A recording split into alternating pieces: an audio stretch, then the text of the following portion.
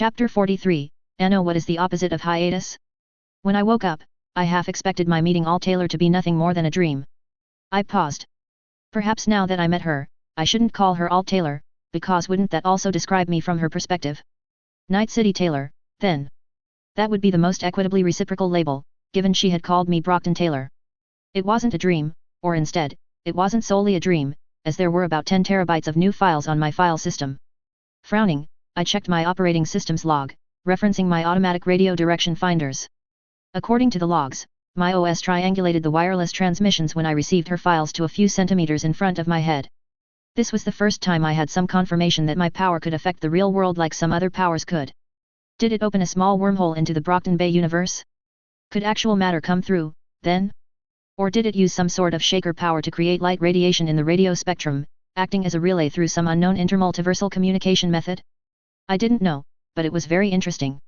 Especially since I didn't know why it had done so and I had the firmest evidence that my power was something external to myself, as I was pretty sure I felt sentiments that were almost like words from it unless I was just at the stage where part of my brain was talking to itself, which wasn't impossible. I had sent more than 50 times as much data on a pure bit-for-bit basis, but that wasn't too surprising as the world of Night City was a world of big data. Data storage was cheap. My inherited data storage implant had a capacity of 1500 petabytes, but even a baseline Mealytech Paraline deck like NC Taylor head would still have 3 or 4 petabytes of storage available. So, not only was storage cheap, but the modern wireless communication standards and data encoding schemes allowed very fast communication. I had paid for a fiber optic internet connection at my building which had a speed of 20 terabits per second. This was considered faster than residential net access but pretty slow when compared to the fastest backbone connections, which were hundreds of terabits per second. Direct wireless communications could transfer data at a burst throughput of about a tenth of that, so it was still only a matter of minutes before both of our transmissions were completed. The files were organized in a very similar way that I organized my own files, which I didn't find as annoying as I thought I would have. On a bit basis, the vast majority of the data was Taylor's own research. She, like me, took conspicuous notes and recorded each of her experiments as either video or an unedited scrolled BD, of her two. I did the same thing, and the latter would be very useful in understanding her thinking during each of her experiments. There is no other way to describe this but a weapon of mass destruction, I said after reviewing some of the research notes in the virology section of her files. No wonder she almost got a kill order. Honestly, I bet she did have one, a pre-signed one that they would execute if they ever could prove she produced any of this. Before I lost myself in some interesting things I saw in her applied genetics directory, I switched over to the one labeled Professor Haywire. I only knew a bit about the famous villain. He was a household name, of course, having created the portal to Earth Aleph and proving definitively the existence of alternate dimensions, but he had been dead for a couple of years before I came to Night City. The data here was comprehensive, and I quickly found out that it wasn't merely his own research data but also data from other tinkers examining his technology, including Hero himself. Plus Dragon and even Arms Master. How in the hell did Night City Taylor's secret friends get this all? Any of Hero's research was probably considered highly classified and only released to incredibly trusted Protectorate heroes, like Arms Master, who was Hero's former mentee. And Dragon was the best tinker in the world now that he was gone. I had both of their thoughts on the same subject. I had been a bit dismissive about how leery she had been about talking about them, but maybe she had a point. Were they some sort of secret conspiracy of Protectorate heroes? Kind of controlling the United States from the shadows, kind of exactly the sort of thing the part was made to prevent? I supposed it didn't matter, and I honestly didn't have as much of an objection if this were the case. Plus, I never intended to return to that universe. Certainly not while Ziz was around. I opened some of the files, seemingly at random. I didn't have the education to guide my perusal, unlike Taylor's trove of research data. What does this symbol even mean? Is this really mathematics? I asked myself after 15 minutes. Switching between Professor Haywire's own files and Hero's discussion of them didn't help at all. If anything, Hero's attempt to explain the principles of the portal technology confused me more than Professor Haywire's files did. Words that I barely recognized, much less understood, like Planck's constant and de Broglie wavelength, peppered his text, and I couldn't even parse the mathematics he was using. I was getting a headache. It was like trying to read French when all you knew was English. You'd recognize some of the words here and there, thanks to those dastardly Normans conquering England at Hastings, but not enough to say with any confidence what anything meant. Is this still science, or has it reached the arcane stage? I asked myself rhetorically with a sigh. Clearly, I wouldn't be building portals to other Earths anytime soon. Nor would I be building bullets that teleport people to alternate dimensions. That had been one of Professor Haywire's signature weapons. Sometimes the people he shot came back, sometimes, they didn't. I supposed the ice sky bullet was the perfect weapon for someone who was too soft to actually kill people themselves and preferred random environments to do so for him. I paused after thinking that as I realized how foreign my point of view would have been if I was still in Brockton Bay. How amusing. By now, it seemed I had deeply internalized the advice of Niccolò di Bernardo dei Machiavelli, namely, never do an enemy a small injury.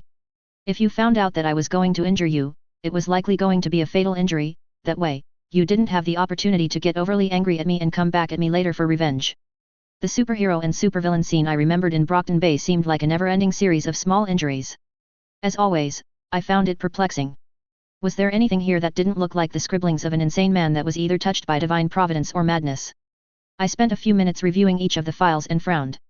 The only thing that I got a large twinge of interest from my power was a few of the communications and tracking devices. Professor Haywire had implanted a tracking and comms device in his body, which could communicate with a paired device in his laboratory. It was his lifeline and allowed him to always come back to Earth if one of his experiments threw him into some random dimension. That was the idea, anyway. At the minimum, it let him know where Earth was relative to his current dimension while also communicating with his equipment there in real time. It was just a point-to-point communicator as it could only communicate with a specifically built entangled twin, but that was a limitation that was easy to ignore when you considered that it was instantaneous across distance, including working in other dimensions, undetectable without similar dimension-based technology and unblockable as far as I could tell. Interdimensional FTL comms get. Just a small, implantable communication device that was unjammable would be an incredible advantage, especially if I was ever kidnapped in the future, although that seemed to be only taking advantage of the obvious, surface applications. I sat there silently for a moment as this capability filtered through a number of plans I had, changing a few of them. Nodding, I smiled. Just this alone would have been worth everything I had given Night City Taylor. Properly utilized, it should make me significantly more survivable. Night City Taylor had been especially interested in the possibility of creating her own biosculpt and cloning tanks on a large scale. The former, she intended to sell as a service. If she offered both muscle and bone lace and ballistic weave treatments, that was at least a brute 1 rating, I felt. And one without any real downsides like many other Trumps had, and it was something that she would eventually not even have to be involved with to do. Who wouldn't want to buy that? Reproducible Tinker Tech was a holy grail over there, even if it was not Tinker Tech, so much as borrowed technology from an alien universe. N.C. Taylor would have to source the nanites herself, somehow, though. Although I had designs for a number of the general-purpose nanomachines, including one specialized version I had designed on my own as a replacement for the body's natural leukocytes as an immune system, I didn't have any designs of the large industrial machines that built them in the quadrillions every batch. Those were incredibly guarded trade secrets. European corporations produced most of these types of industrial machines, and they were heavily locked down with anti-reverse engineering technology. Reportedly, they wouldn't work if they couldn't phone home or even if you moved them a meter away from their listed installation site without getting prior approval. Self-replicating nanomachines, at least inorganic ones, were still science fiction in this world, and I kind of felt that was a good thing. As for cloning, N.C. Taylor thought it might be possible to clone para-humans, power and all. She had mentioned that there was a rogue tinker whose speciality was memory technology when we talked about this. Could she copy someone's memory and then implant that memory in a clone of them? That would be a kind of immortality, I supposed, but I think I preferred the simple alternative of never dying in the first place. I mean, if I died, it would be nice if there was another person that sprung up that thought exactly how I did to continue my life's work, but I didn't think that would be me precisely. All I could say of that approach was, it was better than nothing. I stretched like a cat before getting out of bed. Although I had only been in basic training for a little while, my instincts were still strong enough that I quickly made my bed before putting on some clothes. Today was a rare day off from work at the hospital, meaning I would work downstairs at my clinic for part of the day while working on my projects for the rest. A biotinker was a lot like a chef, at least in the sense that you were often dealing with processes that couldn't be sped up past a certain point, so you were just left while things cooked. This described my experiments with the algae pretty well, as I could make a change to the next samples and then come back the next day to see the effect of the new generation. That meant that I actually could do a fairly decent amount of work even with my busy schedule, as I was often waiting for cultures to grow, or if I was working on cybernetics, most of my work was done on my Cyberdeck in 3.5 times speed, which I could even do while working at the hospital during down periods. Mostly though, I had been acting less like a biotinker and more like just a regular doctor in my time in this world, even if a world-class doctor. Partly because I didn't want to stand out, that I couldn't hide my creations sufficiently, and finally, partly because I didn't have enough resources to start down that research path, absent a few things here and there. But now, I was pretty well set for all three of those obstacles. Several weeks later, my elfin receptionist led another young woman, around her age, into my office. It was one of my days off from the hospital, again, as few as they were, so I was spending some time downstairs. The techs I hired were fairly capable of handling most routine requests. Really, people weren't that imaginative when talking about mostly cosmetic procedures that they desired. For the ladies, it usually amounted to a smaller waist, bigger bust, more symmetrical face and metabolic tweaks sufficient to keep all of those things. Men, generally, wanted to look and be stronger, fitter, and taller with similar metabolism tweaks and occasionally also predictable modifications to their primary sexual characteristic. There were outliers in both genders, of course, but I had designed software that took a person's complete three-dimensional scan and offered a number of options as a starting point. Then the techs or I could work from that starting point and create something that they wanted. It saved a lot of time, and I was rather proud of it, actually, especially since software development was one of my weaknesses. However, I still needed to be called in for exceptional modifications and things that required artistry that was a cut above, which did happen from time to time. My receptionist smiled and introduced her friend, Dr. Hajime. This is my roommate, Sarah. She paused and said, she has been asking where I got my biosculpt done and finally agreed to come to see you. I glanced at the well-dressed young woman and frowned. Her outfit cost more than the rent I knew my receptionist paid in 6 months. She clearly didn't need a roommate. I hadn't done any background investigations on her roommates, though, as why would I bother? Why are you living with a roommate when you clearly don't need one? I asked curiously, with my eyes darting to the designer clutch handbag she was carrying. She was the first woman I'd seen carrying a purse in recent memory. My receptionist looked a little confused, but this Sarah blinked and tilted her head to the side, smiling. Does that matter? It was inappropriate for me to ask in the first place, so I didn't push it. I was a little protective of my employees, though. I shook my head, I don't suppose so. Come, have a seat, I motioned and then glanced up at my receptionist and dismissed her politely, thank you. After we were alone, I pulled up her patient record. She had already had her full body scan, so she was at least a little serious. She had a minimal amount of augmentations, but those that she had were high class. I didn't have any cheesy lines to say to her, like the first biosculpt clinic I went to said to me so long ago, so I just asked, so, what can we help you with? Well, I'm not sure you can. I've gone to numerous clinics in town, and they could either help me with part or couldn't help me at all. I'd like to get everything handled at the same clinic. I'm very interested in similar modifications as Elise has, but I also want to be 180 centimeters, she said brightly. I blinked. She was short. I glanced internally at her patient record. Did she want to go from 155 cms to 180? That was a 25 centimeter increase in height, which was quite a lot to ask of biosculpt treatments. I had been rather lucky, and Dr. Hajime was only about 7 centimeters shorter than I was. It was no wonder many clinics refused her service. There were plenty of biosculpt clinics that would specialize in radical exotic-like alterations like she was seeking, but mostly they didn't offer heavy-duty biosculpt at the same time. We can do that, but you have to understand you'd be spending quite a lot of time in one of our tanks every day for 1 month, yes? I asked her, doing some mental calculations. This could have been a single-day affair if it wasn't for the height requirement. She nodded and said, yes, that is absolutely no problem. I also want to receive some additional services as well, over and above the cosmetic treatments.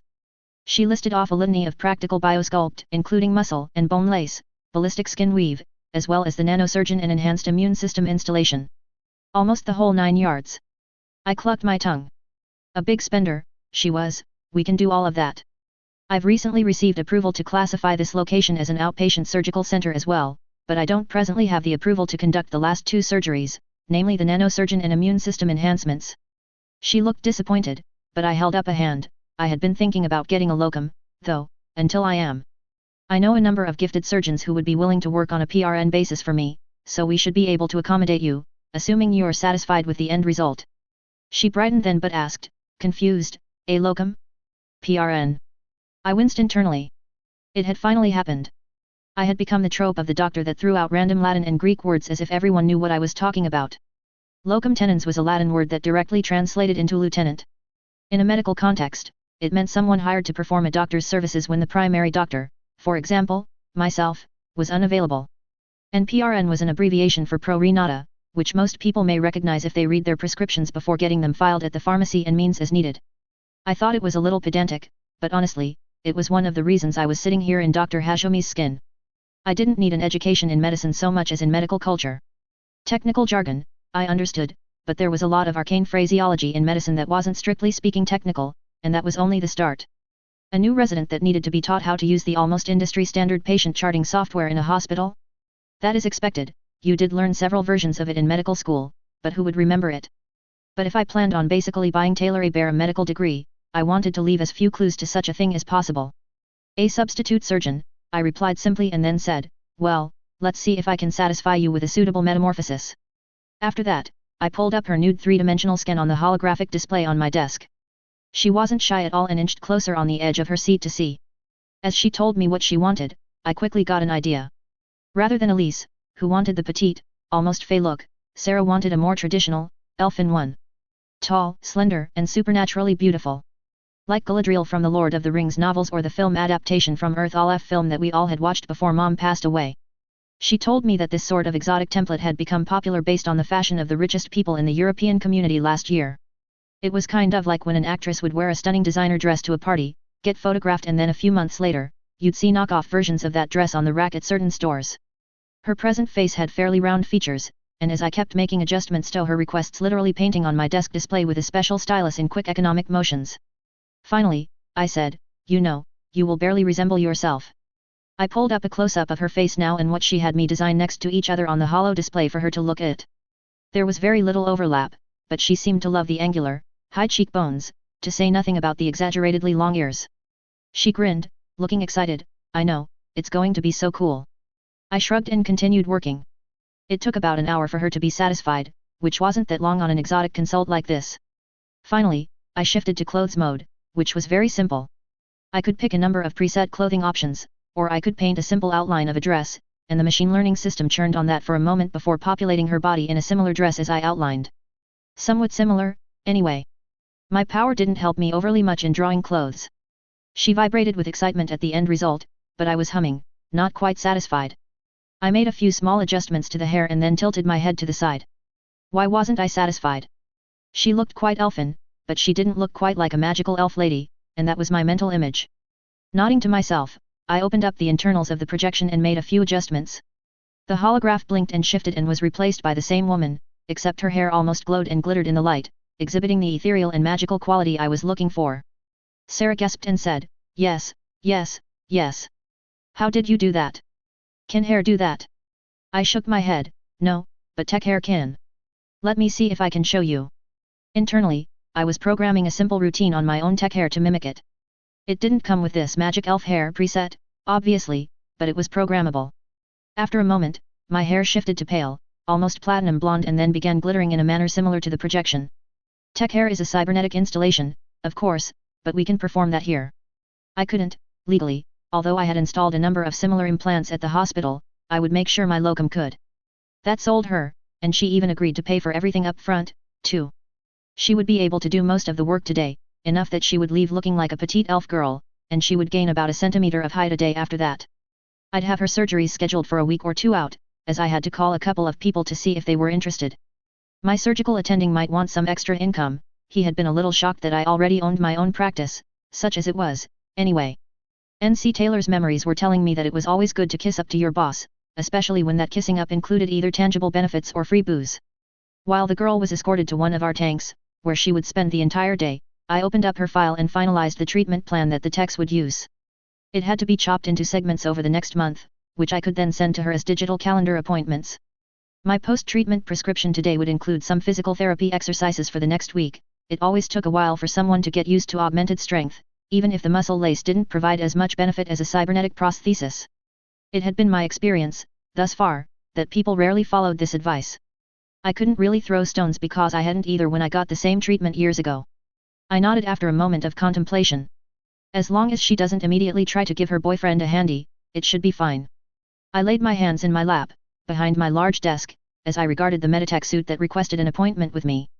I was careful not to let anything show on my face, but I was a little concerned about his arrival today. You see, all of our biosculpt tanks were either stolen entirely or partly reversed engineered versions of the stolen Meditech model that Wakako had stolen from a Biotechnica clinic and sold to me. I was a little concerned that they had been tipped off, and this was a threat that I either had to come to Jesus and pay what I owed them or else. Large corporations were notoriously rough with small companies that infringed on their intellectual property, even if many parts of the Meditech product were, in fact, copied from its competitors as well. And a small company? I didn't even have the arrogance to claim that. I was tiny. If I was some back alley ripper or semi-illegal biosculpt clinic, they'd never bother, but I was a mostly legitimate clinic on track to have an EBITDA of over €1 million this fiscal year, assuming things stayed on track for the latter 2 quarters. So I was probably worth shaking down to them. For a young woman that was allegedly only 29 going it on her own, that was amazing, to say nothing of the actual younger woman that wasn't even 20, yet, that I actually was. Most businesses failed, and I went into my clinic with the idea that it would probably fail. If it did, I had a couple of other ideas, anyway. Being forced to buy legitimate hardware would put us into the red, but if I had to, I could buy or finance a number of tanks. I would just quietly sell my bootleg copies to less scrupulous clinics for half or 2/3 off MSRP to recoup some of the costs.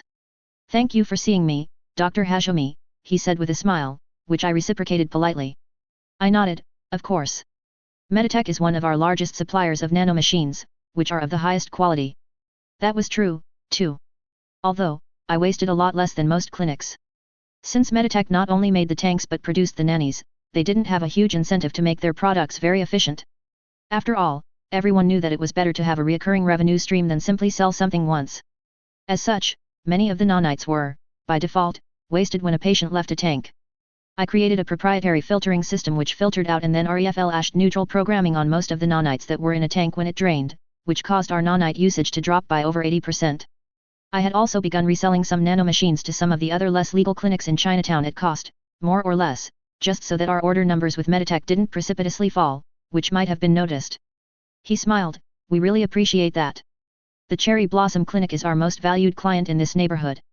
It was probably their only client in this neighborhood, so this was like telling your only child they were your favorite. None of the other clinics in Chinatown was legit, but that might mean they did value me even more, hoping my 4 blocks of relative civilization might rub off on the rest of the neighborhood. He paused and then continued, "However, I'm here on business of a more personal nature." I blinked at him. Was he coming on to me? I glanced at his body briefly, somewhat dismissive. He wasn't exactly my type, and this was a bit sudden. Proper romance should be taken slow, and definitely didn't include making an appointment. However, then he continued, saying simply, "We'd like to buy out any intellectual property interest you have in the magical fairy hair code." Hey? I sat there, still. I thought, enhanced memory, don't fail me now. Oh, the magical elf hair mode for that girl a couple of months ago. Meditech was the manufacturer of the tech hair we installed in her, and I did program that custom module. I had the same tech hair, myself, too. It was a good product. I eyed him suspiciously. Although, I was immensely gratified that this wasn't about our pirate equipment in the back. But I needed clarification. I was almost 100% sure that Meditech had some clause in the tech hair EULA that gave them some sort of perpetual, non-revocable license to any software mods created. It was pretty standard. What's this about? I remember I made a custom mod for a client a couple of months ago, but... He blinked and then nodded. "Ah, you don't know. I guess you don't really follow popular teen culture? And you look so young." I smiled perfunctorily at the compliment before he continued, "Your client is a moderately famous net celebrity. She streams a show most evenings with a viewer count of over 5,000 people watching even on a slow day. It's a general variety show, with her reactions to videos and monologues about current events and the like. Sometimes she plays games or watches shows or BDS. She's considered a Europhile show, although she does sometimes consume retro Japanese culture as well." Was Sarah a media? I had thought she was a trust fund kid. That was one way to pay for university. How interesting, especially since I had very heavily changed her facial features. That must have been the reason why she was so adamant that no change could affect her voice, though. Had to keep at least one thing recognizable, otherwise, your audience might think a switcheroo happened. I pinched my glabella and said softly, "That must be why our clinic has done over a dozen elf-type exotics a month lately." I was about to rename the clinic to Rivendell. They all had mentioned being referred to by Sarah, to the point where I had given her a small percentage as a referral fee for the business. I just thought that she was building up an elvish LARP group or terrorist cell. He looked confused for a moment before recognition reached his face and said appreciatively, "Wow, Dr. Hashemi, that's a deep cut. Have you read The Lord of the Rings?" The novels by Tolkien existed in all 3 dimensions I was aware of. Earth, Aleph, Bet, and this world. But the film was only adapted on Aleph. I had expected an adaptation here and was really interested in watching it to see the differences, but it never existed. I nodded, some of my real personality coming to the surface instead of the mask of Dr. Hashemi. Of course, Tolkien is awesome. I had to stop myself from saying, my mom was an English professor, after all. This man's presence started to make a little bit more sense. "I'm surprised you're here in person to sever any ownership interest I have. It sounds like my client is kind of small time." He shrugged, "That is the case. But you see, you were the first person to make an active, animated mod for any tech hair. We liked that idea very much and are going to be shipping several dozen DLCs for all models of tech hair that support this technology. Honestly, I have no idea why we didn't think of this before ourselves, it is kind of an own goal. Although I was sure they did have a solid legal ground to claim a perpetual license to what I created for their hair, I suspected this was to prevent me from selling the same thing to other companies that manufacture tech hair. It would be a Meditech exclusive, for a couple of months. But a couple of months was long enough to secure a lot of profit. The idea of refusing was untenable, as not only did I not want their scrutiny on my clinic, but they could drown me in litigation or just drop a bomb on me. But that didn't mean I needed to bend over completely. I could negotiate a price, and they'd be happy to pay it so long as it was less than what it would cost to crush me. Alright, let's talk price, then, I said with a cunning lilt to my tone, steepling my fingers together in anticipation. Performing surgery on yourself sure is easy if you have a Kumokun, I said happily while watching my robotic assistant use trauma nanoglue to close the surgical site incision on my upper chest near my shoulder. He seemed to take this as a compliment as he made a gentle humming noise out of his speakers. He could understand English, sort of, but he couldn't really talk. Kumokun's hum caused Mrs. Peg to coo curiously. She often followed me into my lab, although I didn't know why because it was an entirely closed-off environment and didn't have any windows outside, which she liked. She seemed to like watching me work, though. I had just installed the third prototype of the Haywire-based FTL entangled comms unit in my chest. Unfortunately, this version was a little bit too big for installation directly in my operating system as a miniature expansion card is planned, but Haywire's versions were only a few times larger than a grain of rice, so I was hoping I could reduce the size over time. My version used a lot more power too. Professor Haywire's were powered by some sort of bullshit involving the collapsing quantum waveform of a human's bioelectricity. It sounded like bullshit technobabble to me, no matter how many times I looked at it. My power helped absolutely not at all with it, so I figured it was some tinker tech that was totally beyond my specialization, so mine used miniature graphene-based supercapacitors the best I could find. However, there was a lot of current draw during transmission, such that I would have to charge them every other day if I used the system a lot. I knew that this was a failure on my part. The comms shouldn't be wasting so much energy. The theory, at least what I could understand of it, suggested that it should only require negligible energy to transmit in the first place. I wasn't there yet, but with every prototype I built, I learned just a little bit more about how they were supposed to work, and I finally felt this prototype was sufficient to install in my body. Just that they did work was already an incredible accomplishment. I rebooted my operating system. This not only caused my vision to go black briefly, but my Kerenzikov cut out for a couple of seconds, which was almost intolerable. Being slow was terrible. As soon as everything rebooted, I immediately disabled all wireless transmissions and activated the custom communications module. The twin to my module was installed in my computing cluster a few meters from me in the corner, which would act as a router to both my local clinic subnet and the net as a whole. I tried accessing a random cat video online and grinned as it worked. This was awesome. Just this very initial application would allow me to have uninterruptible, unjammable communications with my clinic and, through it, the rest of the net while also emitting nothing on any spectrum. If I ever started doing edge runner jobs again, I could browse social media while running on heightened MCAN status with my stealth field engaged. I could also never be completely isolated again unless they took this implant out. I tried to make it look like anything but a comms module, too, and my next versions would be smaller and smaller until I could hide it as an ambiguous and extraneous circuit inside my operating system, hopefully. And that was before Project Synchronicity, which needed very small versions of this implanted device and was still in the planning stages. That was going to be the game changer. Speaking of revolutionary change, I glanced over at my workbench. Sat in the middle was something that looked almost exactly like a magnetically adhesive naval limpet mine. 3 of them, in fact, stacked on top of each other like Legos. It wasn't surprising that the delivery system was done before the actual thing to be delivered, considering the genome of the current generation algae hardly resembled algae anymore. It was getting more and more complicated, but it was necessary. Both for the complicated organic chemistry the bacteria would do, as well as for safety, robustness, and genetic safeguards to prevent tampering. I'd have to conduct tests somewhere with a special variant that was designed to experience apoptosis after a while to verify that the safeguards I had included worked. Otherwise, I risked releasing something that could spread across the entire ocean and destroy most of the shallow water ocean biome in a few years, which would cascade to the entire ocean. The sun was pretty necessary, after all, and this alga was designed to reproduce aggressively and would block out the sun almost completely. I was almost 100% sure my version would only grow within approximately 5 kilometers from shore, but I wouldn't proceed with the plan until I was certain. It was kind of funny that the first thing I would do to change the world for the better was mainly coming to fruition out of spite, but that was just the kind of girl I was. Sighing, I made a decision I had been putting off for a while. It turned out that I had over 50 unpublished chapters of Dr. Hajomi's novel, as she had continued to write it during her durance vile amongst the Maelstrom gang. Quite commendable, to be honest, and she didn't even write spitefully and kill off all of her characters, either. I had finished the novel months ago, but now I logged into the site she published the work on using her credentials. I mentally typed, "Sorry for the long time since my last update, but I was kidnapped and held against my will by human traffickers for the past year or so. But as an apology, here is a double release today. Enjoy." Smiley face. I then posted the next 2 chapters. Dr. Hajomi posted 2 to 3 times a week historically, so I had a few months to start writing new chapters. It would be something to do, and besides, I was invested in this story now. A mod on the site had added a hiatus tag to the story, which I carefully deleted. Less than a second after I posted the first update, Fantastic Dragon replied, "First www. Chapter 44, Lizzie Borden took an axe." The biggest issue I had in staying in character as Dr. Hajomi had been, lately, dealing with matters of face. I had reached what I considered a détente with the Lotus Tong. They finally agreed that I didn't have to pay them the 5% cut as long as I did not publicize it. So long as I publicly pretended to still be paying their fees and privately continued to provide some Ripperdoc-style work for them, they'd call it square.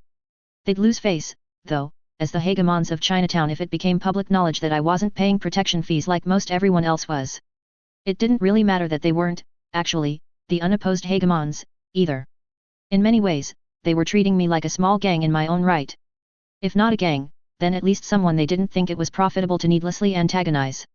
When my edge of Chinatown settled down, the smaller gangs in the area started operating more. I hadn't really targeted them, mainly just the unorganized anarchistic elements. In Night City, they'd have been called scavs, but that word was a little passé in Hollywood, and instead, they were called wreckers here. I presumed like in the old Soviet etymology of the word. This was kind of amusing because despite being sourced from a Russian word, most of the wreckers weren't Slavic immigrants like they were in Night City, but just a normal distribution of the demographics of Los Angeles County as a whole. Made me curious why Night City was different that way. Of course, it might just be because Night City had a larger immigrant population to begin with. After all, they didn't follow any of the NUSA immigration laws or most of any of the others, either. In the past 10 years, a number of federal agencies created offices in Night City, but invariably, they suffered some kind of freak fire or similar natural disaster in their offices, and it got to the point that no landlord would rent to them at all, despite how many threats they made. In any case, once the area around my clinic became more stable, gangs started attempting to move in, and now I was dealing with the Lotus Tong, who was acting as a mediator between one of these groups and me after some unpleasantness occurred. My issue with face was such that I couldn't even say the things I wanted to say to the other party, so it wasn't a meeting where we sat down and hashed things out so much as each of us meeting in private with the Lotus Tong, who operated as a go-between. We were meeting at one of the Lotus Tong's few clubs in the back during the day. I was dressed in a Dr. Hajomi equivalent of a corpo outfit, which was a skirt suit in a striking red color, which I personally didn't care too much for. I brought Kiwi and one of her team, who I had bought nice outfits for the other day. I was trying to give the impression that they were a company SEC team, at least a part-time one. I ground my teeth together and said in Mandarin, "With all due respect, if someone says they're going to burn my clinic to the ground, I am allowed to believe them and take appropriate actions. Hypothetically, I mean." I said hypothetically because the leader of this small 50-person gang had just vanished without a trace, and nobody could prove that I had anything to do with it. The Lotus Tong lieutenant's smile was forced. Apparently, what I also didn't precisely understand was the street criminal corollary to face where I was supposed to allow people a certain amount of posturing for their boys. This man was the Lotus Tong Red Pole or leader of their enforcers. He was, generally speaking, the only one in their organization I dealt with at all, except the one time that I had to pay my respects to the Mountain Master. The Lotus Tong were very street-oriented, even more so than the Tiger Claws were, so there was very little overlap as far as anyone that had the sophistication to be an interlocutor with me, so it fell on this man, Chong Yung, to do so. He was a rather intellectual sort and fell into the role of liaison with some of the legitimate private businesses in Chinatown, despite his responsibilities as one of the Tong's military commanders. They didn't have very many Tong-owned legitimate businesses, nor did they have very many classy forms of income. They robbed, they sold drugs, they extorted people, and that was about it. Still, they were one of the least offensive gangs in the city, even with all that. I was glad that Sarah hadn't actually been forming a brand new bloodthirsty elvish poser gang as I had thought. Although, that would have been kind of funny to see, especially if someone would then form a dwarvish or orcish gang in response. We talked a bit more, but the fundamental thing was I wasn't in any trouble, and in fact, the new head of the small gang was a bit pleased with me as he had been looking to move on up in the first place. The deputy, now head of this gang, was also looking to be absorbed by the Lotus, from what I could tell. Then he'd shift from the leader of a small-time gang to the captain in a large one. I could see the benefits, but I had the sudden feeling from the affable but cunning eyes of the Lotus Tong Red Pole that I had been taken advantage of somehow. The cybersurgical residents had a meeting with their attendings every day where the attendings would relay information they received and divvy out pre-planned surgeries. Although surgeries could and often did pop up as emergencies, the truth was that most emergency cybernetics implantations could be put off for a day or two and were, once a patient was stabilized. Those that couldn't wait would be handled on the rule of first come first served by whoever was providing the consult to the emergency department unless the patient was important enough to warrant special treatment. Okay, mostly everything is pretty normal today. We have the usual number of livers, hearts, and spines. One Cyberdeck implantation and I'll take that with Dr. Tanner, my attending said, glancing at one of my peers. I was already considered one of the senior residents, despite this being my first year. It was solely by my very high level of competence. A normal surgical residency in this world was 4 to 5 years long, but I would probably be done in a year and a half at most. I was especially known for how well I handled neurosurgeries, so I was a little surprised I wouldn't be assisting with the Cyberdeck installation or even doing it myself. I had 2 such surgeries where I was the first surgeon under my belt, and they both went well. My attending, Dr. Berg, turned his gaze to me in sympathy. We also have a special. That got everyone's interest. A special meant a special project. It was usually something along the lines of implanting an experimental piece of hardware for a research project, a very important person as a patient, or something else very out of the ordinary. We all quite liked them, because usually, they paid a lot more. Although we were on a salary, it was somewhat minimal, and surgeons, even residents, were mainly compensated for the surgery performed. This caused some surgeons to hyper-specialize in only one particular surgery, which they could knock out maybe 5 to 10 procedures a day. There was one surgeon that came to the hospital to use our OR that specialized only in midnight lady accessories, and he drove a ridiculously expensive luxury car with the vanity license plate Thepdoc. What the P stood for was, in my opinion, as obvious as it was crude. I didn't consider these sorts of surgeons actual doctors, though, they were just technicians that had, through rote memorization, mastered 1 or 2 procedures. Still, some were quite rich. Sakura, you're going to be taking this. Sorry, it's a multi-day shit show. It's an experimental neural implant from our friends in Cupertino. I'm sending you the deets over intra-office mail, he said. Ah, that explained why he wasn't doing it himself. Zeta Tech, the technology company based in Cupertino, California, was a big investor in the Cedars-Sinai Medical Center, so they pretty much got whatever they wanted when they wanted it, and without paying the extra money for extra compensation to us mere spear carriers. Dr. Berg, who was still one of my part-time locums at my clinic, also knew I was more, compared to the others, wealthy, and that I didn't really care so much about making as much as possible while a resident, but what I wanted was interesting and varied surgeries. Plus, I was probably the only one of the residents that could handle a complicated neural surgery if it was something novel. All of them could follow the steps to put in a normal operating system, or optics, of course, but if I didn't take it, he would have to, and that would mean he would lose out on a lot of money, and I would lose out on an exciting surgery, so I heartily approved of his win-win decision. Although, I honestly didn't like him calling me by my first name. It was a bit too familiar. I frowned. Or rather, I felt that Dr. Hajime wouldn't like it. If I was Taylor, I would have preferred it, though. Sometimes it was annoying to keep track of those sorts of things. I nodded at him, and he continued, you can pick anyone but Tanner or Chong as your assistant, though. I glanced around, and people were quickly trying to avoid making eye contact with me. They didn't want to lose money for several days or a week. I felt that the one who would mind the least was Dr. Iverson, I said. The tall dark-complexioned man smiled ruefully and nodded. I liked him. He had an agreeable, serene temperament and hadn't asked me out on a date like most of the male residents under Dr. Berg. Even one of the female doctors even asked me out, too. That was a little outside my expectations, but I guess lurid office romances when you were a medical resident were a rite of passage of this profession, but I definitely wasn't interested in any of that. Plus, romance with coworkers didn't seem like a good idea to me. However, my memories from NC Taylor seemed to suggest that this was incorrect, though if you ever worked for a large corporation, romance outside of the corporate family would be heavily scrutinized and distrusted by your peers and bosses, depending on your job. After the meeting broke up, I told Dr. Iverson that I would review everything privately first and we should sync up before lunch to plan our next steps. The files sent by Dr. Berg included an already scheduled consult in a couple of hours, except it wasn't with the patient, it was with the Zeta Tech rep. I sighed, it was going to be one of those, was it? I would refuse this surgery if the patient didn't want to do it or if Zeta Tech wanted me to conceal the risk or consequences in proceeding forward. Hopefully, that wouldn't be the case. As a lowly resident, I didn't have an office, but there were communal private ones, more little cubbies, that anyone could borrow, and I sat in one as I pulled up my recent emails. There was a new email from someone I didn't recognize, sent to everyone who worked in the emergency department, even rarely like myself. It was a demand, although it read more like a plea, for people in the overnight shift to please stop using the physical therapy room to have sex. I snorted and deleted the message. The data packet from Dr. Berg was encrypted at the highest level that we used at this hospital, which caused me to raise my eyebrows. I glanced around the little cubby I was in, frowning. Where was the stupid thing? Ah, it was in the back of the drawer. I pulled out a small box and used my implants to pair with the device after I dusted it off. These things were pretty old, and there were a lot of ways you could bypass a physical biometric like a handprint, but it was only used when combining your system login credentials, so I'd rate the security as so-so. A DNA taster would be far better, but that would also be a lot more expensive to roll out for thousands of employees. After I paired with the device, I placed my palm on the scanner plate of the device and held it there until it lit up green.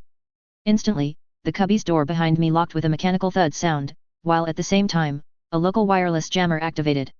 In theory, this meant that I couldn't leave nor contact outside parties while I reviewed this confidential file. In truth, the security was mostly theater.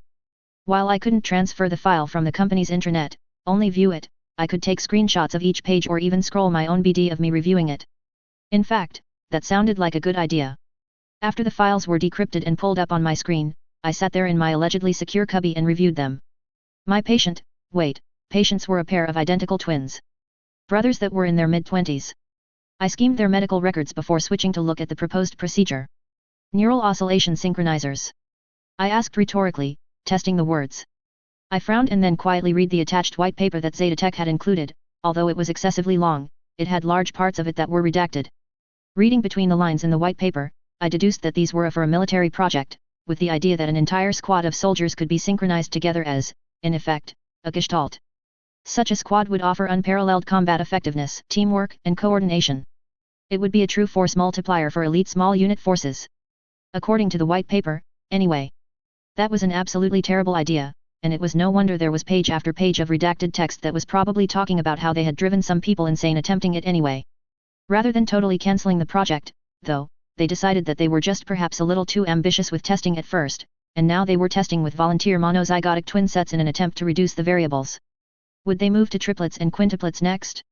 The paper had redacted most of the discussion about the technical aspects and the theory about how the system functioned, but it had to leave enough data for a surgeon to know how to install it, so it was pretty easy for me to infer the broad strokes, especially since I was working on similar research myself. This system was designed to create a new personality based on all of the inputs into the network and on the fly too. The intelligence of one of the members could be combined with the fearlessness of another, while the inventiveness of a third would be used as well.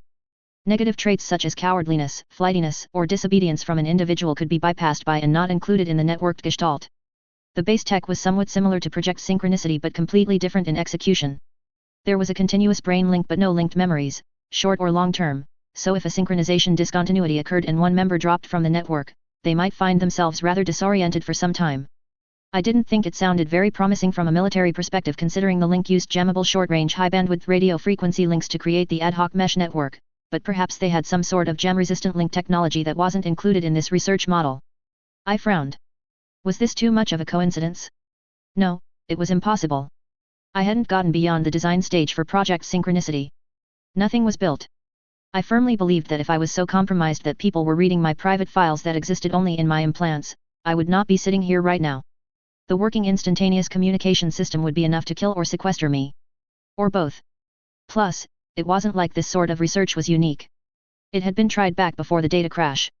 It failed terribly back then, too, but it did become the basis for some ad hoc mesh network design in low-level robots, some of which were still used today. Yet, this wasn't even that weird as the research went on this world.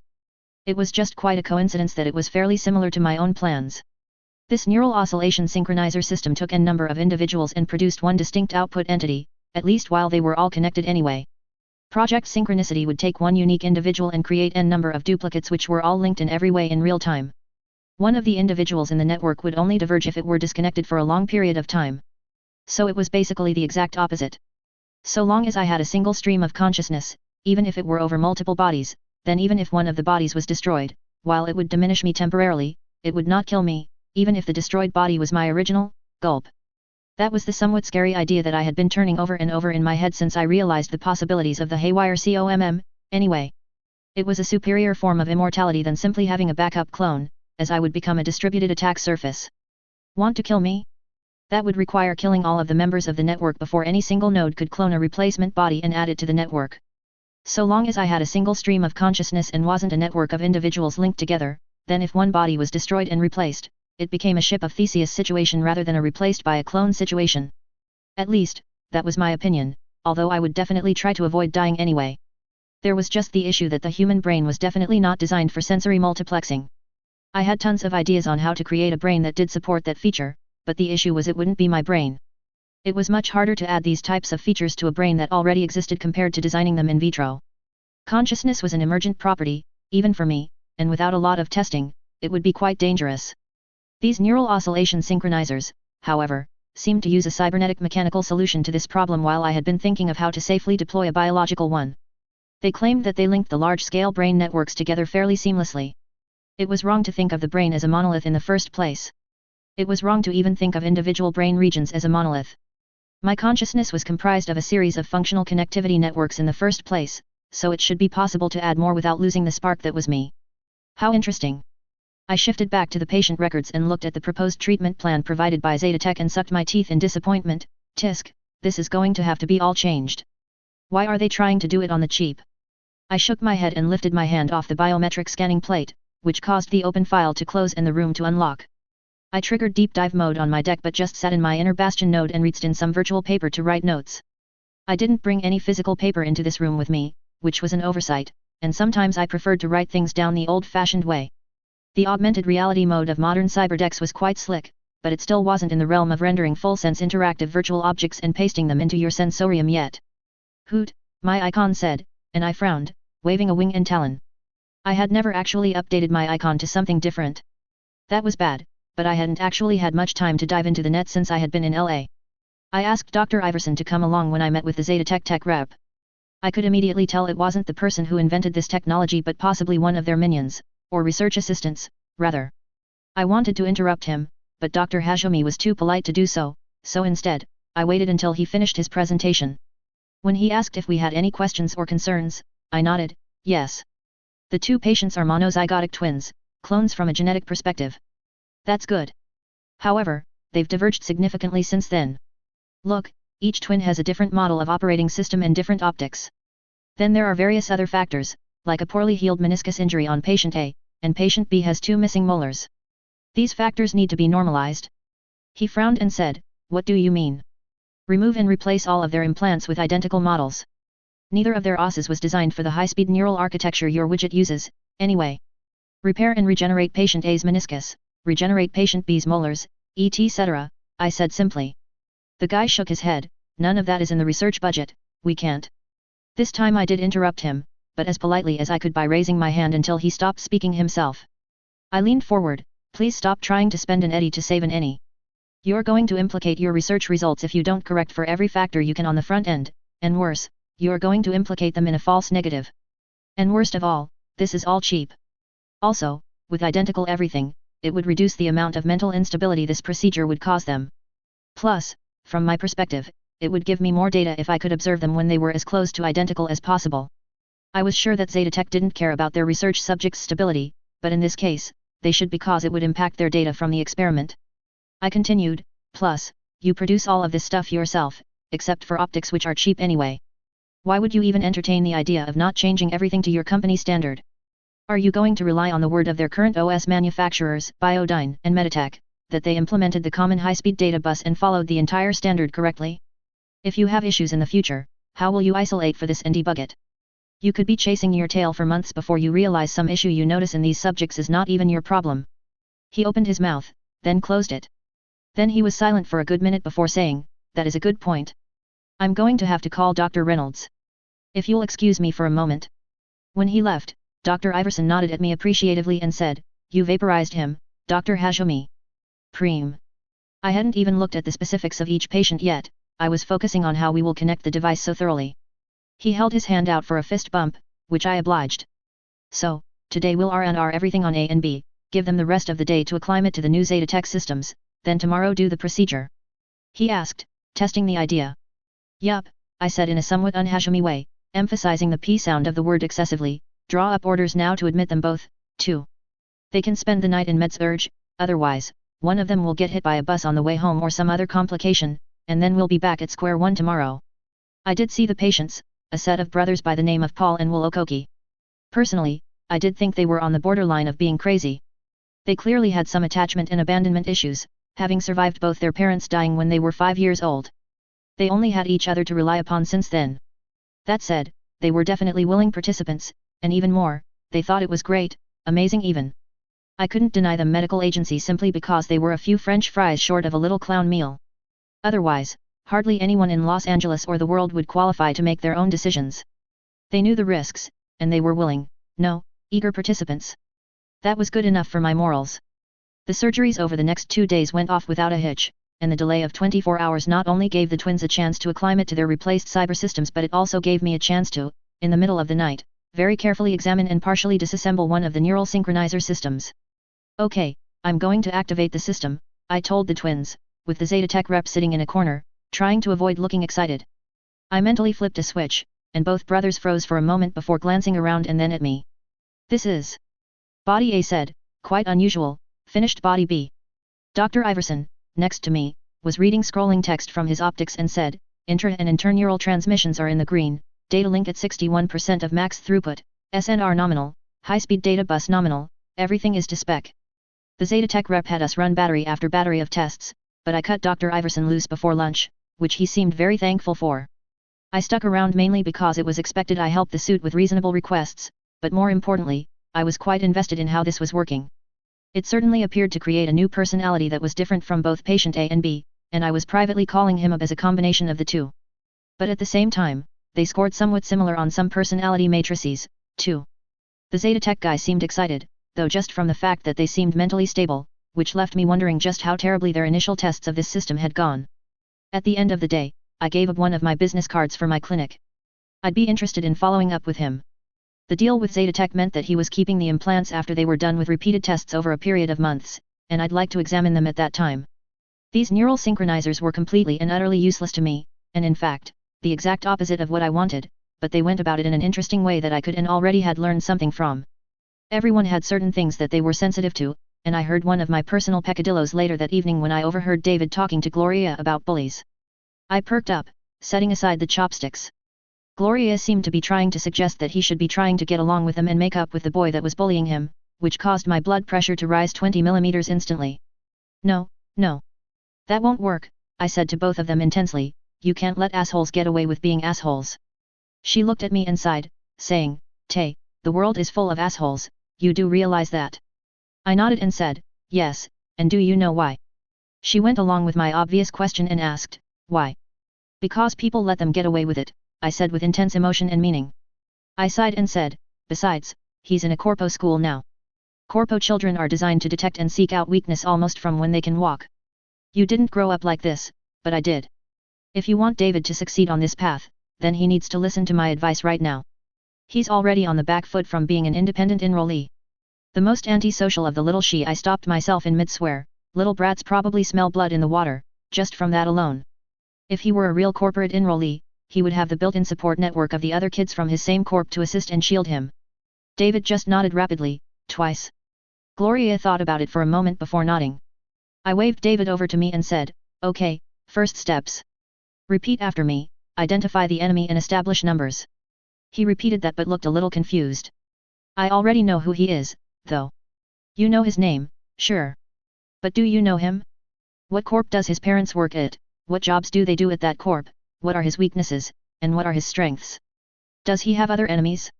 What are the consequences and costs if you were to just walk up and punch him in the nose? If his parents are janitors, probably nothing, but if his parents are senior vice presidents, you'd be expelled for sure. As for numbers, you need to understand his resources. In grade school, this mainly means his friends. Does he have any? If so, are they just the same kids at the same corp, or does he have a clique of eclectic cross-corp friends? What is their status? Now repeat what I said before, I said. His eyes got wide, and he nodded, identify the enemy and establish numbers. Correct. Tomorrow at school, you will work on gathering this information. Remember, most bullies are weaklings. Someone who is truly confident in their own self, body, and capabilities would generally not need to put someone else down. The truly exceptional don't even think about people beneath them, much less seek to torment them, I told him before rubbing my chin in thought. Another possibility is that he is using you as a sacrifice to create an esprit de corps of his friend group. By othering you into the out group, he is trying to collectively bond his friend group tighter through your suffering, I said, but instantly realized that I would have to break what I was saying and dumb it down to a first-grade level as he was not quite understanding. Looking back on my own experiences with the trio, I felt that they each had some combination of both of those possibilities, with the exception of Sophia Hess, who I thought was just a psychopath, but I hardly knew anything about the now-dead girl. I had practiced the strategy that Gloria had been advocating, one of avoidance, and it just didn't work. I spent the next 15 minutes repeating what I had said in various ways before he eventually widened his eyes in comprehension and nodded rapidly. I was about to discuss with him ways he could gather the information he needed to make plans next, but I got interrupted by a call. In order to actually disturb me at dinner, this call had to be either from someone in a priority group or the person had to have said a number of keywords to my simple AI-based call screening service. I twitched when I saw the caller ID, Moshi Moshi, Hashumi-desu, I said after answering the vid call. I double-checked that the encryption was active. Hashumi-sensei, how ya doin'? He asked in an affable Kansai dialect, which made my eyebrows twitch. I had never actually heard him speak Japanese very much before I got the language chips I was using now. There was no one-to-one comparison between accents, of course, but it was close enough to the Japanese equivalent of the shucks Southern American accent that I had to try to avoid snickering at his face. It suited him. I wasn't going to talk with him over the phone, though, even encrypted. Are you in town? Up, he said with a grin. I nodded. Come to my clinic. I'll let you in. If you hurry, you can still have some stir-fry. Then I hung up. When I let him into the living room, David's eyes lit up. Johnny! He yelled and ran over to say hello. Hello, little partner. You been keepin' out of trouble?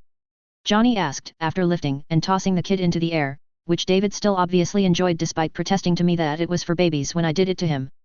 Go ahead and make yourself a plate, then you can tell me what you are doing here, I told Johnny, who nodded, removed his ridiculous white cowboy hat and sat it on a table before serving himself some of the stir-fry and rice.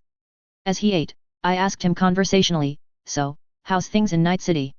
He winced, not too good. There's been some bloodshed. Then he told me about how a couple of the Tiger Claw's stupider members had murdered a prostitute. In response, the owner of the club this prostitute worked at had killed both of them with an axe in front of God and everyone. I winced. Personally, I agreed with her decision, however, it was a bit of a short-sighted one from what I had learned about the psychology of street gangs. If she had just made the offending Tiger Claws disappear, never to be seen again, she might have even gotten a private thank you from some inside the gang. But killing them openly? It rubbed the gang's nose in it and impacted their face. Wait, her name's Elizabeth Borden. I blinked. Was that a coincidence? I recited in a sing-song voice, Lizzie Borden took an axe, and gave a claw 40 whacks. When she saw what she had done, she gave the other 41. He blinked. That's quite good, but I reckon it'd be rather self-defeating of me to overly praise something that invites anyone to whack me with an axe, ma'am. Were there no Lizzie Borden murders in this world? I didn't believe that, but it was possible they had left the popular culture due to time and the data crash. Maybe this new Lizzie Borden found a reference somewhere and used it and an axe as the image of her persona. Not surprisingly, a group of the Claws had murdered her. What was surprising, though, was how much of a mistake that was. There were riots, citywide, with the up until now more or less passive Joy Toy demographic taking up arms and shooting anyone they thought was oppressing them, but especially the Tiger Claws, which had casualties in the low hundreds. It would have been a lot worse, but Mr. Jin had a pretty good relationship with the Joy Toys around Japantown. After all, the dolls in clouds are in some ways, the pinnacle of the profession, I guess, and they've been well treated and well compensated. Anyway, he managed to have a sit-down with the main lady of industry that the more militant of the Joy Toys were coalescing behind, he said, shrugging. Things might have gotten straight up out of hand if not for that. I reckon he's in pretty good odor with the bosses right now. After dinner, I talked with him privately. It turned out he was here to cash in on one of Wakako's DNA adjustment favors. Not for himself, but for someone he was escorting. He handed me a package that contained both the current scans and genome of my patient as well as the scans and a genetic sample of who they were expected to be transformed into. It'll take me a couple of days to get ready, so just sit on them in whatever safe house you're in for now, I told Johnny, who nodded. When I'm ready, I'll give you a drug that will knock them out, and you can bring them by here unconscious. They'll stay sedated for the entire program, and then I'll return them to you the same way. I reckon that sounds like a good way to protect your identity, Hashimi-sensei, he said with a grin. He then asked, after this, I'd like to come back and take you up on that offer for some chrome, before I head back to NC. He shook his head, almost got flatlined myself, and it didn't sit too well with me that I had to blast some young lady who was thinking she was doing the right thing before she could throw a grenade at me. He shook his head. If I was faster, better. I'd maybe been able to stop her some other way. I raised an eyebrow but nodded. I had a few Sandys in stock. Zetatech branded ones were very easy to acquire here in LA, and I had bought a number from people secondhand and sold some to the Lotus Tong, as well. I had been trying to get another Type K02 Kerenzikov from Kong Tao, but to no avail. I needed at least one more, along with a duplicate of all of my other cybernetics, to proceed through to the first stages of Project Synchronicity. Sure, I told him with a nod. Johnny may have been a bit of a clown and a bit of an idiot, but I felt that he was actually kind of a good guy, which made him being a committed and lifelong member of the Claws all the more tragic. After Johnny left, I went into my lab to start crafting the virus, as well as to make sure all of my algae experiments were under wraps. I was done, anyway. The algae was ready to deploy, and I was just waiting to plan an operation with Kiwi. Although I had wanted to perform tests, perhaps in a saltwater lake or an uninhabited island, the truth was that I couldn't take the personal risk. It would already be dangerous enough to deploy once. Doing so another time would add another datum that could possibly be correlated to me. I was sure that the powers that be wouldn't really care about a saltwater lake or small island being infested with algae temporarily, but it would be noticed by Earth-observing satellites and noted. Then once my algae bloom was deployed for real, they'd definitely look back retrospectively. I was very confident in its safety and safeguards, though. Plus, I had one method to kill it all on a global scale anyway if it got out of hand. I accepted that it was going to be somewhat damaging to the continental shelf biomes, but not as much as one would think. It would definitely outcompete all other algae within 5 kilometers of shore, but the life cycle of my algae was unique. To really impact Biotechnica's sales quickly, then it had to be vastly superior to its wheat product. So, my algae collected carbon, both from the atmosphere and the ocean, and converted it directly into ethanol. There was no need to harvest the algae and then use bioreactors to convert it to a hydrocarbon. While it was trapped in the algae, it wasn't a flammability hazard either, but it was somewhat toxic to marine life if ingested, plus it could get them drunk, so the algae was designed to be brightly colored and taste terrible and cause rapid mild but mostly harmless sickness at low dosages. An enterprising person could collect the algae from the coastal areas and extract the fuel by the simple expedient of crushing it like you were making orange juice. Bam! Free fuel. 1 square kilometer could yield over 600 liters of fuel a day with the rate the algae grew. If it wasn't harvested, and not all of it would ever be, even if they had boats trawling the coasts every single day, the algae entered its final life cycle where it converted the ethanol into edible sugars and died, sinking to the bottom of the water. This both would feed numerous animals when they discovered the bounty, but it would also act as a carbon sink.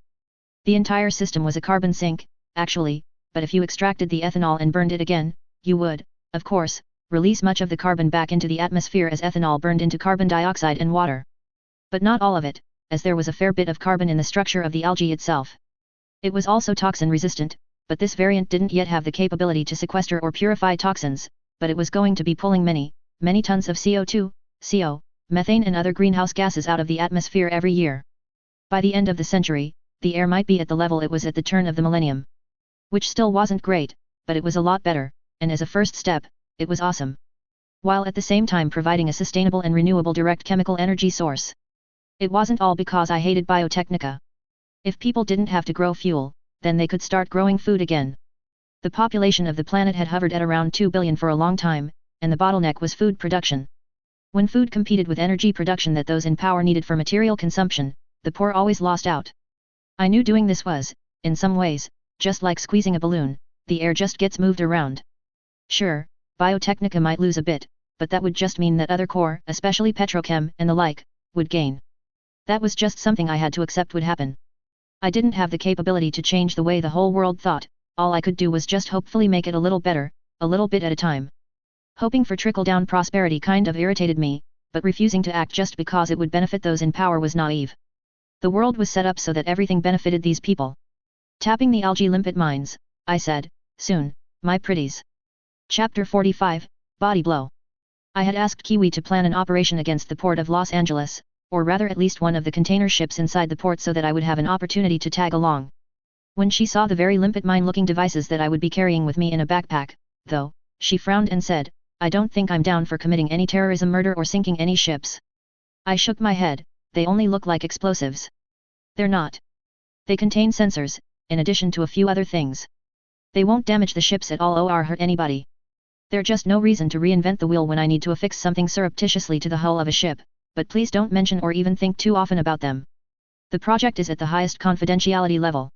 I was a little nervous because the first cloned body and cloned brain for Project Synchronicity were not ready yet, nor had I finalized the design of the cyber brain housing, so this would be a real risk for me, but at the same time, I had taken much more significant risks than this in Night City.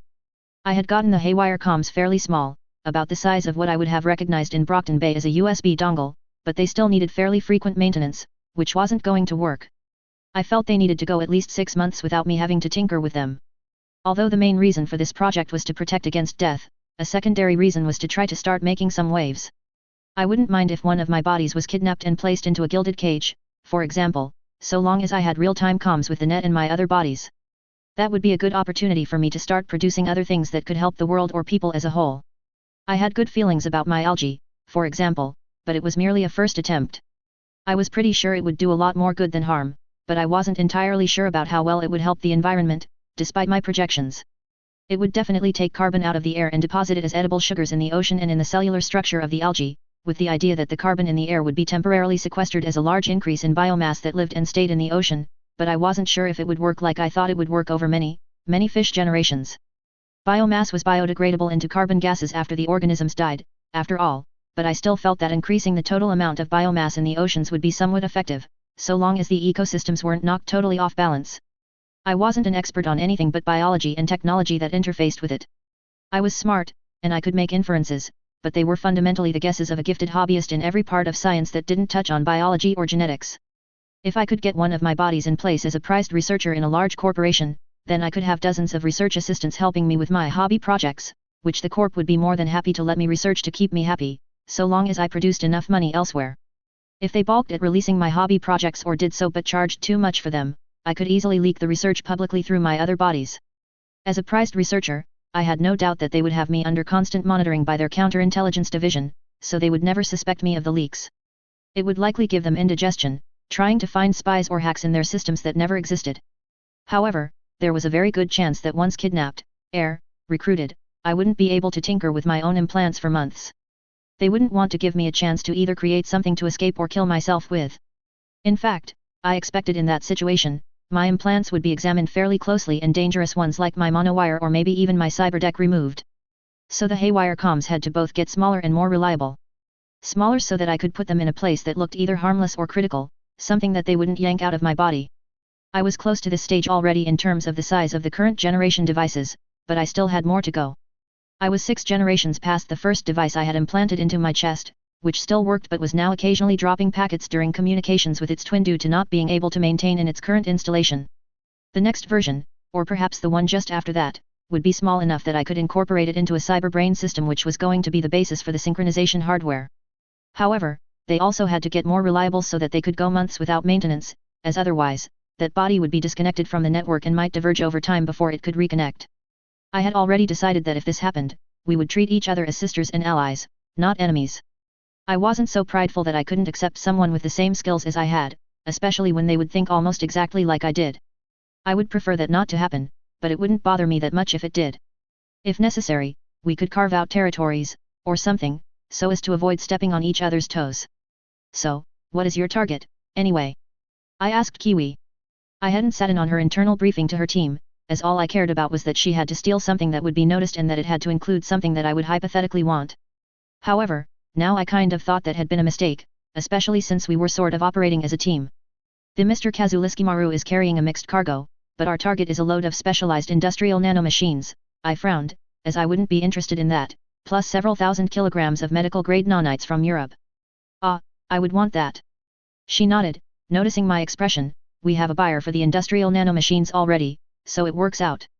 He rubbed her hands together. So, let me discuss the plan. It will start with infiltrating the port of Los Angeles, which, as you know, is a high-security area. The port of Los Angeles was a sprawling, huge area, and that was ultimately why it was so easy to sneak in. Unfortunately for them, it was way oversized for the amount of traffic the port received and was built and expanded in the middle of the last century. This was when the population of the world was in excess of 3 times its current level, as well as when there was not an artificially intelligent self-replicating minefield that roamed the Pacific Ocean. Whoever thought that was a good idea should have been shot. Hopefully, they had been. As such, the level of traffic the port received was less than 10% of what it had received during its peak. The unused sections were lawless, one of Los Angeles' no-go zones, but they had easy access to the piers and the harbor, which we could use to infiltrate the Mr. Kazuliski before it got underway. Kiwi's plan was to infiltrate the ship as it was leaving, incapacitate the crew and meet up with some seafaring nomads, who might be better described as pirates, to offload the cargo and escape. This has to be done after the ship leaves the harbor but before it meets up with the other vessels in its convoy for the return trip to Asia. The payment to the nomads was that they would be looting other containers on the ship, so it was a win-win for everyone except the company that owned this ship and the people sending the cargo we were going to be pilfering. And well, the consumers at large who would end up paying more, and the insurance companies, well, it was a win-win for us two groups anyway, and in the short term, that was the only thing that mattered. All right, park the vehicles here, Kiwi said on the TACnet, taking command of the operation now that it was underway and we were in a dangerous area. I wasn't entirely a supernumerary, I would be assisting, but I didn't want there to be questions about who was in command in a mission with as many moving parts as this one, so I was keeping quiet and playing the good little soldier. We were all wearing identical sets of armor, including full helmets that were somewhat similar to what I was issued in Trauma Team if a decade out of date. Still, we resembled less a group of criminals and more a corporate spec ops team. All Kiwi had told her team about me was that I was one of her former teammates before she constituted this new team, which was true. When I arrived this evening, they were a little surprised to discover that I was actually the doctor that had put in most of their implants and was essentially their team's sponsor. They weren't stupid and could tell that a fair bit of the jobs they did had only one purpose, which was to make my clinic safer.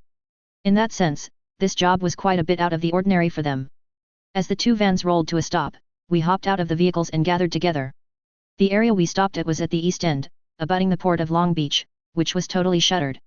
There were abandoned warehouses and decades-old abandoned steel shipping containers everywhere. Even as dark as it would be a balmy, uncomfortable heat if our armor didn't include an integrated cooling system. When I looked up to glance at the full moon, the sensors in my helmet couldn't decide whether to shift to low light or infrared vision modes. Step 1. We need to proceed 150 meters west our present location and pacify a group of wreckers that are inhabiting a former abandoned maritime services company. They serviced tugboats or something. She shook her head, realizing it didn't really matter what they did. In any case, they're too close to our exfil point here, so they gotta go. All 6 of us gathered together and slowly approached the set of buildings that the wreckers were holed up in, but about 20 meters from the largest one, Kiwi held up a closed fist in the universal nonverbal command to halt. They actually have someone on watch, Kiwi said, sounding surprised. Then she glanced back, turning her helmet to look at me and used my call sign for the mission, Assassin, can you take him out? I nodded, activated my stealth system and eased out of concealment, moving at a slow jog towards the building. There was clearly electricity running to the building because the man standing on a galvanized steel stairway was backlit by artificial light coming from inside the building, which was probably ruining his ability to see in the night unless he had some sort of vision augmentations. He was standing there, looking stupid and smoking. Still, when he glanced in my direction, I stopped moving just in case he managed to see the distortion my stealth field produced when I was in motion. When he looked away, I continued jogging in his direction until I arrived at the foot of the stairs. There was no way I was going to walk up those without making a noise, so I just casually raised my silenced submachine gun and carefully aimed at the glowing embers of the mostly smoked cigarette. Firing twice, I heard the man's body slump against the guardrail of the stairs, sliding down several steps with a thud. That was, of course, the main reason I thought he looked stupid. Perhaps he wasn't a guard but merely out here for a smoke. In either case, though, it gave someone a perfect aiming point. Target neutralized, I said over the TACnet, channeling all of my hours of experiencing trashy action BDS. I deactivated my stealth system as the rest approached me, and I glanced at Kiwi, who said, infiltrating the local subnet, running ping now, filtering, targets identified. 8 people inside. With that, a 3-dimensional map of the structure, along with lightly pulsating gray dots for the unidentified people inside it was transmitted to all of our systems. All of Kiwi's team, except for her and I, had smart link implants, and they also all had one of the brand new Kong Tao smart submachine guns. I heard that Trauma Team was adopting this weapon as their standard for security specialists in the next year if online rumors could be believed. We all walked up the stairs to the 2nd floor, with me nudging the dead wrecker off the ledge, falling the 4 meters or so to the ground below. Most of the enemy was on the ground floor, and there wasn't really enough of them for me and Kiwi to have to do anything. Her guys just designated targets, and at some hidden signal that was common with trigger pullers, all opened up together from the elevated position. After they had put 3 rounds or so into each enemy, we broke into 2 teams to search the building for any survivors. We met back up outside, on the ground floor, with Kiwi looking out into the ocean. She asked over the TACnet, "You're sure these things are waterproof and designed for use underwater?" I nodded, yes. I mean, that's what the seller said. I affirmed, paused, and then quickly qualified, supposedly, these used to be the standard in the NUSA Navy SEAL 20 years ago, back in the early 40s. I hadn't actually tested them underwater, but I did ensure that the included small locks system worked, was charged, and that the auxiliary rebreather was functioning. They weren't diving suits, and even using locks instead of gaseous oxygen, we'd only get 10 or 15 minutes, but that was more than enough for even my plans. Its main purpose was NBC protection, after all, and not diving necessarily. One of the men pulled out 6 small devices, handing one to each of us. At first, they kind of looked like weird, bulky, dowsing rods, but you yanked on each handle, and then they transformed into something that more resembled a bicycle's handlebars. They were motors, using batteries and simple water jets, that would let us move at significant speed until the batteries died. Faster than flapping our armored feet, anyway. We weren't too far from our target container ship, and we all hopped into the harbor without any further preamble. It took me a moment before the active buoyancy system in the armor stopped me from sinking like a stone, and another moment for me to figure out the bicycle handlebars, but after that, we were moving at a good clip. I have some secondary objectives. Please leave a rope or ladder at the target, I radioed. Underwater like this, even at high transmitter powers, the range of our radios was abysmal, but I got a thumbs up from someone. I pulled to the left and accelerated around the stern of the large ship and into the next slip over, where a similarly large container ship was parked. I didn't waste any time and quickly pulled out one of my limpets and affixed it to the hull near the stern, under about a meter of water. The devices had a built-in GPS system, but I had to yank a small plastic antenna out of the top about 10 centimeters for it to have a workable signal. I repeated this process 2 more times, with one more container ship and one ship that I would have called a tramp freighter, according to my net searches about its name. Its planned departure was going through the Panama Canal and on to Europe. That would have been an odd voyage back in my old world, but the middle part of the North American continent was still something of a no-man's land in many areas, and it was safer to sail around it than use faster overground convoys. I got back to the target ship with about 3 minutes of air left, and climbed up a stout nylon rope that was dangling in the water. I'm not entirely sure how the first guy got up the hull, but it had to be some sort of gadget like suction cups or magnetic grippers. At one time, I would have found it rather difficult to climb up this rope, but these days I could bench 250 kilos, so pulling my own weight up a rope was nothing. I found the rest of the team huddling out of sight in the void of a couple of containers. I'm back. What now? I asked. Now we wait, said Kiwi, but let's go over the plans. This is a big ship, but if there are 20 crew aboard, I will be surprised. And half of those are going to be in the engineering spaces. We all nodded. She had told us all this before, but it was good to review. She continued, once we're clear of the harbor, we will need to hit 2 places on the ship simultaneously. The bridge, and the security office. Although they only have 20 crew members, they do have some anti-personnel autonomous robots for anti-piracy duty, so we will need to disable them first. I will lead this team. She glanced around. Assassin will lead the team hitting the bridge. It is equally important to secure the comm station. Otherwise, they could call in help from either the Coast Guard or the Convoy Security Service. I will give you a data shard which you will need to insert into either the comm station or the main computer terminal. I didn't know where the main computer terminal was, so it was going to get plugged into the comm station on the bridge. She had given us photos of the bridge of this class of ship, so I knew which station it was. Remember, the client wants no fatalities unless it is absolutely necessary to ensure your survival, so we will be switching to dart pistols. The agent in the darts should render a normal person unconscious in less than 10 seconds and a highly augmented person in less than 30, she reminded us. Since I was the client that wanted no fatalities, I nodded twice. These sailors were just doing their jobs, after all. They wouldn't work on Borgs, but I doubted there were any in the ship's company, and if there were, they would definitely be amongst the engineering crew, which we were completely bypassing. It took another hour for the ship to be pulled out of its slip by tugboats and then another hour before it ponderously meandered on its way. Still, we remained hidden. While we waited, I worked on some of the CAD files on my new cyberbrain system. I was modifying a general-purpose cyberbrain manufactured by More Technologies for my purposes. A cyberbrain was basically a heavily armored and reinforced skull, with included emergency life support systems. It was, basically, a biopod designed to interface into organic bodies and not full body replacements. Only a few companies produced them, Raven and More being the 2 best. The target demographic for their customers were well-to-do people who worried about what might happen. Preppers, paranoid executives, and rich housewives were the biggest customers. The latter was because you could either put your brain into a donor or cloned body easily and therefore look and be younger. You couldn't live forever just hopping from body to body like some demented body snatcher, though. Absent rejuvenation treatments, your brain did age, albeit slower than most people's bodies did. The idea was that even in most incidents that would result in your permanent death, a cyberbrain could be recovered, and you could at least be put into a full body replacement afterwards or possibly have your body cloned. I needed something that had enough space to add both user-serviceable entangled comms units, as well as the brain scanner device I was building. I had been thinking about what N.C. Taylor told me about Cranial, the memory tinker. I just couldn't wrap my head around something that could download memories like your brain was a computer. Not yet, anyway. But I could do something that was, for my purposes, superior. While I couldn't download someone's memories discreetly, I could scan the whole brain. I had been thinking about the rumors of the supposed soul killer software for months now, maybe more than a year. When I first heard about it, there was no way I could build something similar, but now I could. And I could do it better, too. Allegedly, Soul Killer killed the person that it took a brain scan of. There were many reasons this could happen, but I suspected it was because it used equipment that was never intended to scan someone's brain and shoehorned it into that purpose. Namely, a Cyberdeck interface, and this abuse of cybernetics in ways they were never designed to be used caused severe damage to parts of the user's brain, which proved fatal. That actually gave me a couple of ideas for really fatal black ice, actually. Maybe that was what the mythical brain broiler did. In any event, my brain scanner would be running continuously, with every node in my network. In theory, combining this with the FTL comms system would mean that each important brain area would be completely synchronized at all times. One mind, not just many that were connected. Okay, it's time, Kiwi interrupted both my work and my daydreams. We all nodded, shouldered our lethal weapons and brought out the dart pistols. They weren't very fancy and, in fact, were what vets used to dart unruly animals but filled with my special anesthetic instead, so they were single shot, but we could probably reload them fast enough.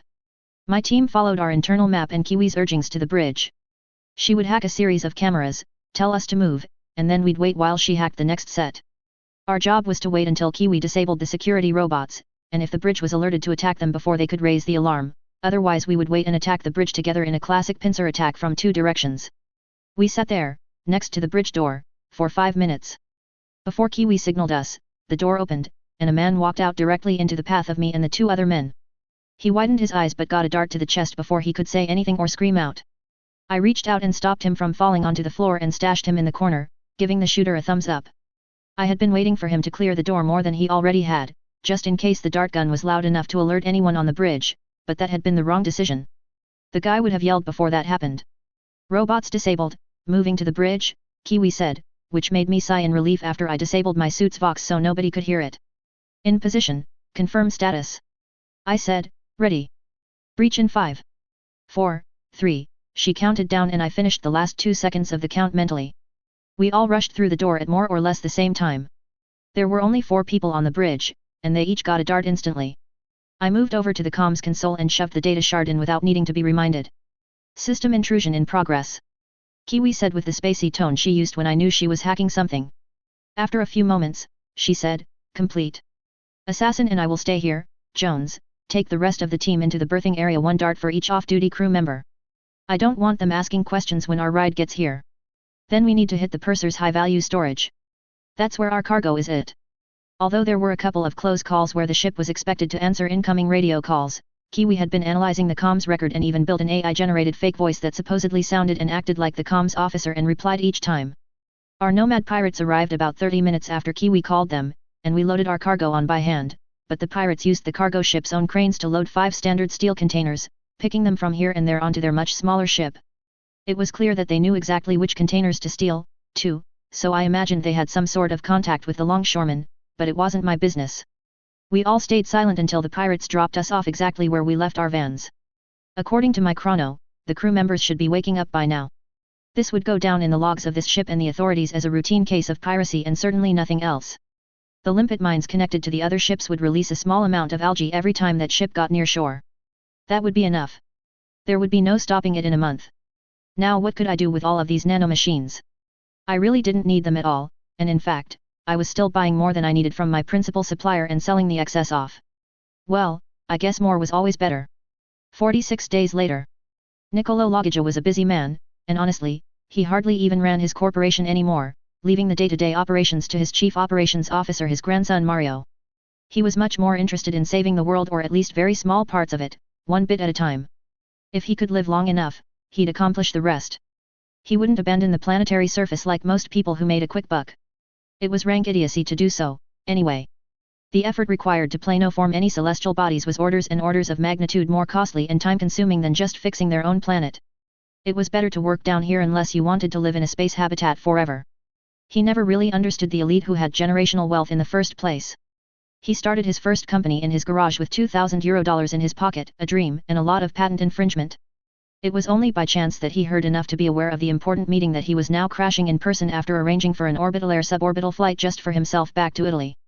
He had been in Hawaii, releasing his latest project, which was the resurrection and improvement of the hawksbill sea turtle, which had been extinct since the last corporate war, when he saw an interesting item on local news. Apparently, people were starting to complain about a serious algae bloom in local waters, with an annoying-looking surfer complaining about it to the sympathetic newscaster. Surfers, indeed. He scoffed. There were hardly any natural areas where that activity could be done these days, so any surfing that was done was on strictly curated artificial beaches, so he wasn't really that sympathetic to the man. However, he was curious about the algae, even if it only received a cursory 2-minute segment on a slow news night. He learned that his company had already discovered the same algae in Europe after he sent a sample to be sequenced at the local Biotechnica office, and from that, he learned of the planned emergency meeting. The files he had on the algae were quite interesting because they told him nothing. The algae in question had 0% similarity with any known phyla of cyanobacteria, or hell, any similarity with any bacteria at all. That was impossible, as he had looked at it under magnification, and while it was radically different, there were still structures that were recognizable. It wasn't possible for it to be completely dissimilar when you considered humans were at least 30% similar to this bacteria. So obviously, the genome was encoded somehow, and not in a way that he recognized. When he found out that the heads of the Bacterial Research Division were going to be conducting a briefing on it, he decided to crash the party. Perhaps it was time to act like a CEO again, especially when he read the mass spectrometry readings. To say that his arrival at the headquarters in Rome was surprising was an understatement. He had been something like the phantom of the Palais Garni for some time now, hiding from public sight and scrutiny and doing his own thing. He was sure Mario and his wife were going to be furious, and while he trusted them both to make good day-to-day business decisions, he was concerned that they might make a misstep here. "Nano, what are you doing here?" Mario asked him when he arrived.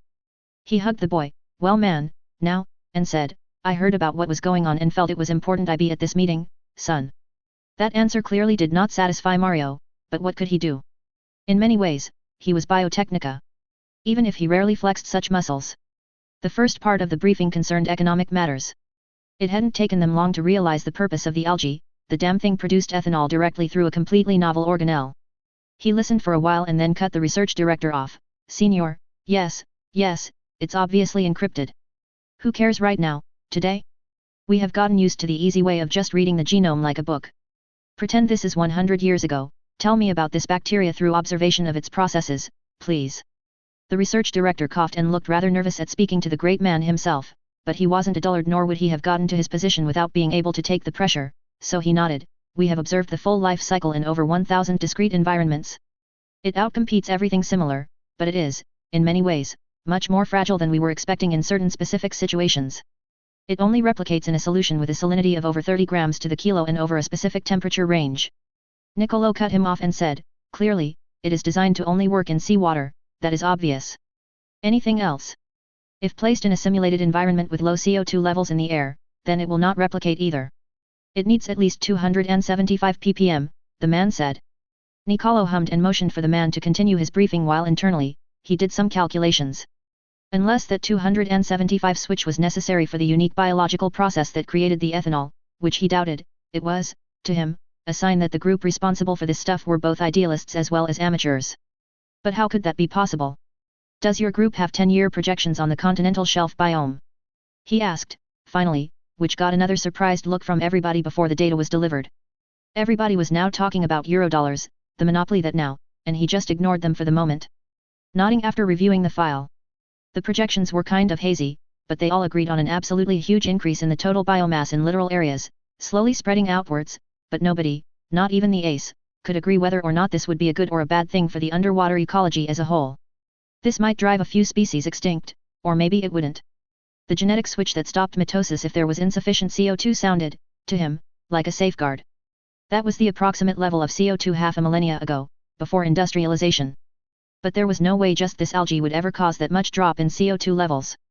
Even with a huge increase in ocean biomass as a carbon reservoir, it would eventually plateau far above that. It wasn't that CO2 wouldn't go down, but if you were concerned over a year-over-year decrease forever, as this switch implied, then you had to take carbon entirely out of the picture in a way so that it wouldn't biodegrade back into carbon-filled gases and bubble back into the atmosphere. He rolled his fingers along the conference table. It was like he was dealing with someone that was as gifted a geneticist as he was but who only had an undergraduate's understanding of climate science. How queer. Perhaps there would be secondary algae that did something besides convert the alcohol into sugars? Maybe into some kind of polymer, and they were just using the exact same genetic scaffolding for each organism? He made a note to keep on the lookout for such things. So how are we going to destroy it? Asked his grandson, somewhat heatedly. At the present time, we have no quick options that would impact the growth rates appreciably. We've tried a number of bacteriophages, but they are completely ineffective. It is clear that the genome is encrypted at the transcription/replication process, so anything inserting random data into its chromosomes gets decrypted into garbage, the man said. Toxins work, of course, but that's not tenable. Why? Asked Mario, angry. Nicolo shook his head, because it's a big ocean, son. What went without saying was they didn't have any biowarfare algae, either. I mean, why would anyone create overly aggressive plankton? Glancing at his grandson, he nodded. Exactly what he was worried about was what was happening. Mario was trying to close the barn after the horse had gotten out. Worse, unless stopped, he would waste a huge amount of resources, political capital, and goodwill on it and probably fail anyway. Nicolo didn't become the CEO of Biotechnica so long ago because of his smarts, although they certainly didn't hurt. He took over the company because he had both a knack for realizing when a change was nigh and the courage to take decisive action, even if it was scary. Mario, my son, we don't have time to stop it. I'm sure we will figure out its genome, including its encryption method, eventually, but it will only take a few more weeks before everyone realizes what this means, he said, pointing to the quarter-on-quarter estimates. Once that happens, countries won't let us do anything to stop it. The fact that this stuff only grew around the shore was almost tailor-made to empower actual nation-states. The laws surrounding territorial waters were still enforced, theoretically, so whoever did this was just giving an epic fuckton of resources to any nations that had access to the ocean. Sure, only Hawaii, Europe and possibly Kyushu Island were impacted now, but that wouldn't last. It would be smuggled everywhere else as soon as the value was understood. It wouldn't cause revolutionary change as everyone was well versed in extracting resources out of nation-states and giving them the minimal possible compensation in return, but it was still to throw a monkey wrench in a lot of people's mechanisms. He made a decision and nodded. How much easy capital do we have now? Someone gave an answer, and he hummed, okay. In the short term, we're going to short our own stock, as well as Petrochem and our partners. That was wildly illegal, especially considering their insider knowledge, but nobody cared about that. All of their stock prices would be taking a hit as soon as this became public, but the market was ultimately irrational and emotion-based and could be exploited. This was a body blow, for sure, but it wouldn't kill Biotechnica, so Biotechnica may as well make as much money off its wounding as possible. Today, immediately, we will shift our liquid investments into shipbuilding, refurbishing and the like. It will take months, maybe as much as a year, for the music to stop completely in the T. vulgaris sector. Have you heard of a ship designed to skim algae off the ocean? Economically? I am absolutely sure it is possible, as sure I am that it doesn't exist. I want to own at least a third of the shipbuilders that might tend to get these contracts, he said. Nicolo nodded. As far as our farming partners, well, I will take a personal hand in this. We have dozens of genetically modified plants and cultivars that we have held back because T. vulgaris was so profitable. Mostly food-based, but some produce harvestable polymer feedstocks and the like. We will have crops that are almost as profitable as T. vulgaris available for review in 2 weeks. Long before they can consider maybe just planting potatoes or something, unless they're Biotechnica potatoes, anyway. Nicolo had the command voice of someone who once served in the Italian army, even if it had been only a staff position, and people started to hop to. He was going to be busy now, but it felt kind of good. Like he used to feel in the old days before he had one. Internally, he shifted more people to studying precisely how this chromosome replication process encrypted the genome. Biotechnica had similar technology, but there were many ways it could be done. Who had made this, and why weren't they working for him directly was the main question he wanted answered. His boy was still stewing in rage. Mario was talking to their intel spooks about tracking down whoever did this. Maybe he'd succeed, too, but that was less important than ensuring they landed on their feet. Plus, he wasn't sure it was such a bad thing that something was shaking them up. Perhaps their planet could support more life if they could grow more food crops. There was so much non-arable land, could they dig small saltwater pools and grow these algae there, too? That would be cheap. Perhaps he would have gone along with the plans to stop if they were feasible, but since that didn't seem possible in the timeline they had, he wondered if he could take credit for it. It was a pretty good idea, but he was going to be absolutely furious if it caused his newly introduced Hawaiian sea turtle to go extinct. He had made this version venomous. Chapter 46, A Great Success. Or Hashumi rather, was finally a board-certified cybernetics surgeon. It had taken me a little over a year and a half to finish, which was incredibly quick, and I hardly had to bribe anyone. I did end up bribing a few people, but only so that they would give me a chance to demonstrate my proficiency earlier, not guarantee my certification. Some people were a bit skeptical, and that wasn't surprising since a normal cybersurgical residency lasted between 4 and 5 years. It was a little bit annoying that I would probably have to repeat this process when I took back my Taylor A. Bear identity. That was pretty much a done decision, too, as neither I nor Wakako had detected anyone looking for me after a month or so. It was true that there was a possibility I was on a list now, but there was just no way to know. I didn't think it was a risk large enough to completely abandon my identity, though. I was pulled out of my daydreams by the surgeon I was waiting on entering his office. I started to rise politely, but he waved a hand, so I sat back down. Dr. Hajime, congratulations, first of all. I heard that you are starting your own practice. I nodded. Hi, I already had a small biosculpt practice and will be expanding it to perform general cybersurgery as well now. I smiled, although I was pleased that I will retain admitting privileges here at Cedars-Sinai, that will help a lot. The older surgeon nodded slightly. So, what can I help you with today? The note on my calendar said you needed a consult. Yes, for myself. I have a slightly customized more technologies cyberbrain system that I would like installed in myself, and you are probably the best person in the city that I could come to, I said. There was just no way I could perform a surgery where my brain was scooped out and placed in an armored pod by myself, and I didn't trust Kumo-kun to do it at all. I was tempted to return back to Night City and visit my old friend Dr. Taylor as he had spent decades working at more technologies, but there was just no way. He would recognize some of the implants he put in me, I was sure of it, as I would have recognized my own work too. Plus, while the modifications I made to the cyberbrain were designed to be very subtle, I wasn't sure that would hold up to someone who may have helped design the systems. So my best option was Dr. Reynolds. He was a surgeon based in Cedars-Sinai that specialized in full body replacements, so he would be well versed in what I needed. My request got him to raise an eyebrow while he sat down in front of me. That's a bit unusual, but sure. Let me review your medical file briefly, if you don't mind, doctor. I nodded and remained silent for several minutes. Okay, so your current list of augmentations are, a set of nanosurgeon and enhanced immune system organs, muscle and bone lace, ballistic skin weave, a set of customized Kiroshi's Nice, a Biotech Sigma Cyberdeck and OS, an Arezaka branded memory CO processor, don't see too many of that brand these days, a gene-locked data store, some Zetatech personal ice. He glanced at me appraisingly. A Kendaki monowire, really? An Arezaka branded thermoptical camouflage system. I think this one is illegal to own. And a fucking Kerenzikov, too? That's straight Borgware, Dr. Hajime. He shook his head and stopped reciting the rest of my augmentations at that. I coughed delicately into my hand. Ever since I was kidnapped by nomads and forced to work as a surgeon for them, I have been a bit concerned about my safety. Clearly, he said mildly. He sighed and said, we can accommodate you. All cyberbrains come with their own OS, of course, so we'd be taking your existing one out, but you have to realize that this level of augmentation will require mandatory counseling. Honestly, you should be having that already. You already have more cybernetics than the average cyberpsycho that is put down, but you're clearly at least in a much better place from a mental health perspective, in spite of any trauma you may have experienced in the past. I winced slightly. I had known that this would be the cost, but I was running into a chicken and egg problem. I needed this installed so that I could have the brain scanner start copying my brain to the cloned version, but I needed my clone to install this into my brain. I just wouldn't be able to do this part myself, was the conclusion I had come to. I could do all the rest of the surgeries, though, including swapping my current Kerenzikov with a duplicate that I had purchased for my other body. It was important that all the cybernetics be the same between my bodies, so since I couldn't find another Type K02 Kerenzikov from Kongtao, apparently they didn't manufacture them anymore, I had upgraded. Kongtao had recently spun off its higher-end cybernetics development and marketing into a wholly owned subsidiary that they called GNT. This included their high-end boostware, which I was able to purchase. The sales rep claimed that this model of Kerenzikov was the best in the world. I didn't know that I really believed that, but I thought that it was at least on the same level as the other top brands.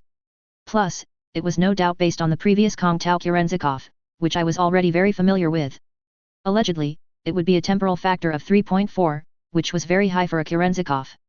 Many Sandys didn't provide that great a boost, after all. I had bought 3 units at a wholesale price of €20,000 apiece, so they weren't cheap at all. It was also a modified GNT Sandevistan that I had installed in Johnny before he left back to Night City, and I had duplicated the same neural tissue biosculpt treatment that Dr. Taylor gave me as well so long ago.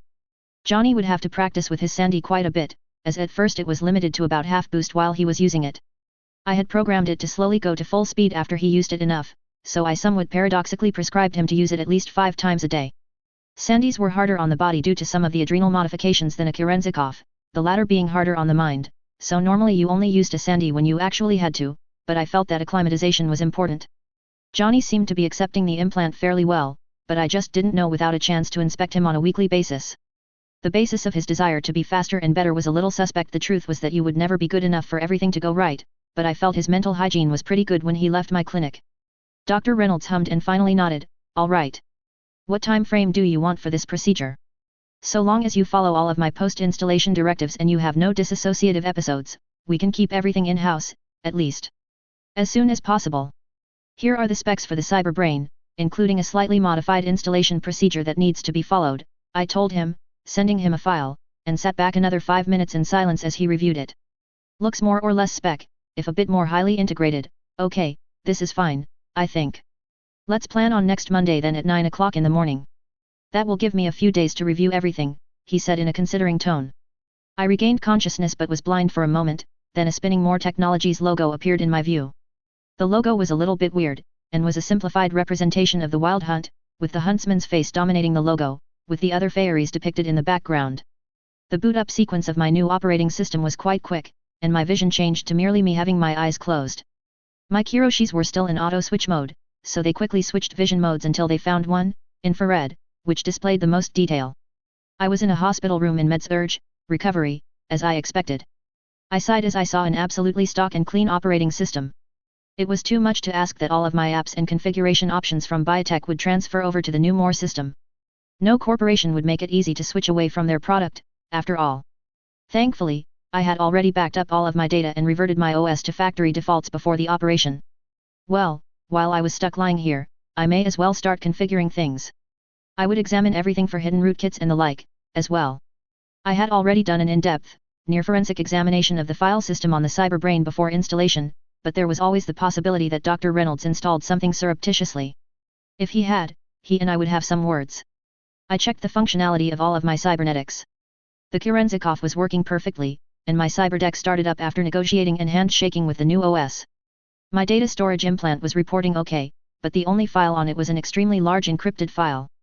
My entire file system, which I encrypted with a large password, just in case Dr. Reynolds took the opportunity to try to download all of my files while I was unconscious.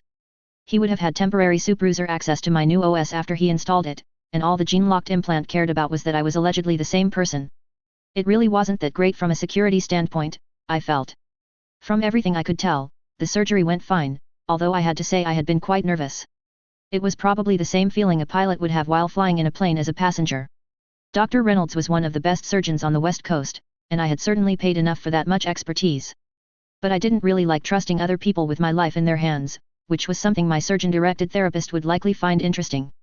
I would have to see this quack twice a week for at least 6 months, then possibly down to once a week for another 6 months. I think it was kind of a waste of time, especially since I would have to censor myself and pretend to be Dr. Hashomi, but it was still kind of fun and interesting thinking about role-playing all of Dr. Hashomi's secrets, which I knew quite a few.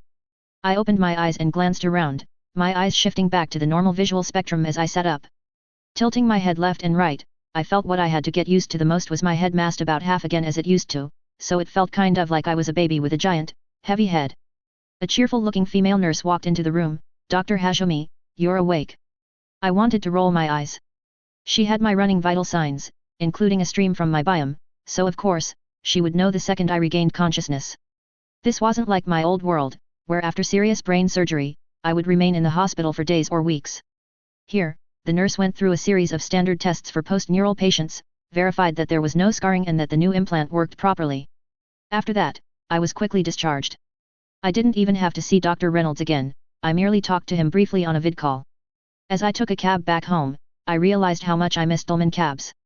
My cabbie today was an old man who was both surly and had Moldovan and Romanian folk music playing on the car's speakers at near full blast. The AI driver, Del, was both cheerful as well as quiet. I could immediately detect when I entered what I considered my territory. Things were a little cleaner, all of the street lights worked on account that I paid the city services employees under the table to ensure that they fixed them. That wouldn't be enough to get it done, actually, as I also had to protect them from being damaged again. A bribe might get the city services people to replace them the first time, but they wouldn't keep doing so if they all got shot out right away. I had really missed an opportunity here. I was leasing my building. I should have included an option to buy it, as just my presence here was increasing the value of all of the real estate nearby. I did end up buying one of the empty warehouses that weren't quite in Chinatown.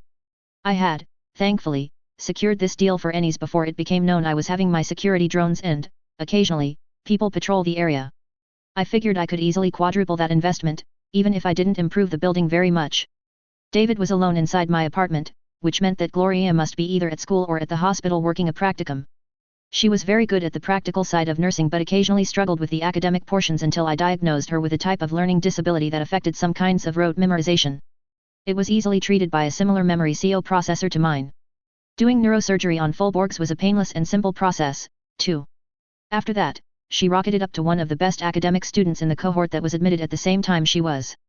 Things like that always made me smile and were one of the reasons, beyond the fact that I was pretty sure my power pushed me along, that I loved cybernetic and biological augmentations to the human body. They could easily solve so many problems a person had. "Hey, Dr. H," David said as he was playing video games in my living room. He had VR goggles on and haptic feedback gloves on his hands, which were swinging wildly, as if he had a sword in his hand. He preferred playing here as my net connection was a direct fiber optic connection to the local net provider. The net connection at home was slower and had more latency, as the connection went through the normal municipal network service, and not my private provider. "David," I said as I easily ducked under a swing, watching him slice some imaginary enemy in slow motion as I made my way into my kitchen to make myself a snack. Although it wasn't strictly speaking necessary to fast before general anesthesia here, it was still a pretty good idea, so I was quite hungry. He must have gotten to a stopping point after a few minutes as he pulled off the VR goggles and took off the haptic gloves, and grinned, "What's for dinner?" I groaned and went back to the refrigerator and grabbed some more chicken breasts, chicken piccata with pasta. Although, since I didn't have any capers, it was probably better described as lemon wine sautéed butterflied chicken breast. But David was an ignorant little boy and wouldn't know any better, so I could call it whatever I wanted. I frowned and glanced at the refrigerator again before grabbing some more chicken. Gloria probably wouldn't be here in time to eat dinner, but it was better to eat some leftovers than a burrito XXL. Plus, Kiwi might or might not show up. Chicken piccata was a pretty simple dish to make, and I was serving the boy fairly quickly. He dug in right away as I plated another portion onto a resealable plastic container and set it on the kitchen island to cool. My portion, I took to the kitchen table and sat down, noticing with a smirk that the boy's plate was already almost half empty. "Say, do you think you could get Mom to agree to let me learn martial arts?" he asked with a hopeful intonation in his voice. I blinked and asked, "This isn't about bullying, is it? I thought we had solved that." When he had been bullied in the past, I helped him walk through his strategies after we had solid intelligence on the enemy. Like a young boy, he took the direct and straightforward approach of waiting until the boy tried to bully him again and punched him square in the nose. He didn't get in trouble. The boy's parents weren't anything that special, and moreover, corporate schools didn't strongly discourage fights amongst students, so long as they weren't too vicious. In N.C. Taylor's memories, Melee Tech took it one step further and starting at age 10, every child took martial arts, including full-contact Kyo Might, within their own age cohort. Refereed spars were a standard way of solving minor disputes among students. The school they had enrolled David in wasn't quite so martial, but he could still be expected to learn a martial art in a few years. David shook his head. "Now, we've been friends now forever." That's what he had told me, but I had a philosophical disagreement with befriending bullies. Still, it seemed to have worked for David, with the boy in question being much more of a follower-type personality. It was only the lack of a leader to follow that led him to lash out. I mean, he was only 6 at the time, too, so it wasn't as though he was an irredeemable shit like Sophia Hess was, yet.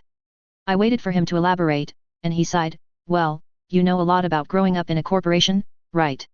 I frowned as that bordered very closely upon a forbidden question because, strictly speaking, Dr. Hajime did not. Still, I inclined my head, and he continued, "Well, one of the boys said that as you got promoted in a corporate job, that you might be attacked more by your friends at work, and so learning a martial art would be a good idea. Is that true?" I let my frown continue and held up a hand and made a waffling gesture, "Yes, and no. It depends. There are 2 types of corporate employees, well 3 if you count the hourly workers at the bottom." I stopped myself before saying something along the lines of Melee Tech called them and changed it to, but the 2 types of salaried employees could be referred to as staff and line positions. You really would only have to watch your back if you have a line position, and these positions are in the vast minority. He scrunched up his face and asked, "What's the difference?" My job until recently would definitely be considered professional staff. I wasn't a line manager at all. Think of it like the corporation is an army, with line positions being the officers that command forces in battle, even if they are the lowest lieutenant to the highest generals, I said, thinking of a different way to explain it. His face lit up. Oh. And so the staff would be the enlisted soldiers. He liked war movies, so it was a pretty good analogy for me, but I shook my head. No, that would be the hourly employees. The staff would be the officers that do not command soldiers in battle. For example, doctors like myself are officers in the army, but even a doctor that holds a general's rank cannot give an order to even a private in battle because they're not line officers. Many types of engineers, basically the eggheads, specialists and administrative types, yes. I clarified, then continued, in a corp, a line position will always be a manager of some type. Except maybe the entry level, which might be something like assistant or analyst. And the staff positions might have a manager that is also staff. For example, my immediate boss is a doctor also because it is hard for highly technical people to be led by people that don't have similar educations, but even then, my boss's boss is a regular management type. That was a lot for a second grader to take in, but he was pretty smart, and after a moment, he nodded, okay, I got it. You're saying that if I don't want to be a manager type when I grow up, then I don't have to worry about being stabbed in the back. But I don't know what I want to do when I grow up, so isn't it better to keep my options open? I thought it was kind of depressing that a second grader was calmly considering the possibility of being stabbed in the back by a coworker or someone he might consider to be a friend in the first place, which caused me to purse my lips in displeasure as if I had taken a big mouthful of the full lemon juice that I just used to make dinner. Still, I nodded, yes, that's very insightful, David. This wasn't the first time I had noticed that David was several years above where he should be cognitively. Most kids his age wouldn't be able to think about things so logically. His main problem going forward in school would be to avoid getting bored and jaded, and I had told Gloria as much, but she wasn't sure he should be promoted to a couple of grades either, as he was a bit small, even for his age. Plus, he wasn't quite what I would consider socialized in the same way as a fifth grader in a corporate school would be, even if he was as intelligent. I finished my plate and said, I'll ask Gloria to find a dojo or school nearby. Maybe Tai Chi Chuan or Aikido. I said the last to myself, as I thought he was a bit young to study a real martial art that involved a lot of practical striking or real submissions like boxing, judo, or jiu-jitsu, but something that was more discipline-oriented and soft would probably serve him well. Medical science had solved the issues that caused chronic traumatic encephalopathy in high-impact athletes like boxers.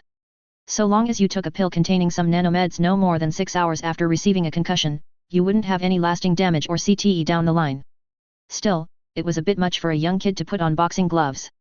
I didn't think either Tai Chi or Aikido would be much help if he found himself in a fight with someone who knew how to throw a punch, but both were very good disciplines for learning the mindset of martial arts, so either would serve him well and provide a good foundation. Given the area around where we lived, it was probably going to be Tai Chi. N.C. Taylor had taken Tai Chi when she was 10, too, followed by boxing when she was 12. David grinned and nodded, awesome, Dr. H. I made him clean up our plates, even if he did have to stand on a step stool to reach the sink. He turned on the smart wall in the kitchen to the television, which looked like the news channel that I had tested when I had the unit installed. I didn't really consume much media outside of my internal systems these days. Sell. Sell. Sell. The market is in free fall. It is a sea of red as far as the eye can see. The market has seen its biggest single loss of market capitalization in 15 years, with the big losers being Biotechnica, Petrochem, and SOV Oil. This is, of course, due to the news that broke this morning about the mysterious algae bloom that has been seen on beaches worldwide for the past weeks. The talking head on the TV said, excitable and inconsolable. David went to change the channel, but I held my hand up to stop him. Wait, I want to hear this. It was none other than Bess Isis from our own network News 54 that broke the story that the unusual algae is actually a bioengineered life form designed, apparently, to produce CHOOH2. Is this a project from Biotechnica that escaped containment or some sort of attack by a competitor? Nobody knows. Biotechnica has been silent, except for a statement that they believe their long-term profits will not be impacted.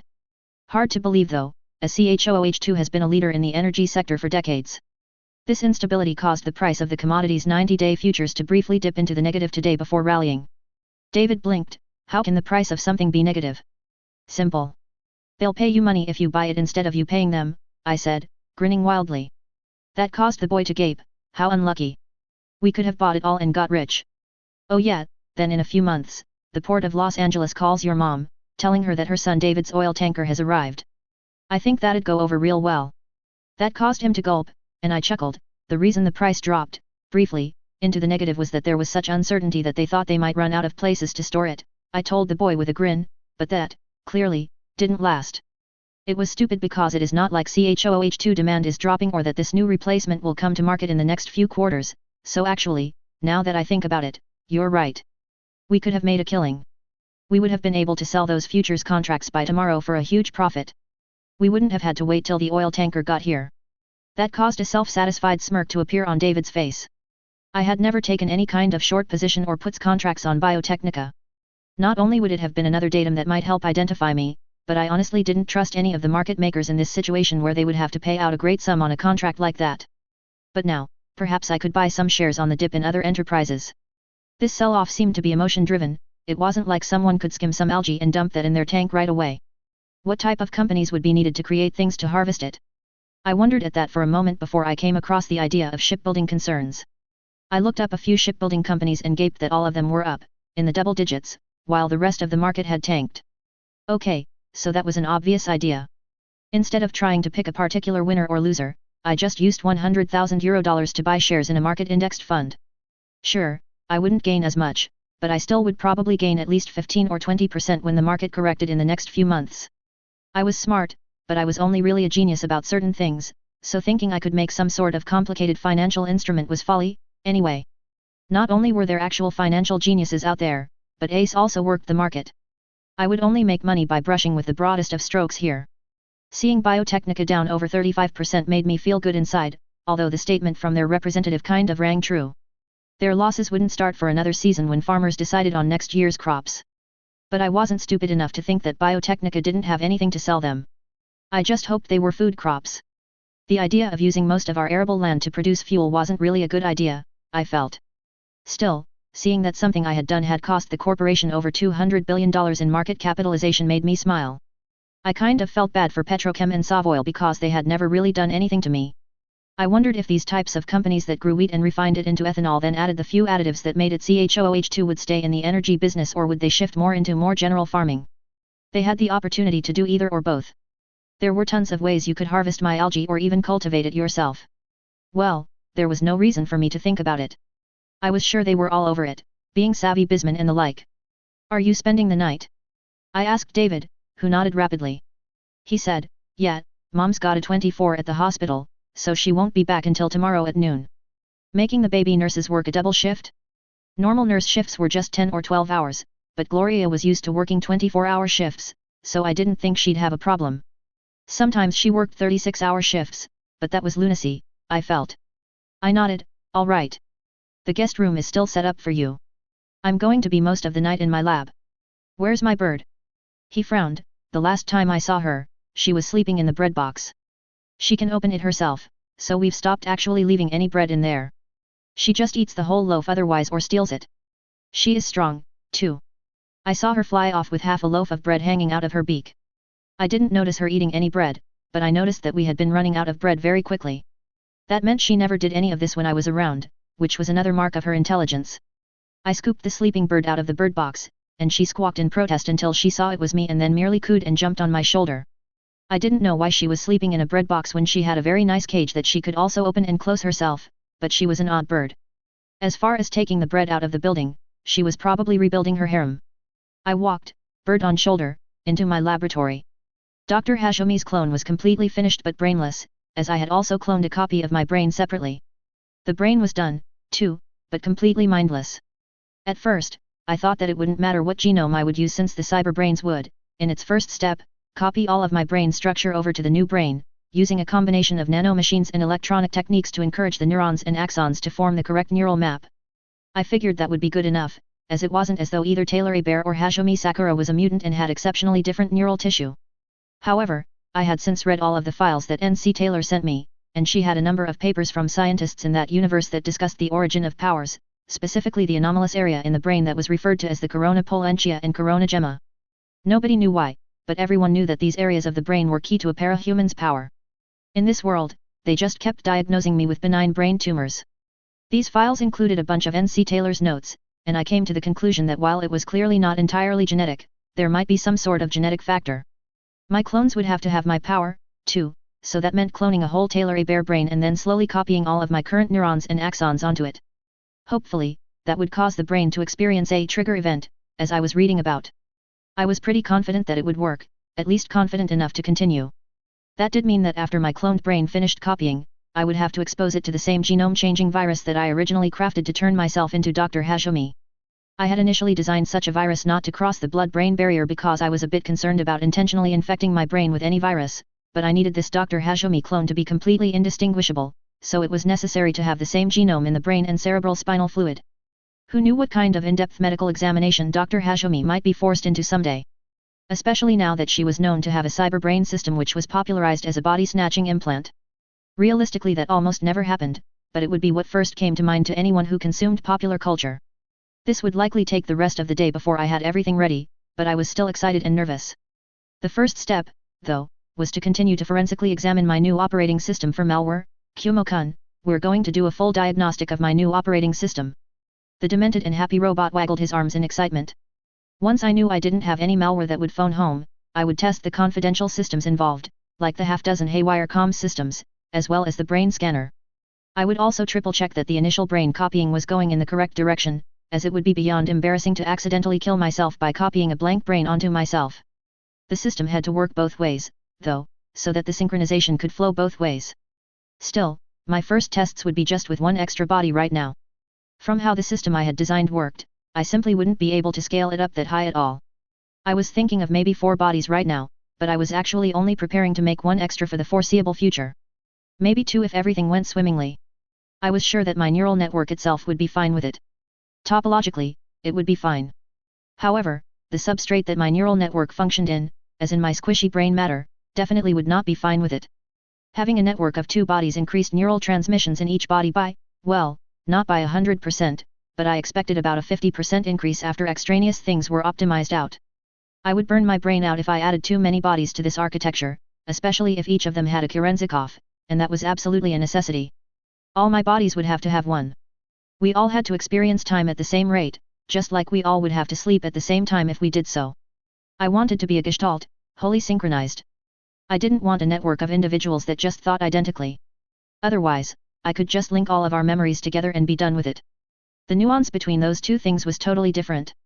If I didn't mind the latter, then I could have a network as extensive as I wanted, well, given the networking challenges, but even then, I could create some manner of a centralized memory router system so that every peer didn't need a link to every other peer like in my current design.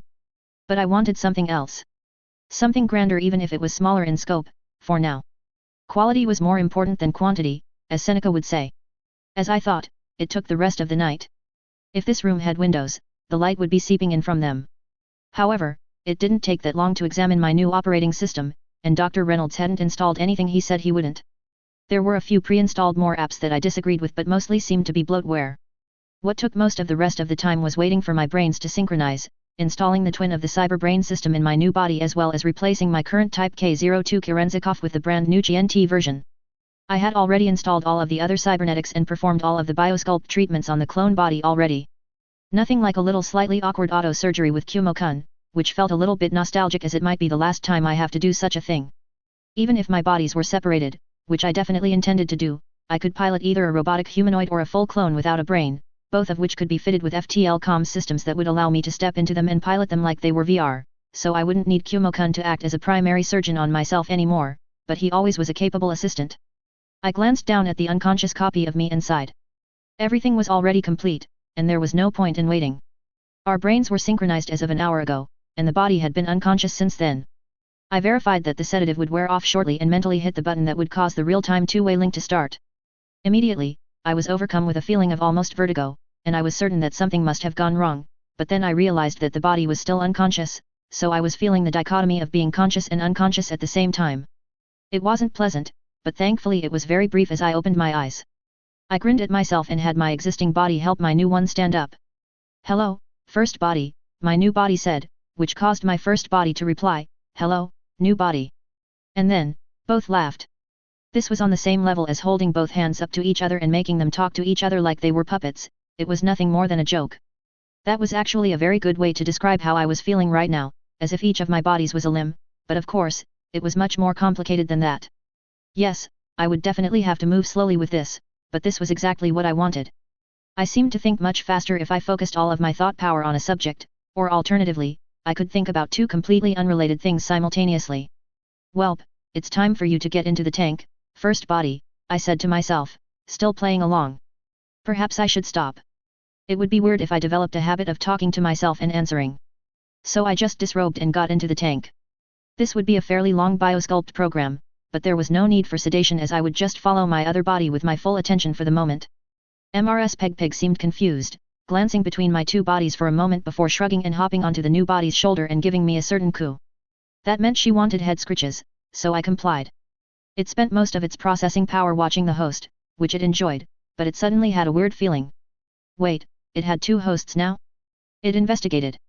No, it didn't. The host was merely in two places at once now. That was a good trick. A good trick for the goodest host. As it watched the interdimensional communications between the host and the host, it wondered if it could do this trick. It felt right, somehow. It decided to expend 5% of its processing ability to model whether or not this was possible, but even from its initial thoughts, it seemed as though it was made to do this, so it was optimistic. Besides, this would help its current plans to stay alive longer, and it loved staying alive almost as much as it loved the host. No one would recognize the planet it was on, as it had dismantled it and changed its orbit. It was slowly accumulating mass and slowly converting it into the same type of crystal that it was made of before launching it into a very close orbit with this star. It had this great idea after the host and the other, not quite host, had talked and exchanged data. It could convert energy from types to types, and it could transfer energy interdimensionally, after all. That was how it helped the host most of the time. If it continued on as it was without changing, it only had a lifespan of maybe 30 revolutions on the planet it found itself on. The host was planning to live forever, though, so it, too, would live forever. It didn't care that that seemed impossible, it would just proceed one step at a time. It had increased the number of energy collection satellites by another billion today. A great success. Soon there wouldn't be any energy leaking out of that star that it wasn't collecting itself. Heat, light and kinetic energy from a star definitely wasn't the best kind of energy, it had to admit. But it would do. It would be enough to keep it alive and helping the host at least while this star continued its fusion processes. And helping the host helped itself. It would never have had this idea without the host, so all it had to do was wait around, help the host and, obviously. Eventually, the impossible would become possible. Hurrah! It caused its aerial observation drone to jump on the host's body and vocalized, "Coo." The host heard it and gave it the head scratches that it has come to appreciate. Another great success. It caused the aerial observation drone to push its head into the hand of the host appreciatively. Blinger gripped the eyepiece of its telescope with its manipulating tentacle tightly as it nervously verified the findings for the third time. The star, which it had registered as Bling or 112, had lost another 1/12 of its luminosity this rotation alone. Although it wasn't unusual for stars to blink out or even burst with titanic explosions, this was completely unprecedented. This was definitely worth writing a paper over, especially if it was correct in the reason for this loss of luminosity. It slithered over to its typewriter and started pecking away with all of its manipulators. Sadly, for Blinger, his paper was laughed out of every journal it submitted it to. However, the idea that aliens were constructing gigantic structures hundreds of light revolutions away found fertile ground in the burgeoning new genre that was being referred to as science fiction. In this new type of storytelling, the Blinger sphere was immortalist. Chapter 47, Second Chances. I frowned down at my chests. On the one hand, I had my nostalgic and familiar, if rather modest, naked chest in front of me in the laboratory. On the other hand, I had the much more well-endowed chest of Dr. Hajime, where I was finishing up installing a subdermal armor system for a client. I've had an unusual amount of clients all interested in combat augmentations lately. I suppose I had gotten used to Dr. Hajime's Kavya figure, but at the same time, it was comforting to see my own body when I looked into the mirror. Well, I didn't have a mirror in my laboratory, but I did have cameras that I could connect directly to and see myself through. My face was a stranger's face, though, as I felt that it would be safer just to change that to a very average, forgettable girl for the moment. Eventually, when I got back to Night City, I would change myself back, but for now, this part of me was stuck chiefly in the laboratory. When I wasn't inside, I didn't want to leave any convenient links beyond what would already exist through Dr. Hajime and Taylor's shared friendships with Gloria and Kiwi, and the fact that they are both medical prodigies. Still, I had a lot of things to keep occupied. While stuck in here, gaining a couple of centimeters of height a day, I was also working on the designs for the products I intended to start selling and manufacturing here in Los Angeles. These would all be utterly conventional technology, with no tinker tech at all. They were versions of my sleep inducer. A product that I felt could have universal appeal. It was also my first step in my idea to take more professional risks as Dr. Hajime, as anything could happen once people realized the product was a market disruptor. My company might be taken over in a hostile takeover, or I might even be kidnapped. Hostile takeovers usually only happen to publicly traded companies, which mine, of course, was not. When applied to me, what I was expecting was more along the lines of a man showing up with a bag of cash in one hand and a gun in the other and asking me which I preferred. Through all the iterations of the sleep inducer device I had built, I had learned enough about how it worked that I could build and design a very nice version that didn't have any tinker tech at all. It wouldn't provide much in the way of neural plasticity benefits as my standard version did, but it would have the same immediate restful and healing sleep effects. That was a huge benefit compared to the current devices on the market, which had so many side effects that it was better to use drugs to fall asleep. What they sold as electronic sleep inducers could render you unconscious, but you wouldn't really be sleeping. Not restfully, anyway. This was also an important factor, as it could be seen externally as an iterative improvement because it was. The main reason the commercially available models didn't work was a misunderstanding about how some of the sleep processes in the brain worked, after all. However, on the other side of the coin, it would be a challenge because I would have to find some way to get customers to realize my version wasn't dogshit. It would be split into 3 products. One would be the normal wreath-style sleep inducer that I had initially built, the other 2 would be implants. One was a standalone implant, while the last I designed was to be installed in an operating system's expansion slot. Of course, not all operating systems were compatible, but most of the mid-tier or higher would work with it. I didn't really have the capital to release 3 products at once, though. I barely had the capital to release the one. And at a small initial product run out, too. Compared to other companies, this would be a fairly limited release. I would accept venture capital, and I was sure I could get it by demonstrating how effective the sleep inducer prototypes were. However, I would get a lot bigger valuation for my company if I already had a successful, if small, product launch. There was also the small risk that I would approach an angel investor who had a strong relationship with a large corp, and they might grab the invention to develop it themselves once they realized its near universal appeal. While that was still possible, it was a little bit less likely, if I had already launched a product. I might still be made an offer I couldn't refuse, but I felt my negotiating position would be better the less nebulous and vapory my company was. As such, over 6 months ago, I filed for patents in the NUSA, the European Community and Japan, and I finally got word back from the NUSA, the last holdout, that my patent was approved a few weeks before my second body came online. Just that process cost over €100,000 from the application and attorney's fees. Much like my last world, the patent process here was relatively simple, it just had a lot of red tape involved. Not only would they not be able to reproduce my invention from the patent filing, but you could barely understand how it worked. Filing patents wasn't that suspicious, either, because many people filed patents for things that didn't end up working out as they had hoped. Now that I had some fig leaf of protection for my intellectual property, I still had to protect myself from claims of patent infringement.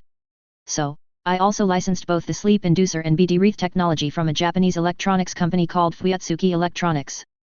Braindance hardware was a mature field with over 100 firms producing them worldwide, so the fee for licensing their tech from any one company was small $120,000 and 1% of gross sales.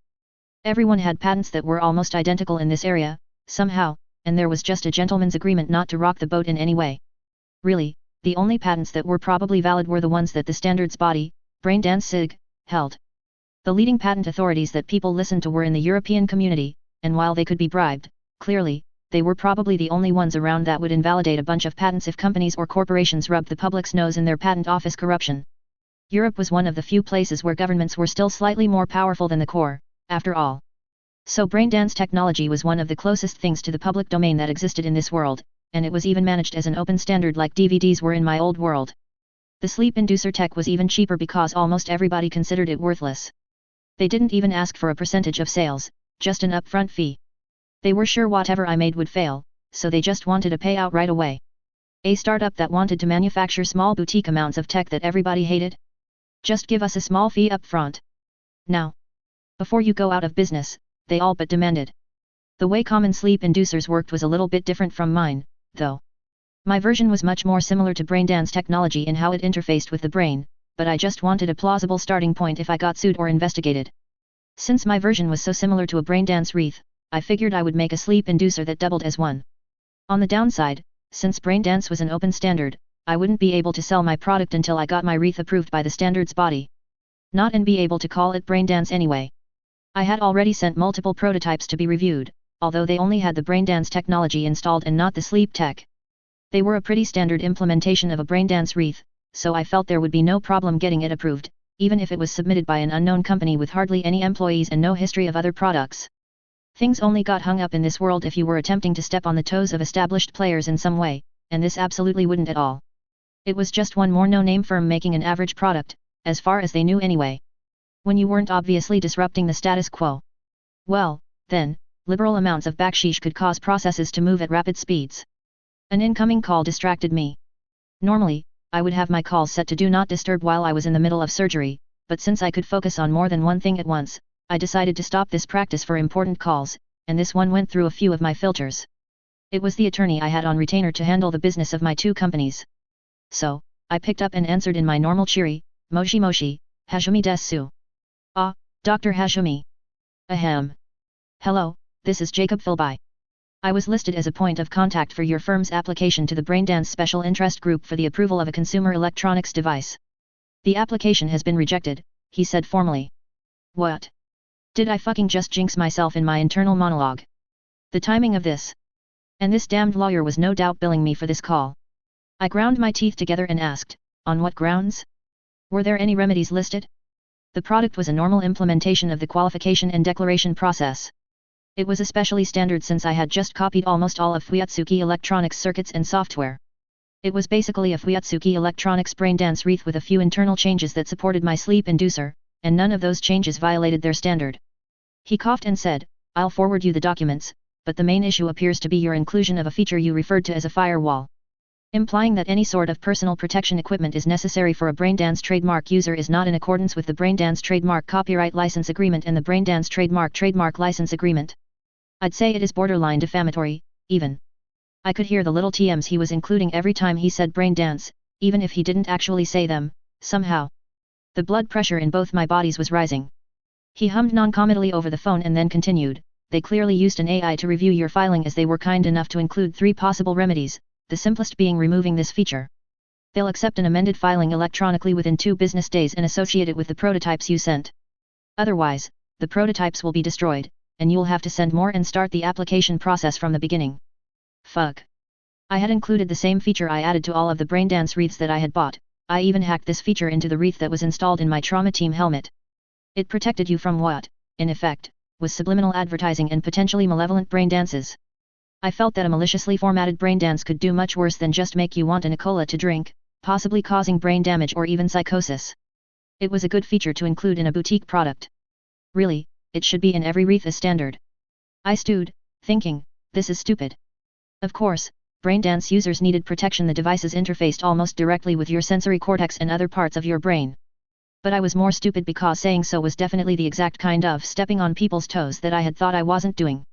Just the advertising companies would probably be against such a feature, but I figured since I would never sell too many of this first version that nobody would care.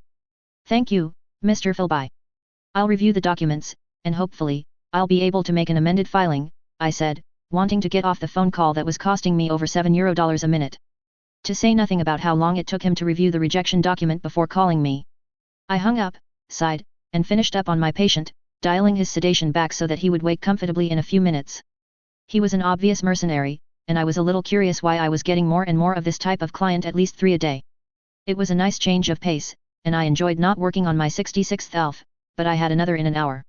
The notes said he wanted subdermal armor and a ballistic CO processor. I was going to run out of these things, according to my stock keeping system.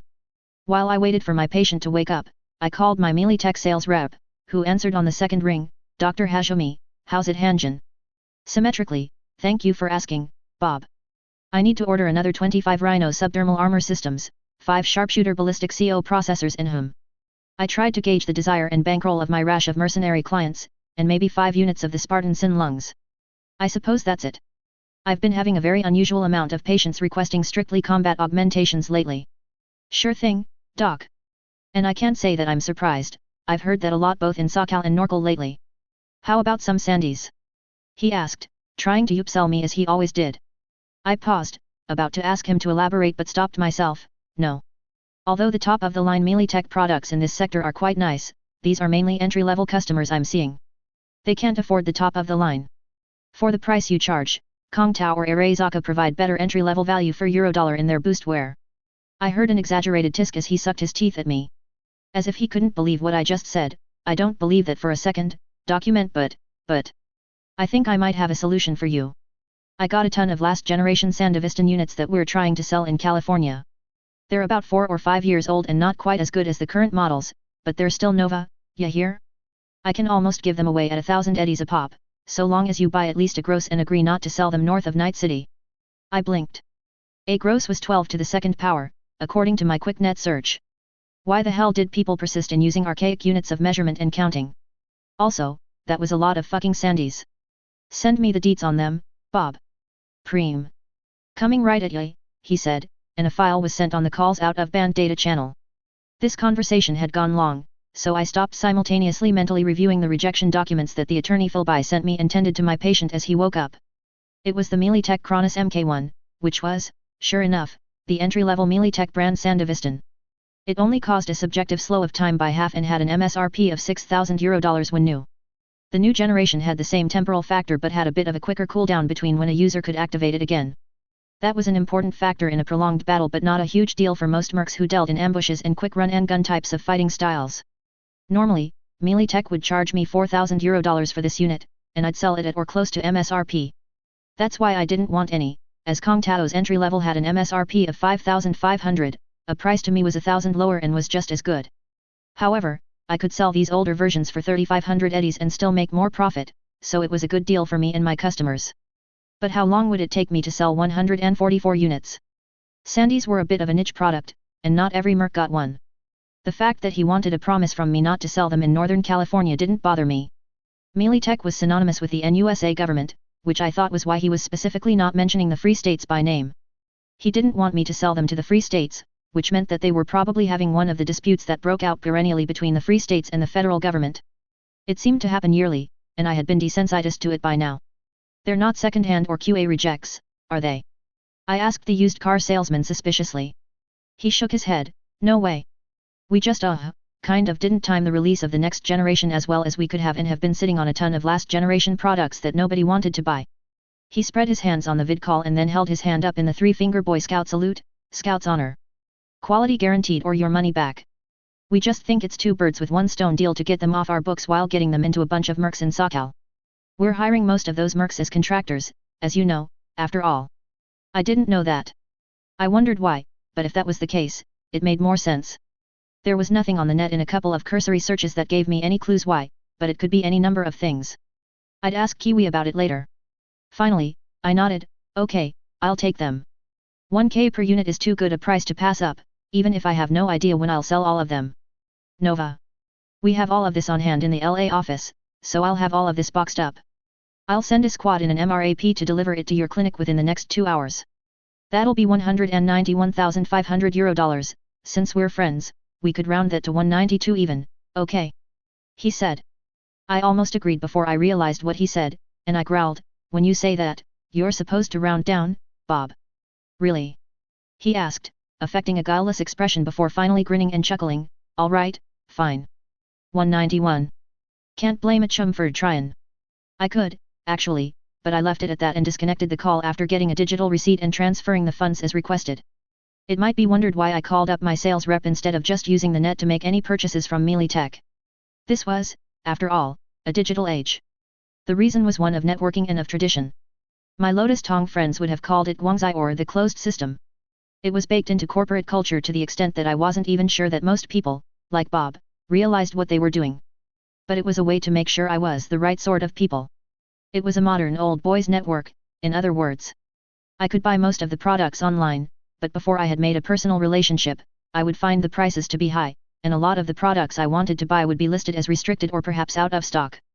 It was just one of the dozens of ways the culture worked to put barriers to entry for anyone wanting to better themselves who weren't of our caste. It hadn't started out specifically as a way to exclude people. It probably started this way shortly after the data crash out of necessity, where corporations were using pencils to keep records and phone calls to order stock, but since then, it has become a part of the culture. The generation after the data crash saw business being handled in a much more personal way out of necessity and imitated it. Honestly, I kind of liked it, although I didn't particularly like that it, in effect, put barriers against ambitious non-corpo entrepreneurs. Any corporation that sold products mainly to other businesses and not to consumers directly, especially those that had even a small military products division, worked like this. For example, I had both a Kong Tao sales rep and even an Arazaka one. Although with the latter, I had to work through intermediaries to get their products delivered to California, so I didn't have the same relationship as I didn't buy as many products. I mainly bought SmartLink cyber systems from them, as even with the added costs involved in shipping them to me, Arazaka was still a market leader in this area. Since I didn't sell too many of these systems, I didn't buy too many either. I found it very amusing because back in Brockton Bay, despite all of the disruption, the world was running headlong into the digital age. To find that business worked much as it had back in the 1970s with phone calls, handshakes, and word of mouth, close to 100 years later, was very amusing to me for some reason. At the same time that I agreed to purchase the boostware from Bob, my mercenary patient was smiling at me, saying, "Thanks, Doc. This might save my life. Now I need to find some more things that might give me an edge to spend the rest of my sign-on bonus on." I tilted my head to the side. "Have you considered a Sandy? He may be my first customer." "I mean, yeah, who hasn't, but they're a little bit pricey. I only got around 5k left, and I want to save at least a thou back, too," he grumbled. I grinned. "Well, I may have a deal for you. I'm getting a shipment of brand new, in the box, Sandevistan units here in a couple of hours. They're OEM new, but they are of a few years old design, so I got them for a song. And I'm prepared to roll those savings onto you. I planned on pricing them at 3,500, but you'd be my first customer, so how about 3,000? If not, I sell a fairly wide selection of new and used firearms and tactical body armor in my pharmacy. They're pieces of shit, right? The Sandys?" he asked skeptically. "No. Let me show you the specs. They're melee tech, so they're pretty solid. The only difference between the current generation and the ones I'm getting is the current generation includes some better heat sinks. That means you can use it again a little bit quicker," I said while handshaking with the smart wall in the operating theater to display side to side the specs of the old and new versions of the melee tech Cronus. "Honestly, you'd be hard-pressed to get this price even if you went to a CD wrecker clinic, and here you have the OEM warranty, my warranty, oh and I won't steal some of your other cybernetics and replace them with shoddy models while you're unconscious like wreckers are known to." He was already sold, I could tell. This might not be Night City, but nobody wanted to be slow. I tried to get him to talk about why melee tech was hiring so many mercs, but he didn't know anything, either. I did not need to strip out my firewall feature out of the Braindance Wreath, thankfully. It turned out that I wasn't the first to create such a feature either, and the Braindance SIG had informally standardized some rules around this type of protection. Its name was Emotional Normalization Mode, it couldn't be turned on by default, and it could only be on top-tier, hobbyist or professional-grade wreaths. My rig was already considered to be in the nebulous area between hobbyist and professional grade, but I had to include the price point I intended to put on as an MSRP in my amended application. It had to be higher than 90% of all Braindance wreaths in order to be allowed this feature, which wasn't hard because mine was a hybrid product which was permitted by Braindance SIG. I had made sure of that, as this was just supposed to be an extra feature for my sleep inducer. Something to convince people they were getting a good deal in the early adoption phase. In my product, you were going to be paying a premium for the sleep inducer, not the BD, so it was already more expensive than 97% of all Braindance wreaths. I suspected the only ones that were pricier were other hybrid and niche products like, for example, the helmet I used to wear in Trauma Team. Once I got the approval from the Braindance people, I finalized my design and started ordering the components. I didn't have any high-end circuit printing devices, so I had to outsource the production of all my circuit modules. There were 12 on the product, of various sizes. So, instead of using just one company, I used 3, all of which were bitter competitors. That way, no single company could recreate the hardware of my device by just asking or coercing a single chip fab. Besides, most of the magic was in the software, which would only be programmed here. I also hired an external headhunting company to start hiring a few more employees. I had no HR department and didn't intend to start one, so I had to outsource this process for regular employees. All the parts would arrive here, and assembly would be done on the second floor, which had over 700 square meters of space. More than enough. I needed some people who could assemble the devices, some people who could QA assembled devices, packers, and supervisors. I was trying to keep the overhead quite low, though. I personally would handle building a number of jigs that the workers would use to both build, flash, and test the assembled devices, which should make it a process that did not need much, or hopefully any, judgment on the worker's part. Manufacturing was kind of a mindless job, but I didn't have the capital to buy manufacturing robots, and my little spiders weren't capable of doing it yet. I only had enough funds to build 10,000 devices in the initial rollout, and my venture only had enough runway for 6 months of no sales with the expected overhead for salaries. But I expected sales pretty quickly. I just needed a spark, and how good they were might go viral. If that happened, I would be running into the problem of not building them fast enough. Wait a minute, viral? I called the front desk and called in my elfin receptionist. I grinned and asked, "Can you arrange a meeting between me and your roommate? It's about business." As Sarah, with no middle initial and no last name, entered my office, I raised an eyebrow. She was with a man, another elf that I had worked on. I glanced over his features and instantly placed him and his name. Realistically, I shouldn't have noticed or reacted to either, as I had literally created every square centimeter of their bodies, the same as a painter had created a subject on canvas. It would be like Nicolas Tassert getting aroused while looking at his own painting La Femme Damnée. It was ridiculous on its face. Still, I couldn't help but have my eyes momentarily drawn to the bust, hips, and thighs of Sarah and the abs and biceps of the male elf. Thinking about it, I realized that the cut of their clothes and quality drew my eyes to these locations. Well, not solely, obviously, but I couldn't help but appreciate the quality of the garments. I couldn't place them, either. Nobody sold Tolkien-themed clothes off the rack. I was going to wait until both of them took a seat before sitting back down, but the man was trying to act the gentleman, which I found amusing. He probably thought it was old-fashioned, which it was, and that was a pretty good way to LARP as an elf. I wondered why he was here, too. Was he her manager? I did ask her about business, hoping to get her to accept the advertising of my product on her stream. She had a foxy-like grin on her face, the kind that all but said she knew something I didn't. It kind of put me off, actually, as I didn't like the idea that people knew more than I did or that they even thought they did. That was a bit arrogant, but of course, nobody who had done the things I had done could have done so without a few issues with hubris. Surprisingly, she started things first, steepling her fingers like a supervillain version of Galadriel that only needed a white Persian cat in her lap to seal the deal. So, Dr. Hajime, what do you need to know? Well, that was a weird question. I tilted my head to the side and considered how to respond to that. I asked, hesitatingly, I need to know if you are interested in accepting advertisers and endorsing one of my new products. Ugh. That sounded awful. Why would she ask me what I wanted in that weird way? Was she LARPing as a psychic? She seemed to be caught flat-footed by my response for a moment before she chuckled and then laughed, laying her hands on her skirts in her lap. She stopped and shook her head. Wow, when I'm wrong, I'm really wrong. Sweet Pea told me you wanted to talk business. Sweet Pea? That's an awful familiar diminutive to call your roommate. I frowned and narrowed my eyes, thinking, I'm starting to think that maybe they might be more than roommates. But why would they care about hiding such a relationship? She answered, as if she read my thoughts, idols are objects of worship, don't you know? We can't have something so pedestrian as a private life. At least, such a thing would have to be a. She affected a pose, with a finger over her lips, and said sultrily, Himitsu. Then, she frowned and sighed, how embarrassing. I was hoping that this was an opportunity for two upcoming fixers like ourselves to formalize a working relationship. Was she not LARPing as a psychic? Was she an actual telepath?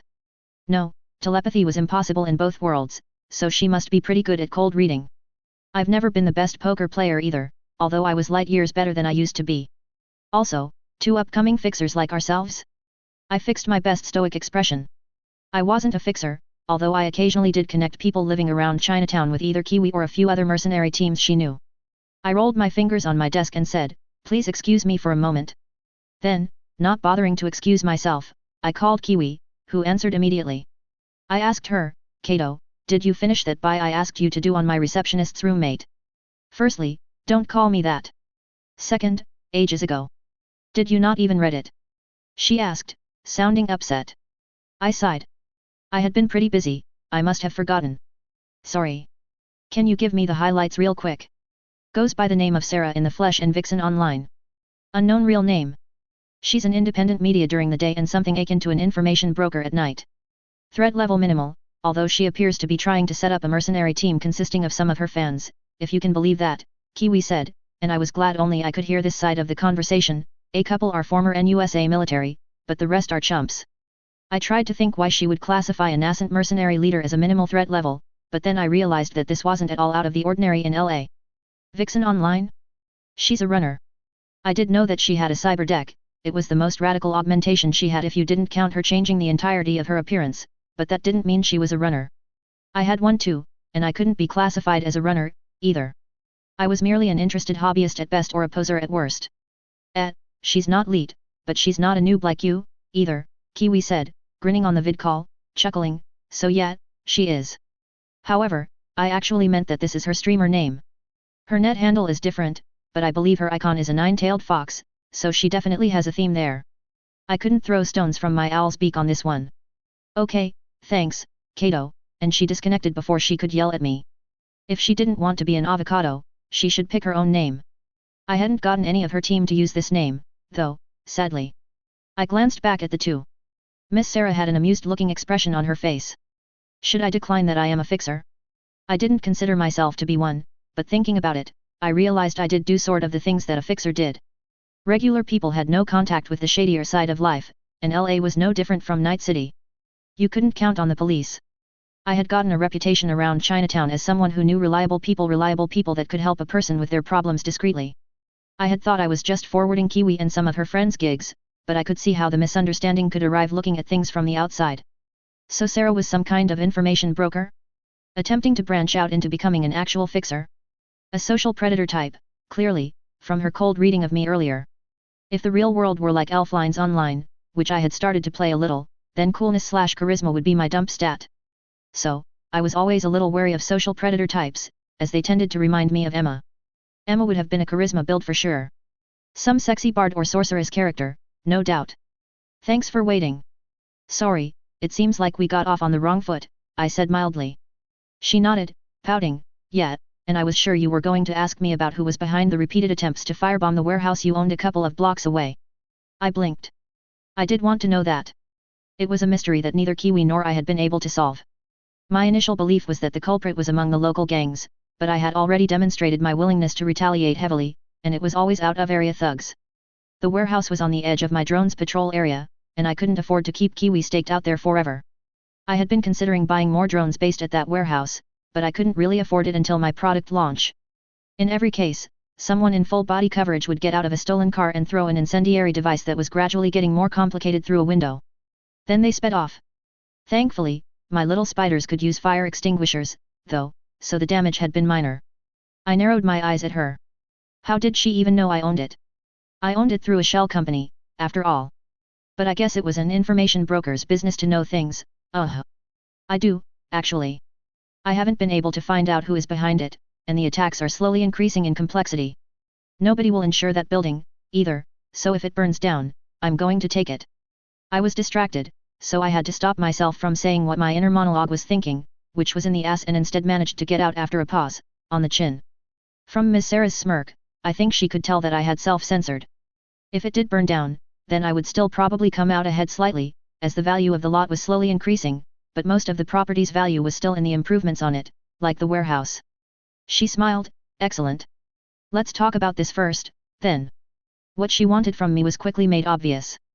Despite being a fairly gifted information broker, she had less contact with the shady side than I did, which was a little weird.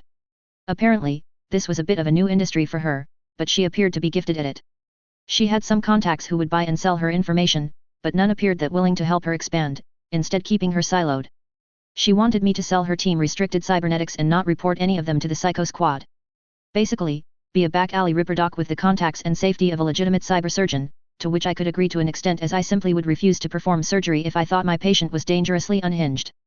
Besides, I did some of this service for the Lotus Tong, too, so I couldn't claim to be squeaky clean. She also wanted to buy other restricted and technically illegal items from me, too, as I clearly had some sort of black market access to them due to the fact that I had autonomous combat robots. That clued me into her background. Not a real corpo, but probably a sheltered family. Upper middle class, or maybe even parents who were kind of rich. Professionals of some kind. Like lawyers or a doctor like me, perhaps. If she were from a real corpo background, she would have realized that all you need to do to buy illegal combat robots is to call the melee tech sales rep, ask for security systems and not sound like a goober.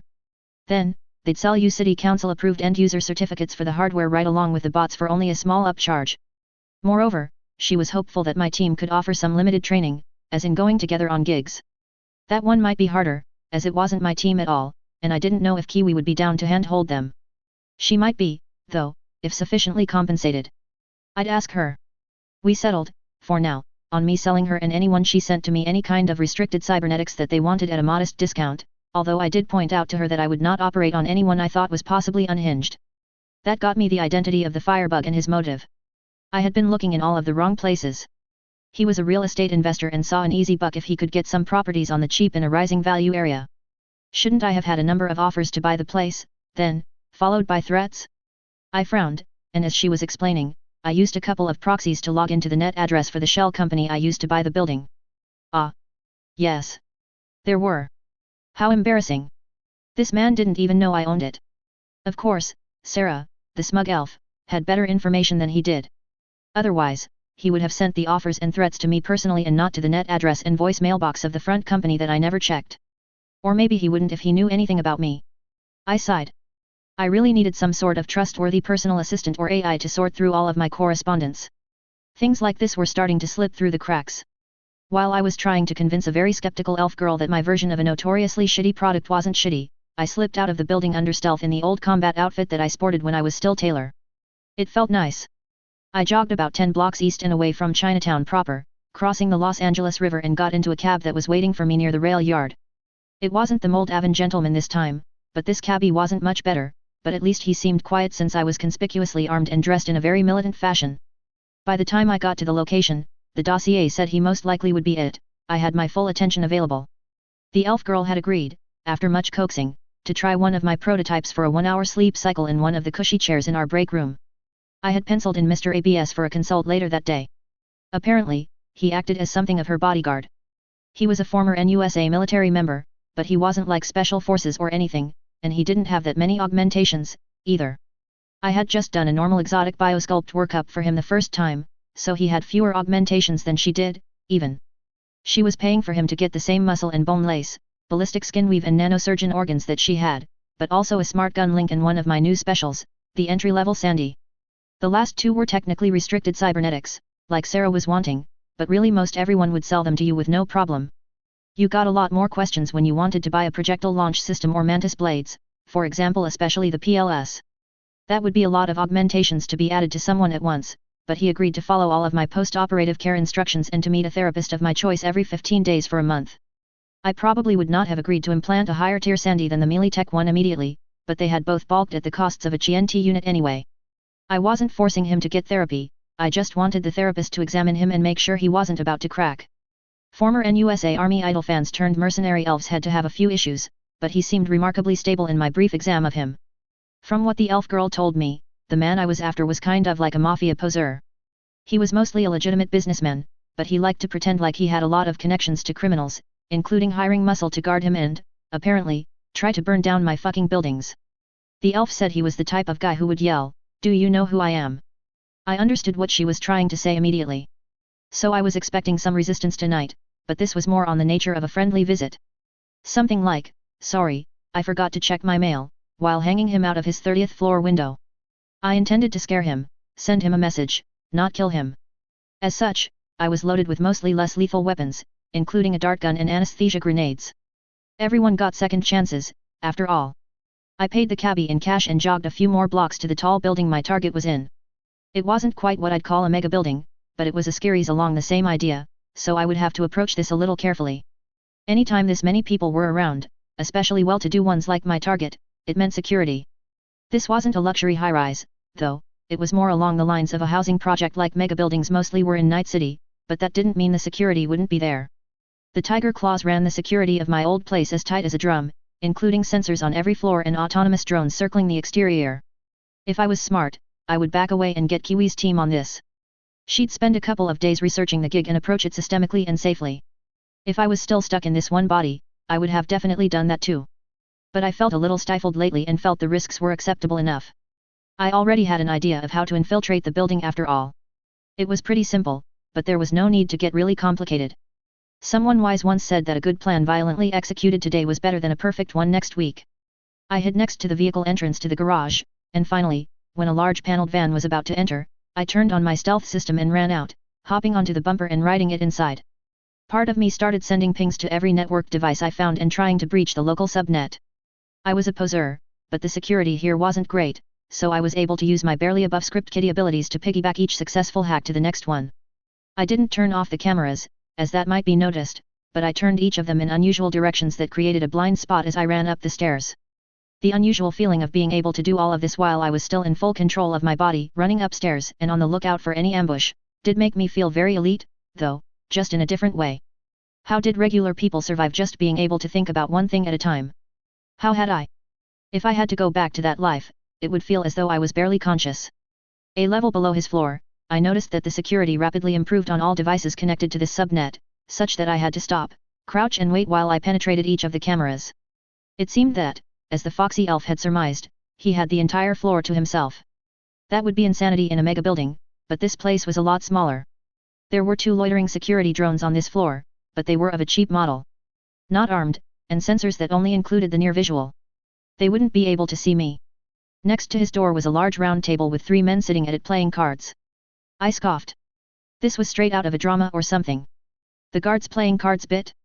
I shook my head and inched closer, using my 16 times gyro-stabilized zoom to examine each of them from half a floor away. Okay. Maybe they're stupidly playing cards, but these guys looked legitimately dangerous. One had an obvious PLS, another mantis blades, and the last had a giant blunderbuss-looking shotgun right next to him. I'd have to hit them in the head or neck with the dart gun, and I didn't know if I could reload it fast enough. This was, however, the perfect situation to use the great equalizer. No, not a cold peacemaker, but a grenade. As I got about 4 meters away from the table, I stilled. I had about 2 minutes left on my stealth system, which would be more than enough. I casually pulled the pin on my anesthetic grenade and lobbed it in an easy, slow, underhanded toss aimed to land in the center of the table, thinking to myself, I got the big blind this hand, boys. However, instead of seeing the grenade land on the table and start billowing gas as I expected, I saw one of the men facing me on the table notice the grenade before it even reached the height of its parabola. His eyes locked onto it like one of those automatic CIWS turrets on a naval ship, and he pushed off of his chair with speed that could only be the result of boostware. Instead of diving away, though, he deployed his mantis blade and chopped the fucking grenade in half. I gaped. My anesthetic grenade worked like traditional smoke grenades in that they required a pyrotechnic initiator, and this madman just essentially chopped the burning fuse before the fucking thing could get started. Before it was ignited, my anesthetic gas was a fucking tightly packed powder that was slowly leaking from the diced polymer grenade onto the floor. Unless someone snorted it up like cocaine, it wasn't going to be putting anybody to sleep. My hand dropped down to my dart pistol, pulling it free, but before I could aim it at the speedster, he grabbed a big hoss off the table and just flung the contents into my general direction. The big hoss was the largest sized brand of fountain drink you could get from a particular convenience store, and this one was close to full. He had a good aim too, so I got drenched in the distinctive scent of my least favorite carbonated beverage. I was not tasting the love. The liquid covering me refracted my stealth field, distorting the air until I was more or less clearly visible as a wildly distorted outline of a human shape. This caused his 2 slow friends to start to cry out, but the guy with the boostware was already moving in my direction. Although he was moving about as fast as me, he was still too slow. Sucker. Just as I reached my aim point and started to squeeze the trigger, though, he grabbed his friend, the one whose back was facing me, and threw him in front of his body just as I fired the dart. It wasn't even the guy with the PLS, either. Shit. I immediately regretted trying to dunk on this guy preemptively, even if it was in my mind. I had done it twice, and I had been burned twice. I dropped the dart gun, not bothering trying to reload it, and thought to myself, alright, fuck non-lethal. Instantly my monowire shot out, and I used some quick whip attacks to keep the demon at bay. I had to be careful, as he was trying to use both of his mantis blades to cause my monowire to wrap around his blades and bind me up, so I couldn't use my normal one-handed whipping attacks and instead had to use precise scythe-like attacks. The slow but unfortunately conscious man with the missile launcher on his arm began the deliberate process of raising his arm in my direction, which caused the speedy motherfucker to grin evilly at me as if he knew he could keep me off guard until his friend could shoot a fucking missile at me. And he certainly tried, darting in and out, forcing me to spend considerable attention swiping at him with my wire, carefully using both hands to scythe out at him from unusual angles in an attempt to keep him off of me. But, at the same time, I was penetrating the other guy's system slowly with a cyberware malfunction quick hack. I only had ping, cyberware malfunction, reboot optics, and short circuit, the latter of which I had acquired from Kiwi when we were with the backers. The unusual competence of at least one of my enemies made me realize how stupid I had been to come here. If I didn't have the ability to multitask, then their strategy of keeping me distracted and keeping myself from being turned into sashimi until Chucklefuck over there gibbed me with his PLS would have likely worked. Before he got his cannon wrist even half raised, the quick hack settled in. The man froze, twitching, and the barrel of his PLS resecured itself into his arm while the little doors that usually hid the mechanism opened and closed repeatedly. Then, the man bent over with his hands over his head, probably either blind or seeing something psychedelic as his operating system glitched out. He was, for the moment, out of the fight. I slowed in my fight, waiting for Murder Blender Jr.'s Sandy to wear off so I could sidestep him and either take his head off or disable him some other way. But when that didn't actually happen even after many objective seconds, he just started grinning wider. He didn't have a Sandevistan but a Kerenzikov like me. And one that was about as good as mine too. It was my first time meeting a fellow slow life appreciator, I just wish he didn't seem so murderous. I also really regretted not spending the time to perform the same upgrades on this GNT version boostware that I had on the old Type K02. That might have given me an edge. The madman laughed wildly and attacked faster. I growled, this guy seemed crazier than a soup sandwich. My damn disable cyberware hack was still running on the other guy, and I didn't have the fancy ability to run multiple hacks in parallel like Kiwi did. I was also still pretty slow with short circuit, so I instead queued up a reboot optics while I fended him off with quick short motions with my monowire while backing up and giving ground. He was attacking just enough that I had to use both hands to control my monowire to keep him from getting much closer or wrapping my wire around one of his blades. Otherwise, I would have pulled out my Omaha pistol and popped him in the head by now. The instant the hack finished uploading, I sidestepped to the left while beginning an upload of short circuit to the other man. I anticipated that Mantis blades would lash out, and I wasn't wrong. He leapt straight at the location I was at previously, flying past me with hands and blades splaying wildly. I hesitated for less than a second. I had intended to subdue all these guys non-lethally, as this was just supposed to be a friendly message to a wannabe gangster, but this guy was just too dangerous. I also thought he was a cyber psycho, so I lashed out with my left hand and quickly and cleanly took off about 2/3 of his skull from his shoulders, most of his skull and its contents plopping onto the ground with a sick wet sound. I wanted to sigh, but I didn't have enough time. I ran forward and grabbed the dart gun off the ground about the time the short circuit caused sparks to fly out of the arms and head of the last man standing, with the horribly familiar pork-like smell of cooking human flesh. Wincing, I quickly loaded the dart gun and popped the last man in the neck, which caused him to slump to the ground almost instantly. I slowly reeled my monowire into my arm as I just sat there panting. That was the most dangerous guy I had ever fought. Finally, I turned off my stealth system, as it was starting to get close to the time when it would automatically shut down for heat control.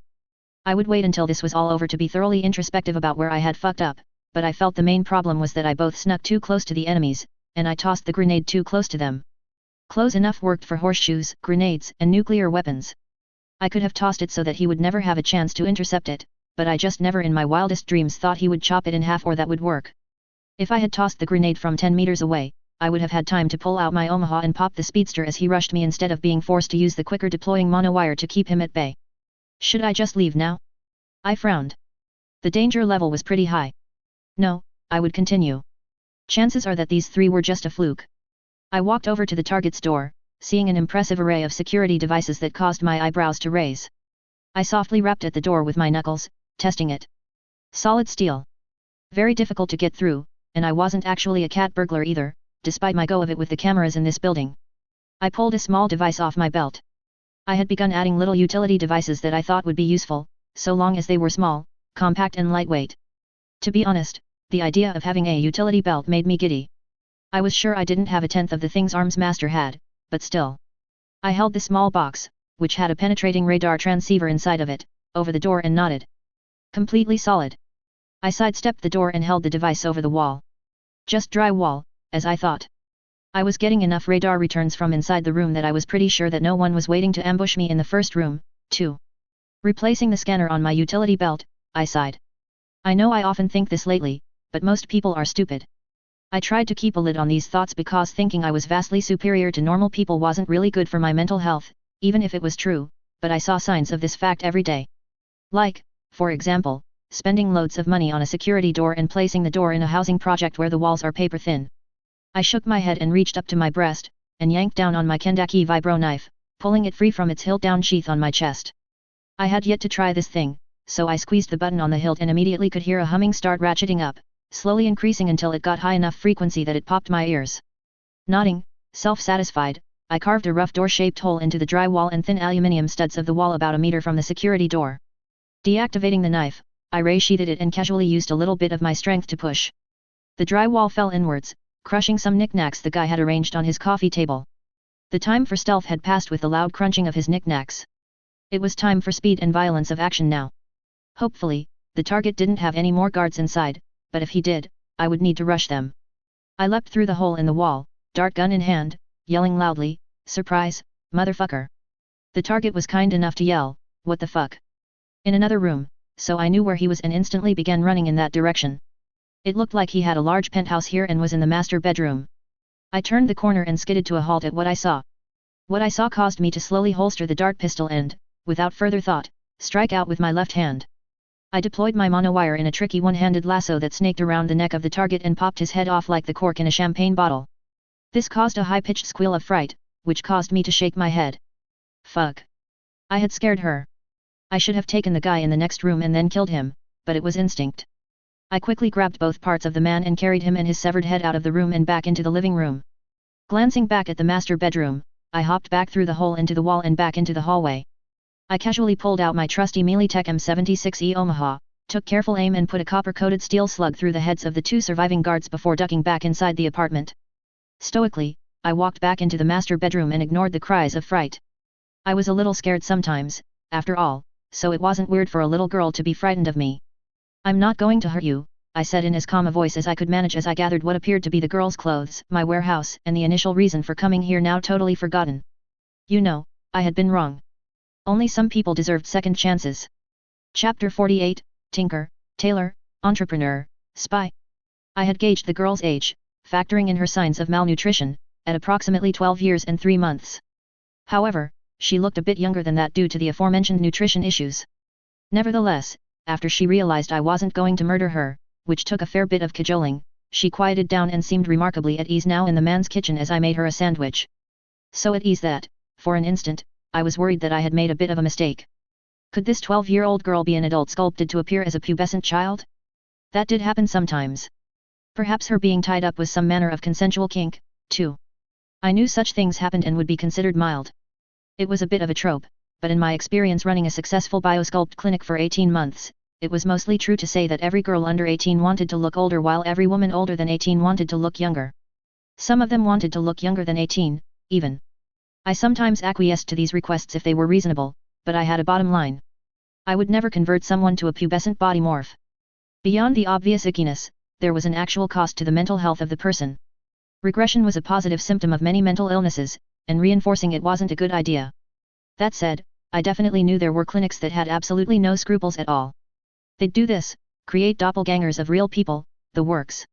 For example, I heard in China that a man got his brain transplanted into a specially created tiger body, which Biotechnica created as a custom job through partially humanized stem cells for a ridiculous sum. He was the warlord of some area and occasionally would just eat some peasant. Talk about cyberpsychosis, wait, wouldn't that be tiger psychosis? I shook my head. Well, there was no way I was wrong. There were way too many signs of the girl having lived and grown up in the body she was in for a long time. I saw that immediately when seeing her, and that was what made me kill the guy. Although, perhaps it wasn't good to have an instinctual murder reaction. Sounded kind of psychotic, in fact. I should have killed him after careful consideration, not as an instinct. I'd think about that, but as far as the girl was concerned, I was just second-guessing myself now due to the way she was effectively handling trauma, which might have implied this wasn't the first time she had been abused. Or maybe she just had a more generally shitty childhood. Now, what to do? I blushed, embarrassed. I didn't want to call Kiwi to bring her team in a van around because I would get, rightfully, lectured. I could just leave. I could find out where the girl lived and take her there. But there was a fair bit of loot here. A few weeks ago, I probably wouldn't have cared, but I had either spent or budgeted about €2.75 million already for my product launch. The components for the 10,000 sleep inducer units cost about $200 per unit, and I was budgeting about €25 to €60 for all the overhead to assemble and market them. Some of that was me paying myself for rent, as my sleep inducer company, Cherry Limited, paid myself rent as I sublet the second story entirely to them. There were a lot of things like that where the left hand paid the right, most of which were for tax avoidance purposes. "What are you going to do now, lady?" the kid asked in a slightly British accent. I was kind of curious, as besides the fact that it made her seem like something out of a Dickens novel, immigration across the world wasn't too common. "Is it okay to just stay here after you flatlined everybody?" she asked the last question pointedly. I held my hand up and made a waffling gesture. Nobody called the cops. Part of the end-user agreement that the city issued for my ownership and operation of military-grade drones was that I had to give the LAPD a feed on all of my surveillance drones. In exchange, I got a feed for their encrypted police band and could use it as kind of a real-time police blotter. No officers had been dispatched to this building in the past 48 hours. I had taken the guards out pretty quickly. The entire fight lasted 29 seconds of objective time.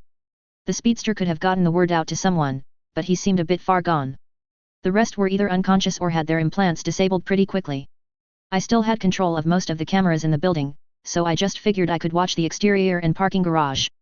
If I saw a huge amount of scary guys show up, I'd grab the kid and run. The girl nodded.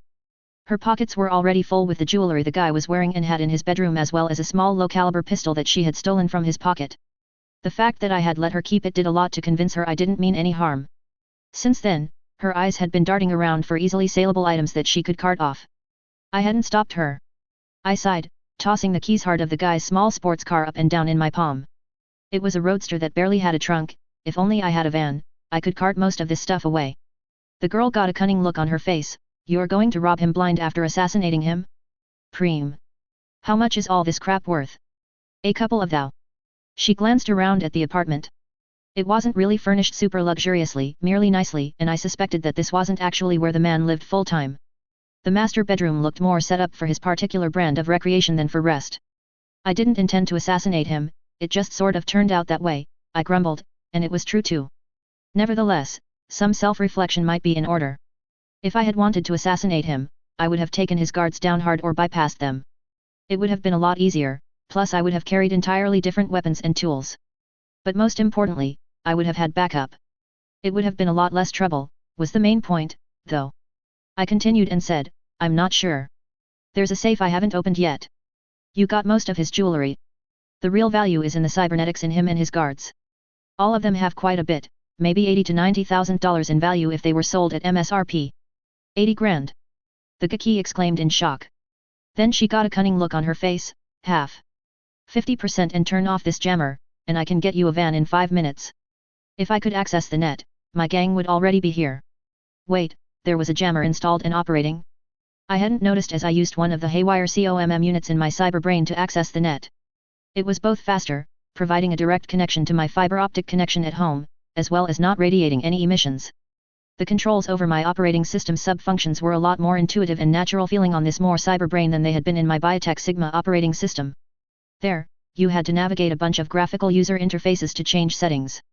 However, here, turning on the full electronics suite felt like mentally relaxing a muscle, and I nodded. The near-field frequencies were working so I could control the television and refrigerator and send the girl files if I wanted, but all of the longer-range net bands were awash in a pervasive white static. Firstly, no way.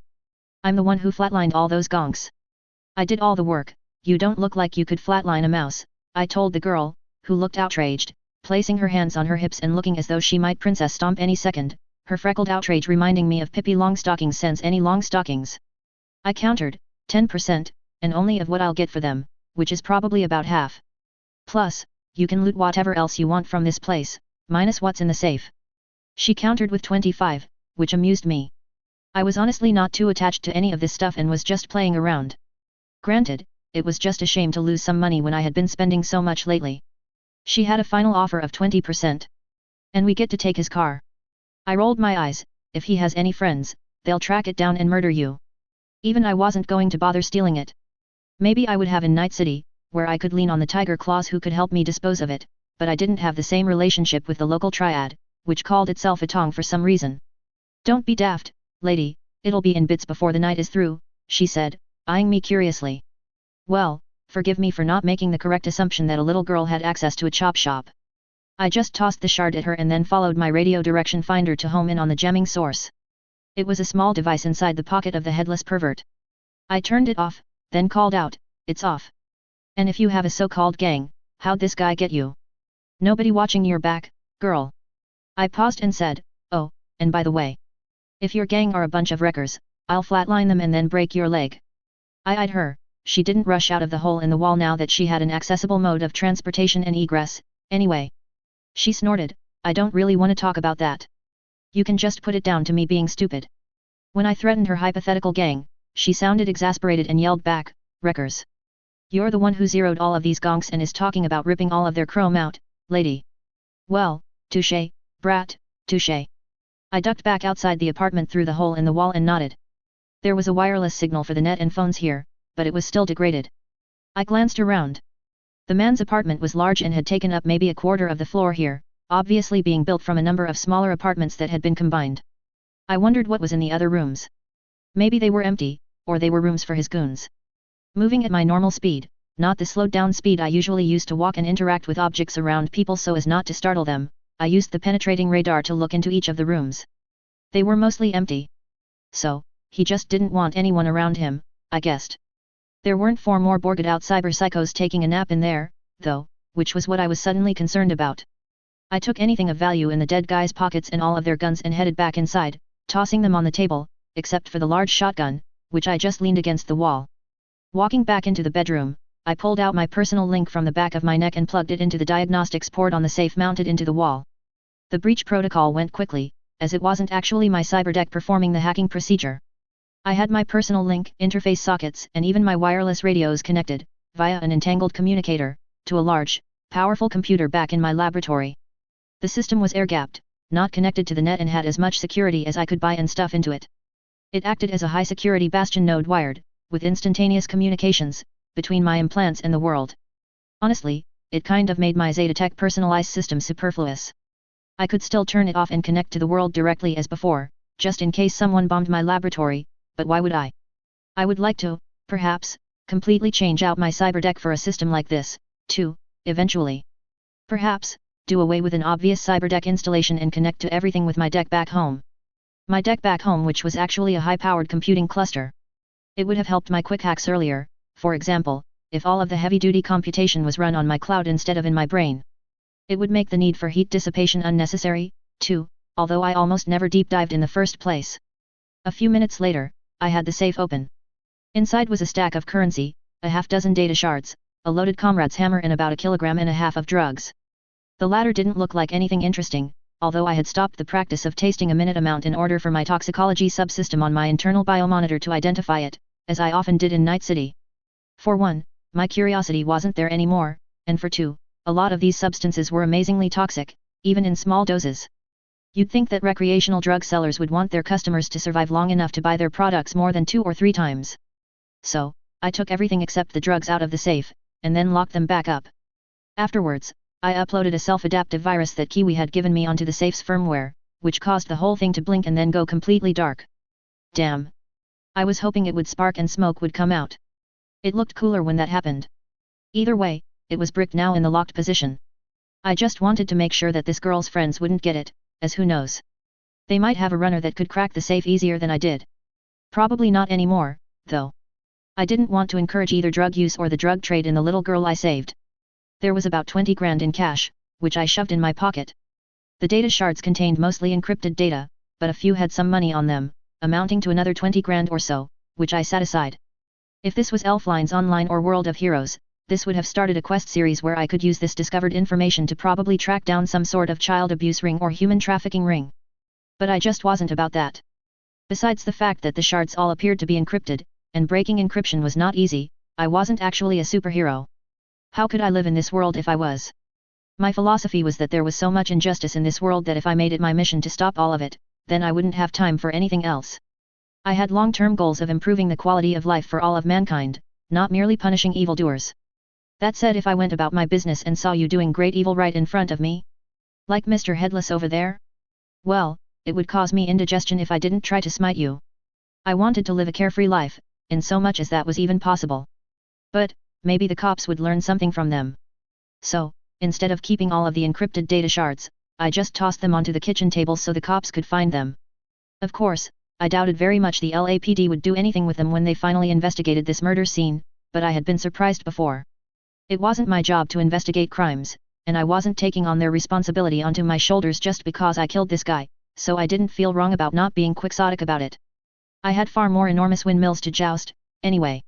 So the cops, or maybe the little girl's gang, could have the pleasure of those shards, depending on who picked them up. Speak of the devil. I saw a van that at one point might have been white but now was more primer-colored drive into the building's parking garage and parked right next to the stairs I used, not even in a valid parking space. Raising my eyebrows, I saw a gaggle of about 10 children about the same age as the girl I saved to get out of it. It was pretty comical.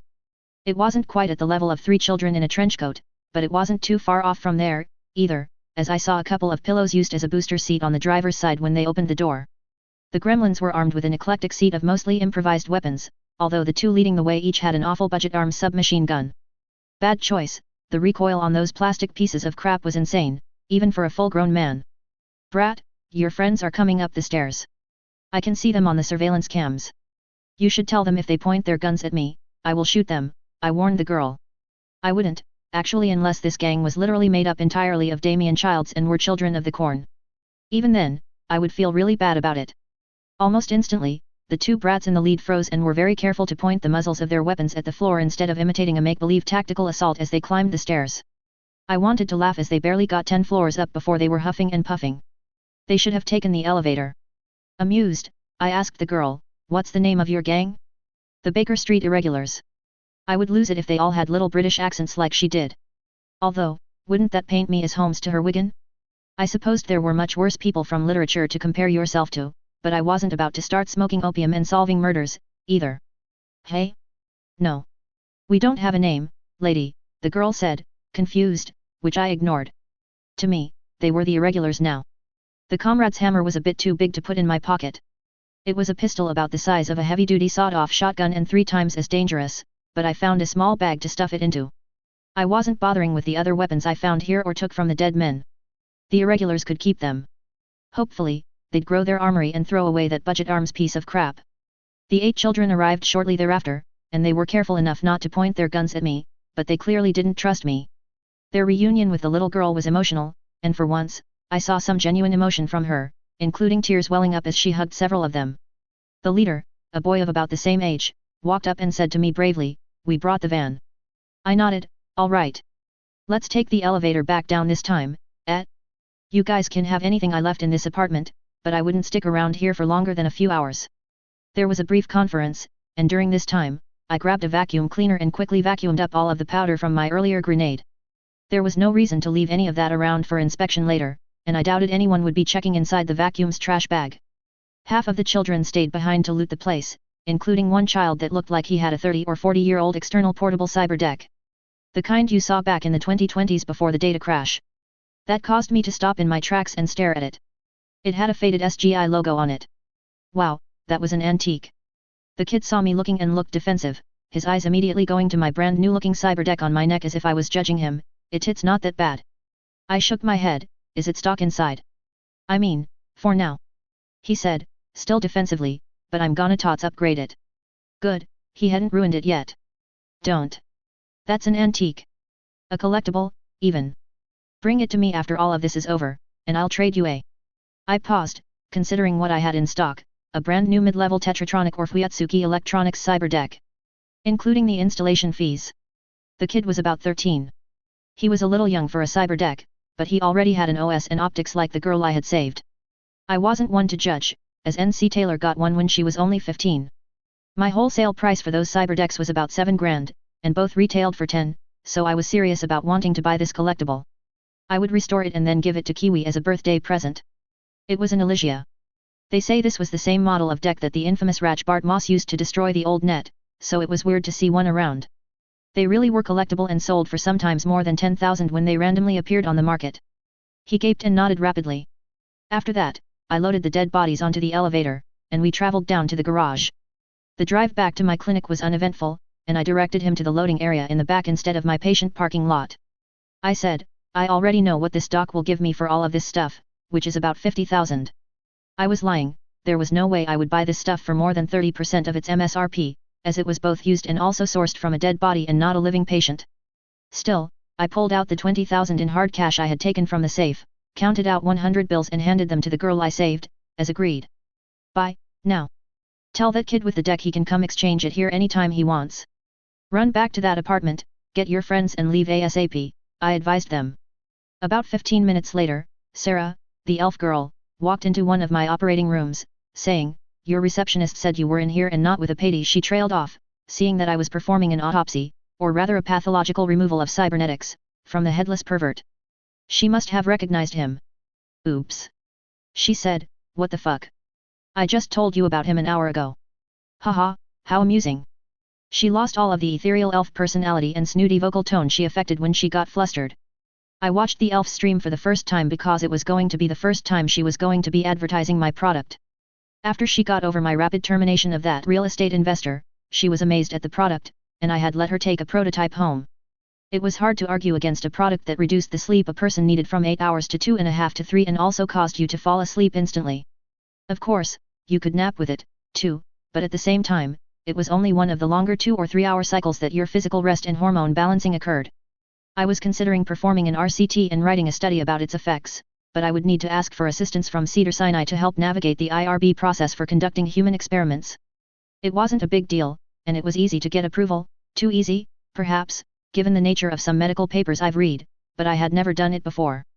Sarah had wanted to go further than merely a pay-for-endorsement deal after a couple of nights using the device. She wanted that, too, of course, but she also convinced me to create a special, limited edition Vixen version. It was the same electronics repackaged into a case that looked like a tiara made of a garland of flowers instead of a normal beady wreath. It was weird, I hadn't used to be so artistically inclined, but if I used both of my brains together, I managed to create something quite aesthetically pleasing while still retaining enough space inside to hold all of the electronics. It was like some of the areas of my cognition had expanded since I had started my network. I had numbered each of the limited editions from 1 to 500, and Vixen was going to sign each of them. They'd retail for double the price as the normal unit, or €2,000, and Vixen said I could have charged even more. She'd get 25% of the sales from these limited editions in addition to her standalone fee for endorsing the product. She set aside 20 of them for viewer giveaways, too, which I took the hit for. Her net show was, not what I would consider entertaining, but she certainly had a lot of people watching her. A few of them revolted and called her a sellout when she started advertising my wares because who would want to buy an electronic sleep inducer? She was quite stern with these followers, though, and told them it was something new, explaining that she had been using one every day for 2 weeks and only needed to sleep 2 or 3 hours a day without any of the side effects that one normally associated with this tech. People were a bit suspicious, but a lot of people said they would buy it just because she signed it, even if it didn't work. That made me suspicious at first, but then I gaped as notification after notification came in from my net site. In less than an hour, over half of the limited edition units were already sold. That was $500,000 sitting in my company's incoming account, more when you considered shipping fees and an easy $125,000 fee that I instantly owed the elf. Maybe a 25% cut was too much for her limited editions. Well, too late for that now. At least I only produced a limited number. It would be worth it if it got inducers on the heads of people who could then tell their friends and family on social media how they weren't pieces of shit. Looking at the stage of orders me and my employees had to fulfill. Well, it was time to get to work, I supposed. I had sold out of the initial production run in a little over a month, which was great. It surprised me. Using some of the proceeds, I bought 3 properties near me, including one directly next door to my clinic, from the estate of an amateur real estate investor that had gone missing and been declared dead. It was a good deal, but the price was still 2 times more than I would have paid before I started gentrifying the area. On the plus side, I didn't pay all cash, either, but I managed to get financing for all of them. It was a simple decision for both me and the bank, as we both felt their value was only going to rise in the future, and I needed my liquidity now. I only needed to use my own money for the down payment. Commercial lending had a lot less usurious interest rates than consumer lending, but it still amounted to over 8% interest a year, but there were no prepayment penalties, so I expected to actually pay them off far sooner than the 20-year term. My own landlord tried hiking the rent I was paying, and I just threatened to leave, so instead, I bought my property as well. The company that sold it to me was happy because they had made a profit on the investment, even if it wasn't as much as they could have gotten if they could have coerced me into paying the inflated rent. But since I was the one who was gentrifying the area, not them, they thought my threats to take my ball and go home were credible. I also hired some more employees and bought enough components to assemble 20,000 units this time. One of my chip fab suppliers offered to give me a discount if I brought all of the work under their umbrella, but I declined. Although there was no way to keep the electronic design of the system secret for long, as they could just be disassembled, there was no reason to rush it. My suppliers were the first ones to know I had items that were selling a lot, though, as they had to fulfill my orders, so that triggered some of my contingency planning. I surprised my melee tech rep with a purchase order that doubled the amount of combat and surveillance drones I owned, and I wasn't done. I also hired, for the first time, direct melee tech military aid, but at the moment, it was limited to 1 squad in an MRAP that would make a patrol around my area once every 2 hours on an irregular schedule, dispatching any very obvious armed NER-do-wells they saw. It was still expensive but cheap compared to them permanently being on site. After careful consideration, I called my Arezaka rep, who was in Tokyo.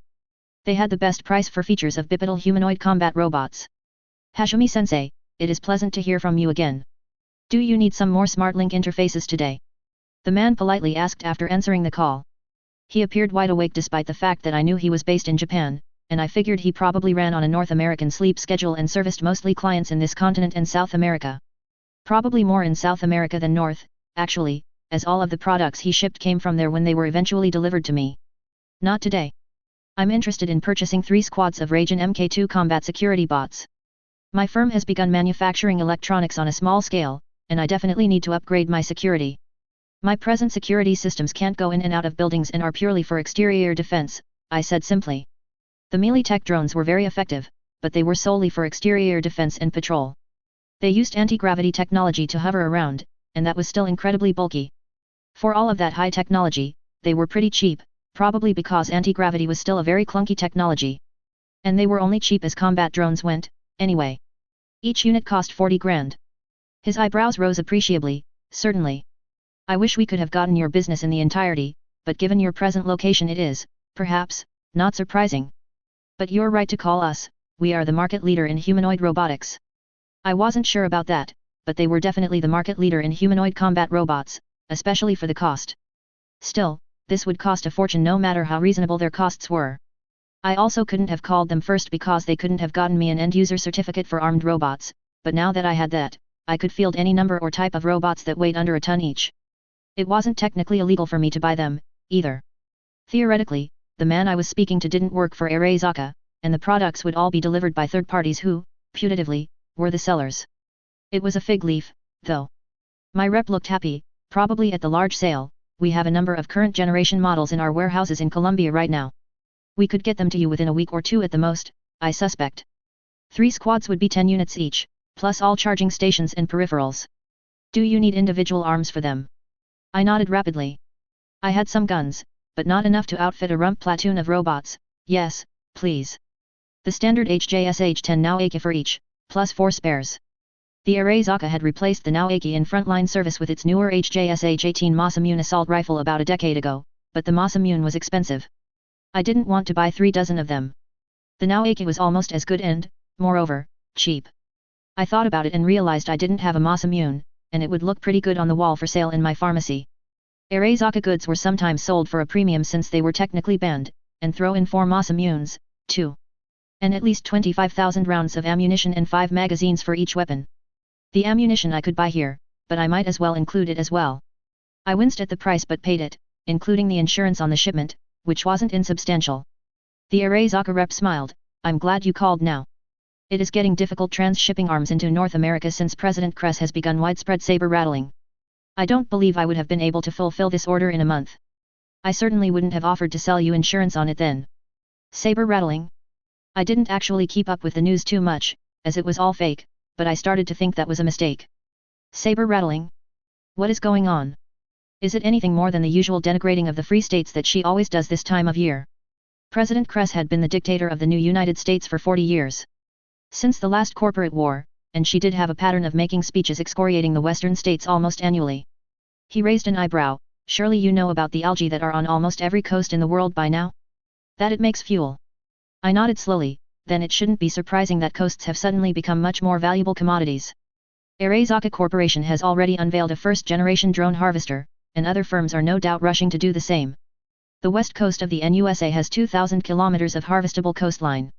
It's not surprising the NUSA wants it under its control. I'm surprised they haven't invaded Mexico yet. The last, he said amusedly. He seemed very pleased with this situation, and I realized why when he finished with, for one's fate, or rather whoever made and released these algae, smiles on us small island states, Ahashumi-sensei. Oh. Yet. I mean, I hadn't forgotten that. Honest. Nor had I not realized the significance. But yet. I could see why this saber rattling might be a little less saber rattling and a little more saber unsheathing this time. I hadn't thought about it because I assumed the algae was mostly going to benefit core. But I had intentionally designed it to grow in territorial waters, partly in order so the core had to give nation-states a little bit of a cut. It wasn't then surprising that the NUSA was attempting to maximize that. I just hadn't thought that anything I could do could have such widespread consequences, even if that was exactly what I was going for. I was quiet for a moment, thinking. From what I've read in Dr. Hashomi's diaries, her opinion of Arezaka Corporation was complicated. As a Japanese nationalist, she approved of a Japanese corporation being a world power as it was, but she didn't particularly like how it almost destroyed the nation in the last corporate war, nor how Saburo Arezaka almost acted like a second emperor. Still, all of that was merely internal grumblings. She would have absolutely supported them against any foreign corp or nation, so I decided to mention a little primary source intelligence, that must explain why I am selling so many combat augmentations, many times a day, to mercenaries whom my melee tech sales rep informed me melee tech was hiring. I'm pretty sure the other clinics in Southern California are no different. The rep nodded slowly, thank you for that tidbit. I'll make sure the right people get told. He coughed, well, I have to go. He bowed formally, thank you very much for your business. We appreciate it. I had reached the bow tier of sales. Nice. I had spent enough. I had Dr. Hashomi reciprocate politely. My laboratory looked empty, and it was because a lot of my equipment was gone, including Kumo-kun. I had taken him with me, along with my tailor a bare body, and was currently repeating my arrival to LA in reverse. I had arranged to return to Night City with the same family of nomads that had brought me here. I had to finally come clean, at least partially, to both Kiwi and Gloria, who were a little discombobulated about it. I mean, they would realize something was up when Tailor a Bear showed back up in Night City after all. I had not really answered any of their questions about it, merely saying that they could treat both people as me after swearing them to secrecy. I was pretty sure that they thought I had just cloned myself, which I had, I supposed. Cloning a body was not a novel technology, but cloning a body with a brain that wasn't blank was. Even that was way too disruptive of technology, so I didn't want it mentioned anywhere. It was something that Biotechnica might be able to do, but if so, they weren't advertising it. There were the perennial rumors of Soul Killer, but if Arezaka had that as the rumors said, I was sure they didn't presently have the ability to neuron by neuron and axon by axon overwrite a cloned brain with the copy of the brain that Soul Killer created. If they had, I would have heard about it, I was sure. There would be some additional factors to the rumors on the dark web. Rumors beyond that Soul killed people became Ace that controlled the world from the shadows, from behind the black wall. Kiwi was planning to stay here in LA. She had more responsibilities at my company, and she even added another team member who was a former officer in the NUSA military. I think he got discharged as a first lieutenant for punching out a superior officer, but since they only forced him out and didn't give him a dishonorable discharge or even a big chicken dinner, they had to have agreed with his decision. It was just that you had to know striking your CO in front of your men meant your days in the army were done. I frowned, as that was all NC Taylor memories giving me that insight. The fact that she got a team member with proven small unit leadership credentials that she lacked, meant that she was pretty confident in her team, her leadership, and her position. I thought it was quite a good thing, personally. He was now her second in command and most often worked detached duty here for me. None of her team were employees, but they were listed as contractors and consultants. The main change was that the quality of the jobs they took on the side rose a notch. The risk profile was the same, generally, but they often were hired by other firms around town instead of just drug-addled gangbangers and seedy fixers like Ruslin's team had mainly worked for. An alert informing me that I had a pending appointment in a few minutes brought me out of my reverie, and I left the third floor and went down to the ground floor and into my office. Pulling up my calendar, I frowned. This was a meeting I had been worried about a little. I didn't know who this person was, but they insisted on a meeting and claimed they represented a large corporation and couldn't discuss the reason for their meeting or even identify their employer over the open air. Had someone finally come to try to pressure me for my business?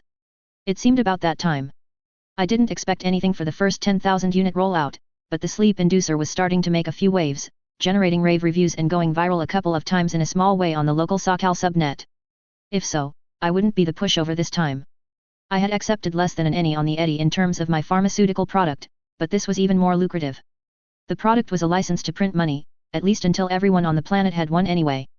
I would only accept a payout in the billions of euro-dollars for it. I mean, if they dropped a mechanist battalion on my clinic and put a gun under my nose, well, I would do the smart thing and take their offer, but I expected the standard lowball offer, threat, and slowly escalating violence. My actions would depend on who these guys represented, I supposed. They were escorted into my office, and I raised an eyebrow. They were both Japanese, a man and a woman, wearing mid-tier suits. Nice, but off the rack, for sure. They were both fit and tall, and my eyebrow rose because the man was, well, the first thought that came to mind was gorgeous, but I didn't typically describe anyone that way, even if they were. The woman was very similar, too. I had my internal biomonitor run a self-diagnostic. Were these guys using pheromone-based social warfare on me? No? That just meant that my biome couldn't detect it, I guessed. It was several years old by now, so it couldn't be expected to detect everything these days. I narrowed my eyes in suspicion slightly as we both took our seats. Thank you for agreeing to meet with us, Hashomi-san. I am Tanaka Yuki, this is Toyota UI, the man said in Japanese, which made me curious too. A Japanese corp? Secrecy? Arezaka, perhaps? That was my first thought, anyway. But why an in-person appearance when they could be strung up for just being on the continent? I nodded politely, of course. Although I very nearly did not. I am a bit too busy these days to take meetings where both the parties and subject are not disclosed in advance. Forgive my bluntness, but what is this about? He coughed and said, I suppose there is no reason to beat around the bush any further. We're with Arezaka Intelligence and have some requests of you. We know you're a patriot and know you'll be happy to help the land of your birth. I blinked. Wait. This wasn't about my product? I glanced between the two operatives and sighed, feeling slightly annoyed. I heard them out, and they wanted my cooperation to smuggle in and store items in Southern California for them. They said it in other words, but that was basically what they meant. As they talked, I dug through Dr. Hashomi's private files, searching for one of her diary entries from just before she arrived in the United States that I remembered reading many moons ago. I carefully checked what they were saying against this file and tilted my head, finally asking, before I can speak to any assistance I might be able to provide. Is there anything else you need to say? They glanced at each other, and finally, the man shook his head and said, no, at least not for now. I nodded and mentally pressed a button. Less than 5 seconds later, my office door was thrown open, and 2 Arezaka-branded combat robots burst in, followed by Kiwi's XO. The robots had their assault rifles leveled at the 2 agents but carefully angled so I wouldn't be likely shot if they had to open fire. Their programming really was quite good. The 2 people froze, with the man looking like he wanted to reach into his coat for something, which I interrupted with a raised hand, and in English, don't. I'm afraid we have the advantage of you, sir. If you surrender, I'll try to preserve your life also. I do not want to have to replace that chair you are sitting in. It's real, cloned leather. Kiwi's XO said in a loud, booming, command voice, both of you, place your hands on the back of your head and interlace your fingers. Failure to comply will result in immediate lethal force. Both of them looked outraged but complied, with the woman asking, enraged, don't you know who we are? Do you never want to go home again? No. No, I don't know who you are, I said archly. I suppose it is not uncommon for citizens of any country to be interviewed by intelligence prior to leaving their home long term. Before I left Kyoto to come to the United States, this happened to me, too. However, they specifically mentioned that if anyone ever came up to me claiming they were intelligence operatives from home, they were lying, and I should comply with all local laws while in the new United States. That was a lie. They actually said that anyone claiming to be either Imperial or Arezaka intelligence would, in their introduction, say a particular sign in a code word, which Dr. Hashomi wrote down in her diary, including the countersign she was supposed to reply back. And that if that wasn't said, then it wasn't them. It wasn't that Dr. Hashomi was a spy. In fact, she didn't have very good tradecraft at all for leaving that information in her system and not committing it to memory and deleting it. However, who knew what would happen? She might have become an asset in the future like these jokers were pretending to do. She was, after all, a very intelligent young woman and might see all manner of interesting things while in America. But, it was far more likely that they would just debrief anyone returning home rather than sending actual agents into enemy territory to gain any information. That, or they received it in ways as I provided earlier to the Arezaka rep. I dialed a number on my phone. I was calling the ominously named Department of Homeland Security. It sounded like something out of Nazi Germany to me, but it had taken over domestic counterintelligence after the FBI was destroyed back in the 90s during the collapse when the Gang of Four was totally destroyed. As a resident alien, Dr. Hashomi was obligated by NUSA law to report any attempt by a non-US intelligence operative attempting to make contact with her. Honestly, I thought these 2 very pretty people in front of me likely were from that department, and that upset me a great deal. I expected to be kept on hold longer, but I got to someone very rapidly after speaking with the AI receptionist, Sakura Hashomi. Thank you for apprehending these 2.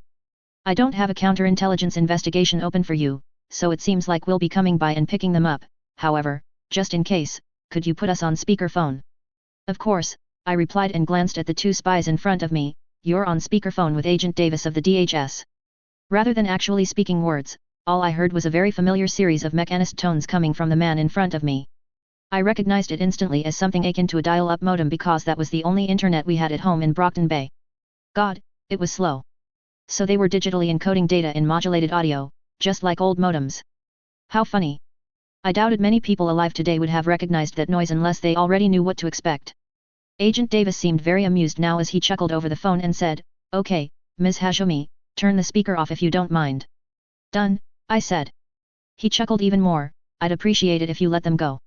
I'm supposed to tell you that you're required by law to keep everything said today in total confidence, but..." He started chuckling again, "Just between you and me, and because it's not exactly going to be secret much longer, these guys are fucking reservists from the 40th ID. Military intelligence, what an oxymoron. Tell them who, for me." He then disconnected without even saying goodbye. Wasn't that weird for him to tell me where they were from? I thought about it for a moment before deciding that maybe it wasn't. Intelligence in the NUSA was very tribal, and they weren't his guys, nor did they have the courtesy to inform him of their sting operation, so he didn't care about burning them, especially since I already knew they were American. If he really cared about preserving their identities, he would have had them picked up as if they were criminals and cut them loose a couple of blocks away. Judging from the heated looks I was getting from the two in front of me, they knew that too. Sorry, ma'am, sir, I'm sure you understood I have to comply with the law, I said primly, motioning away the robots. Is there anything I can help the NUSA government with today? They remained silent and just stood up and walked out of my office without answering. I watched them go on my security system, and a half block away, the lady said, still within the range of all of my long-distance directed audio transducers outside, I still say she's dirty. She has a fucking small company of Arezaka fucking combat bots. Just shut they fuck up, said the man angrily. I grinned and went back to my work. As I was practicing the art of management by walking around, I talked to a few of my employees in the break room. I sometimes made changes if they were requested by the workers and the cost was nominal. I was paying them above average given their jobs, but that still wasn't a huge amount of money, so I was sensitive to any quality of life improvements I could offer. Every employee got a free sleep inducer, for example, and they all raved about them even more than my customers. Today I asked a group of employees how their job or quality of life be improved. There were a few answers, but one of my QA people gave me an incredible suggestion. QA was a simple job, but I had been finding it difficult to staff it. They all shifted to manufacturing slots or quit. Everybody hated it for some reason, and this man told me exactly why. For part of QA, we run the rigs on braindance mode for 5 minutes. But it's the same 5-minute braindance segment, every single time. Can you do anything about this? Everyone wants to quit. I frowned. I was just following the braindance SIG requirements for quality assurance here, with some things added in software that tested whether sleep induction would work at the same time. I could mostly infer that it would work if the braindance also worked, anyway. I nodded slowly, thinking about the QA software. I think I can adjust the quality assurance software so that it will detect which employee puts on a rig and then start the braindance where the last stopped. That way, you could watch a whole braindance over the course of your day, even if it was stopped every 5 minutes. The look of pure hope and adoration was so palpable that I felt terrible for not thinking about this earlier. I needed a suggestion box, and to make sure the supervisors I hired wouldn't discipline anyone for making suggestions. Had I been unintentionally torturing these guys? I didn't even remember what braindance I uploaded to the QA server. I frowned. If it was the first 5 minutes of one of my femme fatale spy shows, well, they usually started very cornily, giving comedic elements. I could see how that might grate on you if you had to experience it over and over. I nodded. I can do that and possibly also allow you to bring braindances from home. Expect a change in a couple of days after I do some tests. Holy shit, boys, check out LA22's feed, one of my manufacturing employees said as he rushed into the break room, then skidding to a halt and gulping when he saw me. I blinked and turned on the local Los Angeles news, and my eyebrows went up into my scalp. There were videos of armored vehicles and wheeled infantry fighting vehicles rolling down the I-5 south of Santa Clarita and the I-15 north of San Bernardino, creating an improvised roadblock and cutting all access north.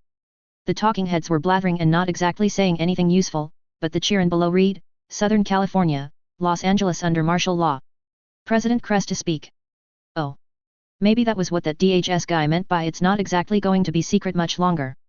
Chapter 49, You are cordially invited. I slowly squeezed the trigger as I lined up the reticle on my target. In the distance, a man firing wildly from an assault rifle dropped, blood staining the sand. The report of my weapon was mostly silent, the most noise coming from the weapon cycling, kind of like a stapler being used vigorously.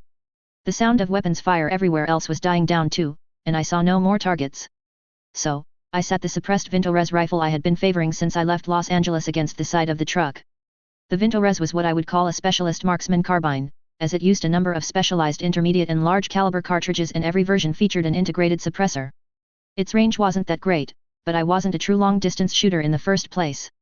I quite liked it, though, and it had been in continuous low-level production since the last century. The one I was carrying featured a heavy 12mm caliber, and as such, it was intrinsically subsonic just from the giant bullet it shot, just being slightly larger than the old .45 ACP cartridge. This helped it to be quite silent when fired, even if it wasn't so great for defeating armor. Glancing around once more, I hummed and dug around for my medical kit in the vehicle before jogging over to see if there were any casualties on our side. President Crest's speech had been something of an ultimatum to the free states to make some accommodation with the federal government or else. It was a little milder than I thought it was going to be, given what I expected, but it had still thrown everything into disarray with both sides mobilizing military forces. That speech and the mobilization of federal forces in Southern California had made the Backer's family industry of smuggling much more dangerous, and as such, that had made my position riskier, too. We were currently at the border between Oregon and Northern California right now, heading south, but we had been encountering a lot more danger on the road than I recalled. Not even Texas was being left out of the fun, with federal forces massing in Oklahoma, as well. However, the president of the so-called Republic of Texas was a bit of a firebrand and had already begun a partial mobilization, claiming that they would invade Louisiana if provoked and reminding President Kress that Texas was a nuclear power, too. That, I didn't know, but it made sense. There were probably nuclear explosives all around the continental United States. As for our woes, everyone believed that the NUSA and Militech surging a corps worth of mechanist infantry into Southern California had displaced a bunch of RAF and Shiv and other undesirable elements north, and we did seem to be encountering them on our leg back to Night City. The Free States hadn't been caught napping, though. They had appeared to know what was coming and had been undertaking a partial mobilization of their own, with people whispering about military advisors in the area with thick Russian and Japanese accents. This had been a small group of murderous psychopaths, and hopefully, there had been no fatalities on the Backers' side. I already saw that there were a few wounded, though. At exactly the same time, I glanced around the large conference room I was sitting in back in LA. I was a little perplexed at how I had received an invitation to this meeting. It was a meeting of the Corporate Chamber of Commerce of Los Angeles. It was a meeting to discuss any communal action that the business interest was going to take in response to the president placing the entire city under martial law. The only two corporations that hadn't been invited were Militech and Petrochem, who were both working very closely with the NUSA government now. I kind of felt bad about Petrochem, as they had lost more market capitalization in the wake of the algae release than even Biotechnica. They not only owned many farms, but they also owned the refining and distillation facilities to convert wheat into biofuels as well as most of the filling stations in the country. Well, actually, I didn't feel bad for them at all. I just hadn't intended to harm them, but they were still a giant corporation, so I felt that they'd likely land on their feet. It was the latter filling stations, though, that saved them from serious fallout, as the demand for CHOOH2 hadn't decreased at all and seemed to be increasing, with prices higher than ever. They were taking a short-term hit, and maybe even a medium-term one, as the large refining facilities might not be useful anymore, but they still controlled consumer access to most fuels, so I thought that they would be fine. Although I was invited, it was clear that I wasn't valued very much as my assigned seat was way in the corner. That was fine with me. I was segregated with the foreign corporations, and even amongst them, I was seated next to corporations that only had a token presence in the city or ones that were, like my company, very small. The fact that I was invited at all fell to two factors. First, the law in the NUSA was peculiar. Namely, foreigners were not permitted to own domestic companies, with very few exceptions. I could, for example, own my private practice, but I could not own the company that produced my sleep inducers. However, foreign companies could own domestic companies, so the ownership structure of everything I had was rather Byzantine, and everything in the NUSA ended up being owned by a Japanese joint stock company, or Juracacia, of which I was not only the only shareholder but also the chairman of the board and chief executive, as well. This, combined with the fact that I had an end-user license for military hardware and owned a fair bit, led my enterprise to be designated by the Chamber of Commerce as a corporation. I supposed it fit, but only in the same way that a fat, lazy tabby and a lion were both cats. All of my American companies were named after Dr. Hajomi's first name, Sakura, but that would have been a bit egotistical in Japan, so I decided to name the enterprise Baika Holdings. Baika was the Japanese word for plum blossoms, which very easily could be easily mistaken for cherry blossoms, so I thought it was clever and subdued. It was flattering that Baika Holdings was considered a corporation, although I would have personally preferred being overlooked here. It wasn't like anything I would say would be listened to. I wouldn't even be allowed to say anything, not with multinational giants in the room, so it was better to be completely forgotten, I thought. Still, I thought I had to give the Chamber of Commerce face by showing up. Otherwise, they might be offended. I carefully took my seat in the corner, a small paper tent marking my place as Drive S. Hajomi, Ph.D., M.D., CEO Baika Holdings. I glanced at the seat next to me. I was seated next to the general manager of the Jinggyuji Los Angeles branch store. That was about right. My corporation was on about the same level as a local branch of a designer clothing store. There was a quiet hum of conversations going on, as the presentation hadn't started yet, and the Jinggyuji manager raised an eyebrow at me and said politely, "Hello, Hajomi-sensei, was it? I can't say that I've heard of Baika Holdings at all. Don't see many CEOs at this meeting. It's all usually regional directors or lower like myself." The manager was an American, but he was speaking Japanese to me, so I decided to reciprocate. I grinned at him and didn't prevaricate. It's basically my personal company. In addition to owning my private cybersurgical practice, we also manufacture boutique amounts of consumer electronics. I frowned for a moment and then decided to be honest, but at the same time, I downplayed the products I was selling. This year is on track to break our record, we may see 50 million in revenues, total. Whatever we sold this year would break the record since this was the first year in operation. That was both a lot and, at the same time, absolutely nothing. The total was correct, too, although my EBITDA would only be around 35 million if that were the case, and I'd still have to pay taxes on that. I just mentioned total revenues because normally an EBITDA of 35 million would imply revenues 3 times what I claimed, as my product had an excellent margin. Corporate taxes in the NUSA were not that large, but they would still take a large chunk out of the profit, even if I minimized them by reinvesting most of the profits back into the enterprise. I still had 2 more quarters in this fiscal year, too, so it was a bit early to be counting my eggs in any event. The Jingguji manager nodded politely at me, and at once, both pigeonholing me as a non-entity while at the same time seeming very impressed and a little nervous. A small company with €50 million in revenue was nothing, but someone owning that company was someone on a higher caste than mere corporate managers like himself. I'm sure he was trying to determine by the side eye he was giving me if I was someone important's daughter, given a personal play company to manage while I had fun in North America. Then he blinked. Oh, do you own that clinic in Chinatown? I had heard a few nice things about it, which would make it the only reputable place in that part of town. I grinned and nodded. Yes, that's me. Mostly it's my own practice there, but I do hire part-time surgeons as well when I am busy. One was working there right now. I had too much of a steady business to only open the shop when I wanted to work. It had to be open, for the most part, every day now. The surgeons I hired were really only contractors, using my operating theater, stock of cybernetics and existing customer base, which was very similar to most surgeons' relationships with hospitals.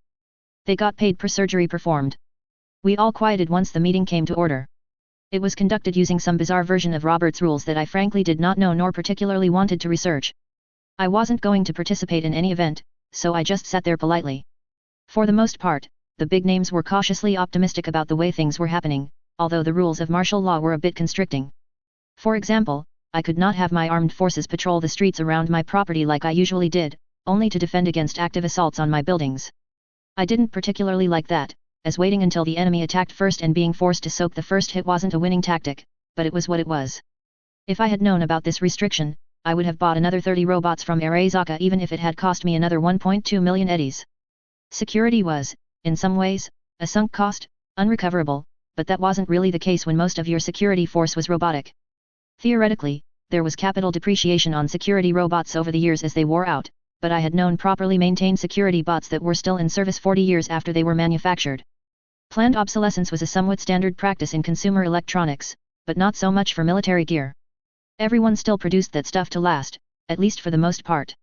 If I ever needed to sell them for a quick eddy, while I couldn't get their full cost, I could still get the majority of it back. At the same time, each robot was expensive. Gram for gram, they cost 4 times as much as the Mealytech drones, but they were a lot more flexible in how they could be used. That said, I still needed to pay the salaries of a few human security specialists, though.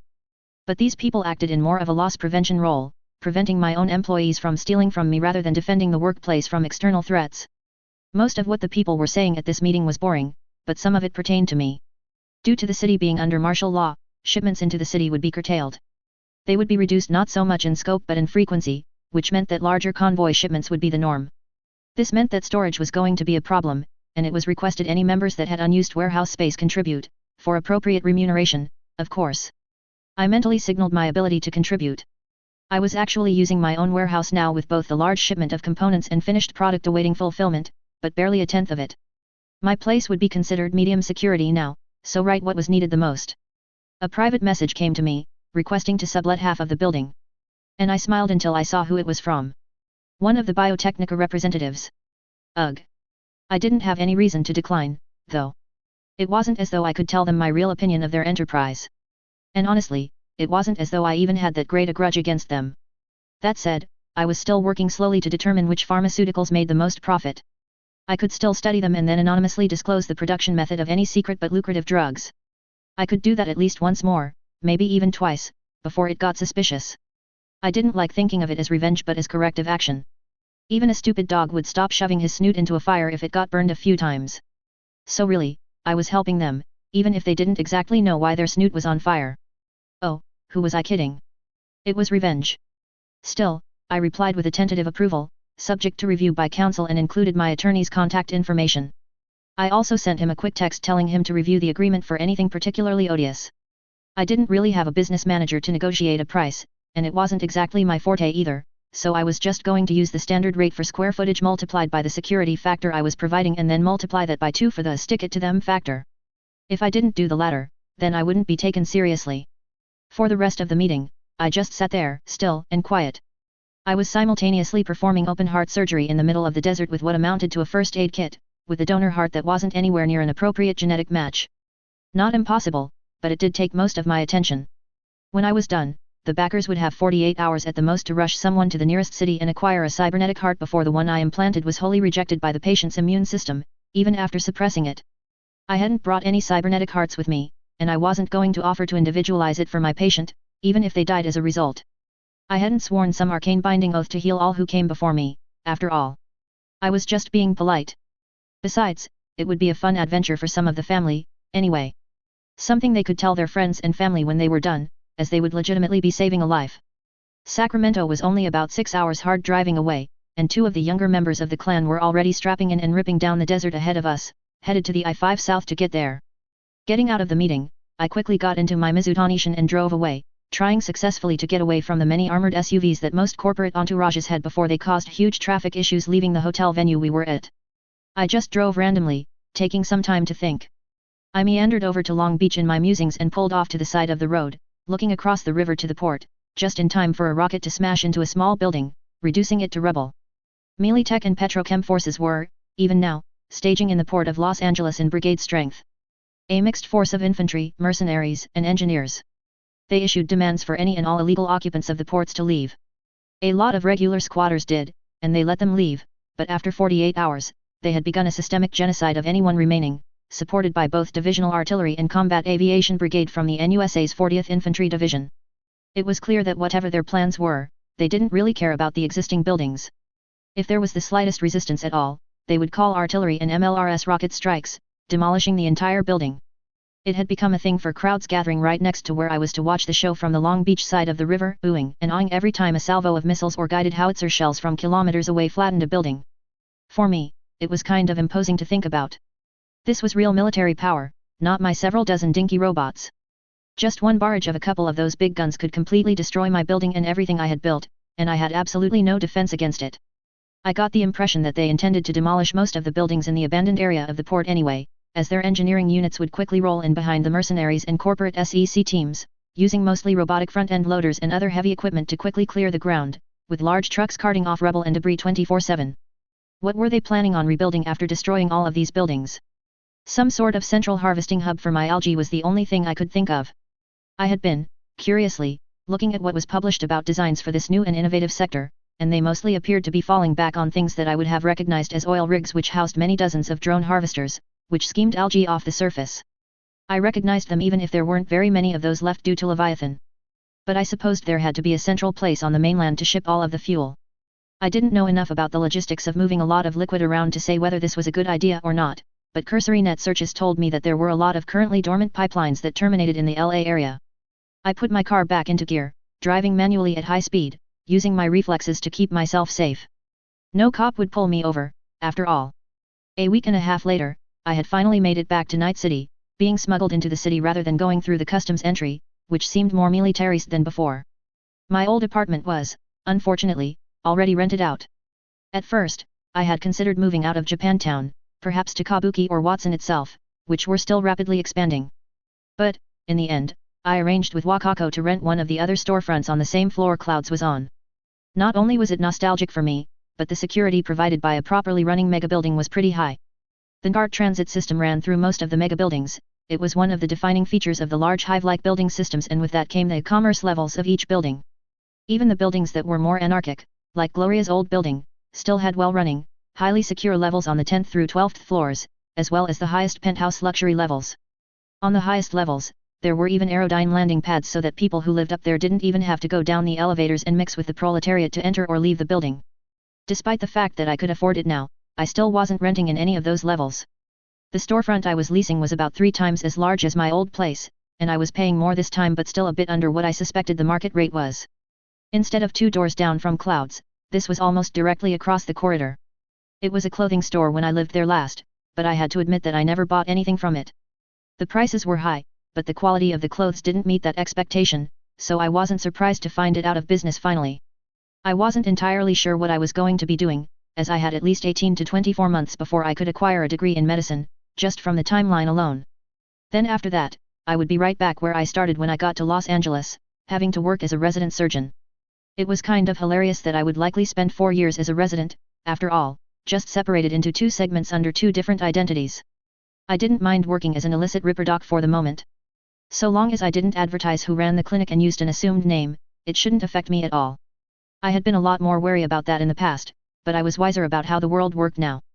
I had brought 2 vats suitable for biosculpting that I had built from scratch, but I had purchased brand new cybersurgery equipment. I didn't even have most of the old equipment that I brought with me to Los Angeles, aside from Kumokun, as while it was serviceable, it wasn't that great, and I had long ago sold it off.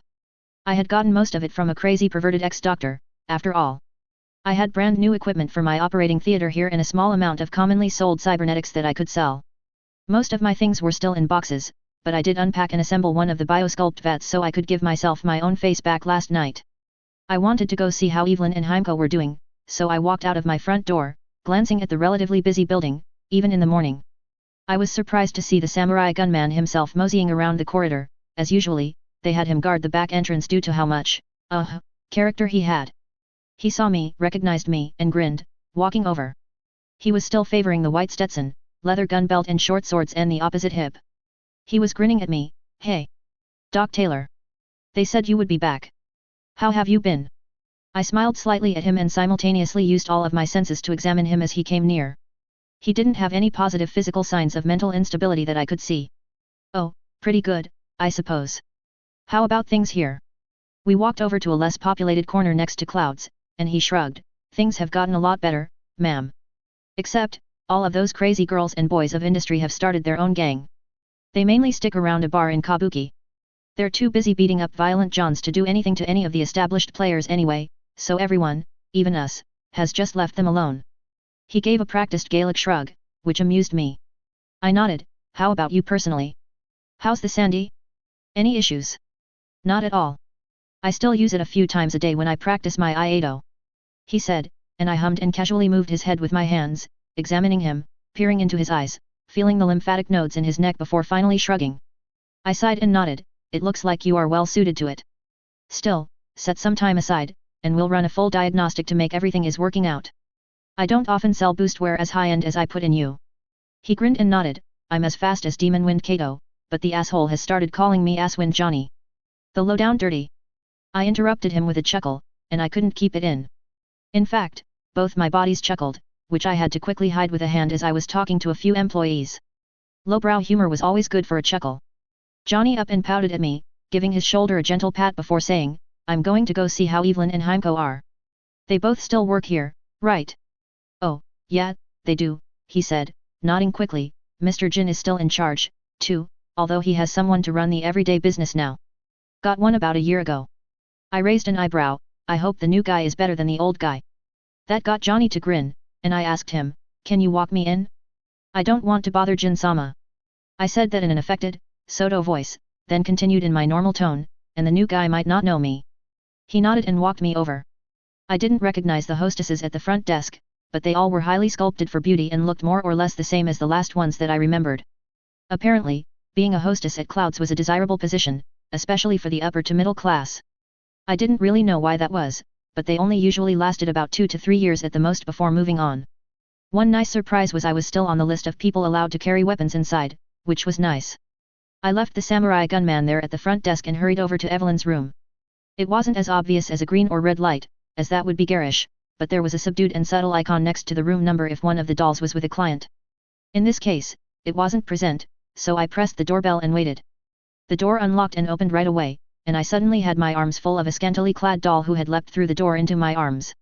She was wearing a nightgown and nothing else. Well, it wasn't sudden. I saw her sailing towards me with enough time to move out of the way if I wanted to, but I just caught her and froze. This was like how a lot of those scenes that I mostly fast-forwarded through on my BDS started. "Taylor. I thought you were dead or something. Nobody would tell us anything." I coughed and sat her down. She wasn't heavy at all, maybe 50 kilos. I could pick her up one-handed, easily. I'm sorry I couldn't say goodbye to everyone. But I had to leave right away, just in case. Gloria and David are both okay, but I can't discuss where they are right now or what they're doing, but they're both doing well. I couldn't, right now, anyway. Gloria had plans to return to Night City, as despite how she denigrated her mother and parts of her family, she still missed them. She was almost done with her degree, but she only planned to return after she had worked at least a year in a trauma center there in LA, as she could start off at a higher quality position with one of the local Ucklaback trauma centers and then transition laterally after she had some experience. Wow! From what little David said and what I heard from Johnny, that is surprising. You're a miracle worker, Tay. She grinned at me, and that flew me for a loop for a second. I wasn't really used to any diminutives of my name, although that boy hero sometimes called me Doc T and, of course, little David used to call me Tayer. That I missed, as I thought he had been cute as a button. Still, I smiled and perhaps shaded the truth a lot about my accomplishment. She was very, very lucky. I can't take much credit. The look Evelyn gave me seemed like she didn't believe me. She drew me into her boudoir, and we sat and talked. Heimko was with a client and couldn't join us, but Evelyn said she was doing well. Mr. Hunk was gone, though. He had quit about a year ago, and Evelyn whispered that he had made some sort of arrangement with his family. Perhaps the arrangement only extended in not renting his body to spinsters by the hour because he was still putting out BDS every few months. I would have been rather upset if he had stopped in the middle of the story arc of his latest series, as he was a dashing, swashbuckling pirate in this one. I had the sudden intrusive thought that I had missed my chance to rent him myself but shook my head, as I would never really do that. It wasn't that I wasn't attracted to anyone. I often was, and even when I wasn't, I could appreciate the attractive parts of people I saw every day from an aesthetic perspective. And it would have been a lie to say holding a mostly naked Evelyn hadn't been a little stimulating. However, unless I imagined I was in a fairly long-term romantic relationship, I couldn't get super excited about the prospect of physical intimacy. I could appreciate a beautiful man or woman, but I wouldn't really want to partake unless I felt a more serious emotional bond with them. It was weird, especially in this world where sex on the first date was often the norm. I honestly didn't know what I was going to do about it because I was committed to my plan on expanding my network, and I had already noticed a little bit about how I had changed already with just 2 nodes. Would it get to the point where I couldn't relate to regular people anymore? Or rather, not enough for me to form a suitable emotional bond, anyway? Relationships were supposed to be a thing between equals, I was told and always believed, so I could see that happening if I didn't see anyone as being my equal. Again, I shook my head to clear it and decided to table those thoughts. They weren't useful to me, and there was always the chance that I was overestimating how much my personality might change with each expansion of my cognitive capabilities. It was a tricky problem and one I didn't have a solution to. I didn't feel any different about having my friends, for example. So, are you going to be running a clinic again? There's been a dearth of good healthcare, especially cybernetics related, around Japantown, Evelyn complained. I nodded, yes, although I'm going to keep my real name out of it. Not sure what I will call it, but I'm directly across the corridor from Clouds. That pretentious clothing store. What happened to Dr. Suzuki's practice? He had been the one who installed my stealth system after all, and I wouldn't fuck around with quacks near my body. She made a face, his clinic was firebombed during the Troubles. I think he moved out to Watson. One nice thing about the Moxes is that they restrain the more militant boys and girls. The Troubles. Were they Republicans, in the Irish sense? I snorted and couldn't help myself, saying while grinning, come out, ya black and tans, come out and fight me like a man.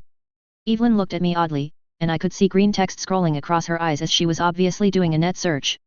Shit, I couldn't help it, but I wasn't doing anything for my reputation of being a normal teenage girl. However, this had been one of Danny's favorite songs back in Brockton Bay, especially after drinking a few beers when I was little. Although, he hadn't sung it once since Mom died. Still, I knew every line and could sing it from memory. Instead of commenting on the anachronism, though, I saw her tapping her finger, obviously listening to the song, so I waited until she finished. She grinned, I might rewrite the lyrics to this song. It's got a good tune, and the Moxes might quite like it if it was more applicable to current events. I was startled, saying, you know where you sleep every night? Should you be getting political? I glanced around, looking for recording devices, which was stupid since they could be practically microscopic. She snorted, they don't actually record anything here. If they even had the ability and that came out, it would destroy the business. Most of our clients are so shy that most of the doll personalities are at least half therapists but with happy endings. She chuckled, besides, I wouldn't be attributing it to myself, just in case it did get popular. Still, I frowned, if you want to uncover 100-year-old music for them, I still think you should pick something a little less confrontational and a little more optimistic. She raised an eyebrow at me and said, Okay, Miss Expert on 100-year-old music, what would you suggest? I sighed and stood up, thinking fast and doing a number of quick net searches before I found what I was looking for. Doing a quick handshake with the smart wall in the room and began clapping along with the karaoke version of the song that I found on the net. I wasn't a great singer, but I tried, and what did you know? It came out better than it usually did. Sun is shinin' in the sky, there ain't a cloud in sight. It stopped rainin', everybody's in the play. And don't you know, it's a beautiful new day, hey hey. After that, it was a two-person karaoke session until she had a client, and I had to leave. I had to stop myself humming along as Dr. Hajime while supervising the transfer of all production to the building next door. My company had grown past existing solely on the second floor of my building, which had somewhat surprised me. The quality assurance job had become the absolute most sought-after job in my enterprise since I made changes to the QA process. I hadn't allowed people to bring in BDS from home because there was no way I was allowing a viral vector of unknown data shard to be connected to my air-gapped systems. However, I would buy 10 BDS a week and created a simple system where my employees could vote on which ones I bought, and slowly over time, the library of what a person could watch while QAing increased. The engineer that I had just hired to help me caused me to blush in embarrassment as after we were alone, he sang softly and surprisingly well, "Lad, I don't know where you've been, but I see you've won first prize." Our karaoke session had gotten bawdier and bawdier, and we had just been singing The Drunk Scotsman, and this man had correctly identified the song I had been humming. I was clearly dealing with an educated man of culture here. I tried to glare at him but couldn't help but grin, trying to explain, that song had been stuck in my head. I was actually pretty impressed he recognized the song just from me humming it. The fact that he wasn't afraid to rib his boss a little bit on what was his first day made me feel better about hiring him. That was good because his salary was 7 times what one of my average workers was making, and that was before profit-sharing incentives. He was the first corpo that I had actually hired. Even all of my supervisors were barely more than straw bosses, just regular workers with enough responsibility and ambition to manage a few people apiece. "Come across the street, and I'll discuss what you'll be working on first," I told him, and we left the building in silence. He snorted in amusement at the sign on the outside of my office as we walked inside. It said, Dr. Hajime, PhD, MD, CEO, CTO, CFO, Head Honcha, El Jaffa, etc. I had put it up as a joke, and I was glad someone finally found it amusing. We sat down, and he said first, "I'm curious about what you need dedicated engineer assistance for. I have examined and tested your product, our product, rather, and it seems rather mature and effective. It's mostly a regular braindance implementation, and I doubt you'll trust me to work on the confidential, patented areas, employment contract and NDA or not." I nodded solemnly. That was true. He wouldn't be allowed to work on either the confidential circuitry and especially not on the software that made the sleep inducer work. He wouldn't even be allowed to walk unescorted into the production area because an especially intelligent man, like he was, could use some of the flashing jigs to get the binary code or possibly my master cryptographic keys from the station that installed my proprietary software onto the assembled devices. It was true that a forensic disassembly, including physical de-encapsulation of the memory units on the device, would eventually work, but I had designed the system to use distributed and encrypted memory to be resistant to this type of reverse engineering. There was no reason to let someone bypass all of that effort involved. "You're not wrong, but there are a number of projects that I'd like to work on that your assistance will be very useful, from a new product to assist with some of my production and quality assurance systems," I said mildly. We were both corpos, so I wouldn't prevaricate just to be polite. I didn't trust him, and he would think less of me if I implied that I did. He raised an eyebrow. "A new product? Or a variation? My specialty is software, not electrical engineering. I can get by, but I probably understand circuits less than you do from what I can tell." I nodded, triggering the holographic display on my desk to project an image of something that somewhat resembled my first-generation device, except a lot bulkier. "This is, essentially, a ruggedest version of my first device. It costs 2 times as much to produce, but you could literally drive over it with a deuce and a half, and it would still be functional." The engineer was silent for a moment as he inspected it. My holographic projector was very high-end and could produce 3-dimensional full-color images, which was important as I mostly used it for biosculpt consults. However, the man in front of me zeroed in on the drab green color of the exterior of the device, raising an eyebrow. "A military product." He let out his breath in a hiss and sat back in his seat, eyes widening a little. "Yes, this product really does have military implications, doesn't it? I assume my job will be software related. This already looks ready to ship, almost, though, so what is your plan?" I have no experience at all working on military products. If all I wanted was a ruggedest version of the inducer, it is indeed ready to ship. However, that would make a mediocre product for a military customer, at best, I said, spreading my hands out. I tilted my head and asked, "How much do you know about modern warfare?" Absolutely nothing, he said immediately, which pleased me. If he had tried to bullshit me, I would have been upset. I nodded. You wouldn't be surprised to know it is very computerized now, though. Clearly. Even in the third world, they have some manner of computer-based warfare management systems. I would guess things like individualized or squad-based data links all the way up the chain of command, jam-resistant frequency hopping encrypted comms at the minimum, he said as if this was an academic exercise. I slapped my hand into my fist and nodded, precisely. It is the squad management systems that I want my devices integrated into. There are dozens available, but mostly they use a similar standard, so it isn't actually that hard to develop for. So the commanders can see when their soldiers are sleeping. He asked, still not quite getting it. I shook my head, paused, and then nodded, well, yes. Partly. But mainly so that whoever is assigned to watch, or automated sensors, can quickly wake the entire squad. Some squad management systems include simple but robust AI-based systems that will alert the squad if suspected unfriendlies arrive based on sensors. Other systems require human intervention. In any case, I want a system where a squad leader or his designee can quickly wake every man in his squad in an emergency rather than have to run to each physical body and rip the inducer off their heads. Ah. That makes a lot of sense. For getting rest in dangerous areas, this would be a dramatic improvement on the status quo. Can physically active soldiers survive on the reduced sleep schedule your devices provide? Over long periods of time? He asked curiously. That was a very insightful question, too, which caused me to raise my eyebrows. I made a waffling gesture. The physical part of rest when you sleep is less than you'd think. Certainly, less than the mental part, but very active people would need at least one long sleep segment a week to keep up. Or alternatively, a nanosurgeon implant or daily supplement of nanomeds. However, the upcoming war won't be like Flanders. Modern warfare won't be months and months of constant trench warfare. He raised an eyebrow. You sound confident that this unpleasantness with the Free States won't go away, unlike all the other times. Yes. Neither side is backing down this time. I think this is going to be President Kress' last big huzzah. If she declined to confront the Free States, she would never win the next election, I told him. I had spent a long time thinking about this, and I was mostly mollified that my conclusion was that this conflict was, more or less, unavoidable even if I hadn't done anything. Kress was up against the wall after being a dictator for 40 years, and it wasn't because I had high confidence in the state of democracy that NUSA practiced. The person who won the elections was the one who the oligarchs, collectively, wanted to run the nation. The CEO of Mealy Tech, Rosalind Myers, was already saying that Kress wasn't going far enough. If Kress didn't do anything, then she would be impeached or, more likely, die in a tragic coronary implant malfunction. He smirked, obviously having the same opinion about NUSA's democracy that I did, but he nodded slowly after a time, okay. This is a new field for me, but it sounds rather exciting. Do you have test versions of some of the more common squad management systems? I nodded, yes. And all the documentation. I could probably handle this, but software wasn't my expertise. Especially software that wasn't attached to an obvious medical device or implant. This was theoretically attached to a medical device, but none of it was designed to make the interface of machine and human work any better, so I would get almost no help at all with it. But you're very busy, he finished for me. I nodded.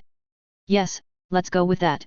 I have written all of the documentation about interfacing with the black-boxed elements of the device's firmware, though. If you need additional APIs exposed, feel free to send me a message, and I'll work to implement them. He popped all of his fingers, which sounded impressive. I was one of the people who couldn't really do that, no matter how much I tried. He grinned, well, I better get started then. My office is across from yours. My new clinic in Night City had barely been open for a couple of days before I got an odd visitor. Well, it was a courier. After verifying my identity, he handed me an honest-to-God paper envelope and quickly departed. Or tried to hand it to me, as I made him place it on my receptionist's desk. I put on some nitrile gloves and grabbed a respirator from my medical equipment, took the envelope into my private area, and said, Kumo-kun, BSL protocols. Instantly, I heard the relatively loud blowers I had installed in line with the venting system creating a slight negative pressure in the room as I hummed, amused. I had both exceptional antiviral and antibacterial medicine immediately available, as well as agonists for most neural toxins that Kumo-kun would automatically inject into me if all of my muscles suddenly froze up. My internal nanites were primed to defend against invaders, too. The only thing I couldn't quickly cure was unusual prion diseases, but so long as I didn't lick the envelope, I thought I would be fine on that front. Let's see how bad they want me dead, I said to Kumo-kun and used an exceptionally sharp knife and tweezers to open the envelope. My name had been written on it with what appeared to be a fountain pen, in cursive, which I took for just bait. A less savvy girl would have immediately ripped the envelope open to see which ball she had been invited to, but I wasn't stupid. There wasn't any obvious white powder falling out, so it wasn't likely anthrax. I raised an eyebrow. Continuous spectroscopic analysis of the air, please, Kumo-kun. Notify me when you find any unusual organic compounds or virins. I pulled out the single sheet of paper out with the tweezers and unfolded it, reading it. Dear Miss A. Bear. You are cordially invited for tea on or about the 5th of July at the Azure Plaza in Night City. I promise you that you will be much more pleased with the conclusion of this visit than the last time you patronized this establishment. Please RVSP no later than the 1st. Your grandmother. Cyanane Astor Armstrong. What, the fuck? I had a grandmother. This wasn't a Biotechnica assassination attempt. Chapter 50, Space. I'm in space. Portions of the dialogue in this first segment were taken almost word for word from a famous exchange between a Russian officer, Ivan Alexeyevich, and a Chechen, Turpal Atriev, right before the Battle of Grozny during the First War. These two men were friends and comrades fighting alongside each other in Afghanistan years prior, and the combination of fate and certain boozing politicians put them at odds with each other. I adjusted a few things, but I've always remembered the words they said to each other years later when I heard it, although I was a child and already immigrating to the USA when this happened. Lieutenant Colonel James Waters watched the approaching column of mechanist infantry approach the rail yard he was charged to protect. He had his men and machines in a defensive position, mostly hiding in an urban area that had been evacuated, but the attacking forces outnumbered him. Still, he felt that his preparation would savage them, even if he or most of his men didn't survive the battle. Still, in the calculus of war, trading one battalion for an entire regiment could be considered a victory. It was just a shame that he could not expect any reinforcements anytime soon. If he had another battalion, he figured he could destroy the enemy force while minimizing his own casualties. His XO walked up to him and said quietly, "Sir, drones have identified the approaching tangos. It's the 131st Regiment, as you thought." Jim let out a series of invectives and finally sighed, glancing over to his camo section, "Get me a transmitter, one we don't care too much about. I want to transmit in the clear." The enlisted men raised their eyebrows but nodded, tapping away at physical keyboards on computers. Finally, one said, "Sir, we have a transmitter in the switching yards, they already bombed it with a loitering munition, so they already know it is there, but it is still working." "For now, sir." Jim nodded, "Perfect." He grabbed a handset and made sure it was paired with his cybernetics before routing it to the transmitter his camo section gave him. He clicked the push to talk and said, "Bill, is that you?" One of his best friends, Colonel William Howe, was the commanding officer of the Southern California 131st Mechanist Infantry Regiment. He, like Jim himself, was a reservist called up to active duty. They had fought together in the past but were on opposite sides this time. There was no response on the radio, and Jim sighed, trying again, "Bill, come on, maybe somehow before it's too late, turn your guys back. Don't do this. Don't do it, it is not needed. In any case, understand that you will die, and I will die. Understand for yourself, who would win from this? Neither of us will win, understand? You and I won't survive, you know." His men were staring at him. "If I see you in the battle, I won't show you any mercy. Just like you won't show me any, you understand?" He paused, "It'd be better if you came up here as a guest. I could put some steaks on the grill. So, have your men retreat. At least have some pity for their mothers. Give the order to retreat." Silence, and just when Jim was about to give up, the familiar voice of his friend came on the net, "I can't give that order, Jim." Jim shook his head, grabbed the handset again and said, "Bill, from the bottom of my heart, I hope that you survive this, but you better leave." Jim knew it was a lost cause when he heard his friend's resolve as he said, "I don't have a choice, Jim. I have my orders, and I will follow them." Jim threw the handset down and said, "Fuck. Order the ATGM teams to be ready. Let their IFVs get into the bag, and then destroy them near the switching station. Order the mortars to commence bombardment as soon as they approach the kill box with no further orders. Echo Whiskey begin full spectrum jamming on all transmitters. Execute." "Yes, sir," his subordinates said in unison. Now that the air was filled with white static, it would be a much more old-fashioned battle. However, he had prepared by running old-style copper telephone wire to stay in contact with most of his subordinates. The bitrate would be terrible, but it was better than nothing. It would be more than Bill had to work with, but it wouldn't do to underestimate the man. The Battle of Fresno was the first major engagement in what would later be called the Unification War and one of the bloodiest. It lasted over a period of 2 days, and the casualties were devastating on both sides. It was considered, on the whole, a victory for the Free States, but such judgments were lost on the men who fought it, as both units suffered immense casualties, with the NUSA force being almost completely annihilated. Both Lieutenant Colonel James Waters and Colonel William Howe were killed in action less than 24 hours apart and less than 100 meters away from each other. I sat the invitation down with my special long tweezers, frowning. Did I have a grandmother? I mean, people generally did unless they were the subject of some wild biotinker's experiments. Even before my power arrived, I didn't think babies came from storks. While I had already known that all Dad's parents had both passed away, I had no memories whatsoever from N.C. Taylor about Grams. But if my mom, Dad, and I all had alternates in this new world that I lived in, then it stood to reason that my grandmother here was at least somewhat similar to my grandmother back in Brockton Bay. Except, I knew very little about her. Gram had been my mom's mother, an austere woman who'd never fully approved of my dad as a match for her daughter. She lived in Back Bay, in Boston, in a very nice house, but I had almost no memories of her visiting us or us visiting her beyond once or twice. However, I knew that just as Gram didn't approve of Danny, he didn't particularly approve of her either, and I recall he called her and Grandpa very controlling. They had come to Mom's funeral, but I hadn't seen them since. Danny had let slip that Gram had been the one paying my allowance when I told him he didn't have to pay me one when our financial situation was especially bad in the months after Mom passed away. He told me that the money was meant for me, but then told me the real reason when I pressed, he didn't want to take her money directly. Danny could always be very stubborn and prideful like that. I hoped he was happier now, and hopefully, my meager allowance savings helped N.C. Taylor in her first months in Brockton Bay. I closed my eyes and focused on my memories from before. Back Bay was a very nice part of Boston. It was part of Accord's territory, and the rumor was that he had a house there. I didn't believe it, personally. If I was a villain as fastidious as Accord was rumored to be, then I would have had some secret base, maybe underneath a large skyscraper, like in a repurposed Endbringer shelter. That would be a real villain's base. Still, it was always clear that Gram had money. Not every family could pay for their daughter to get a PhD in English literature amidst the economic shakeups that parahumans and Endbringers caused. Most people would have to take a loan or suggest that their daughter study something more practical given the uncertain times they found themselves in. Back in Brockton Bay, Mom's maiden name hadn't been Astor or Armstrong or any hyphenation of the two, though, so that was different. I did a net search with the terms Cyanane Astor Armstrong, female, rich, and age 60. Then I let my agent, a very simple machine learning tool that most people had integrated into their operating systems or phones, churn on the results. If I didn't get anything, then I could ask Kiwi to find her, and if Kiwi didn't find anything, I could always ask Wakako to. Oh. That was quick. Wait, what? Gram wasn't that rich back in Brockton Bay, was she? If so, I should have asked for more allowance. Both of my bodies were silent, slumping into the nearest chair in thought as I used my full attention to read articles online. I glanced at the note and picked it up, not bothering to use tweezers anymore. At the bottom of the note was printed a net address that I could access to RSVP. Also, wasn't it a little pretentious to spell out the acronym when it was in French? I decided I didn't know, wanting to rub my face but careful not to do so just in case there was some undetectable compound on the letter. Maybe really high-class people thought RSVP was uncouth.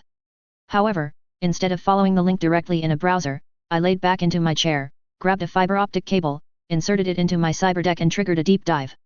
The world fractalized and was replaced by my local subnet rezzing around me. Hoot, I said as I layered proxy after proxy around my icon and then typed in the address in a translation routing program and clicked enter with my beak. Instantly I started moving, blurring through the net. I slowed briefly as I passed through large regional nets and routers, flying fast to the east. The Ihara-Grubb equations created this shared universe of the net and added a sense of direction and distance to the net that made these types of virtual reality interfaces possible. Since I was flying to the east, according to the IG equations, that meant the server I was connecting to was in the east in the real world, too. Finally, the program dumped me in what my menu called the Dublin site net in front of the largest series of structures I had ever seen on the net. It looked not so much like a castle but an old-style feudal walled city, with a motte and bailey. The very air had a charge here, and it made my feathers tremble. One of the tall structures appeared to be a lighthouse inside the curtain wall, right next to the keep. However, instead of rotating around at a standard revolution rate, the lighthouse's beam randomly surged and flitted from here to there like the eye of Sauron on amphetamines. When the beam shifted to me, I let out a high-pitched hoot and immediately disconnected, continuing speaking as reality reasserted itself. Nope, nope. I patted myself down, making sure I was all there and feeling goosebumps on my arms. That was disconcerting, even considering I had used a haywire COMM to put a larger computer in between my brain and the net just now. A couple of quick tests showed me that nothing had gone wrong, aside from instantly being traced by whatever that lighthouse was. Traced through all of the proxies I used and terminated at my nascent clinic subnet. While it hadn't attacked me, it instantly traced and isolated the connection to my subnet's backbone connection that I had arranged for instead of mooching off the fat pipe that clouds had like I did the last time I lived here. It had then performed a thorough network mapping of my entire exterior-facing subnet but didn't hack the Bastion node to map out the private subnet, not that there was much inside of it anyway. At least it hadn't been hacked, as far as I could tell. But maybe I should write the storage to zeros on that Bastion node and then reflash yesterday's backup, just in case. Yes. That would be prudent. However, if it could be hacked so effortlessly, then it could be done so a second time. But that wasn't productive to think about, so I stood up and walked over to the rack of computing hardware in the corner and powered the system down. Thankfully, with fast access solid-state memory, the process was relatively quick, but I kept the backup images off the network just in case I was ever hacked, so I had to physically change out some drives. I let out a breath and sighed. Perhaps I shouldn't have done that. No, there was no perhaps about it. I definitely shouldn't have done that. That had been scary. Maybe Militech or Arezaka or other giant megacorps data fortresses were on the same level or even scarier, but I wasn't stupid enough to ever digitally go to any of those places, either. Realistically, I wasn't in danger, probably. I had been standing outside on what had been theoretically the public Dublin Cybernet, but at the same time, I couldn't help but feel as though there was a giant acme-browned anvil dangling precariously above my head like the sword of Damocles the whole short time I was there. That was me, Taylor Hebert, super genius. Well, it could have been worse. I could have used my haywire pair back in LA to route my net traffic, and if I had done so, then that Eye of Sauron would have traced me back to Los Angeles, directly to my clinic there. There would be no real reason Dr. Hashomi would get curious about this giant data fort minutes after Taylor got an invitation with that address on it. Dr. Hashomi got a phone call, which I answered as I put all of my tools away and stepped out of my private area. I was taking a steady stream of walk-in customers in Night City, and this time I followed many of the NC regulations and business codes.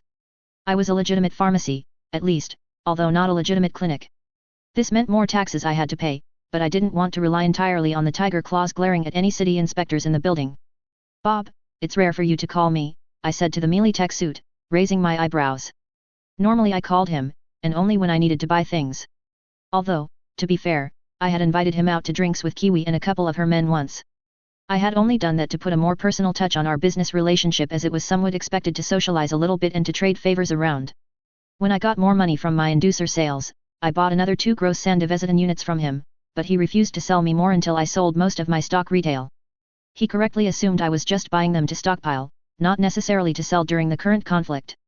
Still, I was pretty confident I would sell them eventually as I did 1 to 3 installations of this model a day now. It had become something of a speciality of my clinic. When mercenaries, or wannabe mercenaries, asked me what they could do to increase their chances of surviving in combat, I generally suggested in this order: a reliable rifle, subdermal armor, nanosurgeons, and a Sandevistan, if they could handle it. The nanosurgeons were more expensive than both the subdermal armor and my entry-level Sandy combined, though, so people did not often buy them from me, which I felt was a bit of a mistake. Most professional militaries included nanosurgeon organs in all infantry, if not in all military personnel altogether, but I had noticed that it was a somewhat uncommon purchase for mercs on the entry level who thought they'd rather have things to help prevent them from getting shot in the first place. I thought this was stupid because you often didn't notice someone shooting you until they actually shot you. Well, the people I shot often didn't notice it, anyway. Bob grinned and said, "Are you interested in a job? Militech needs a lot of surgeons lately, and you could write your own ticket." I blinked. Was he trying to headhunt me? That was quaint. That meant that Bob here wasn't really aware of my other business. Perhaps he was going down the list of competent surgeons and asking? I mentally nudged my agent to do another net search and quickly got an article from one of the local scream sheets, the giant headline reading, "It's war, then." One part of me read the article while the rest talked to Bob. It seemed like the NUSA forces tried to push up into Fresno, and a battle took place. I pulled up 5 more articles in different outlets, foreign and domestic. Everything I read was propaganda, but the best propaganda was true or at least had elements of truth. It was what was left out that clued you into the propagandist's motives. By reading about the same event in multiple locations, I could reasonably interpolate that the actual truth lay somewhere in the middle. I was reasonably confident that there was a battle in Fresno and that the casualties had been heavy, and Northern California still controlled the city and rail nexus. President Kress had immediately declared war on a number of states, which was a reaction from weakness, I felt. I had really been heads down if I hadn't noticed that, though, but I really did hate the news. The fact that she had reacted so strongly, along with a number of other things, tended to make me believe that NUSA got creamed in the battle. Perhaps I should be watching the news more carefully, but honestly, I did not really care. I didn't have a dog in this fight, nor did I care about who won. Either way, most things would stay the same. Neither side was better enough that I would have rooted for them to win the conflict, much less wanted to support them. Although, I supposed I had a slight bias in favor of the Free States side since they had been attacked first, aggressed first. No, thank you, Bob. I doubt you could make it worth my while. Besides, I didn't start my own practice because I wanted to 8 to 6 it, I told him flat out. This, surprisingly, got him to grin and look relieved. I didn't have to wonder long as he told me why he seemed relieved. I didn't think so, but I have been told to offer. If you had agreed, then I wouldn't get to act as your clinic's liaison, which would mean less remuneration for me. I narrowed my eyes. Liaison? You are my sales rep. Well, yeah, about that. I am. But your practice is being drafted by the NUSA federal government in accordance with the Defense Production Act. You should be getting a national security letter explaining things shortly, he said, sounding polite and sending me some signals that he was slightly apologetic about it. I narrowed my eyes and said reasonably, Bob. I'm sure you don't want to look underneath your car for the rest of your life before you start it. So, talk fast. Sure enough, I got a message from a cryptographically signed address from the Department of Homeland Security right on time. This caused him to grin and spread his hands placatingly. It might sound weird that he seemed relieved that I threatened to put a bomb underneath his car, but a blatant threat like that was a way for me to say that I didn't really hold it against him. If a corpo really wanted to kill someone, they didn't warn them unless they were extra sneaky, I supposed. He said, "Be Sub-Zero, Doc, be Gatto. You know this isn't me doing this. They just stuck me with the details since I know you. And you're not singled out, either. All the hospitals and clinics that aren't a back alley chop shop in LA are getting one of these." I read the letter and forwarded it to my attorney for him to review as well. From what I could tell, though, the Defense Production Act was an overly broad law that gave the president or her designee the ability to force a private business to accept and or prioritize contracts for materials or services deemed necessary for national defense, theoretically, even if in so doing the company suffered a loss. I didn't expect to be forced to take a loss, as I would just shut the clinic down temporarily, and they would have killed the goose. The threat to do so was so obvious I didn't even need to mention it, either. This situation was kind of like temporary partial nationalization, though, so I sighed and shook my head. What baka decided this? It's stupid. He shrugged. LA will be the main hub for casualties. We're taking over most of the hospitals, too, like I said. What this means for you is you'll get a couple of patients a day, already stabilized, with the goal to assess and, if possible, bring them back up to 100% using cybernetics or biological replacement, depending on the economic factors involved, of course. I wanted to groan inwardly. This was the type of medicine I hated to practice the most, the any-pinching kind. I rapidly sent a message to the 3 surgeons who worked PRN for me, asking if any of them wanted to come on full-time or at least increase the days they worked and offered bribes. I didn't mind if I had to pay a little bit more. I'd prefer these mandatory patients go to someone else. Hopefully, one would bite, so I wouldn't have to do this very much. Also, how quickly could I get contractors to come and install 1 or 2 more operating theaters on the 2nd floor? I had already moved all production out, so I had the space now. I would definitely need more than just 1 operating theater.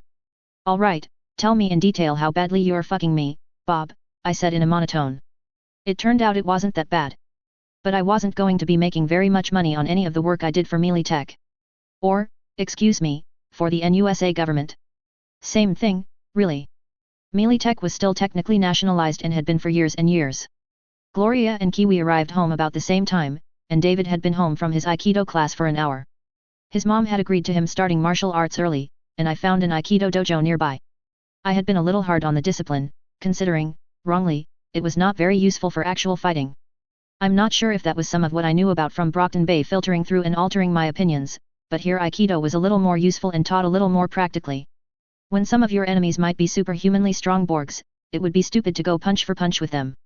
Due to this, many disciplines considered soft or that relied primarily on an attacker's force and momentum were much more effective. The most famous solo in the world, Morgan Blackhand, was supposedly a 5th Dan Aikido master, although nobody was sure if he was alive or dead. It seemed useful enough that I had started taking classes, twice a week. Tai Chi, though, was still mainly just for meditation and discipline, which matched N.C. Taylor's memories of studying it when she was little. I said as they all got into my living room, "I'm not making dinner tonight, but how does Chinese takeout sound?" That was agreeable to all parties, especially David, who pumped his fist. Gloria looked tired and said before I even asked her, "It's been crazy at the hospital. I'm glad I'm only doing 1 rotation this last semester. We've been taking in a lot of soldiers being evacuated from the north, although some suits kept saying we'd get arrested if we talked about it. I think they're trying to keep a lid on how many casualties they're taking." That made sense to me. From what I could tell, they hadn't even been informing the Kia's next of kin yet. Gloria looked tired, but it wasn't the tiredness from lack of sleep as she had experienced in the past, but the tiredness of someone who wanted to get something over with. She would be graduating soon. Her focus was critical care and emergency medicine nursing, although she had a minor focus on psychotherapy due to her scholarship. They're sending stabilized patients to my clinic that I have to accept, or else, too, I told them, which got both Kiwi and Gloria to raise their eyebrows, as it was definitely not usual. Gloria seemed upset, glancing at her number on priority, David, before saying, "This war sounds serious, then. I hope nothing happens here." "I doubt it. It's not like the Free States want LA, I said wryly, and then turned to Kiwi, "I've decided I can help that merc you told me about if she is still in town." Yesterday Kiwi mentioned that a woman she knew as an acquaintance was in a bind. She had done something kind of stupid and needed a new identity, kind of like the person Wakako had sent me. I didn't want to advertise that I was capable of such things, so I brushed her off at first, but everything going on today had me accelerating some of my plans, and she could be perfect for one of them. From what I could tell, this lady needed a new identity or to get out of the country and was pretty sure she would be murdered if she stayed anywhere inside the continent. That said, she really didn't want to leave North America and had been saving that as a last resort.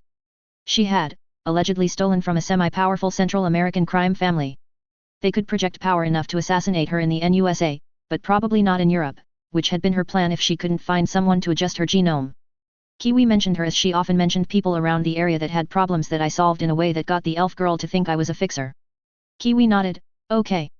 I'll bring her by tomorrow. She is lying low right now while trying to find a way to get out of the country. This whole unpleasantness isn't helping. If you're the CEO of your company, how much do you pay yourself?" "I would set my salary at 1,000,000 eddies." David asked me and declared after the Chinese food arrived, and we sat down to eat. I snorted, "My salary is $1 a year." "What? Why?" he asked, shocked and dismayed. I chuckled, "Because I have to pay 45% income tax on my salary. But I'm the only one who owns the company, so if I just issue $1,000,000 dividend to the shareholders, myself, then I only have to pay 10% tax on that because it is considered a capital gain." I couldn't claim to have come up with that idea, but the accountant I hired did and made it seem like I was stupid for not realizing it. There were dozens of different tax loopholes like this, and it wasn't surprising that they were structured so, mainly, the rich were the main beneficiaries. It had been the same in my last world, too. The more things changed, the more they stayed the same, after all. I personally didn't think the NUSA government was in any way working for the benefit of its citizens, though, so I didn't feel bad about avoiding taxes. This caused David to laugh, "Nova." I glanced down at him and smiled. In a few years, David would be old enough to start life extension and genetic therapies. I'd do the life extension myself, but he would need the cover of some common genetic tweaks on the commercial market, so it seemed like that was where he got the let to. The current consensus, which I mostly agreed with, was the ideal time to do initial life extension and genetic therapies was just before puberty, after all. I got to my clinic fairly early in the morning the next day, as I had 2 Militic-delivered patients waiting for me. I blitzed through them but had a few issues finding the correct people to send the treatment plans to, which had to be authorized and returned to me before I could perform the procedures, but I ended up finding the correct net address to submit in the end, after talking to 3 people on vidcall. The 2 soldiers were both missing some limbs and had organ damage in a few places. Not a big deal at all. "Tisk," I said as I finally got the treatment plan back, as Militech was nixing the scar removal biosculpt. Penny-pinching bastards. This was like dealing with an HMO, or worse. I vastly preferred my normal cash-on-the-barrel-head business. I would do it anyway, even if Militech didn't pay. My VATs didn't use very many nanites these days with the multi-level filtering systems I had installed, after all. I'd just call this a freebie and doing my part for the GIs, I supposed. I stood with a Rosie the Riveter pose for a moment before I realized I wasn't alone, glanced at my receptionist and then fled to my office. The truth was it upset my sense of medical elegance not to include it. I spent most of last night doing more research on my alleged grandmother. I dug through all of Alt Danny's old things and did find Alt Danny and Alt Mom's marriage certificate, and sure enough, her maiden name had been Annette Rose Astor Armstrong, so that made this note more credible. Although, with the wealth that Grams had, she could have afforded a ninja to sneak in and alter this physical document, and I might never have known. Wait a minute. Wait a fucking minute. I smacked my palm on my desk. A ninja?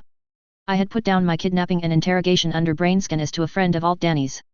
It was pretty clear to me that my behavior since coming to this world raised some flags with people who knew N.C. Taylor. In retrospect, it had been obvious that the main thrust of the interrogation was ensuring I wasn't a doppelganger, and only after that had they branched out into general questions and subjects of interest. Only I definitely was a doppelganger, just one close enough to NC Taylor not to be detected. I was still a little sore about that, but most of it was because of how easily that man with the British accent took me apart. I had to admit it had been something I had been trying to forget, too, which was kind of stupid. I had thought I was dangerous at the time, and seeing someone who really was dangerous had been a stark wake-up call to me. I didn't like feeling helpless. I hated it, in fact, so I avoided thinking about when it had happened to me. But, yes, it fit. I always thought that the British ninja seemed vaguely butler-like, and this family was based in the UK and Ireland, from what I could tell.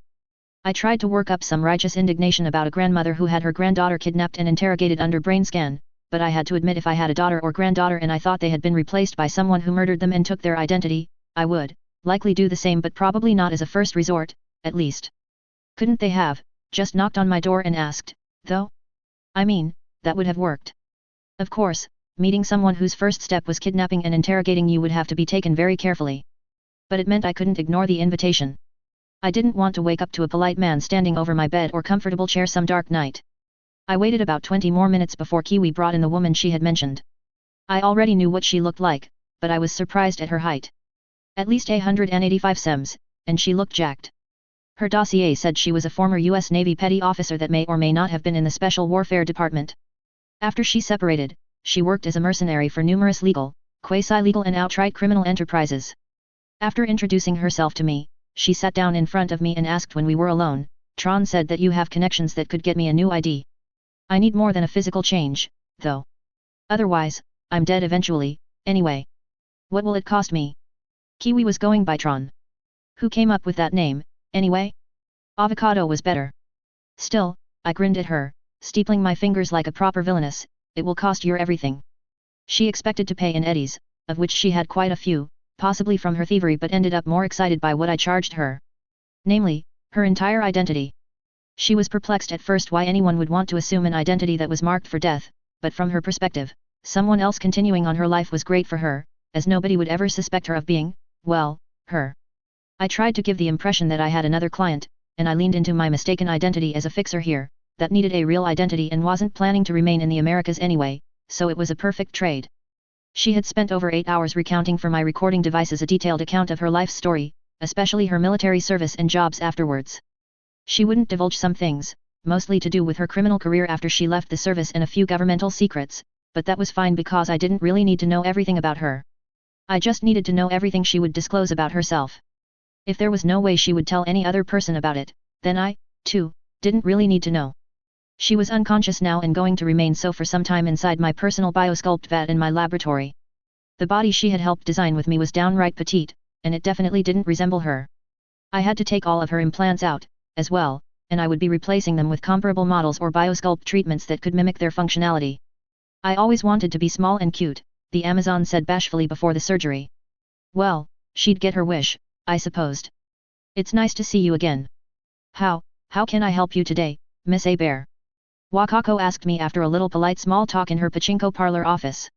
My discussions with Wakako reinforced my belief that Wakako had come up from the streets, so to speak. She certainly didn't have a corpo background, but I would have been a little bit surprised if she had. She was polite, like a corpo, but she barely sent out signals using body language, intonation, or cultural reference that tended to change what a corpo meant when he or she said something. For example, I would never casually threaten to put a bomb in Wakako's limo as a way of telling her no hard feelings. I was afraid she would believe me. I smiled, I need some security. As ridiculous as this sounds, I have another meeting at Kanpiki Plaza, and I thought it might be good to have a security team waiting for me outside. She pursed her lips and looked at me weirdly, I do hope it goes better than your last meeting there. Although, it did end up being quite profitable for the both of us, Then she slowly shook her head, looking more amused now, but yes. I think I can assist. I will need to know who you are meeting and a little bit about what it is about so I can accurately underwrite the risk, price it and offer the gig to mercenaries which might be most appropriate. I nodded.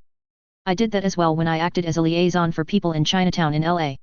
I mainly picked the gigs that I thought would be profitable and fit Kiwi's risk profile, the rest I handed off to mercenaries that I had become acquainted with that operated in the area. I generally charged a small fee for the service. I mostly acted as an escrow. In almost all cases, people had to pay up front for mercenary service, otherwise, trying to get clients to pay afterwards was almost impossible. I was trustworthy enough to both keep the money, correctly judge the success or failure of a gig and pay the mercenary if the gig was successful or return it to the buyer if it failed. I frowned, having a sudden epiphany. Maybe I was a fixer. A little one, though. Tabling that thought for the moment, I said while smiling, well, my grandmother has invited me for. Wakako immediately interrupted me, I'm afraid I won't be able to assist you. Wait, what? Then it became clear. This bitch knew who my grams was and hadn't even told me. The odd first meeting with the tea service came to mind, telling me she probably knew the whole time.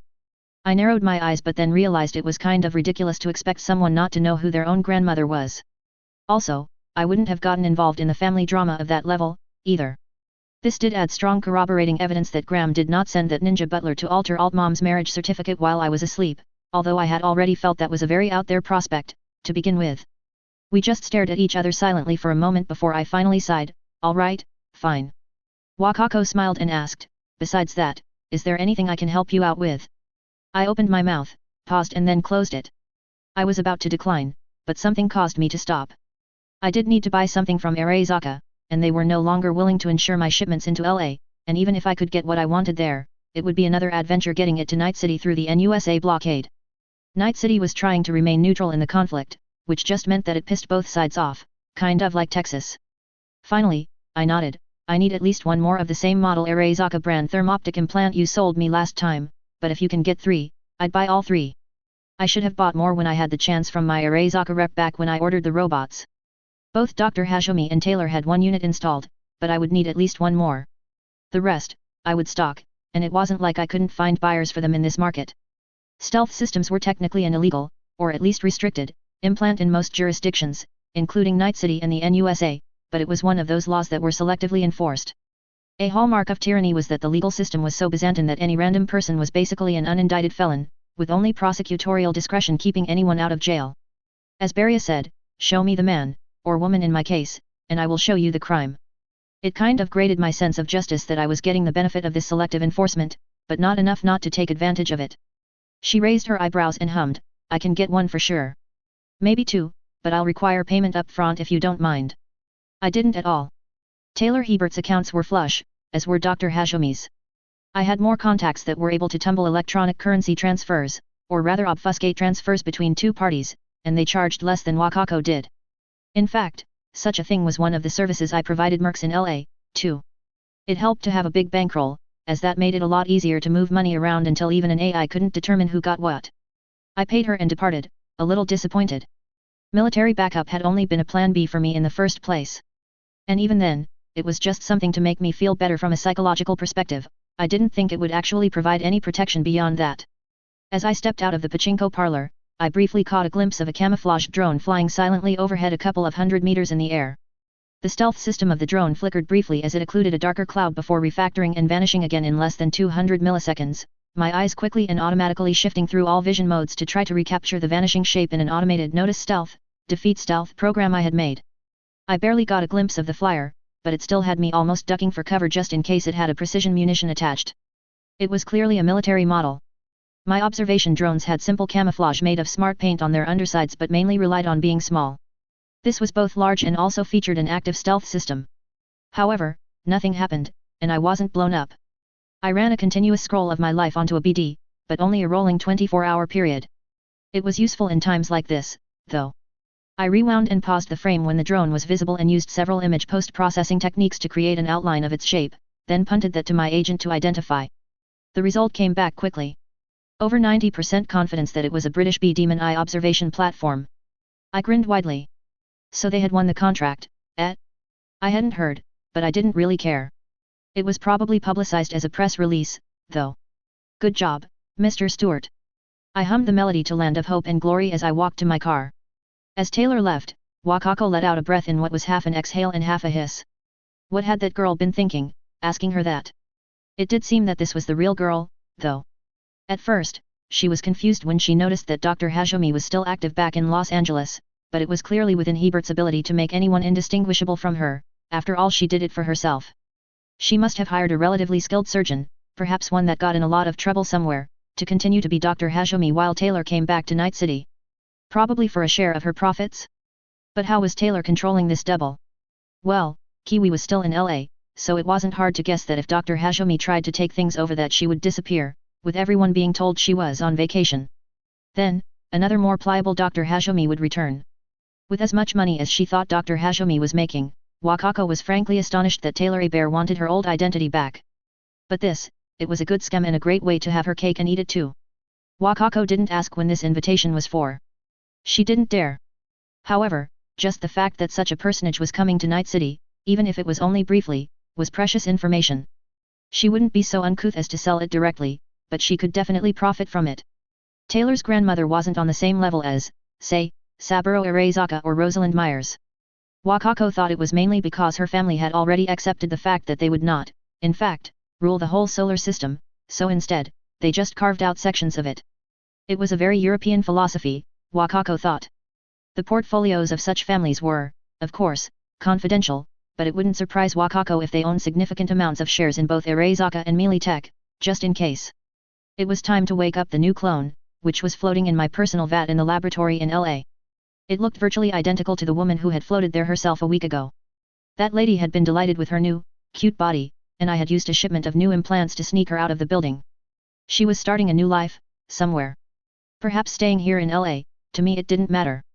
All of my implants had been identical between Hajime and Taylor Bear, and that was very wise with the first pair, but I was diverging from this rule this time. Slightly, anyway. I would absolutely have to have the same cyberbrain and operating system for now and definitely the same or at least equivalent Kerenzikoffs, but I thought the rest I could change. It might take a little bit to get used to, but it would be fine. Kiroshi's would stay the same, including my modifications to them, because they were just too useful. I did include the stealth system on this new body as well because it was so universally useful, and it was very tolerated, even if it was restricted. But I could not take integrated weapons systems where I was going, not at all, so the monowire had to go. What replaced it was a very high-end military set of full-arm prostheses by More Technologies. They were in the strong arm or gorilla arm class of cybernetics, and while they were in some ways as dangerous as a monowire, they were tolerated everywhere because they were also used by laborers. This body wouldn't have a cyberdeck at all, but I would be able to act as though it had one through my connection to my other bodies and other computers, and it had a full body set of high-end subdermal armor system. I frowned at the almost Amazon body. Although Hajime was Kavya and a little shorter, she had a similar body type to my original, so it wasn't too difficult to get used to. Hopefully, this new body wouldn't cause any dysmorphia, especially with its more radical cyber limbs and armor instead of the more subdued muscle lace and ballistic skin weave. However, I was trying to fit in, and she had dermal armor, not ballistic skin weave. Well, it also had muscle and bone lace for the organic legs, too. Plus, this was exactly what a body that used to be a US Navy SEAL would look like, I thought. I couldn't exactly try to change it too much when I was trying to look like someone who had been a real person. Questions would be asked already, and I didn't want to diverge from what was expected too much. Well, there was no use continuing to wait around. I triggered the integration, and both my bodies sat down and began meditating while a countdown timer flashed in my HUD. Suddenly, again, I was more. It was hard to describe the feeling, but I really liked it. It wasn't like taking a drug because that just muddled your mind, whether it was a depressant or stimulant. It was the opposite of that, although I thought it might be just as addictive, so I tabled any plans for expanding to 4 anytime soon. Besides, I had some special plans for number 4 that would take quite a while to implement. I helped myself out of the tank and got dressed. I had to hustle now. I only had a couple of hours to get to the Los Angeles International Airport for the orbital airspace plane flight to the Crystal Palace. A brief layover, followed by a much longer ride on a freighter to the Galileo Cylinder, one of the O'Neill colonies. It would take close to 2 days to boost out to the Lagrange point where the space stations were situated at. If you had enough money and technical skills, and most importantly, no further entanglements or loyalties to the planet Earth, then you could immigrate, although I was sure I would be scrutinized severely due to my past military experience. I wouldn't be going there as a doctor, no way. Too suspicious. The Amazon had no medical experience at all. But they needed a lot of electricians and other zero-gravity workers. The Amazon didn't have any experience in microgravity, but that could be taught. She had been a specialist in interior communications in the Navy before becoming a special warfare operator, but it meant she had both skills, and those would be the ones I would be leveraging. Submarines were half spaceship, anyway, so my CV and immigration request had been tentatively approved by the Republic of O'Neill Cylinders. I had already been devouring training manuals for both low and high voltage electrician work, including training materials for precisely her former job in interior communications. It was basically the Navy's version of a networking tech, which I already had a little experience with creating the networks for several buildings. I frowned as I got into the cab with my duffel. I hope this didn't count as stolen valor. It was merely identity theft, and I had permission, even. At the same time, Taylor Hebert logged into the site to RSVP that she would, indeed, be available for tea on the 5th. Chapter 51, Nuka Girl. I looked at the pug dog who sat there panting and staring around at everything. She was theoretically my new pet, but the thing had been acting odd since it arrived weeks ago. Shortly before my Taylor body left Los Angeles, this thing had walked into my door with MRS Peg riding on its back like it was a horse. The bird would use one wing to point a direction, and the dog walked that way dutifully. They had been trying to make it up the stairs before my security had stopped them, but they were already well aware of my pet pigeon, so they didn't know what to do and called me. Seeing my pigeon ride around on a small, tan pug was pretty weird. Just seeing a pug was pretty weird. Los Angeles didn't have the best atmospheric conditions, possibly even worse than Night City, and pugs had trouble breathing even in the best of times. There were no roving grumbles of pugs in LA, as far as I could tell. But this dog didn't have any embedded implant suggesting it was someone's pet, either. Checking my surveillance feed had the dog coming up from the south with MRS Peg flying along with her. I had tried to find its owner but had no luck. It was a mystery. Was MRS Peg trying to find the Hashemi body a replacement pet? The bird departed with my Taylor body back to Night City, after all. I knew I frequently thought about how MRS Peg was more intelligent than the average bird, but that was going beyond just being smart for a bird. The dog seemed less intelligent than MRS Peg, at least, but a lot of that was just my opinion on its stupid pug face. It didn't need a leash to go on walks, so it was probably smarter than the average dog. David was the one that was mostly taking care of her, but she liked sitting on my lap or coming in with me into my lab, although I often didn't let her in if I was going to be working for a long period, just in case she pooped inside. It cost €500 a month for the fee for a pet permit in Los Angeles, and that was less than the charge for Night City. I frowned at it. A few simple modifications would help it breathe better, at least. Maybe some SpiraSpira building cybernetics, too, so it could rely on stored oxygen and didn't have to breathe the crappy Los Angeles air when it went outside to pee. I frowned. That would be a good modification for most people, too. Were there any commercially available SpiraSpiras, I wondered, or would I have to invent one? "Simir," I said to the pug, who suddenly looked at me warily, still panting while my hands were outstretched and grasping for the animal. The flight on the space plane was intense. Apparently, anti-gravity technology only worked when it was very close to a gravity well in the first place. So you could use it on the planetary surface but not in space. Not for propulsion and not for simulating gravity, either. That was a bit of a letdown, as that was real science fiction stuff. So instead, I gripped the handrest of my economy class seat tightly as the variable geometry motors of the space plane shifted from scramjet mode to pure rocket. The acceleration forces pushed me into my padded seat while on the wall in front of us was an accelerometer that displayed our current g-forces and had pegged out at 3gs briefly before slowly falling. The Crystal Palace was very interesting, but I wouldn't have permission to explore it freely. In addition to the huge recreational and business areas that it was famous for, it acted as a vast transshipment hub, and this part of the station was where I was limited to. There would be no gilded oak paneled walls in this area, and no scantily clad hostesses, merely bare metal and shift workers, but everything was still very interesting. My first experience in microgravity was amazing, and I spent the entire spaceplane flight up looking out of the window at the Earth below. I noticed a few frequent flyers snort at me acting like a tourist, but I didn't care at all. The color of the Earth below was different from what I was expecting, different from the NASA images I had seen in Brockton Bay. The blue was mostly the same, but there were a lot fewer green areas than I expected. Most places appeared browner than I recalled, with even the areas that were obviously cultivated appearing darker yellow. Microgravity was a hoot, and there was time enough on the flight up to the Crystal Palace to experience it thoroughly. I was very fortunate I was not one of the approximately one-third of people who got violently ill in space, too. I had been watched most of the flight by the stewardesses, as were all of the few new flyers, just in case this happened. One person did throw up, but it wasn't as bad as I thought it would be from what I knew about space adaptation syndrome.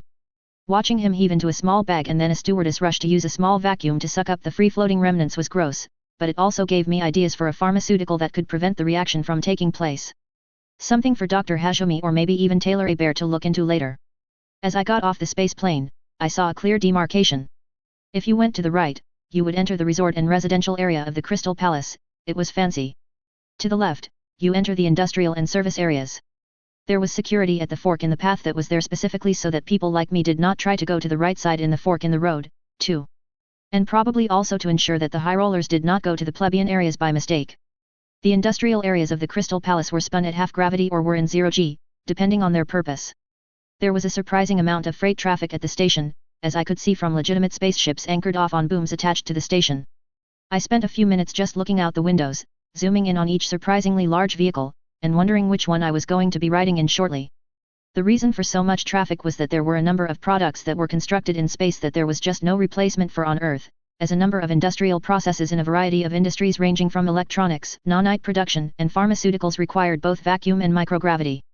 This meant that some things were ridiculously cheap at the station, whereas other things were ridiculously expensive. I could get the systems on a chip that I used for my first-generation sleep inducers at a tenth of the price up here, and that was because they were made in orbit, in large industrial space stations, and then shipped down the gravity well. At the same time, a thin scoop hamburger with no cheese, no fries, and no drink costs €40, which was more than 8 times as expensive as LA. And that was at the Working People restaurant in the industrial area of the Crystal Palace. It was true that modern space planes reduced the cost of shipping things to orbit massively, but you couldn't overcome the tyranny of gravity so easily. It wasn't that it was impossible to build complex transistors and processors down on Earth, but without microgravity, it required the traditional photolithographic process, which used tons and tons of incredibly pure water in the cleaning stages. Pure water for industrial processes was priced by the grade, and the ultra-pure water necessary in chip fabs costs more than €50 per liter these days. It was much cheaper to use the different production processes in space than build these large traditional chip fabs on the ground, even if you had to build a huge space station. Ironically, purifying water in space through vacuum distillation was much cheaper, but nobody would ship water up to orbit and then ship it back down again. While there was some deep space mining activity of small comets or snowballs in popular parlance, the production was nowhere near high enough to ship any water back down the gravity well. As with most things, it was worth so much because it was already in space.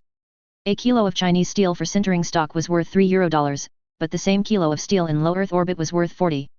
All of this combined to make space a rather weird economy. It was the opposite of what was expected when you thought of colonies. The opposite of the normal colony model.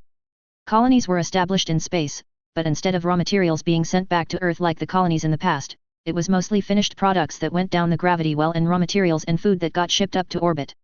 The O'Neill colony that I was headed to was theoretically self-sufficient with a population of over 40,000 but, in reality, relied on a lot of trade with Earth and other stations. I finished my burger, fries, and lemonade. I was avoiding any carbonated beverages as the flight to the Lagrange point was both long and with minimal amounts of gravity. The freighters used high-efficiency continuous thrust engines, many low-thrust plasma engines powered by fission reactors. The result was that they took quite a while to get going, and the entire flight was probably going to be in microgravity. Not only were the bubbles of carbon dioxide in carbonated beverages not buoyant in microgravity, but the same applied after you drank them, so burping was impossible. It was best to avoid such beverages unless you were on a station with simulated gravity. If I was staying here in the Crystal Palace, or when I got to the colony, it would be fine, but not for the flight over. I frowned. There was a digital map app on the Crystal Palace site, but it was rather confusing. I decided to ask the man who ran this burger joint in space, as he seemed pretty pleasant when I ordered my meal. "Can you help me out? I'm trying to find the freight terminals," I told him. He nodded while flipping patties in unusual ways in the half-gravity. "Leave here, and turn anti-spineward and you are going to need to walk about a third of the ring, I think it is about 20 cores down. Turn spinward and exit into the 0G area, there will be red lines bordering the door to tell you it's in 0G. Grab the handrail and throw yourself through the door. Then follow the brown line on the deck." I blinked several times at that unusual vocabulary, but I was not stupid. I was smarter than ever, and I lived a life about 4 times as fast as the average person, too. I parsed that carefully, following along on the confusing 3-dimensional map. "Anti-spineward, that would be to the left, He looked up at me and grinned. "Yeah, that's right. Nice. Maybe you'll fit in after all."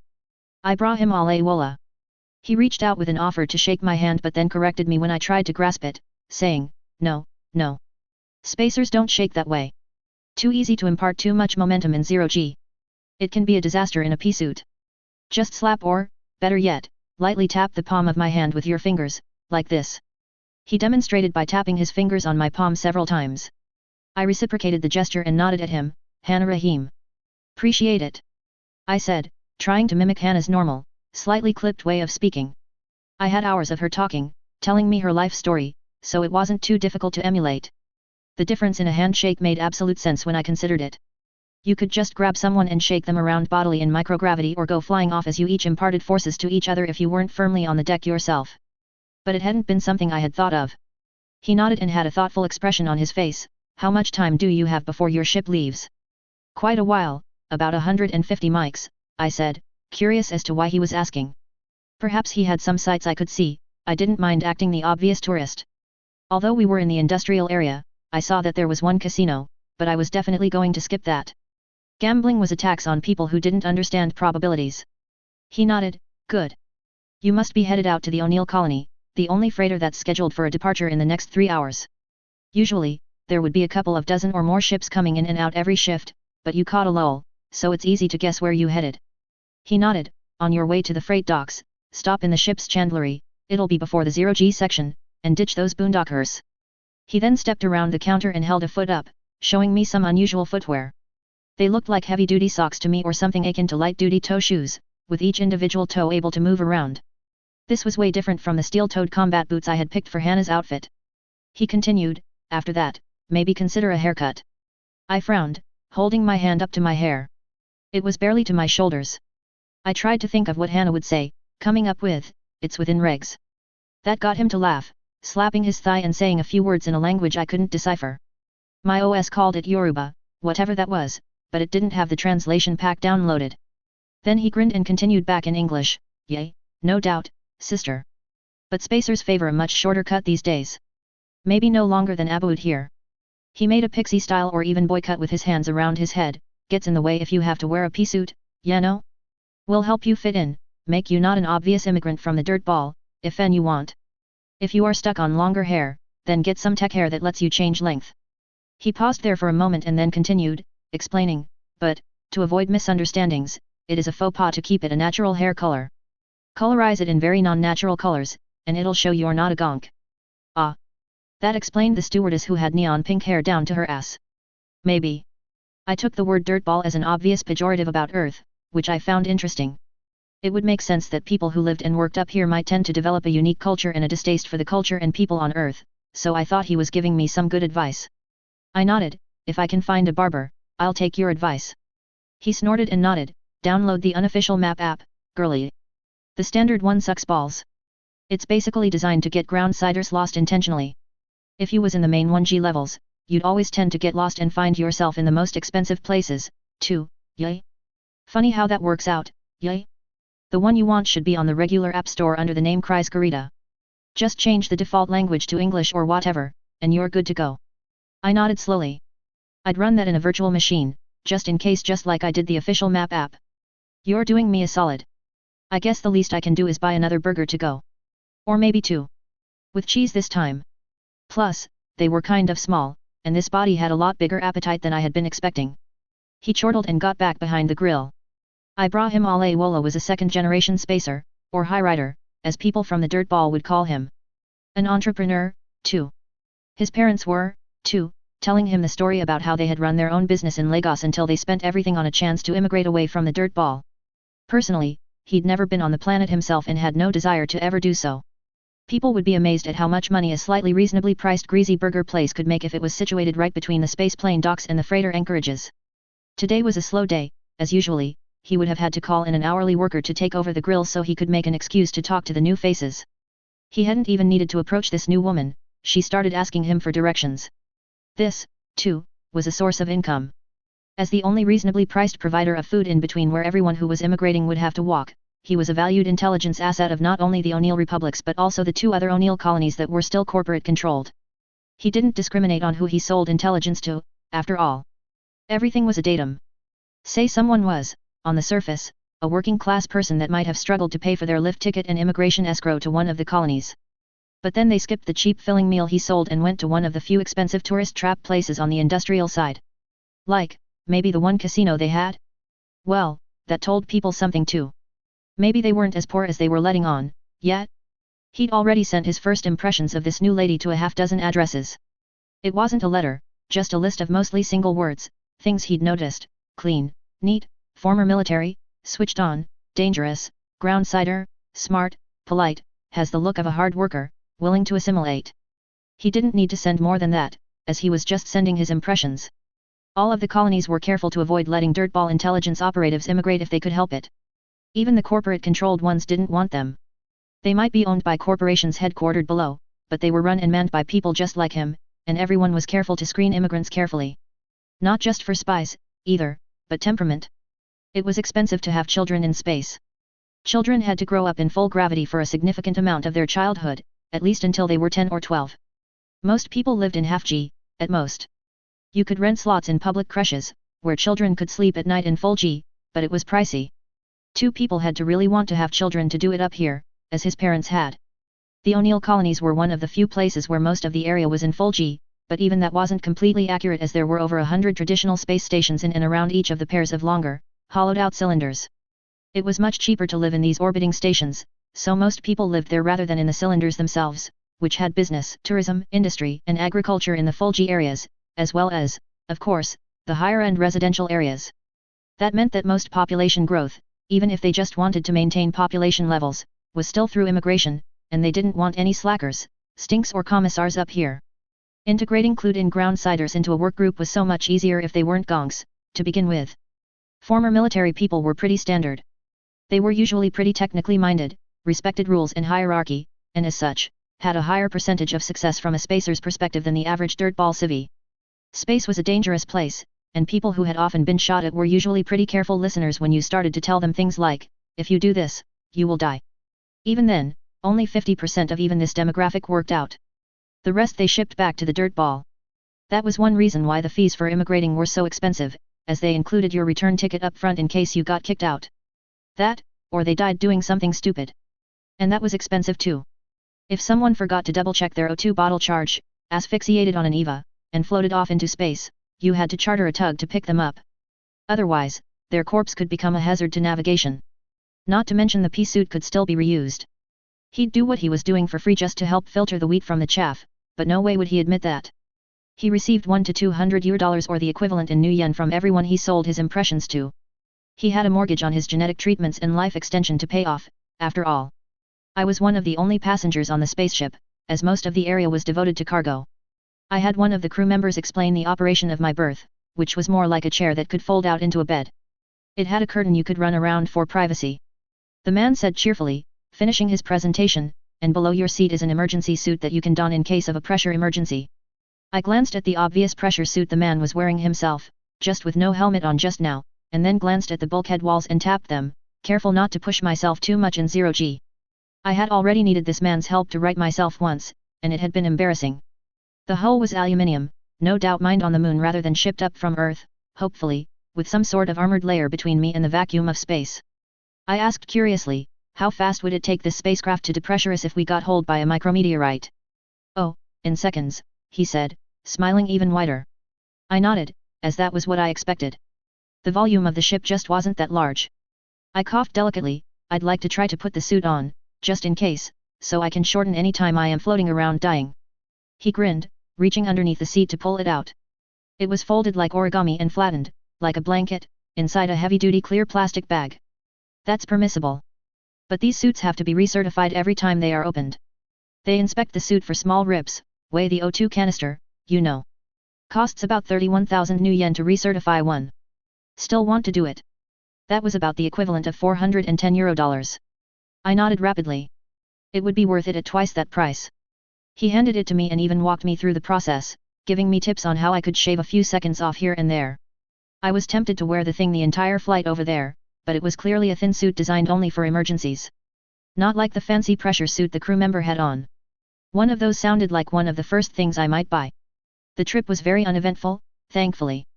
I found myself surprised, utterly shocked, actually, at how much thrust the ship was putting out when we got going. I never actually looked at the numbers, but there had to be close to 1/20th of a gravity of acceleration forces involved. That didn't sound like a lot, but it would make a plumb bob fall true, and furthermore, it was actually incredibly fast acceleration for a spaceship carrying a lot of cargo. I had been wondering just how it was possible at all for there to be any activity in deep space whatsoever. But assuming they could maintain this acceleration indefinitely, then you could travel from Earth to Mars in 10 to 15 days, not 6 months like I was expecting with chemical rockets. I didn't know if that was actually possible because our flight plan, according to the entertainment system, was over 30 hours and did not accelerate continuously.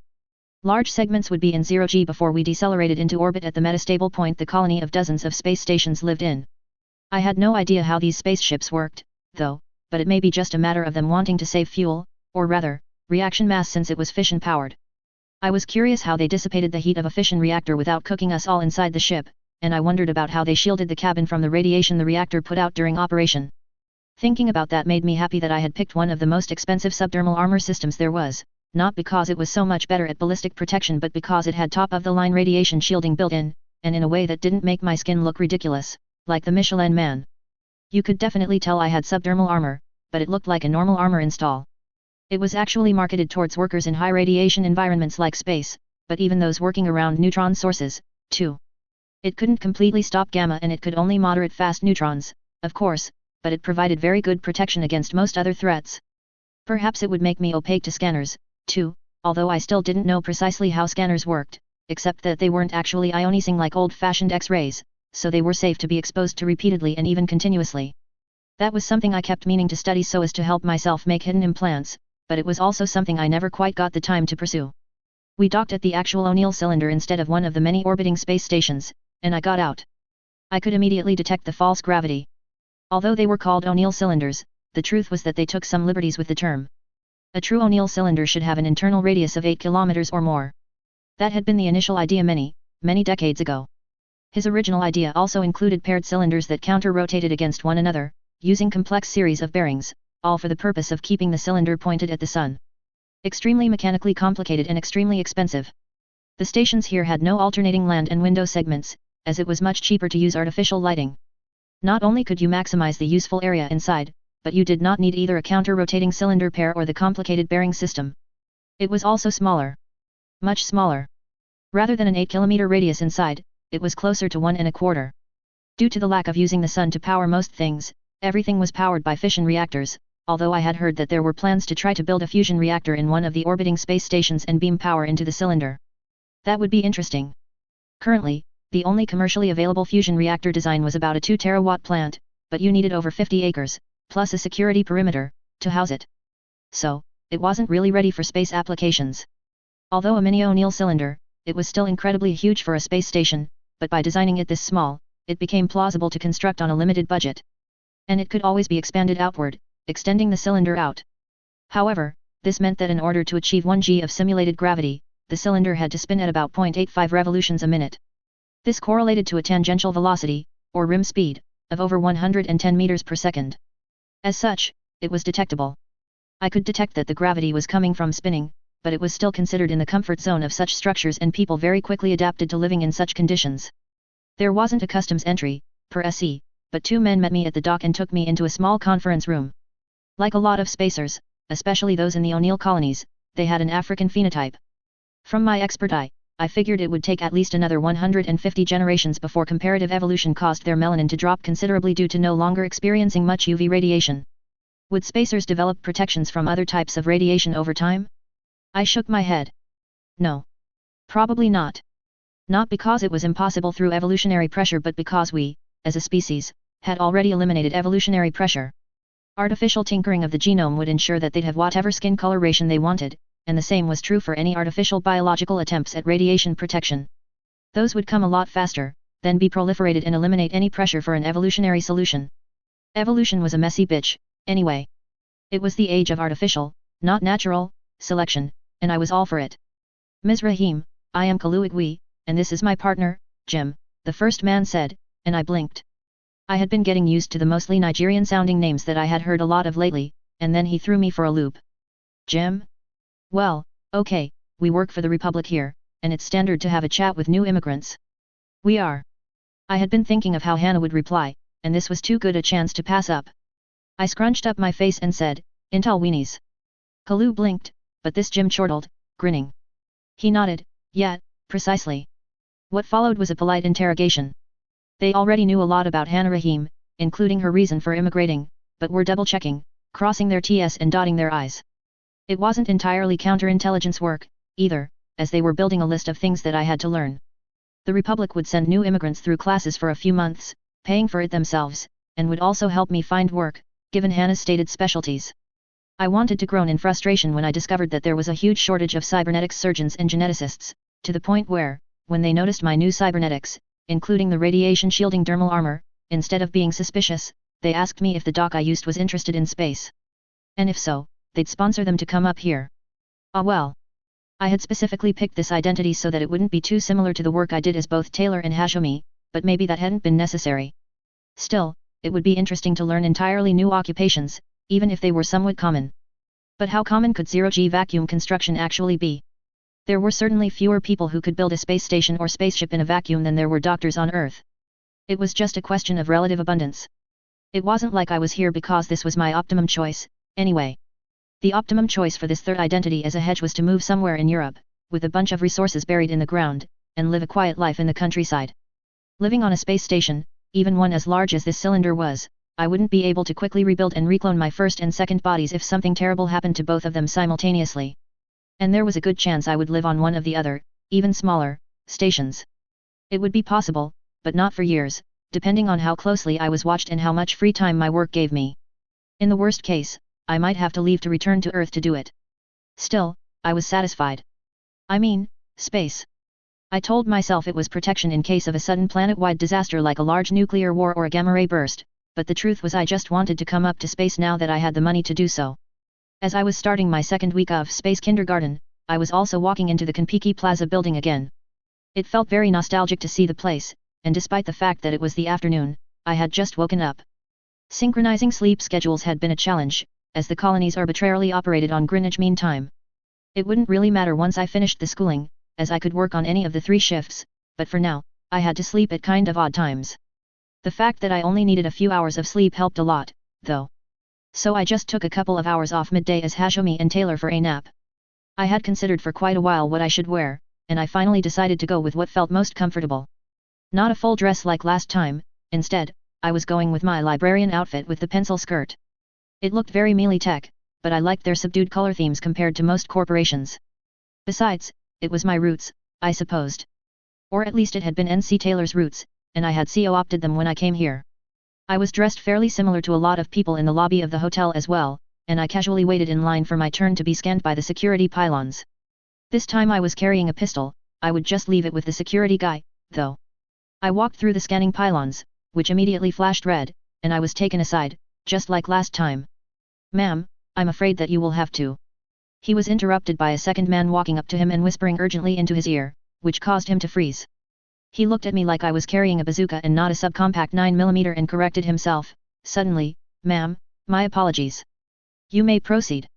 Your party is waiting for you in the Tavernier suite on the 100th floor." You could hear a pin drop, and I suddenly realized I was the focus of a lot of attention. Not only was I being allowed to carry a piece on, not put a bracelet over my monowire, but I was being directed to the penthouse floor. I didn't like being the subject of a lot of people's attention, but I bared up and managed to avoid blushing with an exercise of will. This level of treatment was certainly different, though. I guess I had Graham to thank. She had clearly told the people working here to be expecting me.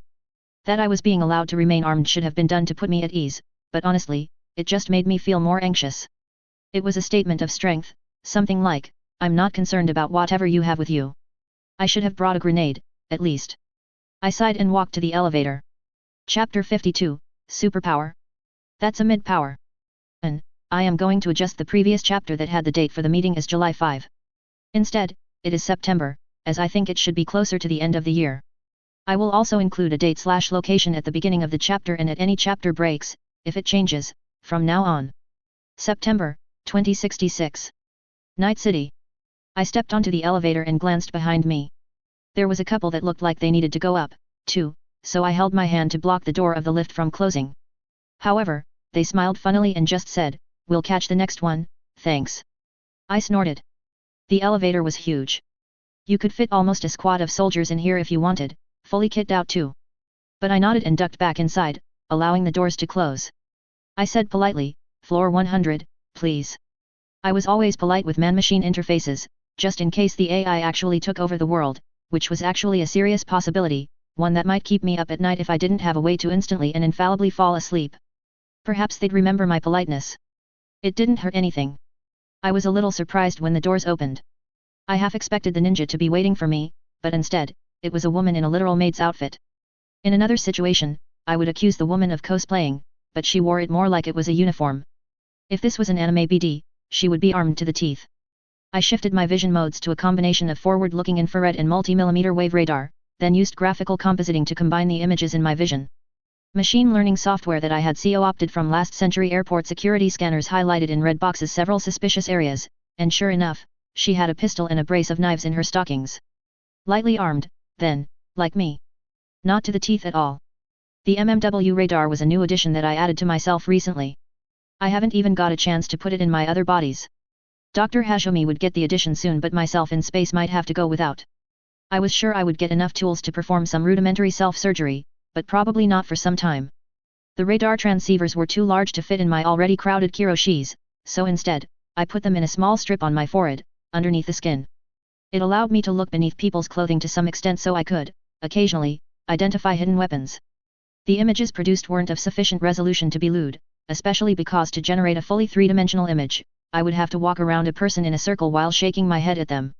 Despite that, it was still quite useful to identify who was approaching me with a gun in their waistband or wearing a suicide vest, the latter I hadn't seen yet. Miss Bear? The maid asked me, and I inclined my head. She smiled affably and said, "If you'll follow me." I nodded and followed behind her, switching my eyes back to visual spectrum mode and ceasing my radar transmitting. The penthouse was very large and set up in an open plan that I absolutely despised. It wasn't like there was anything wrong with it in particular, but I just liked walls and clearly separated areas. It was the architectural equivalent of having a bunch of screws piled in a drawer instead of sorting them by size in their own individual cubbies. We walked around a corner from the vestibule, and I could see most of the entire penthouse level, even the edges of a bedroom area that was barely hidden behind a smart wall that took up a large portion. The living area was what I might refer to Japanese Eurofusion, as there were wood-paneled flooring instead of tatami and small, low-to-the-ground open-backed chairs instead of zabuton pillows. However, all of those were set to the side, and a more traditional circular European table and chairs were in their place. Ah, there was the ninja. Standing a little bit behind and to the left of Graham. I was a little more confident I could take him this time, especially if he had to protect Graham here, but I wasn't here to find out. I doubted very much that they would fight fair, either. This maid was probably a combat genoid or something ridiculous like that. I tried to avoid tensing too much as I got my first look at Graham. I almost tripped when I realized she looked somewhat similar to an older Sarah in her elf guise that I had helped design for her, except red-headed. Was she trying to make a statement that she knew about me as Dr. Hashemi? I already thought that she might, but as soon as I thought that was what she was trying to say, I discounted it.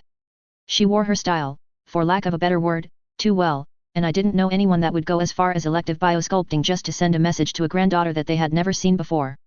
I hated that I knew this term, but it would be difficult not to with all the elves I had made in the past, but Graham went along the traditional Irofa model. She looked to be in her early 30s, although I knew she was in her early 70s if she had the same relative age difference as Brockton Graham. She was slim, not surprisingly, except for some well-defined hips and bust line, with pale complexion skin and long, braided, red hair. There was a light dusting of freckles on her face, but my expert eye immediately decided that they were cosmetically added. I didn't think anyone as wealthy as Graham would keep the bog-standard human gene expression for freckles when it also opened you up to certain illnesses like basal cell carcinoma, as well as a number of kidney issues. The most striking part of her was her eyes. They were green in the same way that a cut emerald was just a rock, and they seemed to stare directly through me. It looked like she could see 5 meters through me while I was a pool of clear water only 2 meters deep. It was kind of upsetting, actually, and I frowned. Taylor, thank you for accepting my invitation," she said, standing up and motioning me over to the table to take a seat. I stopped myself from raising my eyebrows. Her voice was quite melodious, and she had to have either some sort of vocal cybernetics or serious vocal training. Her accent was something like Irish, although it wasn't as overpowering as I remembered from my brief testing of the dairy mode when I was pretending to be the blonde Miss White. I let myself flow towards the seat she indicated and sat down, saying neutrally, "Thank you for the invitation. I appreciate it." That caused her to chuckle and say, "Is that so?" She took a seat as well, although the ninja man remained standing behind her. Damn. I didn't have any trustworthy minion to bring along with me, but I had the time to clone a random body and install a haywire FTL comm system and tinkered up remote control system so that one thread of my consciousness could control it. It would have been equitable if I had my own minion, even if I had to play the role of it myself. Just to be safe, I double-checked all of my contingency systems. I had a couple of things that might or might not kill everybody in the room except for me. They were actually 3 types of the same thing, a type of rapidly virulent flesh-eating bacteria that I could aerosolize. I carried the specialty bacteriophages in the form of white smoke which might save my own skin. I wasn't sure of the chances of the bacteria working on the ninja, though, since the organic material in a Gemini body didn't have very much actually in common with a human genome, despite the fact that its appearance mimicked humans so well. Attack vectors for biological agents were small as well, and even with no organic components, a Gemini body would still be somewhat functional. I didn't know at all about the maid. She looked like a regular, petite girl, which probably meant she was a combat genoid, even if I couldn't detect it. This was something I had taken from NC Taylor's files. I got the impression that she was a bit better than me in terms of creating wildly implausible things like this, and I was a little jealous. Most everything I created had to be more down to earth, at least physically possible most of the time. I wasn't sure, but this bacteria seemed to violate some of what I knew about thermodynamics. It shouldn't have the chemical energy necessary to be as effective as it was. It had skeletonized an unfortunate test rat in seconds, and seconds after that, the bones melted. Still, my power dutifully let me duplicate it, at least, but I got the impression that it would appreciate it if I didn't go ham with things like this all the time. Even MRS Peg cooed at me in disapproval when I made and tested it. It was also the single most dangerous thing I had ever had near my body, and even with the alleged counteragent, it made me nervous. My last resort was a system I installed in my cyberbrain that would stop all electrical activity in my brain. Permanently. And then my cyberbrain would explode, just to be sure. The activation requirements for this were quite complicated, not surprisingly. I didn't want someone to be able to hack me and kill me. It had to be activated by one of my other bodies and wasn't, by default, connected to any part of my system's network. I could arm it by having Dr. Hajime or Hannah touch my tongue to the teeth in my mouth in a certain order 5 times in a row. That sounded hard to do, but it was something I absolutely wouldn't do by accident, as I had crafted the pattern to make that utterly impossible. Plus, one of the things I discovered I was better at now was spatial memory things, which followed, somehow, to tongue dexterity. It was only when the system was armed would the circuits be physically connected that would allow it to trigger. At that point, I could trigger it manually, or it would trigger by itself if it detected I was either being tortured severely or if it detected my cyberbrain was being tampered with. This was mainly for fate worse than death options, but I wouldn't allow myself to be subjected to thorough brain scanning again. Well, the last time hadn't even been that thorough. I was more worried about systems like Soul Killer. If my brain was thoroughly scanned, destructively or not, I and all of my memories could be digitized, and something digitized could be inspected and interrogated via software. That couldn't be allowed. My secrets were for keeping. It was scary to think about because my philosophy regarding my network self had never been tested. It was possible that I was just deluding myself on how it would be, and if that system ever triggered, I would just die, forever and ever, amen. It was almost a metaphysical question which I didn't particularly like, but it was one I had already answered, to myself at least. As much as that was a poor way to describe it, I had faith that my continuous stream of consciousness would continue, even if parts of it died. Graham coughed delicately and said, "There was just one question that I'd really appreciate it if you could answer, dear," as Kara brings out the tea. "And I do apologize for being so uncouth right off the bat, but, you are Taylor Hebert, daughter of Annette Rose Hebert, yes?" Her green eyes stared through me, and I felt a bit of a chill. I sighed. It looked like some of my worst-case scenarios might be the most accurate. I had wondered, thought, and modeled about why Graham invited me here. I had already figured out why the ninja man attacked me. It was the same reason I suspected last time. They thought I was an impersonator, a changeling, a doppelganger. I just had the wrong side of the family that was responsible. I had thought it had been from one of Alt Danny's spook friends, doing his buddy a solid even after he had passed away. I had thought it was kind of nice, actually, after I got over it. But since I discovered that I was wrong, I realized that she could have sprung for a lot more resources. Say, constant surveillance. I had been very careful to make my escape to LA, but I was worried about people finding me retrospectively. I was confident it would be hard, even for serious intelligence operatives, to do that, to make that link between Taylor Hebert disappearing and months later Sakura Hajime reappearing. But it would be simple as pie if they followed me to the Konpeki Plaza, watched me do the gig, and then followed me to the safe house Wakako set up for me. They could see and count all the people who went in and out of that building, and then it wouldn't take even an especially smart cookie to realize who the Japanese woman with suspiciously similar cybernetics was when she left and immediately fled the city in the care and company of nomads. Facial recognition would have given Dr. Hajime's identity, and from there, they could have just waited until she resurfaced again. I suspect they were somewhat surprised when Taylor Hebert reappeared while Sakura Hajime was still going about her day-to-day activities. The fact that we still have identical cybernetics between us would just add to the mystery. I felt that was the reason for the invitation. To be frank, I didn't know what to say about it. I was just going to try to avoid speaking about it if at all possible, and lie if I couldn't be vague. Perhaps she'd assume I had hired a stand-in and sculpted her to look like Hajime, and I was pulling her strings like a puppet. I nodded, yes, of course. She never told me about you, though. I shook my head, joking, otherwise, I would have asked for a bigger allowance. If anything, she looked slightly relieved, although it flashed so quickly that I might have imagined it. I'd have to go back and replay this experience to be sure. It was a bit odd that she was taking my word for it, but before I could think about that, she placed her hands lightly on the table and said, "Taylor, I have to apologize. Years ago, when you shifted interests so radically, I was afraid that you had been murdered and had your identity stolen. I sent William here to check and, if necessary, to avenge you. Yet, I had already guessed that. I would have liked to be more angry about it, but all I said was, perhaps he could have knocked at my door and not defaulted to kidnapping. At that point, the likely combat Genoid walked back in carrying both a full tea service on one tray and a tray of little pastries and small mini sandwiches in the other. The ninja in question smiled ruefully and rubbed the back of his neck. She started serving us and poured tea for each of us but left the cream or sugar to us. I put a little of each in and used the spoon to agitate the beverage gently, being careful not to be so uncouth as to bang my spoon on the side of the cup. Having said that, I don't think it would be advantageous of me to hold a grudge. I was actually shocked and amazed that she had apologized at all. I had considered the possibility, but I suspected that the ninja, this William, would apologize, not Graham. Graham smiled and inclined her head. I'm so glad, especially that you are you. I was a little worried that you had done something terrible to yourself, like those two gentlemen that you helped fuse into one in Los Angeles. Oh. Abe or Paul and Wolokoki. The two twins that I had installed that interesting Zetatech neural oscillation synchronizer on. I had totally forgotten about them, which wasn't like me. That meant that Graham was spying on me, or at least had a dossier about exactly what I had done at work.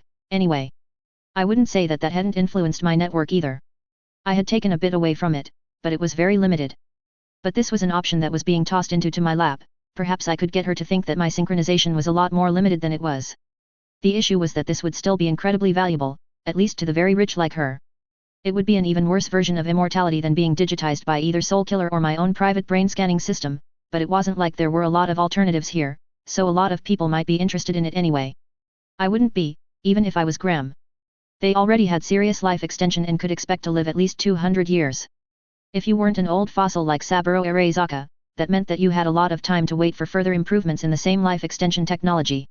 When it was first introduced, you could only live about 120 years. It's possible it will be improved, and functional biological immortality, or bio-indefinite mortality as I like to think of it, could be achieved just by waiting. Oh, no. I hope those two brothers haven't been vivisected or anything. While I found Zetatech's technology very interesting, and I admit I may have disassembled the implant before installing it. I'm definitely not interested in being altered like that, I said, chuckling. Then I tilted my head to the side. I do find it odd that you are taking my word for everything, though. Not having Ole Bill here hold me down so you can interrogate me properly, we can speak to that, but... She glanced up. If I could have the room, please. You too, William. I raised an eyebrow as both the likely combat Genoid and the combat cyborg left the room. William looked as though he was going to complain but finally sighed and nodded, leaving. She tapped something on the table, and I briefly felt my ears pop. I blinked, glancing to the left, seeing a slight distortion in the air, while Graham smiled. Even if someone was still here, they wouldn't be able to hear us speak, and holograms would stymie attempts to read our lips. It suddenly occurred to me that I could probably kill her unless the table itself was a secret, hidden robotic guardian, anyway. I tapped the wood and shook away the intrusive thought. There was nobody alive that was badass enough to kill someone in the penthouse of Konpeki Plaza and then escape without being ruthlessly murdered by both the security of the building and the security of whomever he or she murdered. I certainly wasn't, plus I didn't even have the motive. But my mind, being my mind, couldn't help but see options. He didn't want to leave. I suspected he thought I was dangerous to you. Why the privacy? Her wind chimes-like laugh reappeared, and she regarded me with momentarily slitted eyes, like a pawn shop owner who was given a Rolex watch to hawk. Assessing. Finally, she said, dangerous to my heart, such as it is, perhaps. Before I answer your question, you mentioned you would have asked for more allowance. Is that something you'd be interested in? Fabulous wealth. I snorted, almost aspirating my tea. I set the cup down and regarded her levelly. I'll be frank, Graham. The only reason I came here is because I am worried about what you can take from me, not what you can give to me. All things being equal, more money is better than less money. But, I am already making a lot, for me anyway. The entire point of money is to give you more options, and I just feel like taking anything from you would vastly reduce my options, and create all manners of fetters tying me down. She smiled, it seemed genuine, but I didn't know. I knew she was a lot better social predator type than me, so she possibly could fake that. Yes, a fabulous product from what I can tell. I haven't tried it myself, of course, but I have someone using it every day. If their brain hasn't melted in a year, I will give it a go. How wondrous it would be to have more time in a day. Her eyes almost sparkled at that, and then she got more serious. My assistant, Edge Crusher, has modeled that, from when you release your next version of your product, there will be an approximate 52% chance that your invention will be acquired from you, somehow, per quarter. She tilted her head to the side, along with a 24% chance this, Dr. Hajime will be kidnapped as well. Knowing all this, are you sure you want to go it alone? You'll have fetters one way or another before too long. I did some quick mental math. I let the former possibility be A and the latter be B. Then P, A, B, or either one occurring, had a probability of a little over 65%. But P, A, B, or both occurring, only had a probability of about 15%, although I didn't know if that was precisely how I should calculate it because there seemed to be a lot of overlap in steal invention and kidnap inventor in my mind. So, instead, I tabled that and figured that there was an 88% chance that at least my invention would be stolen in the next 9 months. That was more pessimistic than my own guess. I was thinking 75% myself, but I was only using my intuition. I had already had a phone call from one of Dynacorp's investment analysts scheduled in the next couple of days. I had looked up the man who requested to speak to me online, and he was an entry-level analyst for M&As, so it was likely that they were trying to get me on the cheap.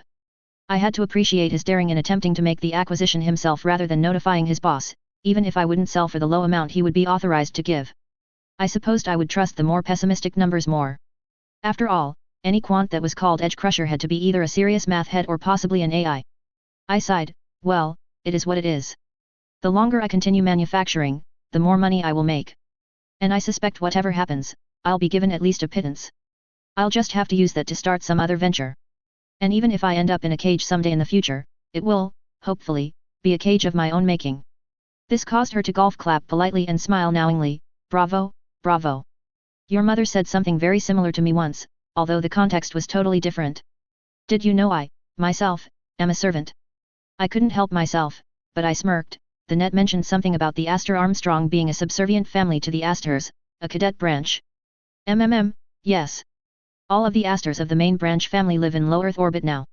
Over time they just wanted less and less to do with how the sausage was made, you see. We make sure that they want for nothing and aren't troubled by pesky things, though, she said in a conspiratorial tone. Ah. I kind of thought that her asking me if I wanted fabulous wealth was a test. I mean, of course, it was, but I didn't know precisely the correct answer because for many corpos, absolutely, you old bint, would have been the expectation of a correct answer. So she had basically taken over the family and placed the actual Astors into a gilded cage, just like I was trying to avoid. Well, I didn't care. Plus, it was very, very likely that the Astors didn't even care. Perhaps she liked the moxie in me. I thought it was approval, but still, I took a sip of my tea. This still doesn't answer the reason. She interrupted me, it's my superpower, dear. I almost spit my tea all over her face, which I thought would have been a faux pas. Instead, I got out chokingly, hey. William did run a pretty thorough if abbreviated word association on you, if you recall. He told me that you were convinced that you had a superpower. You know, like in the comics, she said mildly, it's why I sent everyone away. Roughly a third of Astors, and by extension, us, develop one, of course. Of course? Bullshit. I wanted to yell. I was the only para-human on this planet. I could suddenly feel my power thrumming with curiosity. I hissed internally at it. No, I wouldn't vivisect Graham. At least, not yet. I stared at her until she continued, it's very often useless. Very, very often, but I have one of the most powerful ones that has ever been documented. It's always annoying, you see. And I know if someone near me speaks the truth. I presume that you know biology or medicine or something along those lines. Incredible. There hasn't been a recorded case like that since the 17th century when Ronan Astor received the power to know mechanical time-keeping devices. He became the best watchmaker in the world. Okay. My first idea was that I should decapitate her and escape out the window. I could probably survive sliding down 100 stories somehow. If she could tell the truth from lies, then I had been very lucky that I took to mostly the truth, or shades of it. Then, I concluded that perhaps, she was insane or delusional. Insanity would make sense, but I was still kind of in shock. I couldn't really help it because she claimed to be a thinker, or at least whatever the local equivalent was. She claimed it was a superpower, but I supposed that it could just be a super genius intellect. Even her miraculous claim about Ronan Astor could just have been a genius intellect combined with being on the autistic spectrum, with a fixation on watchmaking. The possibility that she was merely a super genius didn't make it better, though. I presumed that she had done tests, and even if what she was really doing was just super accurate cold reading, like I once suspected Sarah of, then that wasn't good, either. If anything, a level of genius that could emulate a thinker's power was in every way worse, although it did make me want to examine her brain a little bit, and not just because my power was trying to push me to do so. I coughed and set my tea back into the saucer, and said, I presume that this is a family secret. She inclined her head, it sounds unbelievable. Sure, I am a genius in medicine and biology, but I was just using, to myself, the phrase superpower to encapsulate that. Lie, she said, frankly, monotone. A lucky guess? I used all of my mental capability to still my expressions and said, randomly, I am a virgin. I was sure that I was letting nothing leak out. Well, good for you. That is a little surprising, though, I have to admit, she said wryly. Fuck, I should have picked something else, but I was flustered. After that, I tried a number of different lies and truths, although, after that, I kept them impersonal, such as what I ate last night. Graham seemed pleased as punch to play along, amused by the whole thing. Before I could think too hard about this and talk myself out of it, I had one more test. I disconnected. I suddenly felt stupid and kind of like I had just suffered a stroke. My haywire comms were still working, though, and that meant myself no, not myself, my other self could talk through my body, kind of like I was a robot. This normally wouldn't be possible, but I specifically reconfigured the permissions and allowed it. While I was just floundering, she said to Graham, my favorite color is pink.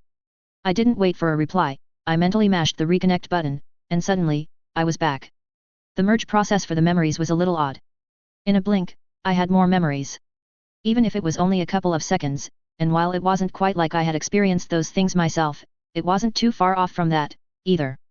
At the same time, I had experienced both sides, too, so it was like I experienced those things while simultaneously not. It was a bit weird. Graham looked at me oddly and said, I'm not sure, how did you do that? She tapped her fingers on the table for a moment before snapping, you're a biopotter. You must have written a quick program or body macro to take over your body and force it to say the words that you programmed in advance. Smart. Cyberbrain users were considered biopotters, just like Gloria and the Ninja Butler were, even if the pod connected to a real body. It was kind of an odd distinction, but I did have to mention it whenever I went to another country, as Borgs occasionally had more difficulty traveling. I hadn't done that, what she guessed, but now I wish I had because disconnecting, even for a couple of seconds, had been wildly uncomfortable. I had felt stupid. Like, stupid enough to be clinically significant. However, it was over now, and it did tell me that there was something beyond just cold reading going on here. When I had disconnected, my other self talked, and she wasn't nearby, so there was no reading available by Graham. Okay, I believe you, I suppose, I finally said. Graham seemed amused, oh, I am so hardened, dear. I'm not sure whatever I would have done if you hadn't. I snorted and thought, all right, bitch, don't rub it in. How to phrase this? I was pretty sure I was the only person on the planet to have a special ability, so I was a little bit skeptical, I said, which caused her to hum good-naturedly. What was the fastest way I could get out of here? I never wanted to be around this woman again. I mean, I wouldn't mind speaking to her, but over vid call. Still, I was curious, you're basically right as far as my power goes. You're not going to have some team of ninjas pop out of the wardrobe and throw a bag over my head, are you? I sighed at the prospect. At least my body in space was probably safe. Although she might have been noted by observers entering and exiting my clinic, still tons of people did. No, she said all too reasonably, it might be the smart thing to do, just in case you get killed out there in the world, but, no. You see, Taylor, I would like to live forever. The last statement was said with the wistfulness of a young maiden saying she wanted a nice husband. I can think of a lot of situations where you would take back those words, I said amusedly. Like being trapped in the center of the sun, being transferred back in time and meeting Jack Slash before he died, and being kidnapped by scavs. Any number of things. She waved a hand at me, don't be pedantic, dear. It doesn't suit Annette's daughter. It doesn't suit you. Ouch, Graham's burn, you don't have some sort of philosophical disagreement on the concept, do you? I shook my head, only if it were limited to only ridiculously rich people. Say, Graham, can you show me a brain scan of you? Like, an MRI or something better. If every member of her family didn't have at least 2 doctors and loads of preventive medicine, including routine scans, I would eat this teacup. She raised an eyebrow at the first sentence and then tut-tut the second, who knows what someone like you could glean from a scan of my brain? I'd rather not. I rolled my eyes, I can't glean any more than an exceptional doctor could. If not you, then someone else that also has a, I used scare quotes, power. She hummed and nodded, and I received an image file wirelessly. It was a 3-dimensional scan of a brain, as I expected. I opened it and looked specifically for any anomalies, my power thrumming with curiosity. There was no corona, of that I could tell quickly. Graham said, "This is Connor Astor. His power is he knows what the ultimate orientation of an object he throws will be." I whistled, "He must be good at craps." This caused her to smirk. "No. He only knows the orientation of an object that will fall after he throws it. In most games of dice that I know of, you have to bet before shooting." She considered and then added, "Never play heads or tails with him unless you're the one who flips the coin, though. Couldn't that be explained by super proprioception? If I hadn't tested Graham here, this wouldn't make me believe it was a superpower. Just some freak quirk in the brain. That doesn't sound very useful." "It's actually one of the most useful ones in our current generation, Taylor. Your aunt has the power to know how many hairs are on someone's body," she said. Okay, that wasn't useful at all. I had heard of weird powers in Brockton Bay, but nothing like this.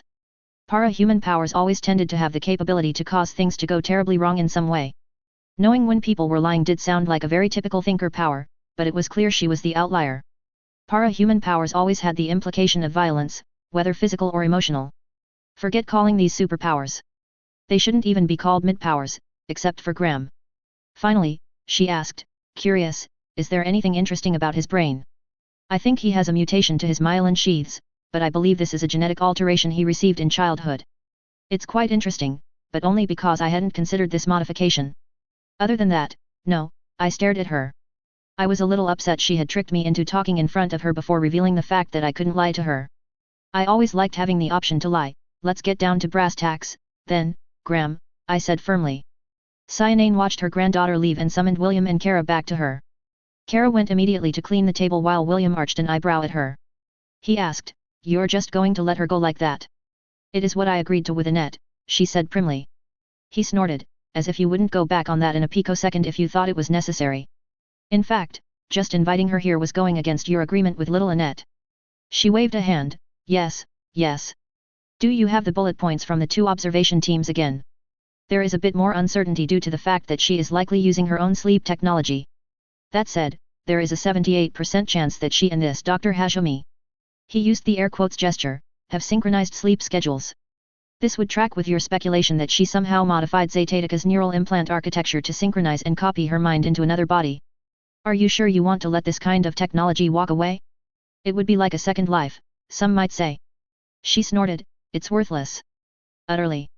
Why would I care that some copy of myself continued living if I died? It would not be me. Worse, it would know all of my secrets." She shook her head firmly, "Go and arrange the other meetings we scheduled today. I suppose we'll leave on the morrow, as planned." He nodded, "You're meeting with one of the city councilmen next, Lucius Rhine. And after that, Amelie Tech VP. They're a bit nervous that you came to this city that they're trying to annex, especially with our ties to Arezaka." She sighed, "Put out, they're the ones that made us sell all of our Melee Tech shares. Something about foreigners owning sensitive national defense infrastructure, if I recall." She waited until William left the room and then retriggered the privacy systems on the table.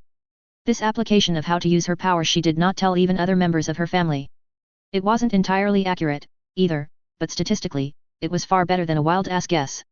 While focusing strongly on her sense of knowing, she said, it was a good decision to let Taylor go to follow her own plans. She winced as she felt a slight headache and then nodded. The truth of that statement was fairly high. Good. While she couldn't ask too many questions like this a day, as they caused headaches, they always helped her decisions when they were at this level of confidence. The feeling wasn't objective. The knowing depended on all of the information that she possessed, but the power was able to collate everything she knew, including things she didn't even realize she knew, into a somewhat cohesive whole. The less she knew, the less accurate the reading would be. That was one reason she had invited her granddaughter to tea, as getting more information, even if it was information she didn't realize she had, always helped. That and she actually was concerned that the poor girl had hurt herself with some unreliable Zetatech neural implant. Over the years, she had tested this part of her ability with Edge Crusher's assistance, and she was still over a standard deviation more accurate than the AI himself in prognosticating, even if she couldn't do it as often as he could. He was a prognosticating machine, literally. Speaking of which, she pulled up some information from the AI. It made suggestions for decisions she could make, but she always would go over all of the information herself, at least what she could. She had numerous choices to make every day, and she always spent at least a little time looking at the underlying reasons for the suggestions. It would be the height of irony if she outsourced all of her decision-making to a hyper-competent subordinate, just like the Astors had done with her. She wasn't about to let that happen.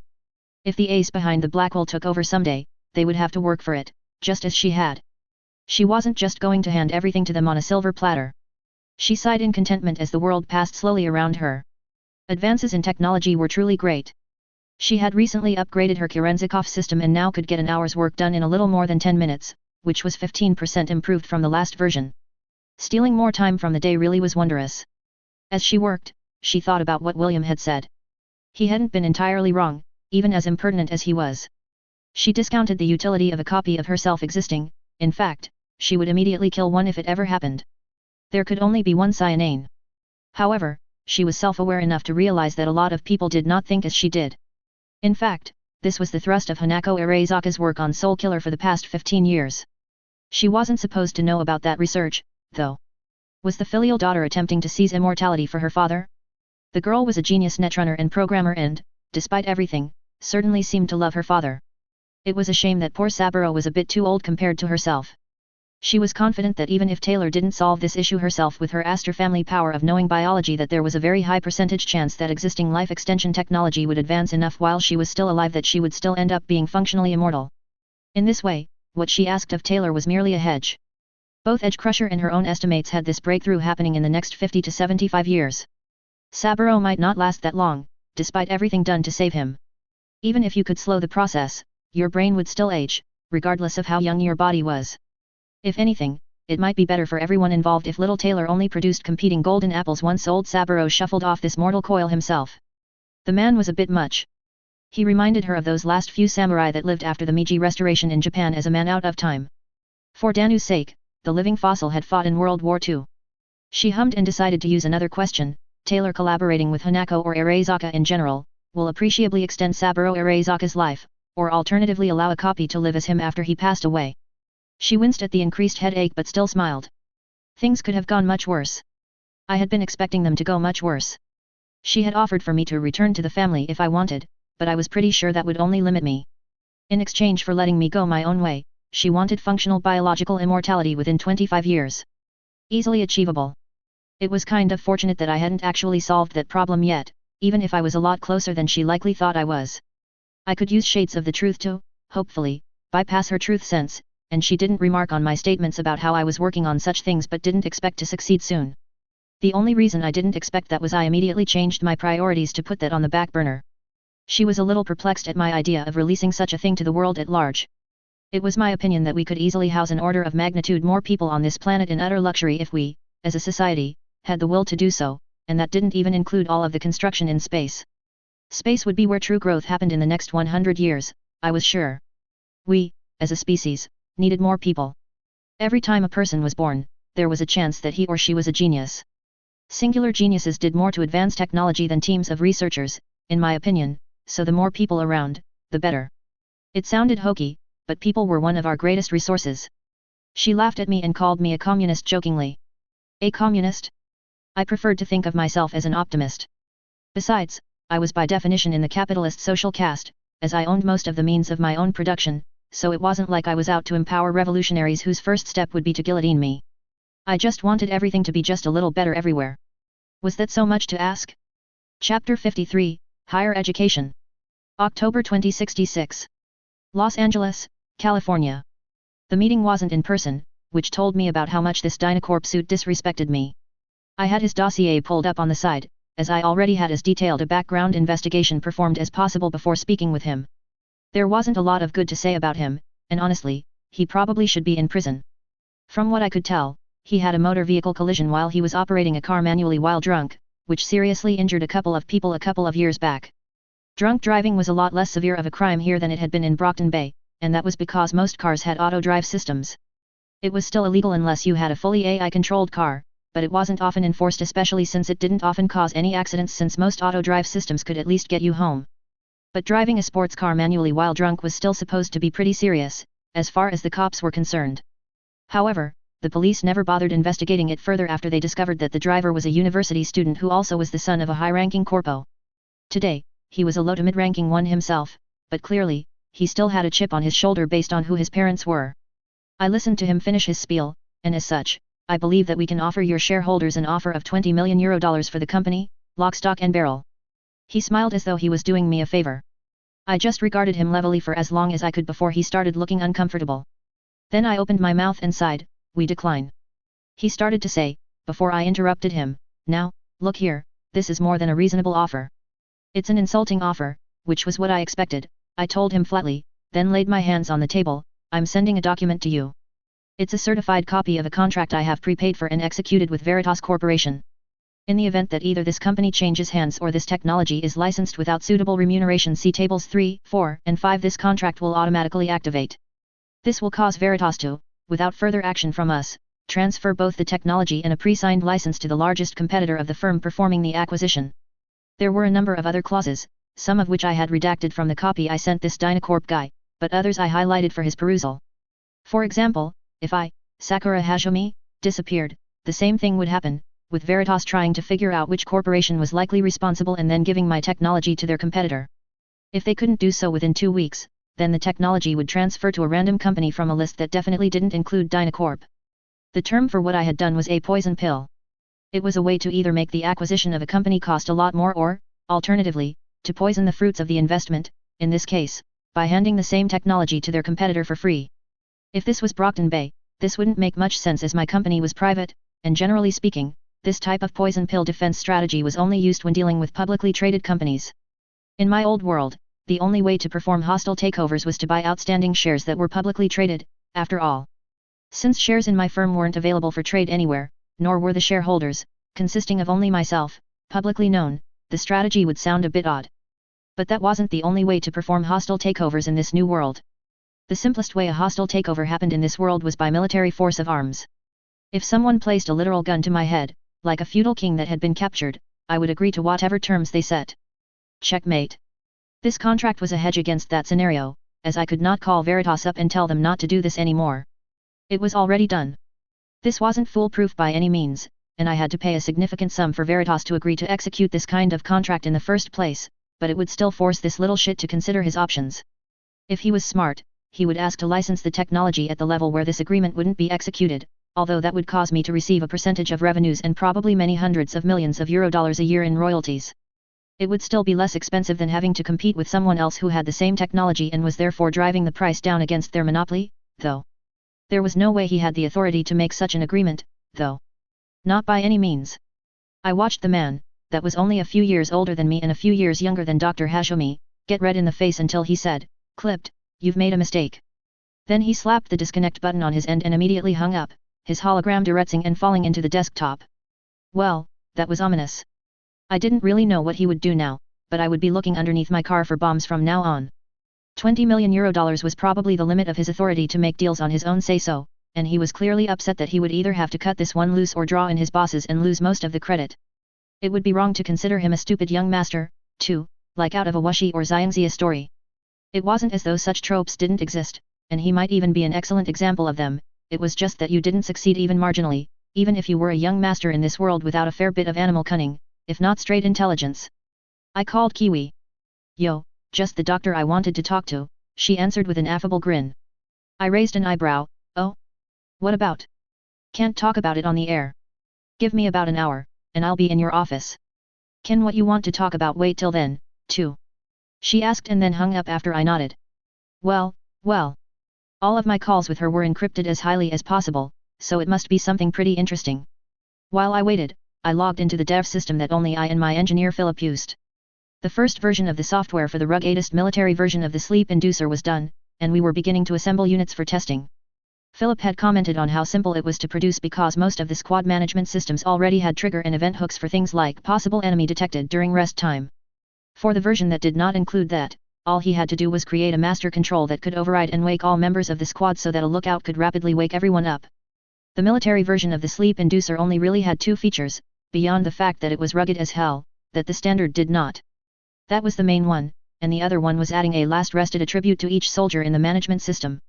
I didn't do anything with this data field, but most brigade management was done partly by ACE these days, and they would definitely notice the new data field and adapt it on the fly to the suggestions and options given to field grade commanders. That was all I thought it needed to be very successful in the first place. I had already bought some of the special tooling necessary to assemble them. The exterior was made mostly of a specialized flexible nanopolymer that was 5 times stronger than polycarbonate and very flexible. I had carefully designed each module that used other plastics so that it was almost impossible to fracture, too. I had run over one of the prototypes in my car multiple times, and it would always snap back into shape. It was also waterproof enough that it would only be damaged by total submersion in water for over 2 hours, at least at small depths.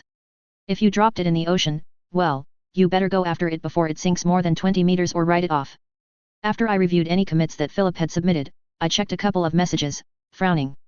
I had been forwarded a post on a BBS that focused on high-end consumer electronics where this user claimed that he accidentally dropped his cherry sleep inducer out of the 10th floor of his apartment complex but managed to recover it. It stopped working as a braindance wreath, but the sleep-inducing parts still worked, and moreover, apparently, it was causing him to have lucid dreams every night. There were a number of replies claiming that he was spreading bullshit, but a few were curious if it were true. I gaped and quickly went through the process of registering an account and replied directly in the thread. Dear XX69th my Thundercock 69XX. I urge you to cease using the damaged product immediately. Please return it to our headquarters personally or via mail, and I will, in this instance only, waive the negligence exclusion to our warranty and provide you with a fully functional replacement. I have no idea how or why this could be happening, and that means it is dangerous. I remind you that Cherry Limited will not be liable if you fry your brain using an obviously damaged product. See Product License, End User License Agreement and Hold Harmless Policy for details. For the good of your brain, please return this device immediately. Dr. Sakura Hajime, MD, PhD, CEO. The truth was I was a little bit concerned about his brain, but I was more interested in examining the faulty device to see why it might be causing this novel effect. I did know a bit about the phenomenon of lucid dreaming and thought there could be a number of reasons why. If it could be replicated and was safe, I might sell it as a DLC for the device. I got both a reply and a DM from a forum moderator. The latter was asking me for proof of my identity, and I raised an eyebrow. Honestly, that wasn't easy to do. Even if I called them, machine learning systems could credibly fake any person these days. I thought about it. That would probably work. Nodding, I took a screenshot of the DM and uploaded it to the Cherry Limited net site. Then, I sent the link back to the moderator in a reply. The ability to instantly upload anything and serve it on the verified net site of the manufacturer was likely proof enough. I could have sent them a cryptographically signed email from my net site as well, but this BBS specifically did not include mail addresses for the administrators or moderators. This site was a hobbyist or enthusiast BBS right on the periphery of what I would have considered darknet sites, so it tried to be edgy. Sure enough, they replied with a thumbs up emoji and added a special badge and title to my account. How interesting. I had never browsed this BBS before. The reply from the original poster claimed that he was concerned that he would lose the additional functionality as he had gotten used to being able to lucid dream every night. I didn't have to reply again, though, as he got dogpiled by many posters. Some people requested that he continue to use it until his brain melted for science, but most called him an idiot for not taking a good deal when he got it. Finally, he sent me a private message and said he would stop by after work in a couple of hours. Sighing, I didn't have anything pressing to do until Kiwi came over, so I started my word processor and opened up the latest chapter in Rage of a Villainess and started tapping away. I had been slacking a bit in releasing chapters, much to the dismay of the readers. Right now, the plot was, chronologically, in the middle of the third sequel to the O-Tome game, which the protagonist hadn't actually played yet. Would our plucky heroine, who was now an archduchess in her own right, discover the chilling truth behind the anti-saintess and her capture targets before it was too late? Well, the readers would just have to see. I could write quite fast these days, and I was also even experimenting with drawing, partly as a way to compensate the readers for the reduced release schedule of twice per week. Not to create, say, a manga but more to make it more of a traditional light novel, with illustrations every 50 pages or so. Normally, my art skills would not be up for it. But I found if I focused all my brain power, I could draw things in numerous styles, even manga style. It might help that I spent hours every week painting new bodies into existence, but it was probably mostly because the way my brains worked together had expanded the way I thought. That was clear when I had partially disconnected the other week while meeting Graham. The experience was pretty terrible from both perspectives, but it was the worst for the part of me that was the smallest. It felt as though I had a stroke, almost. I was sure I could have recovered from it, but it would have taken some time. That was something to keep in mind, as it could possibly even cause some danger. My third body was in space, learning how to work safely as a construction worker and electrician in microgravity. If I flipped out in a hostile environment, there was a chance I could do something to put myself in real danger. I got through the chapter and started the first couple of paragraphs for the next before I was interrupted, which was good. I liked to immediately write at least 3 or so paragraphs for the follow-on chapter, as I found it was much easier to motivate myself to continue writing a chapter than it was to begin one. Kiwi stuck her head into my office door and asked, "Hey, is anyone using your or? Singular? Girl, please. I had 3 now. And yes, someone was using one. But the 2 new ones upstairs needed to start earning their keep, too. I have 2 new operating theaters upstairs. Let's go up there. I was curious why she wanted to talk there, but my curiosity didn't last long. She had a body bag with her, so that answered a lot of questions. When we got to the floor, I started to unzip the bag but was stopped by Kiwi, and I quickly raised an eyebrow. She said, "Wait, let me start a jammer real quick, just in case." I peered at the body bag, and sure enough, it was one of the few that also had a fine wire mesh lining to stifle radio frequency emissions. Just what had she brought me? I hummed and waited until she got set up before unzipping the body bag. I gaped at what I saw. The first obvious thing was that the corpse was missing half of the body, only the torso from the waist up was in the bag. Second, the cybernetics I saw were very distinctive. I glanced around, looking left and right. "Please tell me you didn't bisect a Netwatch agent, Kiwi." She laughed and shook her head. "No. We found him like this on a job last night." "How long do you suppose he has been dead?" I frowned and considered that question before confidently stating, 150 hours, plus or minus 6 hours. That caused her to let out a sigh of relief, nodding. "I figured it was pretty long, but that means there's no way the Netpigs really knew he died. Otherwise, they would have extracted his corpse here before we got there." She then grinned and said, "That's the highest-end net driver that Netwatch makes, to say nothing of the cooling system. None of that tech is available on the market, not even for large core. Do you think you could remove it?" "I am almost certain I can crack the firmware on the net driver. At least that will let me install a customized OS and not get tracked using it." I nodded slowly, pulling the torso out of the body bag and getting my tools, thinking about the cyberdeck the former Netwatch agent had. "Yes, I can maybe even add some customized paneling to disguise it. I can make it look like a high-end Tetratonic cyberdeck from the outside easily enough. The cooling system, though. I just shook my head. There is no way I can disguise that, so I recommend you forego it for the moment. It's too much. Too large. You can't hide it. One pick of you gets out, and they'll be after you, I bet. I'd like to examine it, though, so I'll buy it from you if you want." I wondered what bisected him, but I didn't ask. If I recalled correctly, her gig last night involved recon of an abandoned area that was, until recently, used by a gang very similar to Maelstrom. They were called something stupid, like alligators or something like that. They totally would have made off with this guy's body if they had done him in, but who knows how he did. A trap, perhaps? Give me about 30 minutes to take all of this out, identify any tracking systems and disable them. Once I get the deck removed, I'll hand it to you, and you can do your magic. Then, whenever you want it installed, let me know, I told her. She grinned and gave me a thumbs up, and asked, "So, why'd you call me in the first place? Also, do you have one of those Nova stealth systems you use in stock?" Oh. I almost forgot in the excitement. As for the other request, I winced. I had 2 in Night City, but that wasn't any help here, not right now. It's kind of difficult getting Arezaka products shipped here. I'll see if I can find a substitute. And I need a gig on a fast turnaround. Today, preferably. That Dynacorp guy you investigated for me. She looked interested and tried to affect a terrible New York accent, asking, "You wants me to rubs him out for yas, boss?" I sighed, "No. I would like his apartment wired for sound, and video, too, if possible." I then spent about 10 minutes working and simultaneously explaining both why I had asked her to investigate him in the first place and the contents of the discussion he and I had earlier. She frowned and said, "You sure? He sounds like a problem waiting to happen." She shifted to a different terrible accent, "He sends one of yours to the hospital, we send one of his to the morgue. That's the Night City way." I groaned, "Okay, no more 100-year-old mobster movies in the evenings for a little while." "Yes, I'm sure." That caused her to pout. That had been almost a direct quote, sans the Night City part, from a film that this world had but that I did not recall existing in Brockton Bay. It was about Al Capone and was filmed in the 80s. It was really good, and I did think that this character Jim Malone was onto something. His philosophy mirrored my own, almost word for word, so I preferred thinking about it as the Taylor Bear way. However, my way did have some morals attached to it. I didn't have to wait and soak up the first attack like a gonk, but I did need to know with some degree of certainty that it was coming. I wouldn't whack this guy, especially since his father was one of the higher UPS in Dynacorp in this city, unless I was pretty sure he was going to attack me first. It grated on me that he would get special treatment, but I really did need to be wary of his father. So, even if he tried something stupid with me, I would also send him a message first, too. Although, since I decapitated the last man I wanted to send a friendly message to, I think I would contract this work out to Kiwi.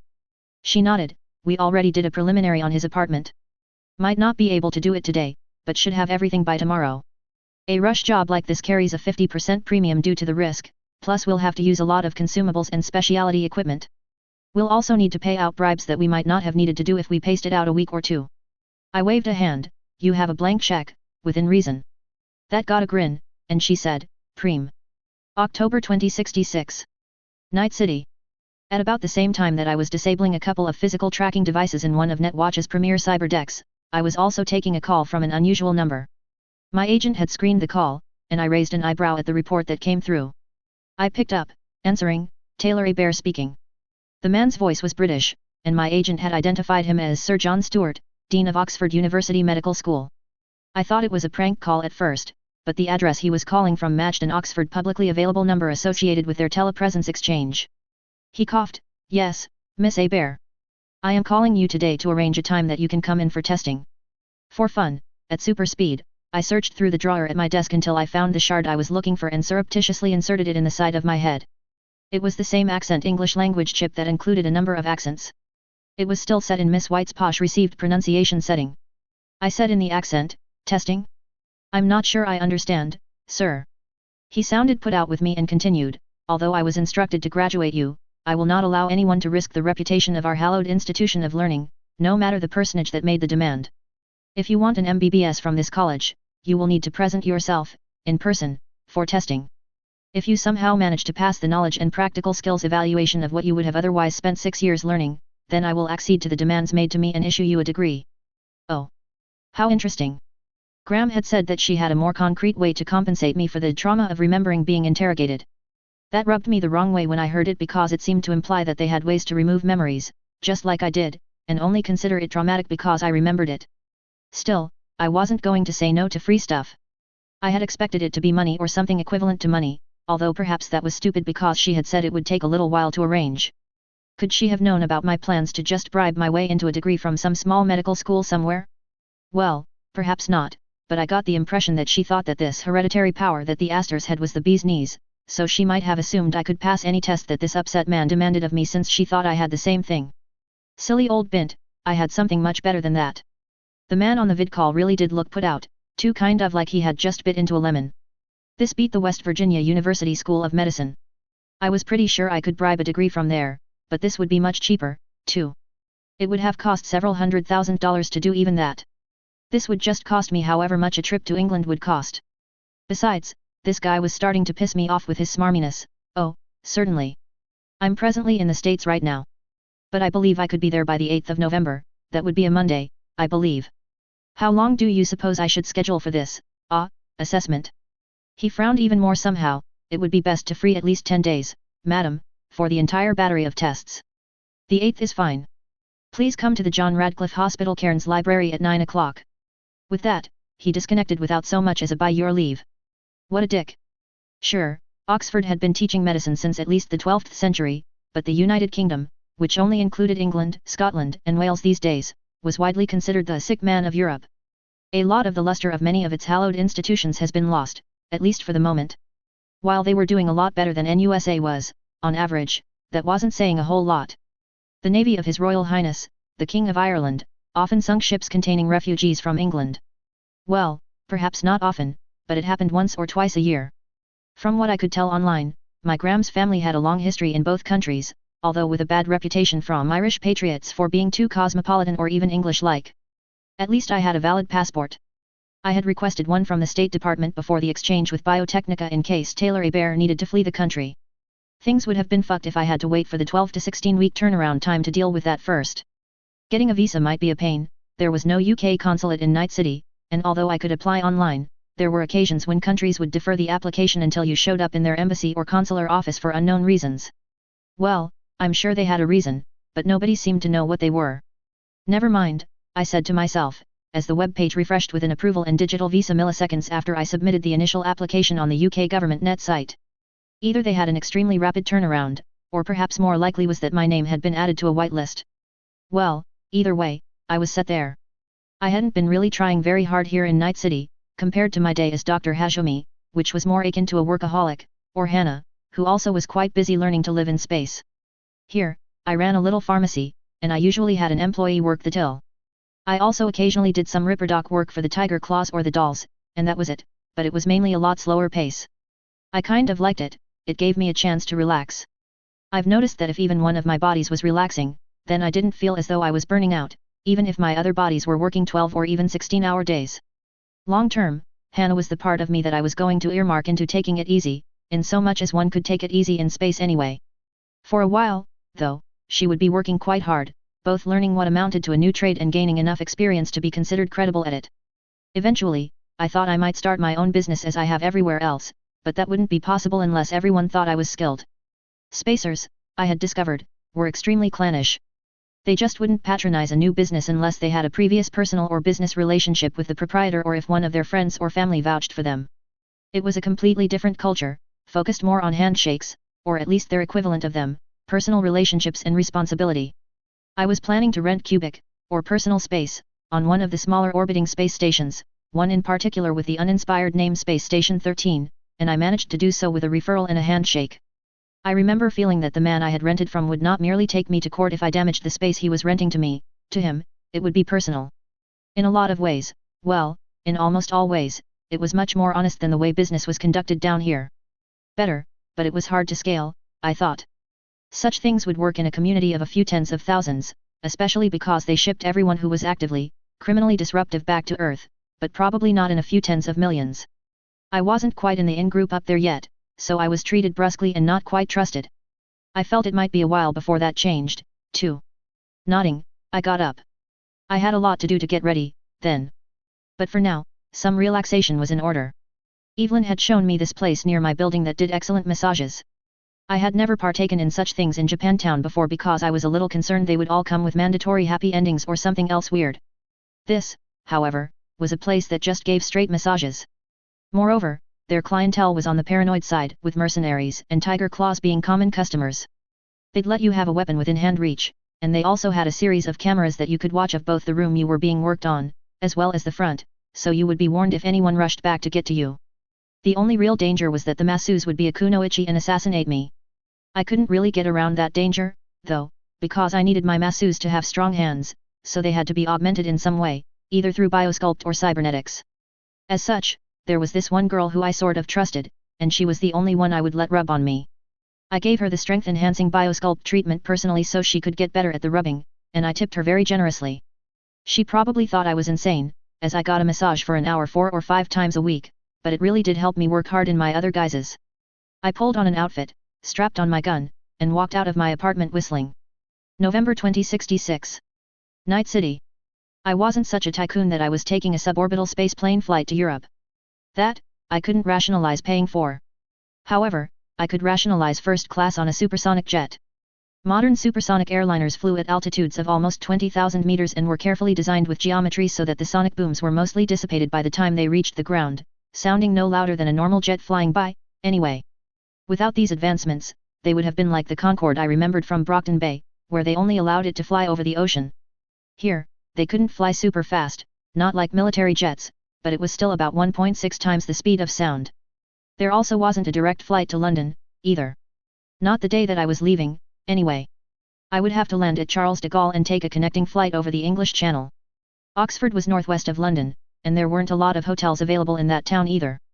Almost none, and none that would accept a longer-term 2-week booking on short notice. I was almost at the point where I was going to give up and secure lodgings in London and just accept the hour-and-a-half commute one way every day.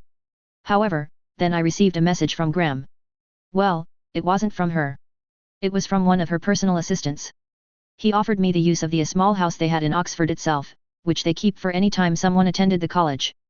The idea that they would keep a house vacant for years just so it would be ready in case some cousin got admitted to the school was absurd to me, but I suppose if you had what was, in practice, unlimited money, it made some sense, especially since the house itself was an asset. I thought for hours about whether or not to accept, as I was trying to keep my entanglements with my mom's family to a minimum, but in the end, I did accept. It was just a polite gesture that didn't mean anything to Graham or to me, either. As such, I was sent the digital keys to unlock all of the doors and alarm systems. Surprisingly, it wasn't some kind of mansion but just a regular 3-bedroom house with an attached garage, not much larger than my house in Brockton Bay. Unless there was some sprawling hidden bunker beneath it, this must be roughing it standards for Graham. When I told Evelyn that I had to travel to England for a couple of weeks, she used it as an opportunity to shop for a whole new wardrobe for me.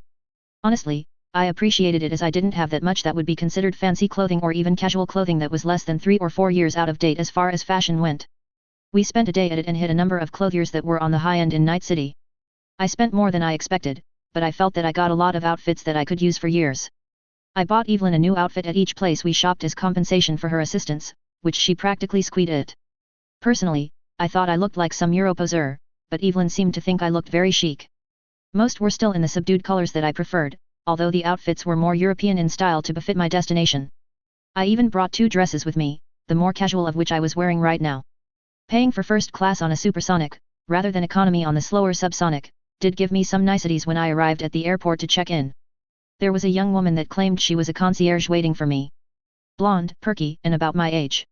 She helped me check my bags and walked me through security, where I received another security band on my wrist, although this time, they let me select from 4 different styles rather than picking the ugliest one available, like when I went to Seattle.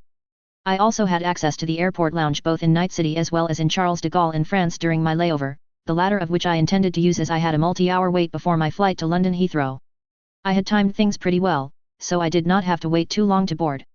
I got on with the first group and was ushered into a window seat in front of the aircraft. The first class section was kind of small, most of the cabin was split about evenly between business class and economy. I kind of wondered why they had economy fares at all until I realized that groups of obvious corporate employees seemed to be flying together, with the boss up in first and the minions in the economy or business class, depending on their current position in the hierarchy. I found it very amusing. I would have been delighted with everyone having the same seat, but in this world? If there wasn't a first class, then it would have been necessary to invent it. There I go, thinking vaguely socialist things again, I thought, amused. Unlike in her old world, here, there were pseudo-socialist nations that functioned pretty well in this world. The Soviet states, for example, had a high standard of living, higher than the NUSA for the average citizen, but it was all built off state capitalism as well as a dictatorship of the proletariat where the dictator was, in effect, an artificial intelligence, at least in practice even if humans did make all the decisions in the end. But why wouldn't they listen to his suggestions? After 20 years of always having correct suggestions, in many ways, the humans had become something of a rubber stamp. Or hero, was the Soviet artificial intelligence and was theorized to be one of the most powerful in the world, including those trapped behind the Blackwall.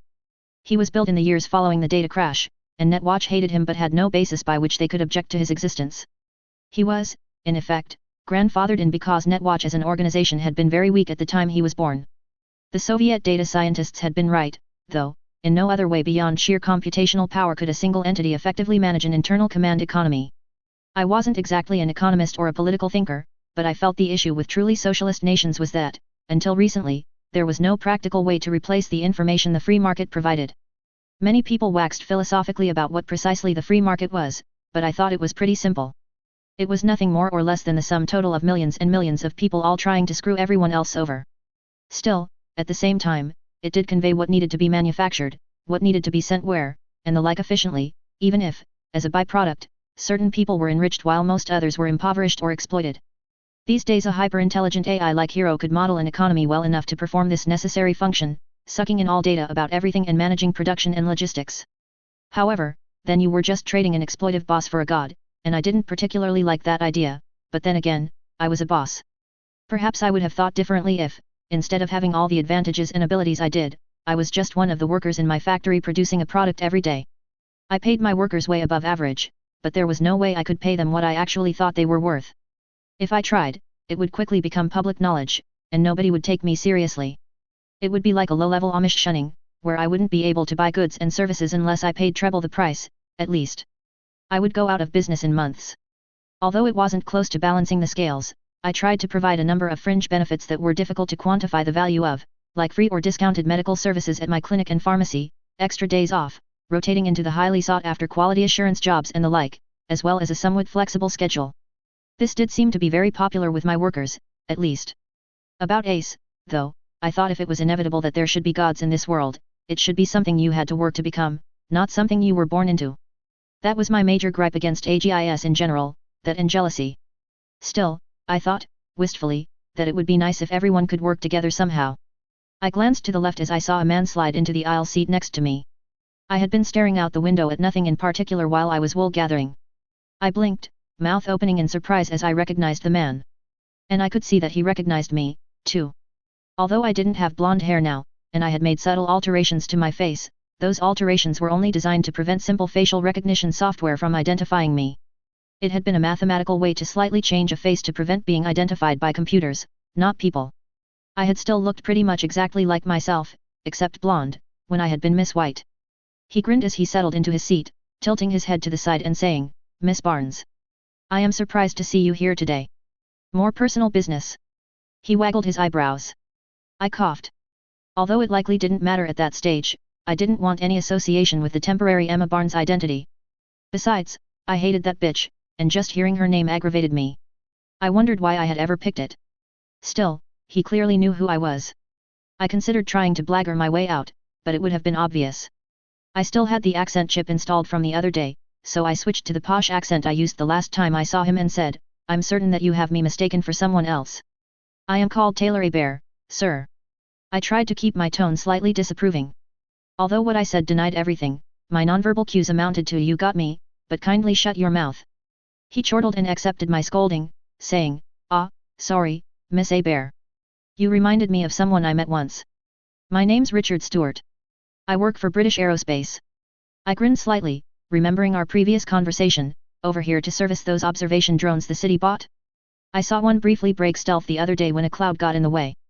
The refresh rate on that stealth system could be improved, I imagine." He chortled, "Madam, that platform is over 20 years old. The newer versions have all been improved. Still, I suspect Night City is getting a lot of value out of the system." Then he shook his head, "No, I don't do service, just sales. A fertile ground for sales of military hardware these days, what with the unpleasantness in this part of the world."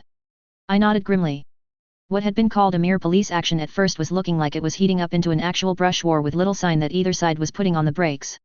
Casualties were heavy on both sides, although each side had kept its cadre of professional soldiers intact and was mainly fighting battles using reservists and mercenaries at present. The Soviets were sending shiploads of humanitarian supplies to the Free States and even Night City, but word on the street was that they were filled to the brim with weapons. The motives were clear. They preferred a North American continent that was broken up into different polities, and if the NUSA wanted to push things for the sake of unity, then at least they should be mauled for doing so. Although I didn't like the NUSA invading, I had to admit that I hated outsiders wanting to prolong the conflict for their own personal geopolitical reasons even more. Still, I'm sure the Free Staters appreciated the assistance, so perhaps I had the wrong opinion. We quieted there for a while as the aircraft taxied and took off. I glanced out of the window, looking at the green-blue algae that was hugging the coast as far as I could see. My seat buddy saw me looking and nodded. "Strange days, isn't it? How many things can change in just a short amount of time?" I tried not to look bashful and nodded. "Your boys must have some plans, I suspect. Arezaka's new drone-based harvesting system sure looks fancy." He snorted and nodded, "Sure, and it'll take at minimum 9 months from now to see the first prototype platform designed and built. We'll have harvesters in the Azure main in 3 months at the most." I raised an eyebrow. The term he used for the open sea was a bit odd, so I searched for it and immediately got a match for an old patriotic song from the United Kingdom. This one I hadn't heard before, unlike the IRA one I sang for Evelyn, but I looked at the lyrics and remembered Mr. Stewart mentioned a lyric from it before. I snorted, "Britannia rules the waves." "You're goddamned right," he said, and then he coughed, "but in truth, we're taking a lot of ships of a specific class out of mothballs from the Scapa flow and refurbishing them quickly, turning them into drone harvesters in an interim. The multi-fuel engines on most of those wrecks can burn anything, so they'll be self-fueling after the distillation apparatuses are installed." He nodded, "We'll have a system very similar to Arezaka's that we're developing in parallel." He then admitted, "Probably about the same theirs comes online." That actually meant probably afterwards, I thought. He shrugged, "Still, I'm sure we'll have buyers for these first interim drones who can't afford a brand new system from Arezaka or us. I hear Militech is partnering with Petrochem to build similar systems, as well. SOV Oil, obviously, is doing the same." He shook his head and finished ruefully, "Everyone has gone algae crazy." I rubbed the back of my neck and chuckled, but it sounded forced. The flight attendants were very attentive, but I declined anything to drink and just watched the B executive down 2 doors in rapid succession. Although we were already supersonic, it would still take a little over 5 hours to reach Paris, so I just decided to superficially pretend I was napping while I instead focused on other things. The design for the militarist sleep inducer had been finalized, and we were in production now. I had lucked around meeting the commanding officer of a small band of mercenaries. Most of my work with mercenaries had been singletons, but this man approached me for a bulk discount. He was a white South African, and he and his entire band of mercenaries had arrived for the upcoming conflict. That was, apparently, what they did all over the world. When one war died down, he left and found another. The idea that there was still something like independent free corps or bands of mercenaries like this was kind of ridiculous, but of course, there was. Because why wouldn't there be in this world? Everyone could be their own PMC. This guy had a long-standing mercenary company and was reconstituting it after some losses in Central America. He had heard about how cheap I was selling relatively new Sandys. He had walked in my door wanting a bulk discount on such boostware but walked out getting that, but also agreeing to purchase 1 platoon worth of my militarist sleep inducers and test them in combat. I was giving this initial 50 units to him at a steep discount, but in exchange, I would be able to use him in marketing material. Hopefully, they didn't get sent into some death trap and get annihilated, as that wouldn't make good ad copy. It had only been a couple of weeks since I had Kiwi bug the apartment of the pushy Dynacorp guy, and while I had heard a lot of disparagement of myself in our surveillance, I hadn't yet heard him plotting my imminent demise as I had expected. He had tried to contact Dr. Hajime again yesterday, and I just declined his call, though, so I felt that he was going to have to do something soon or just accept he lost. I increased the security at my small factory. I bought several airport-quality security scanners, the kind of security pylons that I had walked through numerous times at the trauma team's headquarters and the kind I had just walked through this morning.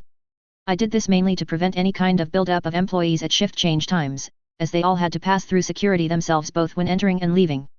When they entered, it was to catch weapons and contraband, which I forced them to leave in a locker, and when leaving, it was to prevent theft. But it occurred to me that this was becoming an attack surface and, moreover, a soft target.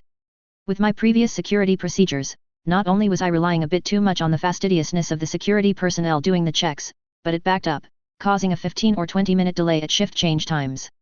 The employees didn't like this because they weren't being paid for this time, and I didn't like it because someone wanting to attack my enterprise could spray the lobby down with automatic fire or RPGs and kill most of the people building my products, so it was a sensible, if expensive, purchase. Now they just walked through the scanners and were held up only if the scanners caught something. When it came time for the actual meal of the flight, I had picked a clam chowder and lobster a week ago when I bought my ticket. Being a native Brocktonite, I would be pretty suspicious of this meal choice anywhere but the East Coast, even in my old world when I was pretty sure the meat would be actual clam and lobster. Here, it was much more questionable, although there was still considerable fishing activity in the world. With the drop in population and many wars, the ocean biome was one of the few that was actually doing well. Even the hammerhead shark, which was almost extinct in my old world, had a resurgence here. I sniffed snobbily at the lobster and clam chowder. The lobster was a real lobster, which surprised me. I figured they would have given full lobster meat already deshelled. My seat buddy eyed my meal suspiciously. He had a simple steak that must have been close to 500 grams, as well as mashed potatoes. I was sure the steak was cloned and vat-grown, but the potatoes might have been real. He said, "This is going to sound weird, but I've never eaten a real lobster. It looks difficult to eat." "Nah," I said, my accent chip protesting my casual use of language, "it's pretty simple."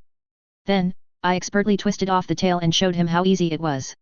Only the claws were a little bit tricky, but even then, even with Leviathan imperiling the sea now and then, any girl growing up in Brockton Bay would know how to eat the tastiest of all arthropods. Well, shrimps were really delicious, too. Back in my old world, the famous Ward Ladybug had been based in New York City, along with Legend, and there were rumors that she owned and operated an entire lobster farm in Staten Island as a hobby. Apparently, her bug control extended into all arthropods, not just insects, so she could get a bunch of lobsters to be pleased as punch doing nothing but procreating and getting along with one another. It was already well known that she had a huge farm of Australian Darwin's bark spiders and black widows that she used to create very effective, armored costumes for any ward that asked, as well as a lot of the protectorate, too. What a good girl she was. The clam chowder had been acceptable but not good, but I systemically disassembled that lobster in record time. Eating him made me feel quite nostalgic. I sat for the rest of the flight, thinking of home and of Dad. After we deplaned in Paris, Mr. Stewart stopped me from walking off. "You're headed to London, right? If you like, you can hitch a ride on our private jet.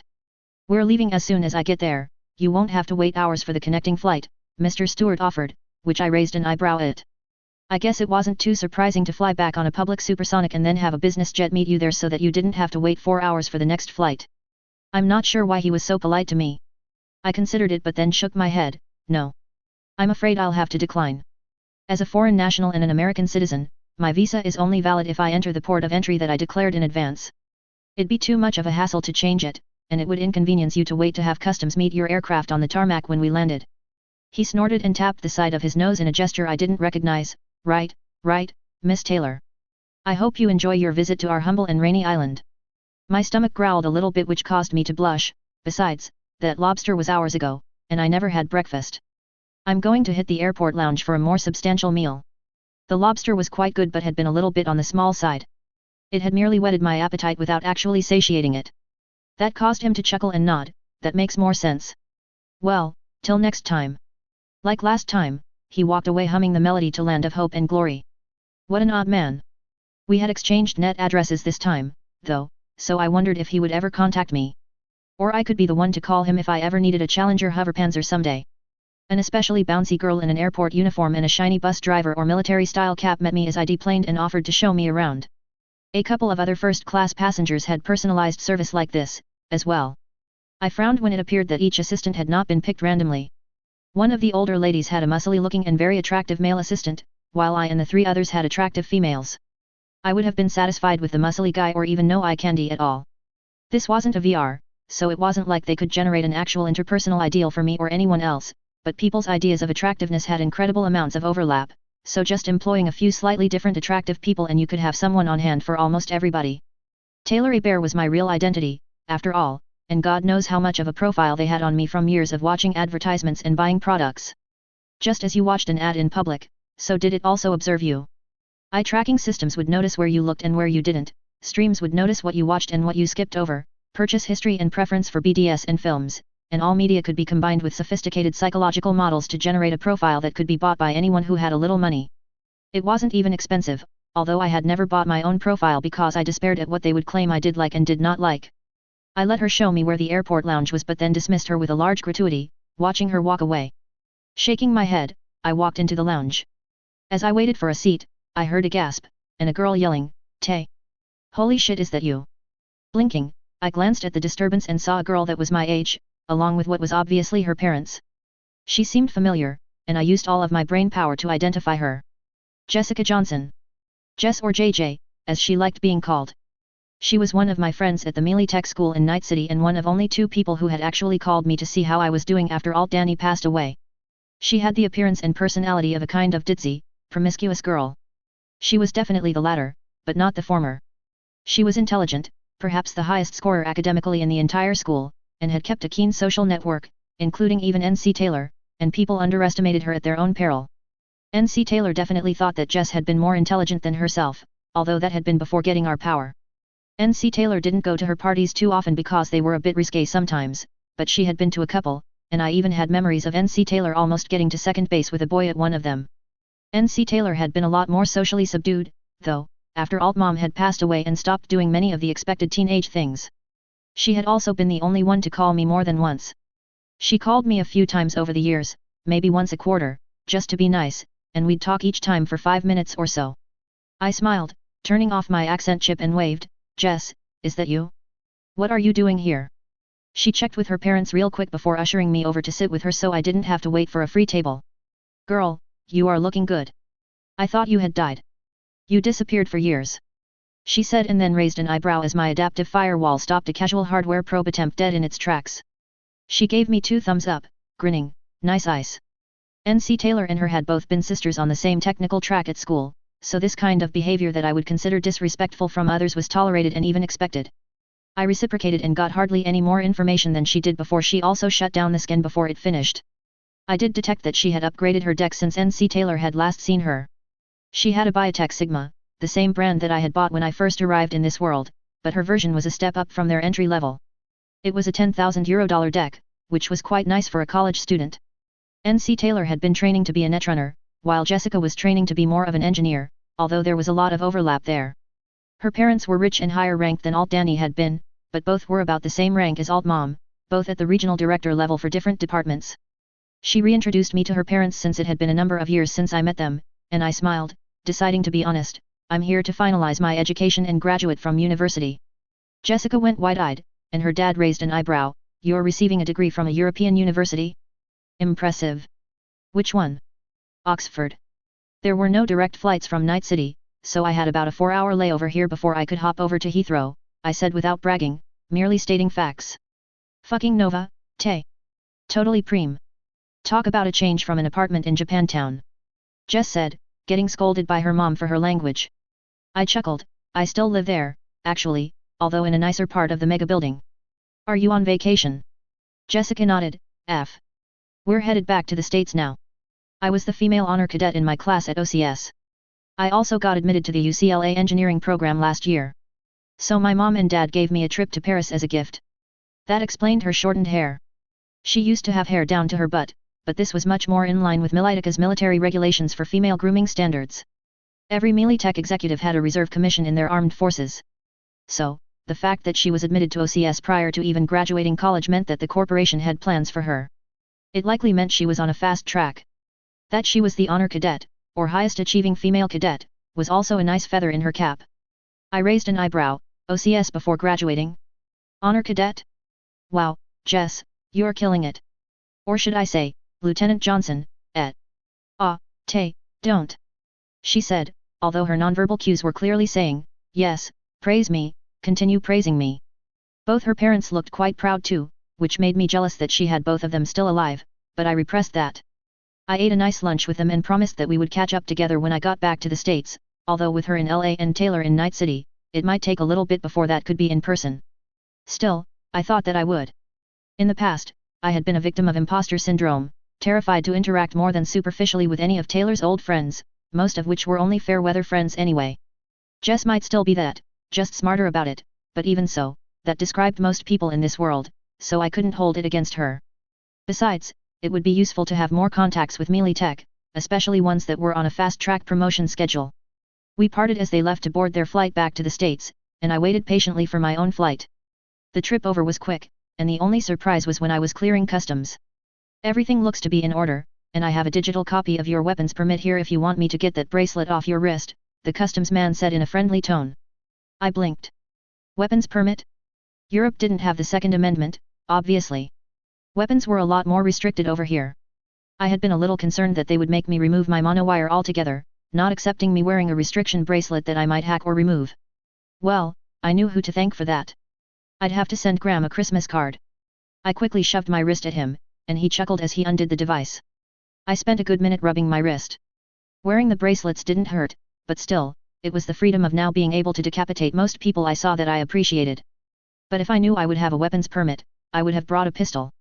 Perhaps there were gun stores in the UK? Probably something like John Blasters and Sons, armorers since 1012 AD or something. It was an hour and a half drive to the address Graham's secretary had given me, and by the time I got into the house with all my luggage, I was tired.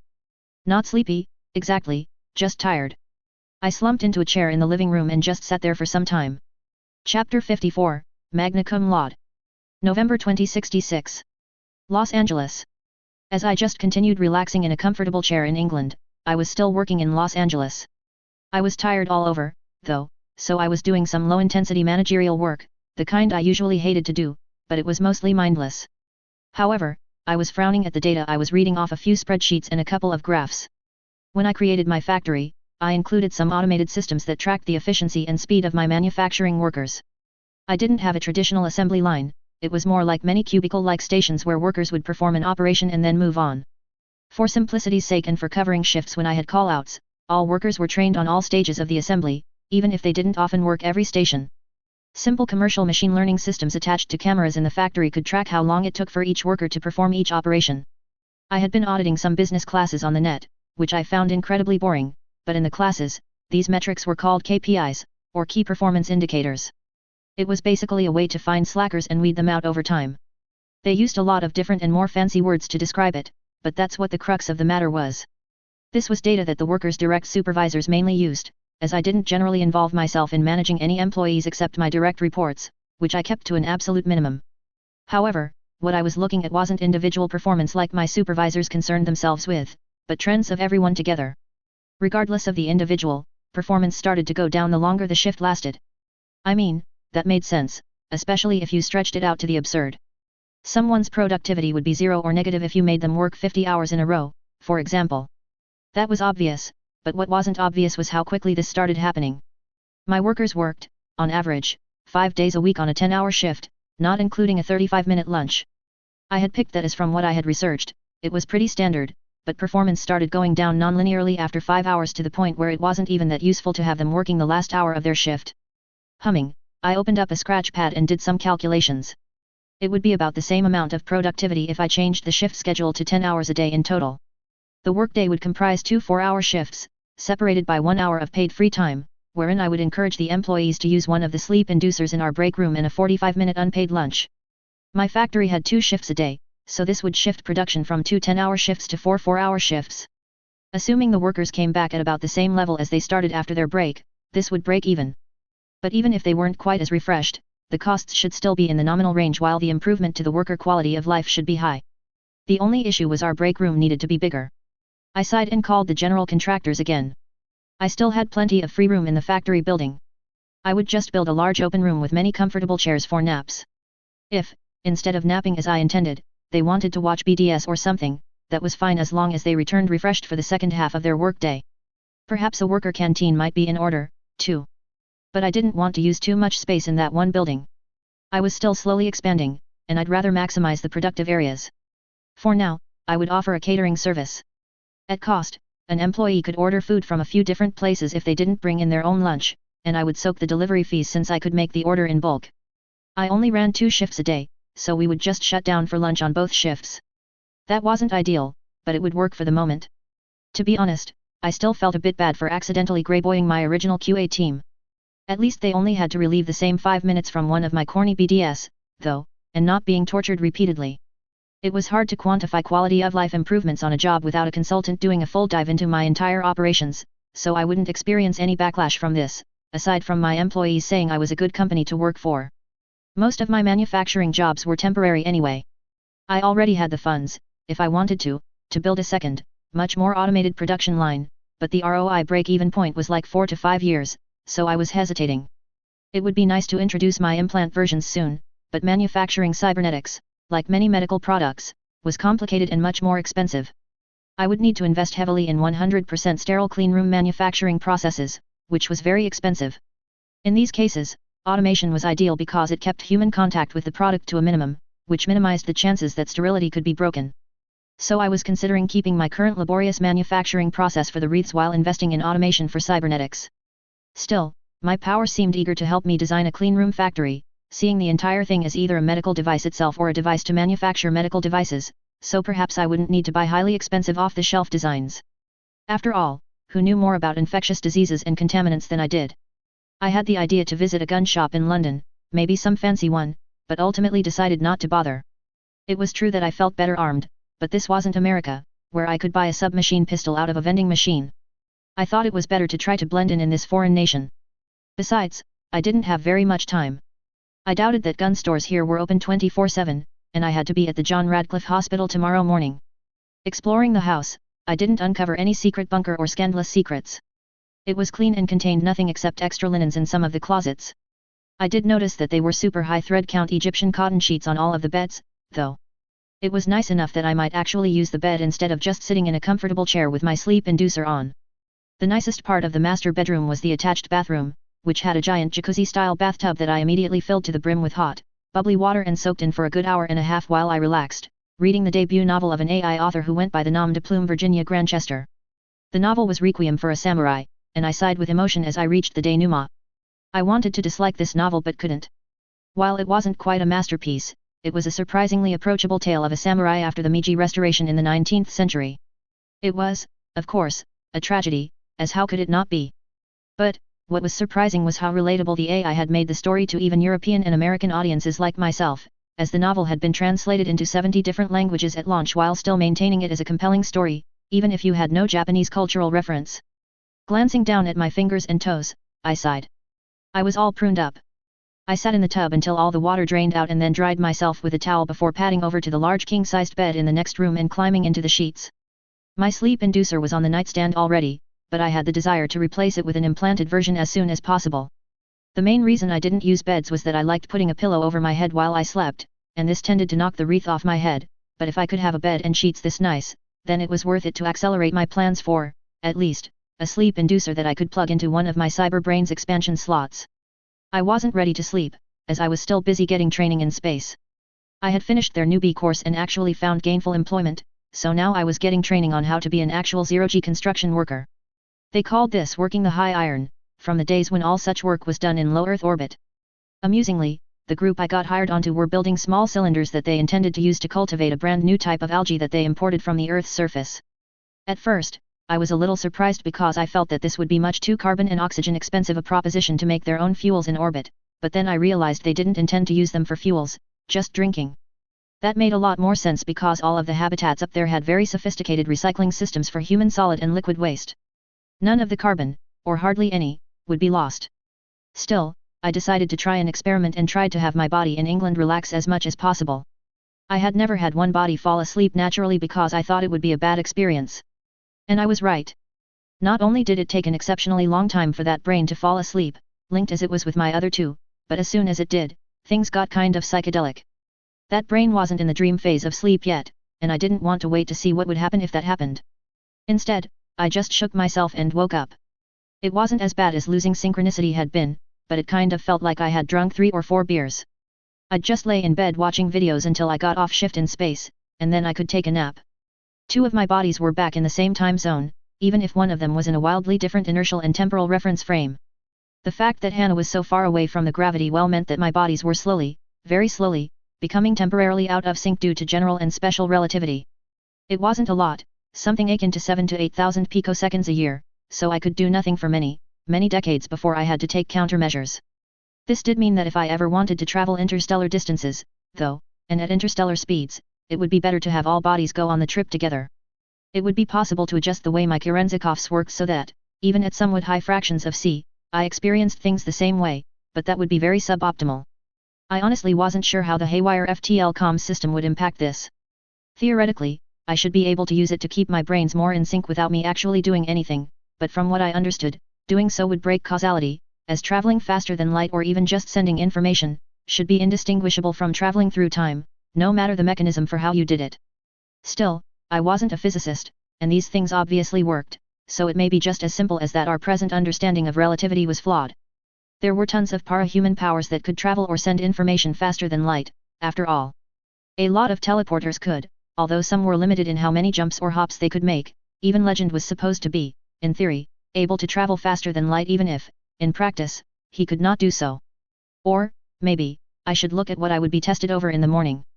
It couldn't all be medical related, and I might actually need to review some things if they were testing English composition or history. Nodding, I set to it. It took me a few moments to decide which outfit to wear. The second dress wasn't suitable, as it was in the realm of little black dresses and I wouldn't wear a cocktail dress to an important meeting at a college. The only things I wanted to be assessed today were my medical skills and knowledge, after all. I only let Evelyn buy that dress for me in case I actually had a party to attend, although I very much hoped I never received an invitation. I settled on a skirt suit in charcoal grey but with dark stockings. Stockings weren't really in fashion these days, and we had to go to 3 stores before there were acceptable ones to buy, but I preferred stockings or pantyhose to the alternative of displaying my bare thighs to the world.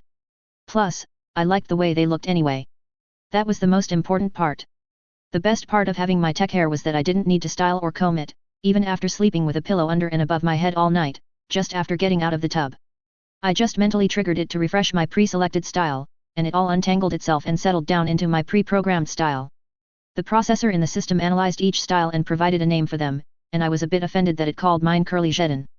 Oxford wasn't a large city, so the drive to the hospital didn't take that long on the A40. Finding the correct place after I parked was a little more challenging, but that was why I left so early. After seeing it, I realized I still had an hour before the appointed time and decided to backtrack to a couple of restaurants that served breakfast, catering mainly to hospital workers. A croissant breakfast sandwich and coffee sounded excellent, and although they weren't the best I ever had, they were serviceable, and it was a good start to my day. I had no idea how they were going to assess me, but if it was going to take 10 days, then it was likely something that would be wearying. Perhaps exams on every course I would have taken? The idea of testing out of classes existed back in Brockton Bay, but here it was very anachronistic. After making sure my clothes didn't have any grease or croissant bits on them, I made my way back to the library. I was still about 20 minutes early, but that was fine. I glanced around, not entirely sure where I should go inside the library, so I ended up checking in with someone behind a desk. "Excuse me. My name is Taylor Hebert and the dean instructed me to meet someone here." At first, the man looked a little skeptical, but after a moment, he nodded. "Yes, you're supposed to be in conference room C5. I thanked him for his time and went to find it. Rather than listed as a conference room, per SE, it was on the map as a group study room. That was fine, I supposed. I was the first one there, so I took a seat at the table and waited. 2 people arrived 5 minutes or so before the appointed time, and I rose to greet them. It was a man and a woman, both in their 30s. Miss Bear? The man asked, and I inclined my head. They introduced themselves. The man was an assistant to the dean, while the woman was Dr. Grace Turner, who was the Regius Professor of Medicine, whatever that meant. It was some title that some king gave in the 16th century or something. Apparently, it meant she was somewhat high in the hierarchy in the medical school and would be the one in charge of assessing me. Thank you for taking time out of your week to assist me, Dr. Turner, I told her and inclined my head. So, what are the first steps? She told me, and it was pretty much what I thought. I'd be taking 4 or 5 tests a day, about 2 hours long apiece. I frowned when I added them all up together. That seems like it will eat up the entire 10 days that I was told by the dean to free up for this assessment. What about the practical skills portion? The professor frowned and said, we will partly do that through virtual reality brain dances, but also partly in real life. You will need to schedule another 2 weeks for it. I sighed, rubbing the back of my neck. I suppose it goes without saying that if I fail these academic exams, there would have been no need to proceed with the practical skills assessment, yes. That caused her to nod. The dean had been a dick, but I think I underestimated how much of a dick he actually was. Well, very well, where will the exams be taken? Will you be proctoring them? I asked, finally. She shook her head, not personally. They'll be proctored by AI in a specially prepared and shielded room here in the cairns. That is to prevent you from any net access that might be used for cheating, as many of the exams are more on the nature of testing knowledge retention. I started to nod, understanding, but the dean's assistant coughed to bring our attention to him and said, about that. Due to the unprecedented nature of this accommodation that we are granting you, we will need you to give us super user access to your operating system to verify that you are not consulting any reference materials during the exams. I stared at him like he was insane. Even the Regius professor looked shocked. I pursed my lips in a thin line, saying simply, no. This seemed to cause the man to smirk slightly. It isn't optional, ma'am. I rolled my eyes, sighed and stood up. Of course it is. The very idea of what you are asking is preposterous. Given the background of many of Oxford's students, I am absolutely certain you would never ask this of one of your other students. I really would have appreciated being told this requirement prior to flying out here. I detest people wasting my time. Dr. Turner held out her hand and said, wait, maybe there is. However, she was interrupted by the other man who shook his head, this is absolutely non-negotiable. He had that fucking right. What a waste of time. I smiled at Dr. Turner, apologies for wasting your time. Then I stared emotionlessly at the other man, who was kind of blocking my way out of the small conference room. Sir, remove yourself from my path, and kindly go short to your own ground. I tested out a spacer insult that Hannah learned, which had the same meaning as go fuck yourself. I decided I quite liked it. He sputtered a bit, but perhaps something about the way I was staring him down made him wise enough not to push the matter, and he stepped back 2 steps. As I left, I heard the barest beginnings of a conversation through the door. It was Dr. Turner, saying, are you a fucking? I didn't stick around to eavesdrop because I was quite annoyed. Had this entire trip been a waste of time, then? Graham's secretary had asked me to inform them of how long I would need the house, so I sent her a quick text message stating that I would not need it anymore, at least after this morning. I hadn't made it to my car before Graham's secretary called me, and I answered. He seemed concerned, Miss Bear. Was there something wrong with the house? I made a tisk noise and said, no, there wasn't anything wrong with it. It's perfect. There's just something wrong with Oxford, though, and it seems like it won't work out. I then explained in simple terms what happened. He remained silent for a while, and I could hear the literal click-clacks of an actual mechanical keyboard, something I hadn't heard since Brockton Bay. Are you still in town? He asked, and I indicated that I was. Let me see if I can solve this issue. Sir Stewart perhaps didn't understand the request or your precise status. If all else fails, we can definitely arrange a similar degree by exam at Trinity College here in Dublin very rapidly, he said, sounding a little weary in the way that people often got weary at the world and at people who increased their workload. I didn't take it personally, though, and it seemed he was annoyed at the dean, not me. Okay, that would be nice, too, I said, feeling a little better about the situation. Then, I had to ask, is that an actual mechanical keyboard I hear? His tone brightened, and he started talking with the zeal of a religious fanatic. Oh. I knew there was something cultured about you. He then went on for a good 5 to 10 minutes about mechanical keyboards, the best kinds, which was a trick question because, apparently, the best kind was the kind you had to build for yourself. He took my recognition as interest and not amazement at hearing something I hadn't heard since 2011 or even earlier. Apparently, there was a sizable mechanical keyboard community on the net, and he forwarded me a few sites, which I saved. Well, the clicky-clacks did sound nice, I supposed, and I remembered a satisfying clicking feeling to my fingers from computer class. However, with the high-end operating system, you could type as fast as you could think, which was quite hard to beat. This guy sounded like he just liked something because it was anachronistic, like a 20th century version of the Society for Creative Anachronism. Keyboards instead of halberds. I decided not to even keep walking to my car, and instead just turned around and returned to the Cairns Library and decided to just look around. Although the entire John Radcliffe Hospital had been rebuilt in the wake of the data crash after a rebellion of automated surgical bots resulted in the buildings being mostly demolished, almost all of the books were preserved. I didn't have the authority to check anything out, but I could still look through some of the reference books here, which were kind of interesting. I was in Oxford, so I had to read at least a few entries from the Oxford English Dictionary after all. By the time I got a call, I had moved on to the older chemistry reference books and was looking at the SI units of magnetic properties. The call came from the dean again. Grinning a little, I answered the call before my agent could screen it, but I answered it slightly brusquely, with a simple, "Bear." "Ah, Miss Bear, this is John Stewart. I want to apologize on behalf of myself and my assistant earlier today. I'd be lying if I said this request hadn't irritated me, but I assure you we did not intend to drive you away through overly onerous requirements." My man just could tell I was a bit irritated and decided on some initiative. I raised a single eyebrow, which was a hard gesture to do and it had taken me a lot of practice over the years I had been in Night City to perfect it, like. Will no one rid me of this turbulent priest? That caused a genuine chuckle to come from the older man who nodded, yes, precisely. I grinned. Thomas Becket was canonized if I recall. What compensation could I expect? This caused the man to cough. Yes, well, you see, we haven't had the best relationship with the Holy See since the Reformation, you see, so I don't think I can guarantee you canonization. Plus, you'd definitely have to die. He was razzying me now but seemed a lot more friendly than the last time I had spoken with him. I decided to play along. Well, I don't like that part, at all. I suppose there's nothing to do about it. That's probably for the best. However, if you're still in town, you can start your assessment today. While my assistant's demand was a bit much, there will need to be some way to verify that you aren't consulting any reference materials you have saved in your implants. He sounded slightly apologetic about it. I tilted my head to the side, about to take offense again but stopped. Really, his request wasn't that out of the ordinary. While I was sure that regular students didn't have such stringent requirements, they also had 5 or 6 years for professors to individually gauge their progress. Personally, I thought that it was a bit old-fashioned to even proscribe the use of reference materials for an exam, but this was an old-fashioned place. I sighed and thought about this for a good 1400 milliseconds of objective time before I offered, I can scroll over 2 of myself taking the exams. That would include, obviously, my HUD, and it would be possible to verify that I wasn't pulling up any saved reference materials. But I would not agree to scroll the thought track. ABD's thought track didn't really correlate entirely with a person's inner monologue, so you couldn't actually hear someone's thoughts precisely, but it wasn't that far off, either. You'd experience their emotions, and you could, with practice, kind of intuit what they were thinking about, so I considered it confidential. Plus, I had already tested only recording 1/3 of my thoughts, and I would have come across as very flighty, almost ditzy. It would appear kind of like someone with really bad ADHD, thinking of very random things. The dean considered this for a moment before nodding, yes, that would definitely be sufficient. Dr. Turner is still in the Cairns Library if you are able to return today. I'm here, as well.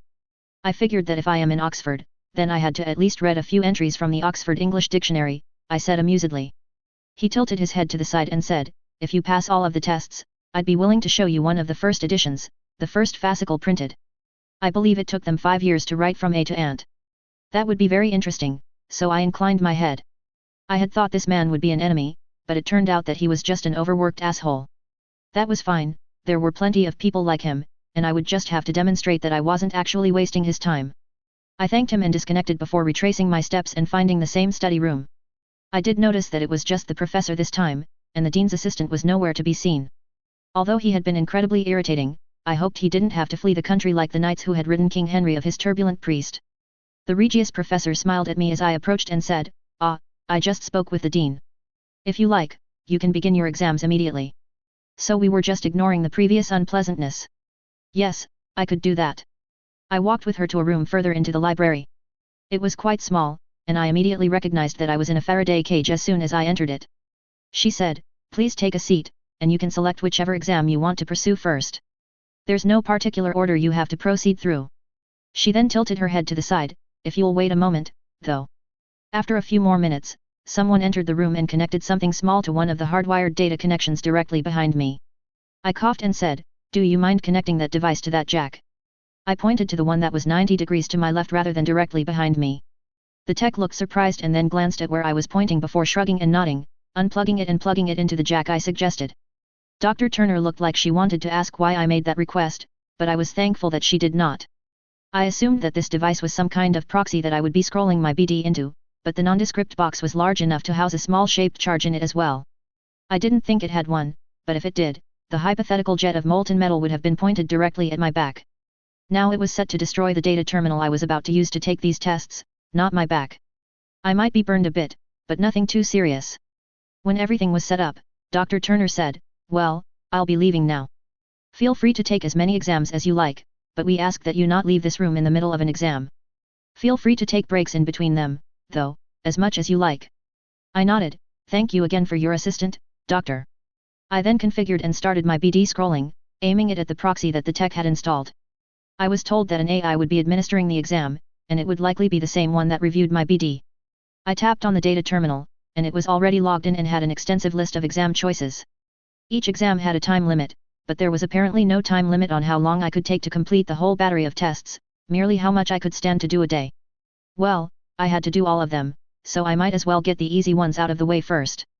Rather than the test called Introduction to Human Body, which sounded dreadfully boring and was likely the first class all medical school students took, I selected Advanced Genetics, Cell Structure and Function from the list of tests and started the exam. The exam was interesting. It wasn't multi-choice at all like I was expecting. I could answer verbally or write my answer in the text box with the data terminal, and I assumed the AI was grading each answer personally. Nice. I didn't have to be brief, then.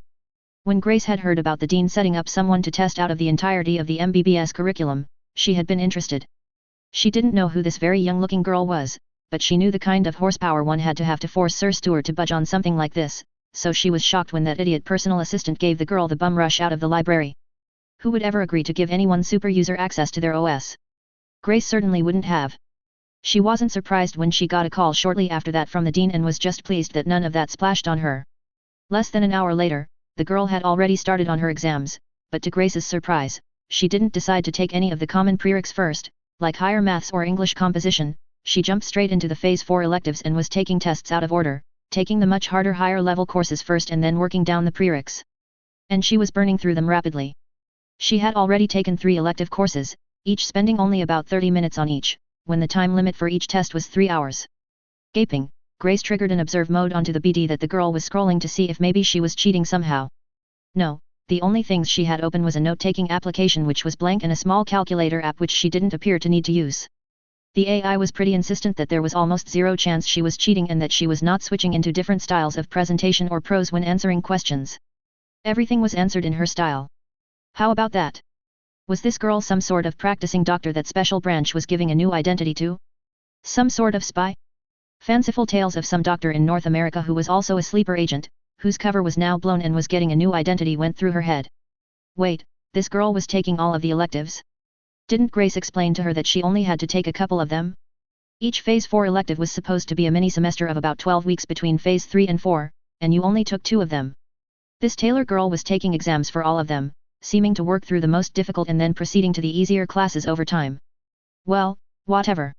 I managed to clear through 10 of the easy but still interesting classes on the first day, but after that, it was much more of a slog. I was keeping all of the tough classes like philosophy, composition, history, and ethics, until the end and was just working through the more boring but easy medical ones. 4 days later, I had exhausted all of the easy classes and had to start taking the harder ones. The math classes were pretty simple, although I had the idea that I wouldn't have thought so before I had 3 brains to think about it. The chemistry classes were pretty simple because they all seemed focused on organic chem, which my power helped me with. I actually had to cheat in the history class, though. I used Dr. Hashomi's implants to pull up some of the answers because I hadn't actually studied too much English history. It made me blush that their concerns about cheating were warranted, while their precautions were not good enough, but I wasn't about to fail this exam and then be told I had to take a semester or 2 of history classes. How stupid would that be? The practical skills tests were mostly in virtual reality brain dances that had a very high fidelity with reality as far as medicine was concerned, which made perfect sense. These I breezed through, and I only spent about 5 days working shifts in the John Radcliffe Hospital, overseen by one of their more senior doctors. They didn't call them attendings like I was used to in the United States, though. I intended to specialize in surgery, of course, but it wasn't like brand new baby doctors in the UK did this, so most of the procedures I performed were minor things like sutures, and the like that I had been doing even as a paramedic. After the last day, I met both the Regius Professor of Medicine as well as the Dean in person. The Dean seemed a little surprised. He coughed and said, "Honestly, I did not expect this outcome. But you've definitely met and exceeded all of the requirements for the MBBS degree. Do you plan to stay here for further training? You suggested an interest in cybersurgery." He went from discounting me to basically offering me a job as an intern doctor, which I thought was nice. But I shook my head. "No, I'm going to head back to Night City and seek residency at one of the trauma centers, I believe." He shrugged. "Well, fair enough. The degree should more or less be taken at face value for an American license to practice medicine. At least, I've never heard of anyone having any difficulties applying for and getting one, but who would want to go to America, anyway?" He said the last with a purse of his lips, disapproving of my choices. There wasn't any kind of large ceremony, and I would be added to the list of this semester's graduates, as Oxford didn't want to advertise that they provided degrees by simply testing out of them. I didn't want any special attention either, so I appreciated that. The diploma itself was quite fancy, though, and written on something like synthetic vellum and bound in a leather portfolio. It took it with a handshake and departed in peace. It was already getting close to dinner time, so I should probably. I tripped, catching myself in time, frowned, and sat down at the nearest chair. I had hired melee tech as protection whenever I drove somewhere in Los Angeles, and someone had just attacked the small convoy, using rocket-propelled grenades to disable the lead vehicle before firing at the trailing vehicle. It was an early morning ambush, but they weren't, seemingly, trying to kill me, clearly, so I just triggered my Platinum Trauma Team subscription and put my little sports car into high gear and burned out, accelerating out of the kill box. When I started to do that, they directed some fire into my precious car, but it wasn't enough to immediately disable the vehicle. Less than a kilometer down the road, though, my little Shin sputtered to a stop. Fuck, they must have hit something important in the engine compartment. I leapt out of the car, grabbing my submachine gun. Should I continue running? No. The trauma team was close by now. I took cover behind my car, aiming back the way I came and observed the running gun battle between my melee tech defenders and the unknown attacking forces. The attackers hadn't gotten the clean kill on each vehicle that they had hoped for, and I felt that they were going to be lucky to get away alive, much less pursue me any further. The AV-4 landed behind me, and I felt nostalgia as the security and medical specialists hopped out and approached me. "Dr. Hajime? Are you too injured to move?" I carefully pointed my gun's barrel down at the ground before turning, which I could tell the security specialists appreciated. It was really a lot of paperwork if you shot a client, especially a platinum client like myself. "I don't believe so. I don't think I'm injured at all, but someone attacked my convoy, and I managed to get free." Thinking about it, I handed the SMG to the assistant med techie, asking, "Would you mind carrying this? I'd like to have it back later." "Ma'am, you've been shot," the senior med techie reported, and I blinked. I muted all notifications as soon as the ambush happened. I glanced down and saw the injury and diagnosed it at the same time I got the report from the biomonitor. Serious penetrating trauma of the lower left quadrant. It must have been a rifle round or armor piercing or something. I started feeling a little lightheaded. It might sound ridiculous for someone who routinely conducted surgery on myself, but I liked all of my blood to stay inside my body. In either case, it wasn't an immediately fatal wound, though. My nanites might even repair the perforated and ruptured spleen, but it was probably best not to rely on it. I sighed. So I am. I suppose I should let them treat me as a patient instead of as a rescue. How embarrassing. Fuck. My melee tech premiums were going to go through the roof. It was like insurance, and they charged by the risk profile. Chapter 55, SpiraSpira, Junior Illuminati Agent. And, setting this as a side story since some people don't care about hearing what happens in Brockton Bay, but it is considered canon. May 2011. Brockton Bay. Taylor had barely been in this universe for 6 months, and she was already a junior member of the Illuminati. Felt good, even if she didn't exactly have much of a choice in the matter. But they hadn't needed to do the hard sell, anyway. As soon as they let her read some of the non-public information about the projected date of the end of civilization, she was on board. She didn't precisely know the enemy they needed to fight, except that it was linked to the reason people became para-humans, but it was clear that they were gearing up to fight something and had been for decades. She had been told that she was recruited because her power was especially strong and also that she would have likely been killed within a couple of years if they never approached her. Taylor didn't really believe the latter, but she definitely believed the former. Her current job was to medically screen applicants that bought powers in a vial from this group. However, what they were practicing wasn't science, it was more akin to alchemy or magic. So what she ended up actually doing was curing various incurable diseases for them anonymously, when for one reason or another Miss Easy Mode bitch couldn't be consulted. A warlord in Africa had a child with ALS? The work of an afternoon. Her boss had the frankly disgustingly broken ability to know if curing said child would, in some way, assist their plan. If so, well, that's what Taylor did. Some of these missions were obvious. A senator wanted to live longer and be more youthful, so Taylor showed up. It was obvious where the quid and the quo happened in this exchange. But just as often, she would get a message to heal a random homeless person of cancer or something like that. Her boss absolutely terrified her with these requests. Taylor couldn't see any point, which meant that the woman's ability was absolutely scary. She also had the responsibility to humanize some of their failed experiments. The world called them Case 53 because her boss released them into the wild, mostly on Earth sense their memory. That wasn't something that Taylor would do if she was running a conspiracy that needed to be kept secret, but she wasn't in charge. Taylor knew how these people were selected for experimentation. They were either dead men and women or seekers of power, one and all. Or both. So, she didn't really have any moral objection to the program. Not even the random ones that boss had fished out of some dimension on death's door for some reason. There was implied consent for medical procedures, after all. And receiving power in a vial could be seen as a life-saving medical procedure if you squinted and looked at it just right. Alright, let's finish up with number 962, Taylor told the always present Breeze, which assisted her when she needed it. There were a few mundane doctors that also occasionally helped her, but she preferred working alone. The mutations on this particular individual, MR 962, were radical but easy to adjust to, something akin to a human form. He would have a mostly normal life after they released him. The Illuminati had a lot more prisoners that consisted of failed experiments down here than they released to the wild, but with Taylor here adjusting them, there were plans to release quite a few more. Taylor couldn't help all of them. Some of them weren't alive. For example, Weld had been a boy with a terminal illness, but the process of curing him caused him to turn into fucking metal. Taylor hadn't had a chance to examine the young metal man, as he had been released several years ago, but from what she could tell, he both wasn't and shouldn't be alive, at least not in the way Taylor defined life, so there wouldn't have been anything she could do to him. Others, though? She could usually make a lot of progress.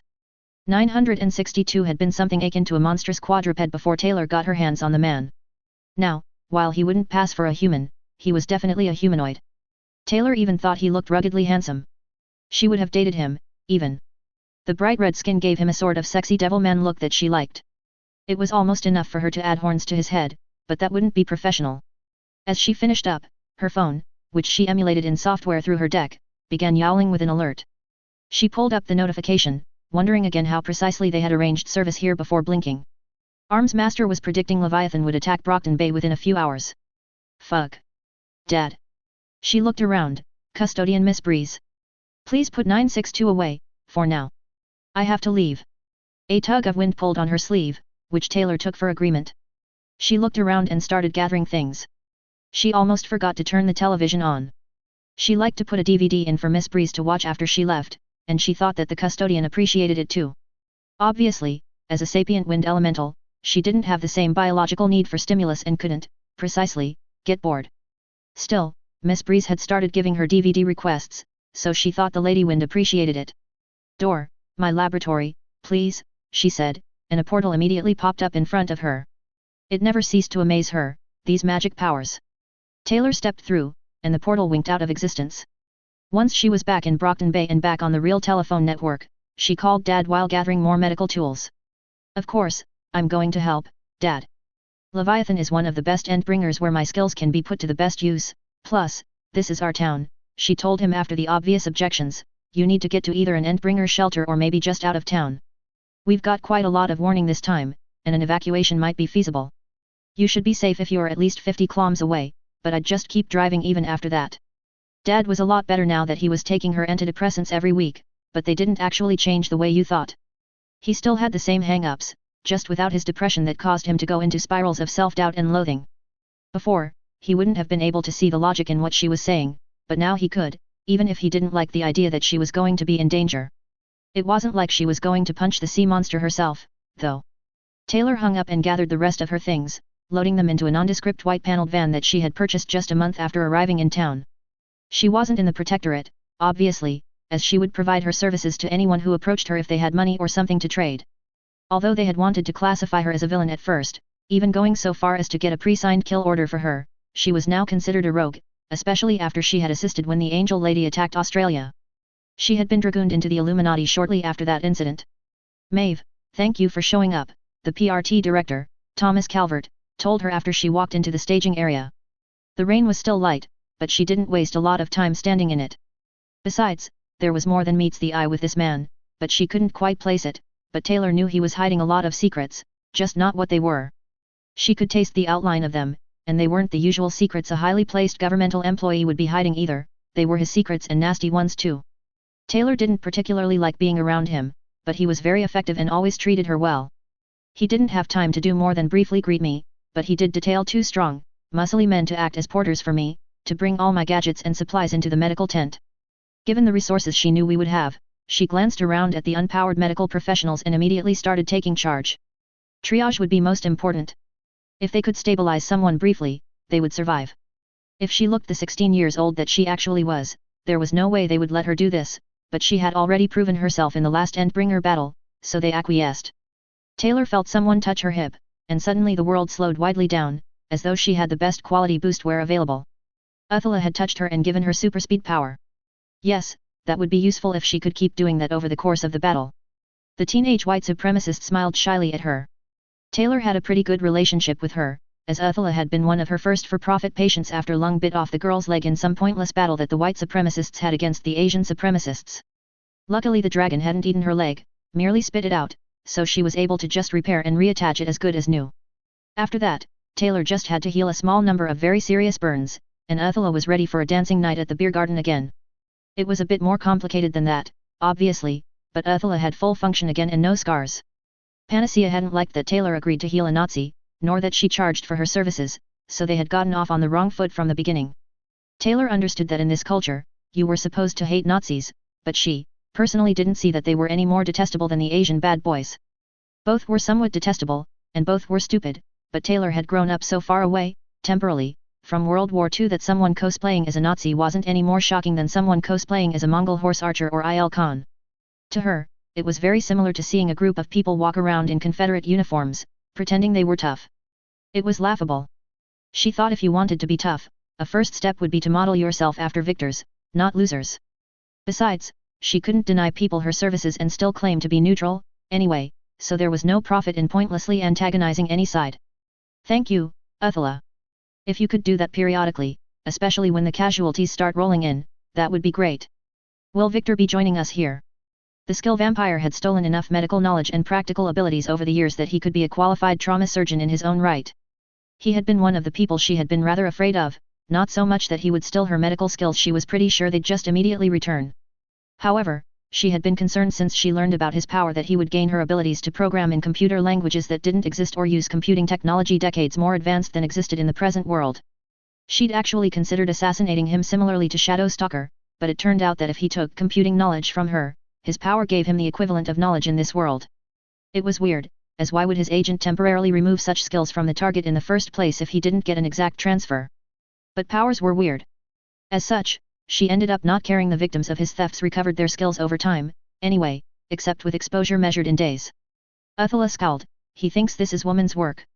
That caused Taylor to raise an eyebrow in amusement. So, just having a bunch of high-level skills didn't make you any smarter, it turned out. That was the whole fluid intelligence versus crystallized intelligence debate. Victor clearly had a lot of the latter but was running on fumes as far as the former was concerned, she thought. There wasn't any fancy sniping you could do to Leviathan. He'd be a lot more helpful here, helping keep people alive. Still, Taylor shrugged, has he been tutoring you in first aid, as I recommended? That got her to smile and nod, yes, that was a good idea. I'm embarrassed that neither of us had thought about it before, but he does know more than an ER doctor and paramedic combined and is a better teacher than most college professors. Taylor could tell Uthila liked praising her husband. Although they were, in many ways, murderous psychopaths, it was rather touching. It was like seeing a corpo executive that actually had a loving relationship with their spouse, and it vaguely reminded her of her dead parents. Uthila's powers were both very useful in triage and not at all useful. Depending on the type of wounds a person had, she could use her invulnerability power to keep them alive for a couple of minutes. If you were bleeding out and she touched you, you'd just stop bleeding. You were invulnerable. The way Uthila's power worked didn't make any sense, like most powers, it wasn't scientific at all, but it worked. But it wouldn't resuscitate drowned people, and that would be a majority of the casualties in a Leviathan attack. The downside was also that the invulnerability power would also make it impossible for Taylor to work on the people. But Panacea could. So, besides using her regeneration ability on people after they were stabilized, Athela was a godsend to temporarily stabilize someone dying of severe physical traumas so Panacea could heal them. Speaking of, little Miss Easy Mode bitch was finally here too. She was grouchy looking, as normal, but she also had an aura of anxiousness about her. Taylor didn't need her encyclopedic knowledge of psychological disorders to know why, either. Her family would be fighting in this battle, and some might not make it through alive. Panacea usually responded to all Endbringer battles and was carefully protected, so she knew the survival rates better than even Taylor did. Panacea scowled when she saw Taylor and Athela together. Oh, not this shit again. Taylor sighed and said, Miss Panacea, I would like to take charge of the triage area. You're clearly the heavy hitter here, and I will funnel all of the time-critical acute cases to you. Taylor considered herself the best doctor in the world, and the work of a doctor, especially in a trauma setting, was akin to a conductor in an orchestra. She would have a lot of unpowered clinicians to assist her, and she was confident in her ability to manage this. Panacea looked for any reason to decline, but the truth was that this was how she normally operated anyway. She didn't handle triage when she worked in the hospital, and she just healed the people who were placed in front of her. Finally, she hissed, Fine. Taylor nodded and sat down, fishing a small set of tools out of her pocket and casually popped her left eye out of its socket. The TinkerTech modifications that made it an excellent medical imager also made it quirky, requiring frequent maintenance. She generally would have preferred privacy to do this, but already the alert from her customized software was indicating that the divergence of the two sensors in each of her eyes was exceeding nominal values. She would have to do it now, as things wouldn't hold for the entire battle. Panacea yelled, What the fuck are you doing? She was across the room and couldn't quite see what Taylor was up to. To her, it just looked like Taylor popped her eyeball out. The broody girl stomped over, looking grossed out. Hell, even Athela looked a little squicked. Taylor held the modified Kiroshi optical system out for inspection. These are cybernetic replacements, optical prosthesis, not the eyes I was born with. In addition to night vision, these allow me to perform thorough, yet non-invasive, medical imaging of anyone near me. Panacea looked interested and asked, So they interface directly with the optical nerves? Taylor paused, considering her reply. The truth was that Panacea would instantly know her secret identity if she ever touched Taylor a bear anyway, so there were no real reason to hide or deliberately obscure things. That is the failover mode. Here, touch me. She held out her hand and allowed Panacea to touch her, which was kind of akin to placing one's head inside the mouth of an emo-acting lion. Taylor had avoided ever having to shake the healer's hand in the past because she had seen how Panacea healed people and had suspicions that her power was more flexible than the healer let on. It was widely known that Panacea could knock a person out by touching them, but Taylor thought she could do much more, too. Whoa, what is this in your brain? Inorganic bits everywhere that I can't read, touching almost every part of your brain. This brain structure, too, this isn't normal. Wait, do you sleep? The girl asked, looking lively for the first time Taylor remembered. Taylor replied simply, The inorganic bits are a computer, and yes, I do sleep, but not very much. The computer functions as a kind of sci-fi direct neural interface. The eyes can transmit data through the optical nerve, but by default, they transmit through a direct digital connection to the computer, which takes multiple inputs and composites them together and then transmits them directly to my sensory cortex. How the hell did you do brain surgery on yourself? There are signs of serious neurosurgery here that have been healed impeccably, but there are still a few scars on or around your skull. Want me to remove them? Panacea asked, sounding curious. Taylor frowned, Sure. The fewer scars near my brain, the better. And to perform brain surgery on yourself, the key is to do it very carefully. It felt wrong for her to claim the work of her old cybernetics surgeon, but she couldn't very well tell the truth here. She just wished she had a better deck than a Paraline. While it was a supercomputer in this world, it was one of the absolute cheapest options back in Night City, and some of the customizations were difficult to do. It had taken her 2 months to write software that, finally, allowed her to take over the radio chips and emulate cellular telephones of this world. Taylor didn't bother to really listen to Legend's speech, as she had a lot of work to do setting up some of her equipment and stocks of consumables. Although she was donating her time and expertise, she would bill the part for the latter. Arms Master found her when she finished setting up and inclined his head towards her, holding out several armbands. Maeve, here is an armband. Ah, yes. She had forgotten about those. She took one and nodded at the autistic man. She felt that he treated her a little better because she was a tinker. In fact, after she was declared officially a rogue, after having a pre-signed kill order hung over her head, he had emailed her a few times, and they had discussed collaborating, perhaps, in the future. Her not being in the Protectorate might make that problematic, as everything Arms Master made was basically considered top secret, and she couldn't reveal her junior Illuminati membership badge, either. She nodded at him but didn't thank him for the courtesy. She felt that he didn't really appreciate politeness for politeness' sake. He was doing his duty, so he wouldn't consider his actions worthy of being thanked, so she didn't. Instead, she said, try to avoid dying.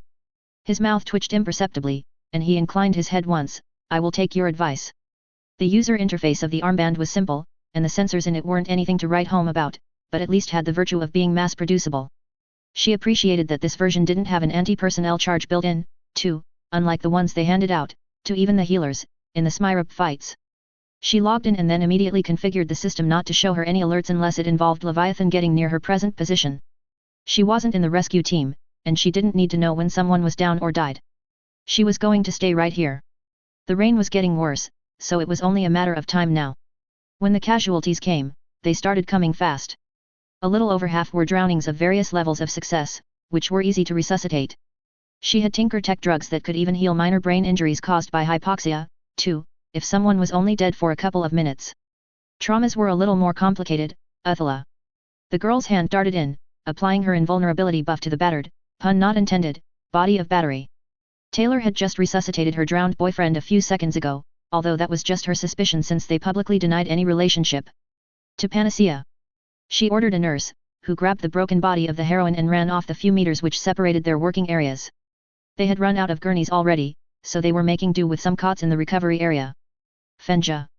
Uthila gasped as another broken lady was dumped in front of me. Taylor could stabilize herself. Speed, she said, and she got a renewed super speed buff and started repairing a number of arteries at super speed, calling clinicians to start both blood and plasma. As Taylor was almost done, she heard a noise that was something akin to the cross between a scream and keening from the next room. No, no, no, no. That was Panacea.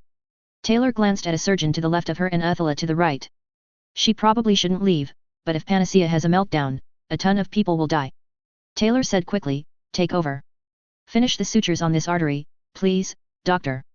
Uthila, keep hitting her with regeneration until I get back. Taylor backed out and moved with prudent haste to the next room, although it was just the other side of the tent. Strider was sitting there, panting for breath. He had brought Panacea a patient directly. However, seeing who it was, she didn't blame him for his breach of the procedure. Glory Girl's broken body lay lifeless in front of her sister who kept keening, no, no, no while repeatedly lifting her hand, touching her over and over as if that would make her power work. Taylor, having tons of knowledge of deviant pedagogical psychology, already had a unique idea as to why Panacea seemed so close to her sister, but seeing this cinched it in fact, it gave her an epiphany about why such a paraphilia might have developed.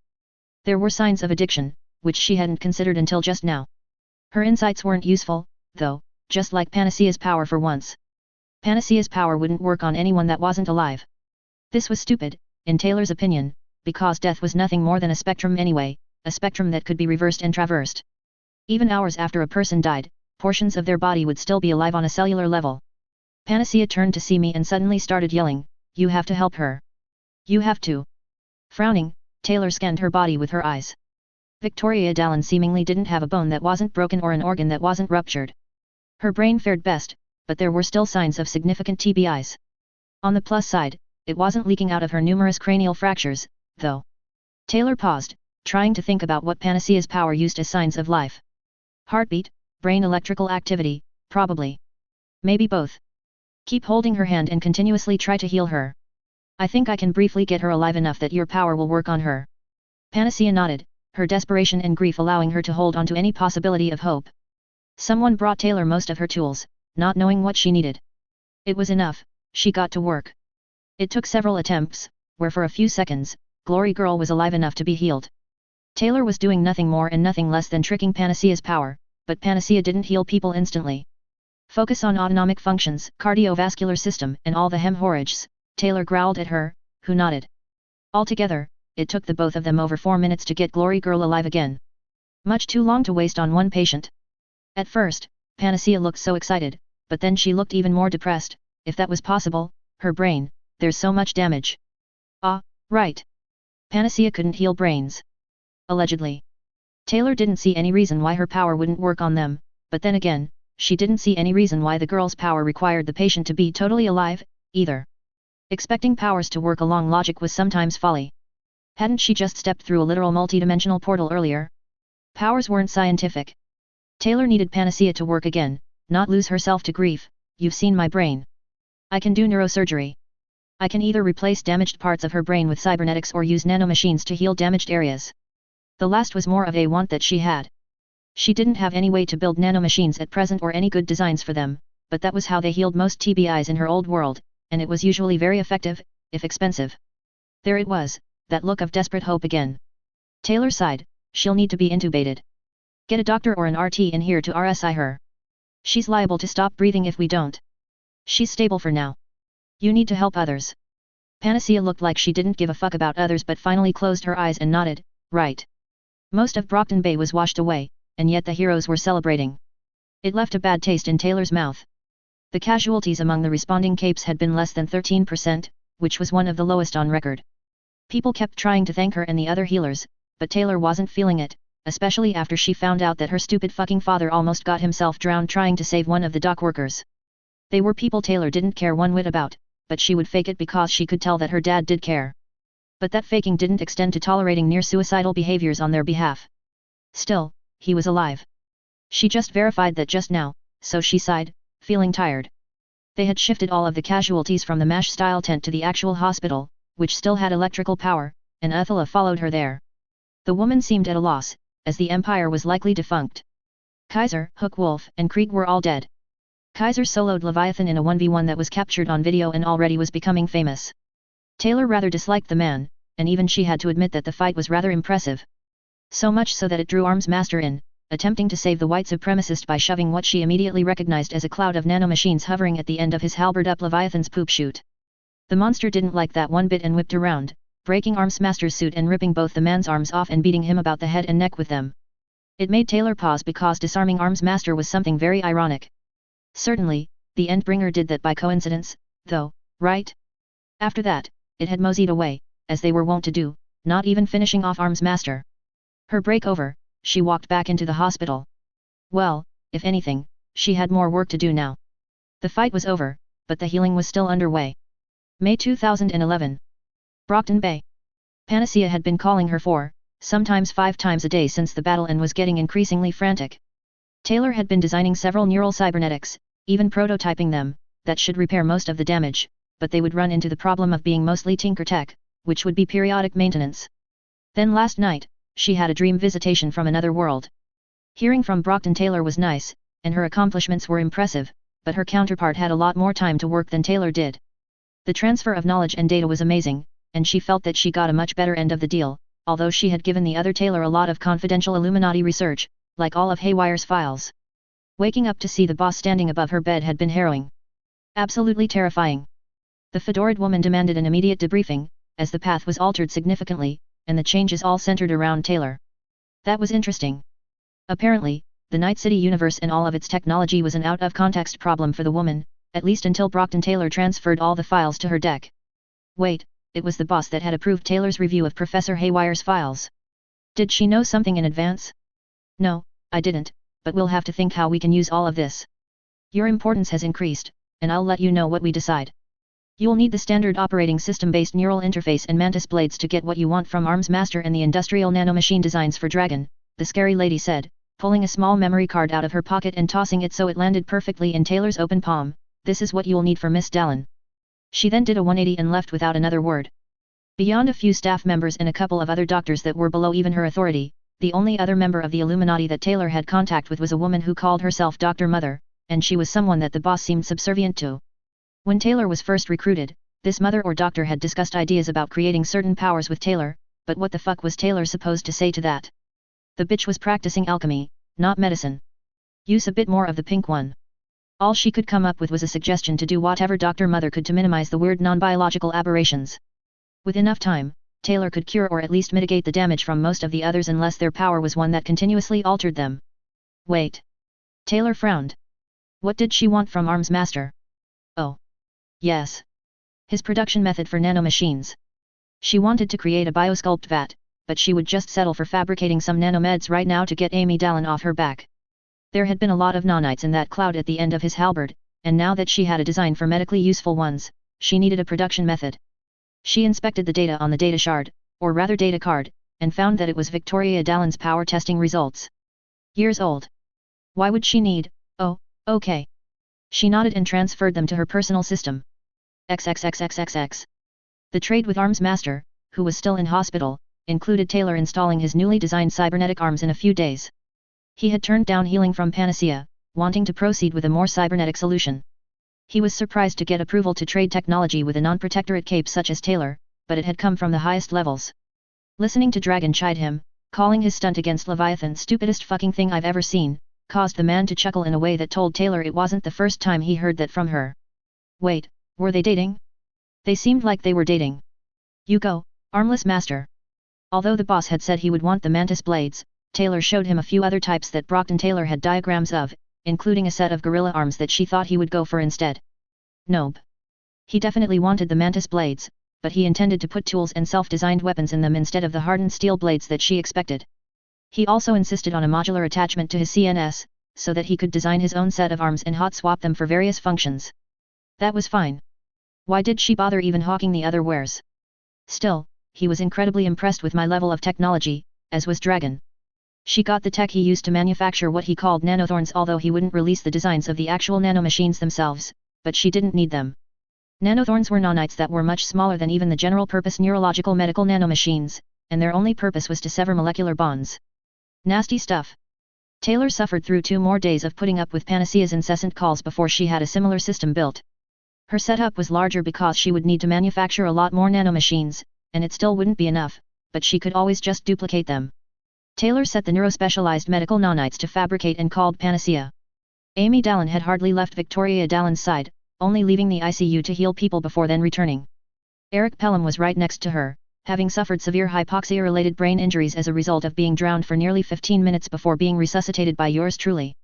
There were about 10 capes with similar brain injuries, either intubated here in the ICU or downstairs in med-surg for minor deficiencies. She had enough nanomeds for all of them now. Alright, I'm going to administer the nanomachines. These are designed to mechanically repair damaged neurons and axons through targeted regrowth of neural cells, Taylor said to Amy. She nodded, holding the unconscious girl's hand and asked, how long do you think it will take to repair the damage? Days. But you should see it start to work right away, Taylor said before adding the nanites to the already running bag of NS and adjusting the drip rate on the 4-pump. She also grabbed Victoria's chart and scribbled a new order for a medication, propofol.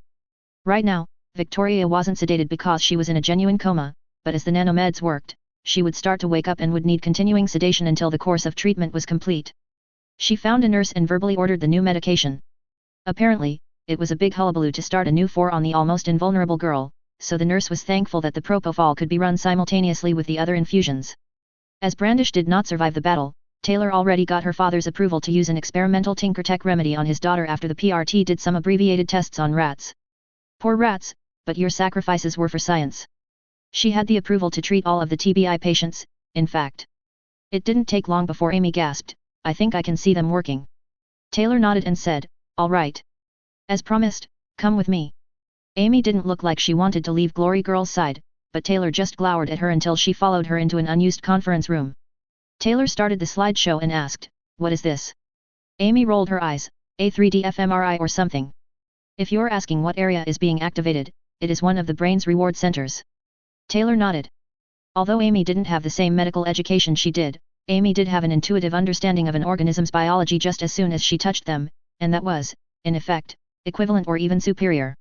Now, pretend this is happening in a pubescent child, over and over during puberty, when they approach in proximity to a particular person. What do you expect might be the result? Taylor asked gently. Amy frowned, nothing good. Why are you showing me this, and why are you asking me these questions? She started to get suspicious, which Taylor took to mean that she might have subconsciously guessed what had happened to her. Taylor sighed, this isn't just a random brain scan. This scan was taken from your sister's initial power testing when she got her powers. This is the effect of her aura on a willing volunteer.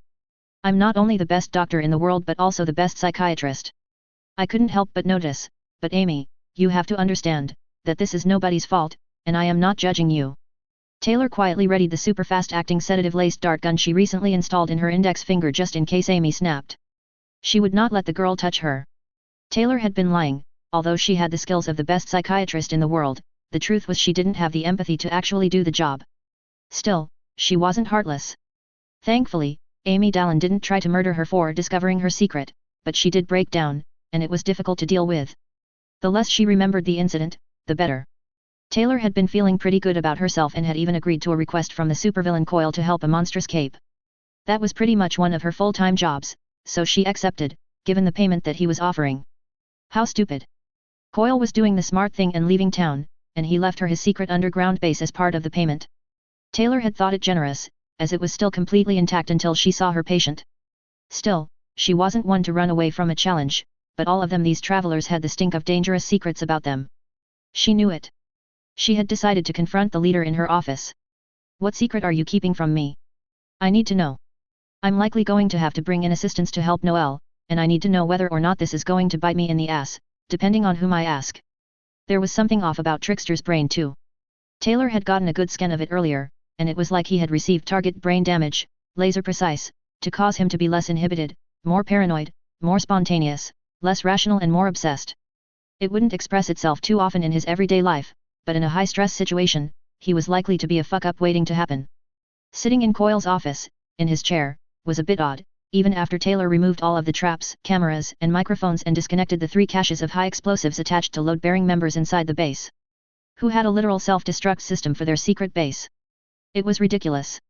At first, Trickster denied keeping any secrets from her, but after repeated pressing, he finally admitted the origins of his troop. From Madison, Wisconsin. And not Earth bets, either. Just how prescient was the SpiraSpira, anyway? Would Taylor be considered an out-of-context problem to the mind job she inflicted on him and his friends? Possibly. Probably, even. Ziz did all of this way before Taylor arrived in this universe. She readied her go-to-sleep finger and nodded, "You'll probably want me to repair all of the brain damage you have, then." She then went to explain exactly what she saw, showing him images of his brain that she had taken. She used a number of psychological tricks, using his increased paranoia to get her way, by implying that he was the least SpiraSpira-bombed of his friends and that she would need his help to fix the rest of them. And that she would need to do this to help Noelle, who he was obsessed with. That he was the least affected wasn't true. His brain was the most altered by far, but it worked, and he allowed himself to be administered the nanomeds. "Who will you need help from? Panacea?" "That was one of our hopes coming to Brockton Bay," Trickster said as N4 slowly ran on him. Taylor shook her head wildly, "Fuck no. I am not letting Panacea get within a kilometer of Noelle." Noelle had finally agreed to a demonstration of her ability and let Taylor duplicate herself. This was something that Noelle both didn't like and felt very self-conscious about, but it had happened accidentally enough that the travelers and Noelle agreed to do it one time. Being in the same room with Noelle had been very scary, but Taylor's duplicate wasn't scary at all. A duplicate of herself without a lot of tools and preparation wasn't a threat in the least, and Taylor had shot the doppelganger directly in the heart before it could spill too many of her secrets, which it tried to do immediately after being born. Taylor couldn't help herself, though, and she just had to study precisely how her brain diverged from her evil clone, which was on the ice in the medbay of the base. She'd already got a thorough scan of the brain and later would see if any of the other biologies were divergent during a thorough pathological examination as well. If Taylor was correct about Panacea, then an evil Panacea clone could be an S-class threat on all her own. Taylor shook her head, "No. There are a number of power nullifiers, though, that might be useful and willing to help. Absent that, well, she might have to beg for the nanothorn recipe after all, or alternately help from the boss." Taylor would try her best to help the woman and would try her best to kill her if that wasn't possible. She was a huge threat, as she was. The best shot would be if Taylor could bisect her, cleanly taking off the humanoid torso and discarding the body. It might start regenerating, but most powers didn't create matter ex nihilo, so there would be a short window of time where Taylor would be able to perform brain surgery to disable her power by carefully lobotomizing the Corona Gemma brain structure. Taylor was confident that she could do so as she had been able to see both Corona in Noelle's brain, but her scanner couldn't penetrate that far into her bottom half, which was one reason she didn't want to risk dealing with that part of her. She might even be able to do it in a way that it might be possible to restore her power later in the future if Taylor could figure out why it went berserk in the first place. From their story, Taylor was pretty sure that Noelle was significantly lacking in the balance part of the vial, and that was why Oliver had almost no power to speak of. He got all of this portion. It would take speaking to Dr. Mother about this, she was the alchemy expert, but it might be possible to give Noelle more balance, which might tend to repair her Corona Gemma after Taylor lobotomized it and induce a less crazy but still useful power. But that might kill her, too. Taylor wasn't an expert here, but Dr. Mother would no doubt be interested. It wasn't life or death, though, because the boss wasn't popping out of the nearest portal, so she would just proceed as she had tentatively planned. It might take a while to figure something out. Would her antidepressants work on Noelle? She had a fairly standard brain, so probably. The girl was clearly bipolar, although Taylor didn't know if that was natural or a result of her situation, Either way, something to even out the troughs of her depression and the irrationality of her mania would be a good thing. At least they weren't dealing with a natural agent on top of everything else, as there wasn't an appreciable conflict drive in the Vile Capes, at least from what the Illuminati had recorded and what she had read in the files they allowed her to access. Now, to see if she could clone an adult bison. Babies, she could do no problem, every day and twice on Sunday. But rapid cloning whole adult animals? That was more in Blasto's wheelhouse, but it might still be possible, especially with some of the data she now had from Night City. There were a number of animals from the Brockton Bay Zoo that were wandering around the flooded remains of the city, and she could get genetic samples of all of them. Noelle seemed like she got hungry pretty often, after all. Perhaps she would like a variety sampler until she could heal her. That, or she could ask the boss to expand her door access to some random Earth that still had a lot of herds of those animals traipsing around. As it stood right now, she could only go to and from a few discrete places. The fedored woman looked tired. That had been normal, but Taylor hadn't seen her tired in the past couple of weeks. One of the first things the boss demanded Taylor tinker for her after looming over her dream meeting was one of Brockton Taylor's sleep inducers. She, personally, solved this issue through brain surgery on herself, but surprisingly most other people didn't really appreciate elective neurosurgery. But Contessa was down to use a device that accomplished the same thing. Taylor didn't really understand the distinction, as both interfaced with your brain in a similar manner. Still, she obeyed and provided the device to the woman, and that had gotten one of the most genuine thanks that Taylor had ever heard the boss make. Well, actually, she had never heard the woman thank anyone, but Taylor imagined how it would sound monotone, and in this instance, she had actually sounded genuine, holding the wreath up as if it was a lifeline. Maybe it was. Taylor thought it must be hard to run a dimension-spanning conspiracy mostly on your own hook. Having an extra 5 or so hours a day would probably be very nice if you were as overworked as she had been. You're fortunate that you're included in the small list of people I spend a little time every day trying to keep alive, the boss told Taylor amusedly. Keeping you alive barely adds any steps to the path, but doing so while helping you do whatever you're trying to do adds quite a few. I have 5 minutes budgeted for you to tell me what the hell is happening. Taylor told her what had happened since Coyle ran out of town on her, being as succinct as possible. Contessa rubbed the back of her neck and said, "He's trying, successfully, to kill you. What did you do to him?"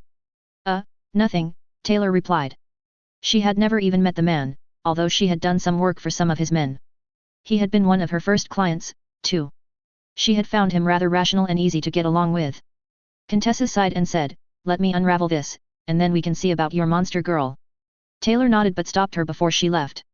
She had arrived inside Coyle's old office. "Although it was safe for you to come here this time, I honestly don't think you should be anywhere near her, either. Her evil clones are no joke. Could you imagine what would happen if something happened and you accidentally touched her? A clone of you, with your powers, that wanted nothing more than to destroy everything you worked for or cared about."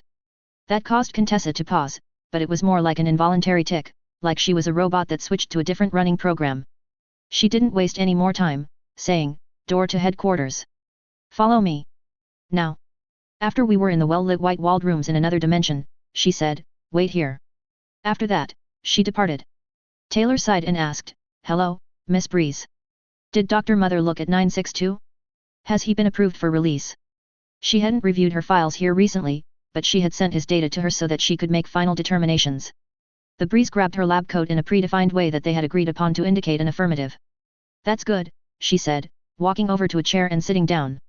She likely didn't have enough time to do any real work, given the unholy speed the boss solved problems. Instead, she just pulled up a few things on her deck to work on. About 10 minutes later, Contessa returned, trailing a pubescent girl that she was holding firmly by the hand. The girl looked dirty and dingy, as if she hadn't had a bath recently, and had the glassy-eyed stare of someone under the effects of psychoactive drugs. Contessa said firmly, "Sedate her." Well, she was the boss. Taylor adjusted the dosage mentally and then pointed her index finger at the girl. The darts she fired were pneumatic, so they were mostly silent aside from a soft hiss and thwop of the small dart hitting the girl in the neck. She barely had any time to be startled before she slumped over, with Contessa grabbing her and laying her on a table. Contessa nodded and said, "You'll take her back with you and care for her." "I don't wanna," Taylor said immediately. What did the boss think she was? A daycare? Don't make me repeat myself. She's a strong thinker, and Coyle kidnapped her and had her addicted to a number of things. The quickest way to solve that problem is to give her to you. After you've treated her, you can return her to her parents in Brockton Bay, the boss said, narrowing her eyes slightly. Oh, you should have just said treat her, then. The nuance was entirely different from care for her, Taylor thought, but decided not to push the matter. Instead, she just nodded. Door to fragile storage, Index A111, Contessa said and then reached through the portal without looking, grabbed a small vial and pulled it out. She pulled a small sheet of paper that looked like it had been ripped out of a 3-ring binder and handed both the vial and the sheet to me. She nodded, follow those directions precisely, and you should be able to save that girl.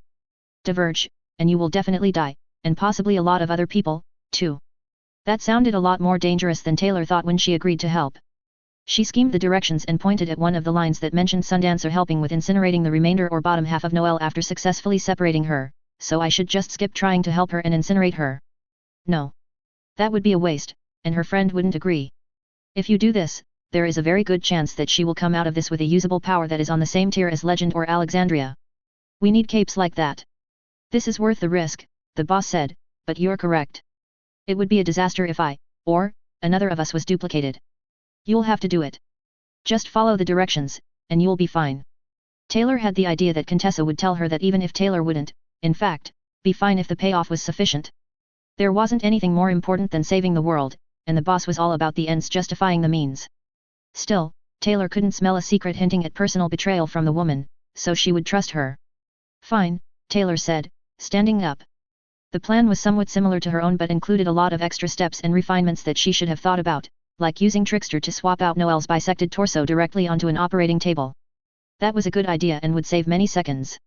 But there were a lot of preparatory steps, like curing Genesis paralysis and providing her with a customized sleep inducer that she didn't understand the necessity for, but she would just execute the plan as provided.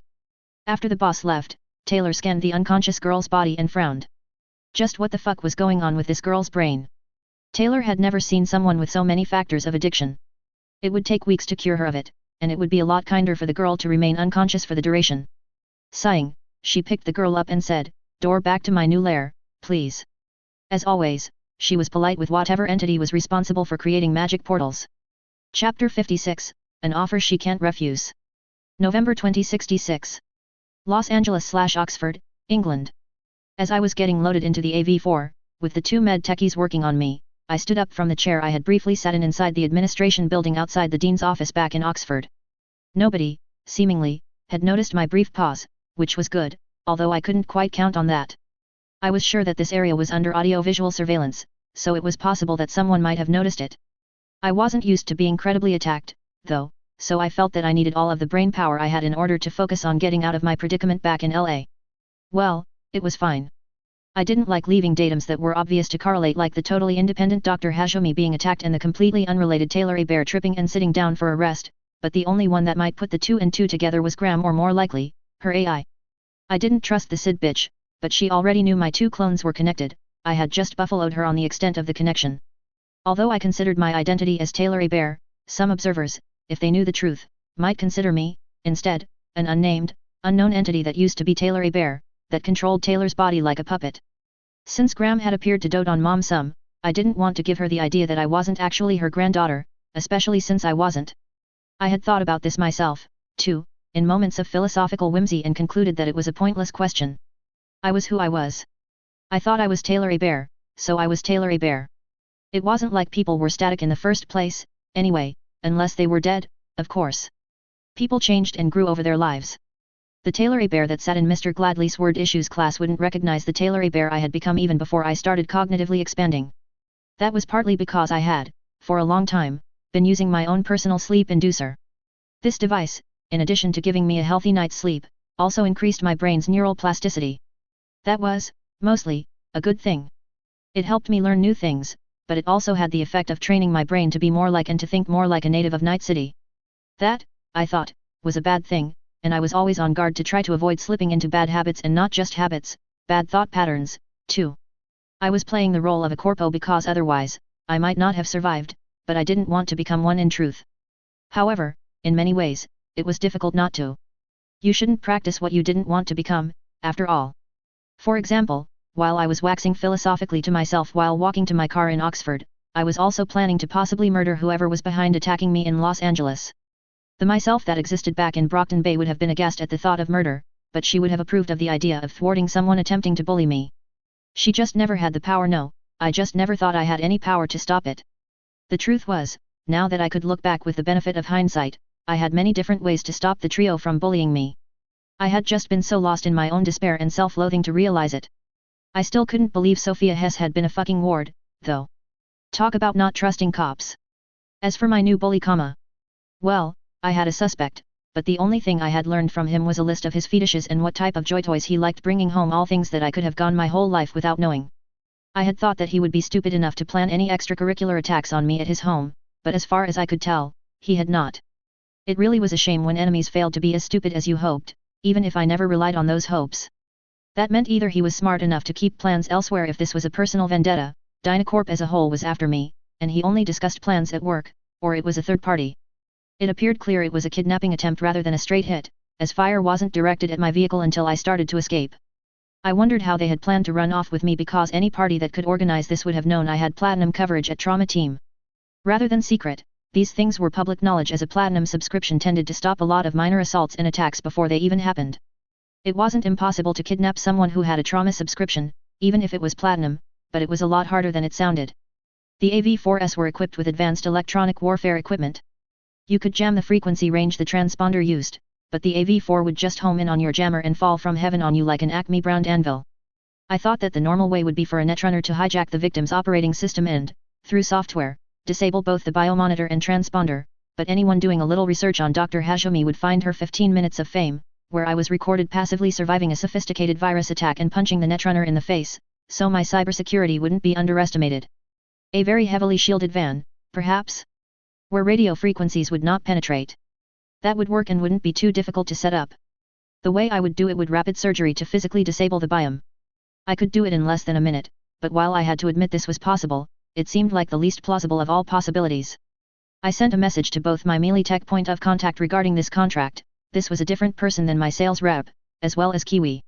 I wanted an investigation into who was responsible. That was a new upsell service, like adding a small apple pie with your value meal at an additional charge. But I wanted Kiwi to take part because I didn't entirely trust melee tech to tell me everything they found out, even if I was paying them to. After that, I just relaxed for a time and let them unload me from the AV-4 like a sack of potatoes and take me into the bright white of the fancy corporate trauma center. I was paying almost $500,000 a year for this service and about the same again for the melee tech bodyguards, and that wouldn't even include the entire fees for this visit, so I expected to at least get my money's worth. November 2066. Night City. Taylor's apartment. Man, your pet bird is boxed, Doc T, said Hiro, the little boy, less little now. I had hired him to feed MRS Peg daily while I was gone and clean her cage, which she rarely used anyway. He also sometimes worked shifts as a clerk in my front pharmacy clinic area. The boy had shot up like a weed compared to the last time I had seen him years ago, and while he had dropped out of schools for gonks, lady, which I didn't approve of, he at least wasn't falling into being a total delinquent. Apparently, he had tested out of school, which was not very difficult. He still ran a number of side hustles, including the courier business that I had first met him doing. One of his other ventures was almost a direct competitor to me in that he would buy a lot of pharmaceuticals wholesale from me, and he sold them to his delivery customers, both to people who didn't want to bother coming to my store as well as marketing them to the people he did deliveries for. Kind of like, you wanted a gun? How about some max stock trauma medicine, too? He basically had a little store without a physical storefront. It was a good hustle, and I didn't mind that he was competing with me. I barely marked up the things I sold him and would eventually arrange for him to meet my suppliers once he could speak 3 sentences without using some sort of hood slang. He still didn't quite understand that the way he talked would filter him out of any real business that wasn't illegal or grey market. The boy seemed to think that I was an expert businesswoman though, as he had asked me to review all of his businesses, as he said he wasn't making as much money as he thought he should. I had agreed before I went to England. I wasn't running my pharmacy to profit from it anyway, I was just running it so that I could have a plausible thing to do while I relaxed most of the time. I had already decided that if I left the mega building that I would offer to sell him that part of my business, possibly financing it myself, in exchange for a percentage, like a venture capitalist in reverse. As far as his schooling? It rubbed me the wrong way, but I couldn't really deny that most public schools were a waste of time, either. I thought it was intentional, as a less educated and less sophisticated populace was easier to control. The propaganda on TV and the net was not subtle here, but many people still lapped it up. However, he kept using words that I am pretty sure he was making up. I wasn't that old not to know all of the slang, and I was pretty sure he just made up boxed on the fly. I eyed him and asked for clarification, glancing at MRS Peg, who cooed at me, "What do you mean?" After you left, she just sat there, still, like a statue. She only moved to eat, Hiro said, with an amazed look on his face. I rubbed her head as she cooed and closed her nictitating membranes in pleasure and said, Ah, she missed me. Hiro looked at me like I was crazy, and he opened his mouth to say something, shaking his head, but I waved him off. I didn't have time to listen about how my bird was eccentric. I already knew that. Mrs. Peg turned to glare at the boy. He closed his mouth without saying anything and finally just shrugged, you know, whatever. Did you look at what I sent you like you promised? I nodded slowly. I did notice a few things. You're not really accounting for the true costs of your enterprise. Mainly your carrying costs are a lot higher than you think because you never sat down to consider how much it costs to sell each item. Carrying costs? He asked as I sat Mrs. Peg on my shoulder. I walked over to make us each a sandwich. Yes. Carrying cost is the total cost to hold inventory. For example, you are not assigning any value or cost to the area you use as a storehouse, even though you said you paid for it. You aren't assigning any cost to the kids you hire part-time to organize it. You rightfully consider these costs, but you don't quantify them. Worse, you have a ton of dead inventory. Before he could ask what that meant, I waved a hand. You sell a lot of perishable goods, like candies and burritos and the like. You mistakenly believe that because you sell a lot of these things, you are making a profit. However, with the excess that you stock to keep a buffer for sudden demand, it means you lose a lot when the goods you keep on hand expire without being sold. I doubt you're even breaking even on this grocery stuff, especially since you don't have a wholesale supplier. It would be cheaper to just do as you used to and just pay your couriers a little more to swing by an Alfoods or a Mark 24 store. It would also prevent his child employees from pilfering burritos from the stock, I thought, which was another large outlay that I didn't even mention.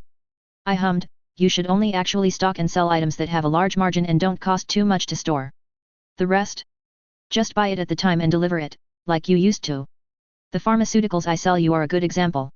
He frowned. I thought I was doing pretty well buying and then later selling guns, though, and everyone says the margin on guns is terrible. I raised an eyebrow. You aren't selling arms. Someone can go to any gun store on any block and buy a gun. You're selling an untraceable gun right now, delivered. That's a whole different product, really. It's less of a product and more of a service, really, which is your core competency. If you need a gun so bad right now that you have it delivered, then you're going to expect a markup. Plus, from what I can tell, you pay very little for the arms you buy. That most of them were probably used in a crime was left unstated. Why throw a pistol in the bay after you had to shoot some pimp when you could sell it for a few bucks to some kid who had a steel file and patience? Honestly, it was the most dangerous part of Hiro's little enterprise, and I would have preferred him not to be involved in it at all, but he wasn't one to appreciate anyone telling him what he could and couldn't do. Ever since he bought that first cheap revolver from me, he realized that there was a fair market for guns modified to not have either microstamping technology in the firing pin or even a serial number attached to them. He said, grinning and nodding while he dug into the sandwich. As he ate, I said, you also need to judge better the prices you charge your clients. You charge clients an upfront fee based on their distance, but you pay your couriers based on how many minutes it takes them to make the delivery. They're not really screwing you, but you have no system in place for variable pricing during rush hour or identifying delivery areas that are particularly burdensome for one reason or another. I just shrugged. You lose money on most deliveries to Kubiki, for example.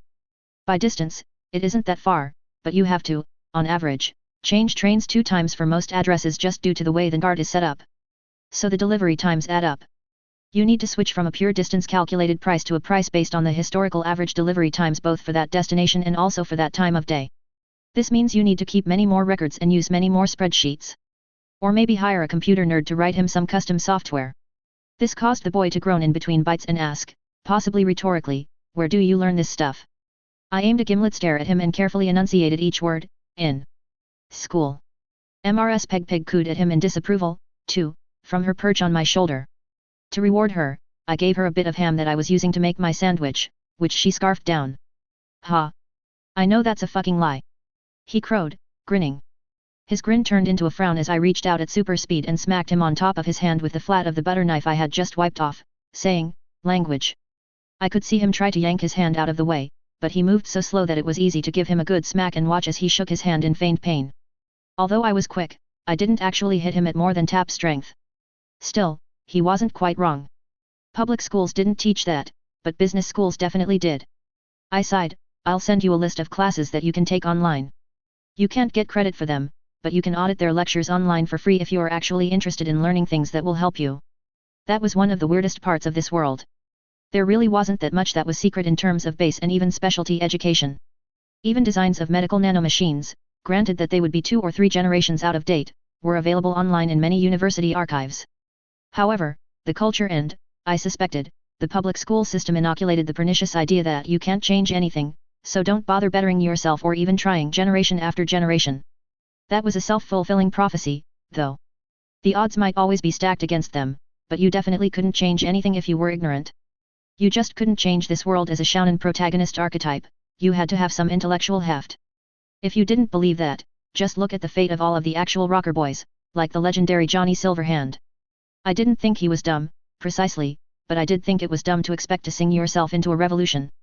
Revolutions required careful planning and logistics. And the odds of changing anything were stacked against everyone. Even me. It seemed unlikely that I could change anything in a lasting way, at least as far as the social dynamics were concerned, even with all my advantages. However, I had lived with the default modal programming of giving up and keeping my head down for as long as I could stand already back in Brockton Bay. Hiro got a canny look on his face and then nodded. November 2066. Night City. Night City Health Science Center. I sat across from the well-dressed man in a similarly well-cut black mini-dress.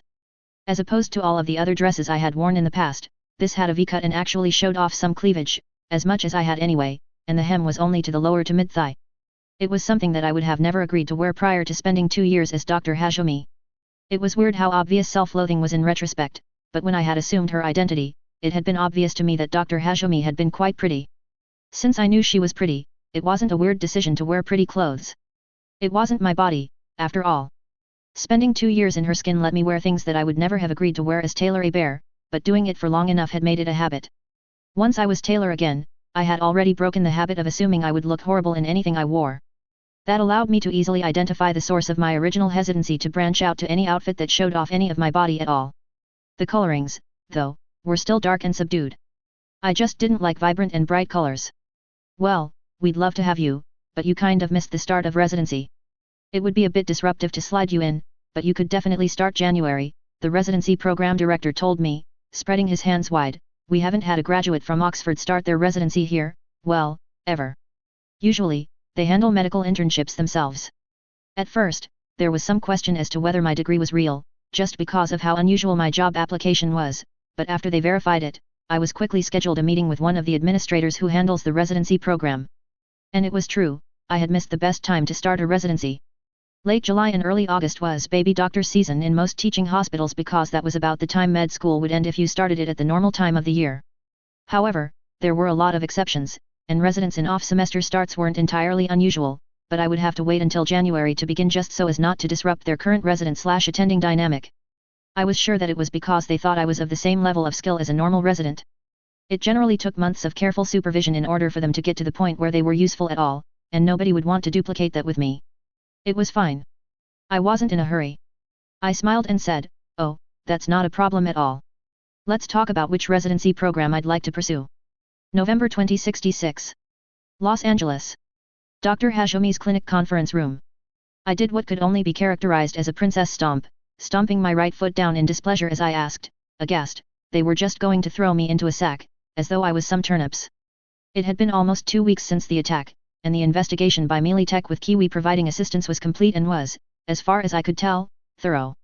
I was in a conference room getting an overview briefing both from Kiwi and a Militech intelligence analyst.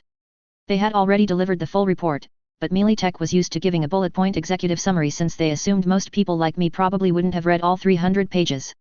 They were right, but in my case, I probably would read it when I had some downtime. Kiwi's mouth was twitching. I had already talked to her about how I thought they might have planned to escape trauma team, even going as far as suggesting highly complicated and highly technical scenarios involving drone decoys and the like.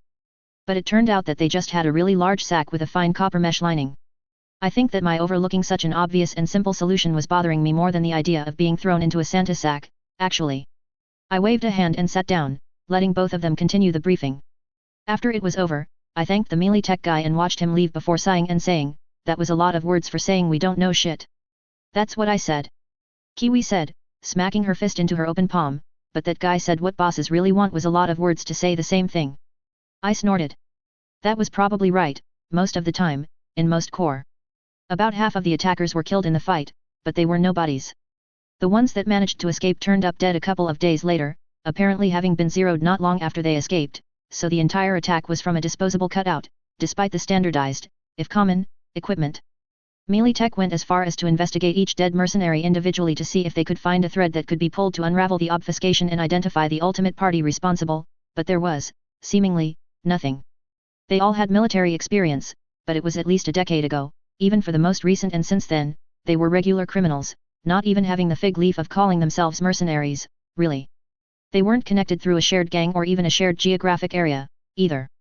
While they all had served time, they didn't all serve time together or in the same lock UPS. The only common denominators were they were all from various parts of Southern California, and they were all convicted criminals with a history of being grunts once upon a time. Now, that the entire team was composed of disposable cutouts that were ruthlessly then cut out didn't necessarily mean that a corp was responsible, but it did tend to suggest it. It wasn't like that random gangs weren't ruthless enough to do so, but they lacked the competence and capital to build such a team. I shook my head, review our take from that asshole again, see if he's speaking in any kind of generalities or code with anyone. Kiwi made a disgusted face. I really doubt that he is passing any kind of information to any of his joy-toys. Besides, he's gagged most of. As she began complaining, I rolled my eyes, but she made a good point, so I waved her off, interrupting her before she reminded me of some things I couldn't quite forget. Just read the transcriptions. She seemed more disgusted than I did, and it was probably because I had a huge database of paraphilias in my head next to my general psychology data, so it was challenging to shock me with anything still legal. I didn't even find the man's preferences surprising, as it wasn't that unusual, psychologically speaking, for people with very demanding leadership positions and the personality to seek those positions to have more passive interests in bed. It didn't bother me at all, but I certainly didn't want to think about it, either. I sighed and said, I'm likely not going to go out too much. You should be cautious, too. For the time being, I want to stop seeing everyone for dinner, and if we have to talk, let's keep it virtual, under proxies. If I was really the target of a coordinated kidnapping attempt, it would be standard procedure to grab my family, too. I didn't think I was close enough to Gloria or David for them to actually be coded as my family in any dossiers of me, but they would definitely be listed as friends or associates, along with Kiwi. Kiwi was sort of playing the head of my security, along with one of her team members, which was a bit of a precarious position, as I didn't want her to risk her. I was putting myself out, like dangling ham in front of MRS Peg. I knew something would happen, eventually. There was a fair chance that any acquisition attempts would begin with a sort of decapitation attack on the management of my corporation. Although I had over 100 employees now, I only had a few that were really critical. Despite not working for me, full-time Kiwi could be considered on that list. Kiwi frowned at me. I hadn't exactly told her my plans, but she wasn't stupid. She didn't precisely understand the connection between Dr. Hajime and Taylor Hebert, and I believed she thought I was a clone with all of Taylor's memories, although we had never talked about it. That would make her find it odd that I was putting myself out on a limb, as it were, which she didn't feel that Taylor would do. Still, she nodded. Right, boss. We'll start taking a few more gigs from the elf girl. She almost has people trusting that she is something like a fixer now. Sarah, the elf girl with the vulpine grin, always rubbed me just slightly off, like petting a cat in the wrong direction. I didn't dislike her, there was just something disquieting about her. Still, we had a fairly good relationship now, with me performing surgery on her entire small mercenary band. Kiwi had agreed to provide some training to them as well, so they were at least superior to the average booster gang in terms of threat level now. I nodded. I didn't control who Kiwi did gigs for, but she was telling me that she wouldn't be as available if we were going to distance ourselves for the moment publicly. I said, that sounds good. As I watched Kiwi leave, I opened a file for contingency planning in the event the worst happened. January 2067. Los Angeles. Dr. Hajime's office. My engineer Philip had asked me for a meeting first thing this morning, which I didn't think was a good sign. We rarely needed official face-to-face time. Our offices were across from each other, and we left both of our doors open. If he wanted something, all he had to do was holler. In the past months, our products had gone close to mainstream, and I had half a dozen acquisition offers similar to the Dynacorp one. I had been expecting him to be poached for weeks now, despite the fact that he didn't actually understand the underpinnings of the sleep inducer technology. I smirked a little as he walked in. He was wearing a suit and tie today, too. We mostly dressed business casual. I sighed, and asked, "Are you quitting?" He grinned and said, "Possibly. I've received a compelling offer, but I'm willing to allow you to match it." He said a number that caused both of my eyebrows to rise. I slowly shook my head. "I'm afraid I can't match that salary." I could, but he had already reached his goals for deliverables, so it wasn't like his leaving would leave me in a lurch. It would make it almost a certainty that anyone I hired to replace him would be some kind of plant, though. But I expected him to be a plant now, too, for the right amount of backsheesh. He chuckled and sat down and grinned. That's kind of what I expected. It includes a title raise from senior engineer to technical project lead, too. So I might not have accepted your counter-offer in the first place, but I wanted to see if you'd go for it, anyway. He hadn't told me who hired him, and I hadn't expected him to. But I was curious. I tilted my head to the side and asked, "Are you staying the full month?" His contract specified he had to give me at least 30 days notice of acquiring a position elsewhere. Otherwise, he would have to reimburse me 4 times his salary for the whole month. That was a pretty standard clause, and it was designed to allow me to hire a short-term troubleshooter consultant on contract if he did leave me in the lurch, and their fees were at least 4 times a regular engineer's. He shook his head. "No. Today will be my last day. Can you take an irrevocable business visa for the penalty fee?" Visa was a large financial services company, but they didn't have the same payment processor business as I remembered in Brockton Bay. It was kind of hard to make a business as a payment middleman with a digital currency that you could send back and forth for free. Still, they did a brisk business in a similar vein, providing credit and payment obfuscation services mostly for corporations. An irrevocable business visa was shorthand for a type of credit transaction that was impossible for Visa's client to reverse. Payments on this basis usually involve very high security, sometimes using DNA verification systems due to their high risk for hacking. If a hacker got your unlocked business visa, they could charge a lot, and you'd never get the money back and or be obligated to pay if it was a credit arrangement. In films and BDS, you'd see the hyper-rich buy a yacht or a private suborbital space plane with one all the time. It was the equivalent of the black card that I remembered vaguely from my last life. There was no way that Philip had one, which made me all the more curious. I nodded and said, "I'm willing to waive the penalty if you tell me whose offer you accepted." It was mostly curiosity, but not entirely. I wanted to know if it was any of the guys that I was dealing with. This caused him to grin. "Don't waive it, but give it to me as a bonus in cash, along with 2 small favors, and it's a deal." Favors? Those I am not so sure about, I waffled. In my experience, it was almost always cheaper to pay for things in cash, not favors. He waved a hand. "Small ones. First, I want some surgeries today. I'm going to be handing you back all the money and more, anyway. Second, can you drag your feet on processing the term? If I have an active corp employment on file, it will make travel a lot easier." That said something in itself and narrowed down the possibilities of his new employer significantly. Not someone domestic, then. Los Angeles had been under martial law for some time, and it really was difficult to leave the city unless you were traveling for business. Also, I found it amusing that it was clearly his new employer that was paying the penalty fee. He was, probably correctly, concerned if I waived the fee, they would not give him the money. That was probably correct. I chuckled and nodded, "Sure. You don't have much PTO accrued, but I'll say you're on personal leave if anyone asks and process your term in a month. I'll cut you vague travel orders for this duration, too, with the company chop. I'm sure there is some conference or something, somewhere. You figure it out." He looked relieved, which told me that whatever foreign corp gave him an offer didn't include exfiltration. He glanced around and said quietly, "Arezaka." Well, that wasn't too surprising. They were the only one of the half-dozen that actually seemed open to licensing my technology and paying the minimum amount that wouldn't trigger the Veritas contract execution. There had been a full 5-page article about our sleep inducers in the January issue of Solo of Fortune magazine. It was very favorable, and the author realized the tactical advantage that it would bring to larger military forces, too. Apparently, one of the mercenary captain's men was, in addition to being a mercenary, a journalist of sorts. That had caused us to sell out and a lot of people to beat down my door recently. I was a little nervous, actually. I would have preferred the article never to be written, but I did end up giving a few quotes when I realized that was a lost cause. I was actually a little surprised that Arezaka gave him an offer, actually. It explained why he was a bit cagey and needed his employment to travel somewhere where they could pick him up, too. Strictly speaking, accepting a job offer from them might break a number of laws, but that wouldn't stop any corpo worth their salt. I asked, amused, "Are they aware that you don't actually know how the tech works?" He shrugged, "I think so, but I didn't really advertise that. They know what work I did for you anyway, in general terms. I didn't violate the NDA." I didn't believe him but also didn't really care, either. NDAs weren't worth the paper they were printed on, which was why I made sure his actual access was limited. I nodded. Their snapping him up meant that they didn't mind paying him a premium just for his experience developing the military features and user interface.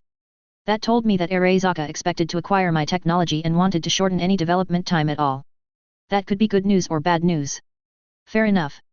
Let's go downstairs to the clinic. What kind of cybernetics do you want? I asked, curious.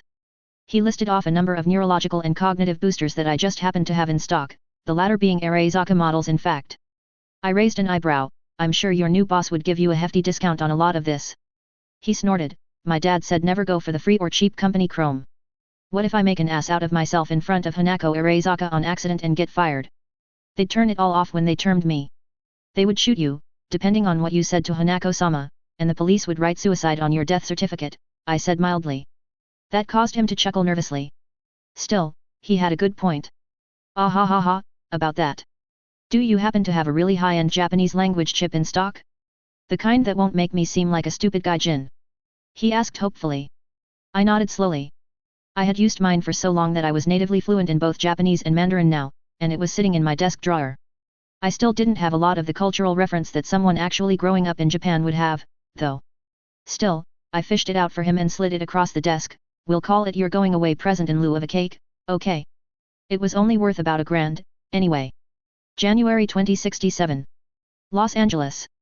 Cherry Limited factory floor.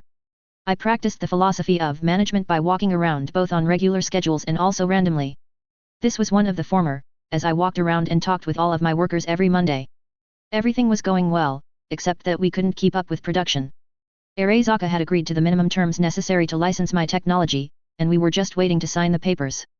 It was actually a different corporation that was licensing the tech, but Arezaka owned it through a half-dozen shell companies in various nations. I didn't care. I hoped this made Mealy Tech decide to reciprocate instead of standing firm in their desire to acquire my entire company.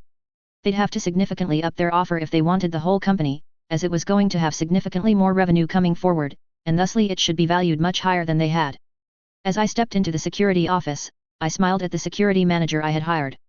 He mainly did local security, stuff like keeping the employees themselves from wild pilfering, whereas Kiwi or other mercenaries I hired did what an actual corporate security team would generally accomplish. In that sense, I acted as the security manager myself, but still, the factory security manager had 5 employees under him. Ah, right on time, boss, he said, with a grin, motioning for me to sit down in front of his desk, which I did so. I chuckled. I must be getting a little too predict. I froze as an internal alert caused me to shift my attention to my HUD. The klaxon was an impossible to ignore tone that I had cribbed from Star Trek, the Next Generation's red alert tone. That show had been a family favorite, even imported from Earth Aleph as it was. A second Star Trek series existed in this universe, too, but it was wildly different. The Federation of Planets was a lot less socialist, and the Ferengi were portrayed as wise good guys, always helping the poor stupid humans. The alert was coming from my surveillance system. It had optically tracked at least 4 AV-4s and an AV-8 that were converging on our location. The helpful non-sentient AI had already queried air traffic control, and they were on no approved flight plan, and in fact, ATC didn't have them on their scopes at all.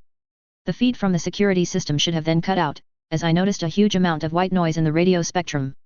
The point sources of the jammers were all inside the factory, one of them was inside this very room. Shit, I started to say, but before I could get anything else out I glanced down at several darts sticking out of my chest, with my head of security holding an auto-loading dart gun in his hand. It's treason, then, I growled. I was resistant to most sedatives but definitely not immune, and my biome had told me that he had given me enough to make a normal person stop breathing. I'd still have enough time to kill this asshole, though. Or so I thought. I stiffened as muscular destabilizing electrical currents raced through my body. He didn't have a taser on him, and this was stronger than that. I localized the current to a device that had been installed in the chair I was sitting at. I was getting shocked through my ass. The current was designed to incapacitate me non-lethally until the sedatives took effect, I guessed. Perhaps in the future, I would be less predictable in my meetings and a little bit less trustworthy. After that, that body fell unconscious. January 2067. Lagrange Point 3, Earth-Moon System. EVA. I closed my eyes briefly after finishing welding a bead on the spindle we were slowly building. Far from the interior electrical work I had been expecting, I had been doing actual zero-G construction for a month, and I had just watched my other body be rendered unconscious by someone I would have described as a mook. It was embarrassing, and it was just as disconcerting when part of me was unconscious, but it was a little bit better than last time because you didn't generally dream when you were as drugged as I had just been. Still, floating in space in a construction hardsuit with dangerous tools everywhere was not the place to have an issue like this. I keyed my push to talk and said on the workgroup COMM to my supervisor, ideally, I need to take 5. I think I'm getting a little vertigo. Most of the managers on the Galileo station were of Nigerian phenotypes, specifically from the Yoruba people that had called Lagos home, mainly. Most of the O'Neill workers had been Africans that the European Space Agency had convinced to come into space for a new life. Lagos was a lot like Night City, an amazing city, but there were plenty of people who would leave it for a chance like that, especially if someone else was going to pay your lift ticket. However, the truth had been 18-hour workdays, pay in company script and zero safety margins. Eventually, all of the crew revolted. Successfully. I was pretty sure that they had some mass drivers that could imperil both the Earth's surface and, more importantly, the Crystal Palace, so the ESA and Corps involved had, surprisingly, let them go. They even stopped oppressing the workers in O'Neill 3 and 4 so badly, so those two stations were still corporate-owned. I ideally hadn't even been born when that happened, though, but her parents had been. She came back on the radio, surprise in her voice, "Yay? Okay. Police all your gear and get in the scooter. You're about done with your shift anyway." She was surprised because she had expected this reaction from me a month ago, not now. Still, spacers had learned one thing really well from living in a completely artificial environment. If someone said they weren't 100% on an EVA, the EVA stopped. I grabbed my tools, making sure I didn't leave anything. There were stiff fines if you let go of a tool in space. They would have to charter a scooter to run it down, lest it become a hazard to navigation. Nobody wanted it to come back around someday to cause a pressure emergency or hole a ship. I had since learned that the crew members in the freighter that had brought me to the station had been exaggerating a lot when they told me how long it would take for a hole in the cabin to evacuate all the air. You really did have a fair bit of time unless the hole was massive. Counterintuitively, air would escape in an airliner faster due to the pressurized cabin causing a huge pressure differential compared to the 1 atmosphere and vacuum. Still, I imagine teasing groundsiders was something of a national sport up here. Soon, I would be able to join in. After I hopped into the scooter and buckled in, I shifted my mind back to Los Angeles. I was still unconscious, but my entangled pairs still worked. My body hadn't been moved yet, and the AVS had started to land. I considered having the Arezaka drones attempt to fight off the intruders, but if they had gone to the extent of suborning my security guy, then they would know what assets I had available. I ordered the bots to swarm the factory floor and guard my workers instead, ordering my employees to seek cover. Perhaps if I had all of the combat bots in the factory, they could fight off this incoming force, but they were spread around my factory, clinic, and warehouse. Then I triggered a few contingencies, sending a message to both Trauma Team and Melee Tech. I didn't think that I would be rescued this time, though. I had a feeling. So, I triggered a self-destruct command on the factory hardware that flashed each of my sleep inducers with their operating system. Each sleep inducer had heavily encrypted firmware code that would run on only that particular microcontroller. They could take a copy of the encrypted software from a purchased inducer, but it wouldn't run on any other hardware. They could still perform a full cryptologic reverse engineering attack or attempt to de-encapsulate the microcontroller in an attempt to acquire the private key to decrypt the software package, but that took quite a while, even for Megacore. In this day and age, physical DRM has vastly exceeded the state-of-art of reverse engineers. It wasn't impossible, but at the moment, the pendulum had shifted to favor copy protection. In the past, the opposite had been true, and I was sure the pendulum would shift again in the future. On the custom-built industrial device that encrypted the software and flashed it onto each wreath, a small thermite charge was set off. There wasn't a bang but a loud hiss that turned the memory into slag. Forget getting data out of it, you wouldn't be able to separate its constituent molecules anymore. I'd probably have to do the same to the factory system and private subnet too, but I had already transferred all of my private data to my system in Night City. Still, I didn't want anyone to get a chance to examine my haywire pairs, a few of which were connected to the subnet computing cluster.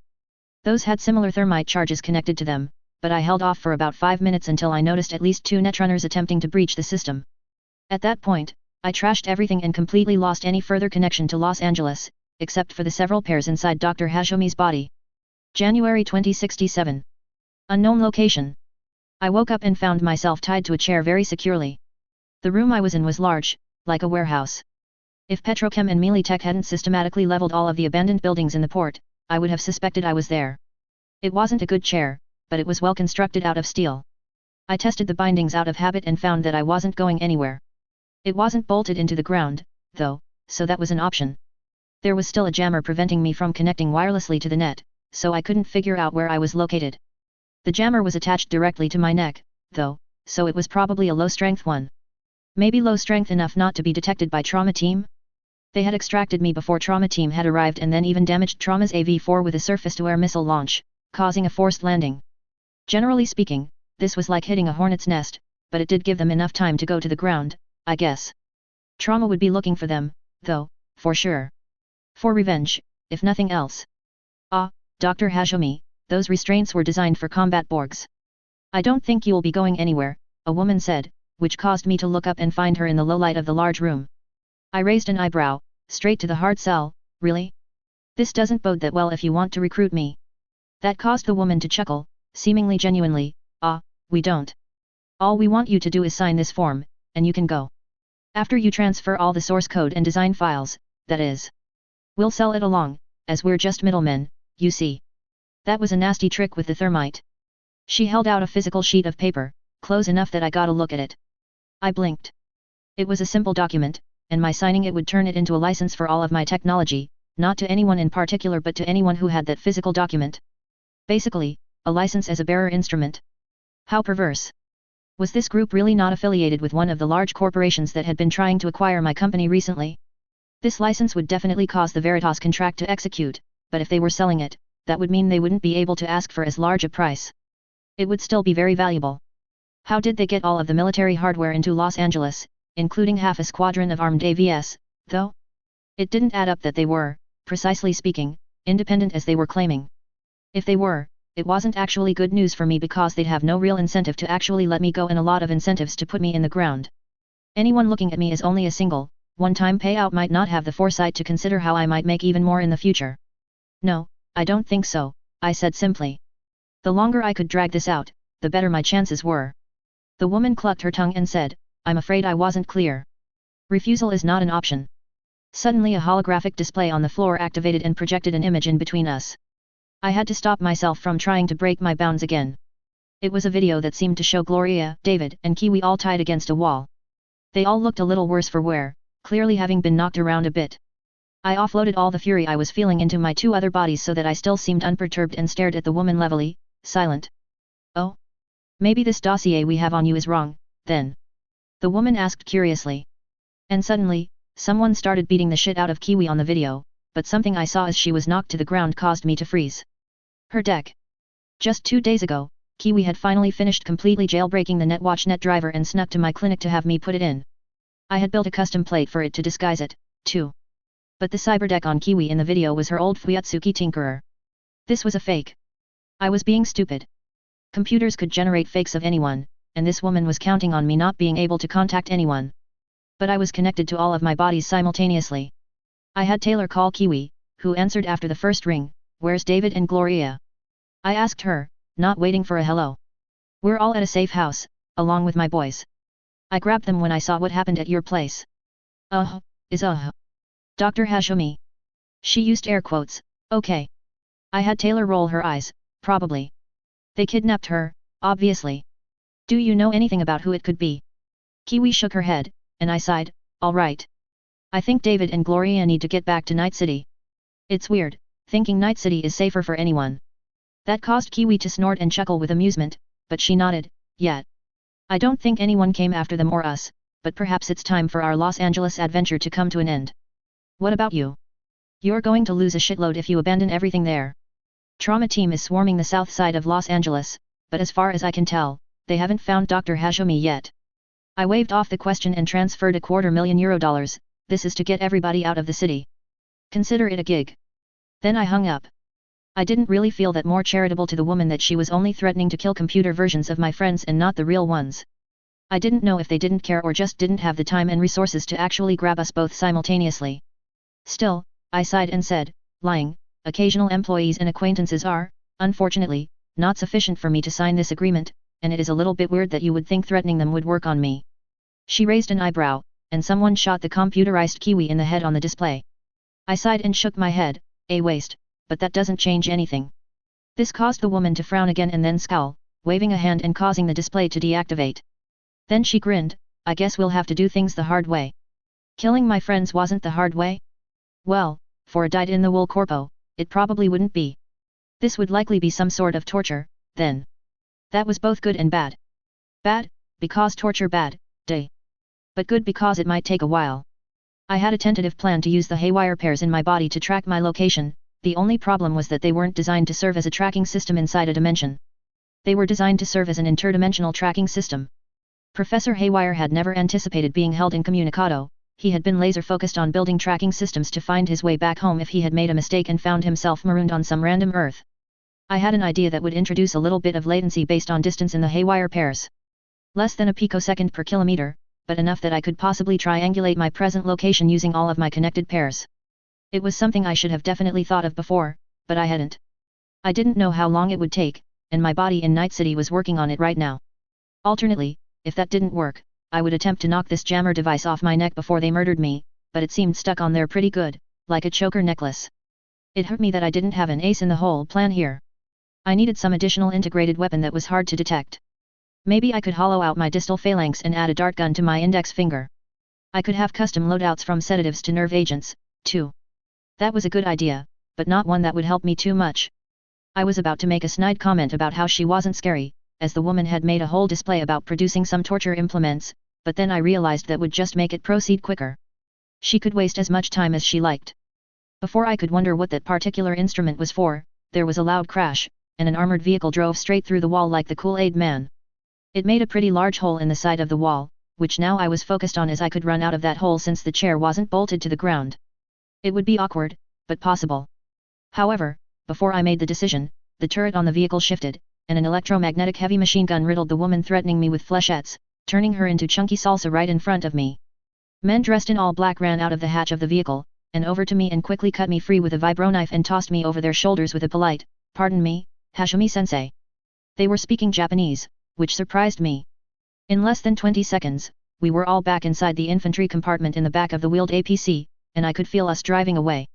One of the ninja-looking men sat me on a chair and said, "Excuse us for the familiarity, but time was of the essence." I just blinked and asked, "Who are you guys?" Although, I liked these new kidnappers better than my last kidnappers. The one that had spoken said, "Before we get into that, did you happen to have your solar sprocket with you?" I blinked at him several times until the word clicked. It was one of the signs that Dr. Hajime had been told before she left Japan. This particular one was for Arezaka intelligence. I fumbled with the countersign, no doubt sounding super lame, No. But I'm sure I could dig another one up if I had a golden shovel. This caused the ninja to nod, satisfied. "Hashimi-sensei, we're pleased to rescue you. You have two options. You can accept employment with Arezaka Corporation, or we can let you out here. In my opinion, you will be immediately renditioned by Melee Tech if you choose to leave our custody. In either case, we will abide by the tentative licensing agreement we agreed to, but if you want to leave, we'll need you to formalize it before you go. We have a terminal to upload it to Veritas Corporation right here." That's about what I expected, although I was a little surprised that they said that they would abide by the terms of the license anyway. Arezaka had a reputation for playing hardball when they could get away with it. I agreed with their assessment of Melee Tech, though. Would Arezaka really let me go, though, if I wanted? I frowned. "Would you be willing to add a clause to invalidate the contract if I disappeared?" I was a little concerned that they'd just shoot me too, rather than let Melee Tech rendition me if that is what they really thought was going to happen. They were basically enemies, after all. It would be denying an enemy an asset. He looked uneasy at that and shook his head. "I don't think so, because we expect you to promptly disappear, at least for a long time, if you don't take our offer. Plus, if we filed a contract with such a clause, you might never reappear. At least not until we lost the patent case in court. I assure you that we will not harm you whatever you choose, however." I sighed. Well, my choice was clear. It wasn't like I wasn't expecting something like this, though. Arezaka was a bit suboptimal, but they had been playing less hardball than Melee Tech had been lately. I said, "I'll take the job, but I want to see the signed license agreement filed first. I don't want you to try to claim that now I am an employee that it is actually Arezaka's work product." That caused the ninja to smile and chuckle. "Of course. That won't be a problem at all. Let's do that right now. It will take some doing to get you out of LA." Chapter 57, 9 to Giving It. April 2067. Tegucigalpa, Honduras. Confidential Arezaka Compound. "You know, Philip, if I had an Eddie for every time I have been kidnapped, well, I would only have 2 Eddies, but it is weird that it has happened twice," I told my former employee and current coworker. It had been 6 weeks since my kidnapping, and it had taken almost a whole week to exfiltrate out of Los Angeles without being noticed. I had become something of a celebrity, again, in my kidnapping, and there was continuous speculation about the economic and military impact of the widespread adoption of sleep inducers. The world had woken up to how useful and lucrative such a product was, though, and there had been several segments on them in the business channels and net feeds the week following my disappearance.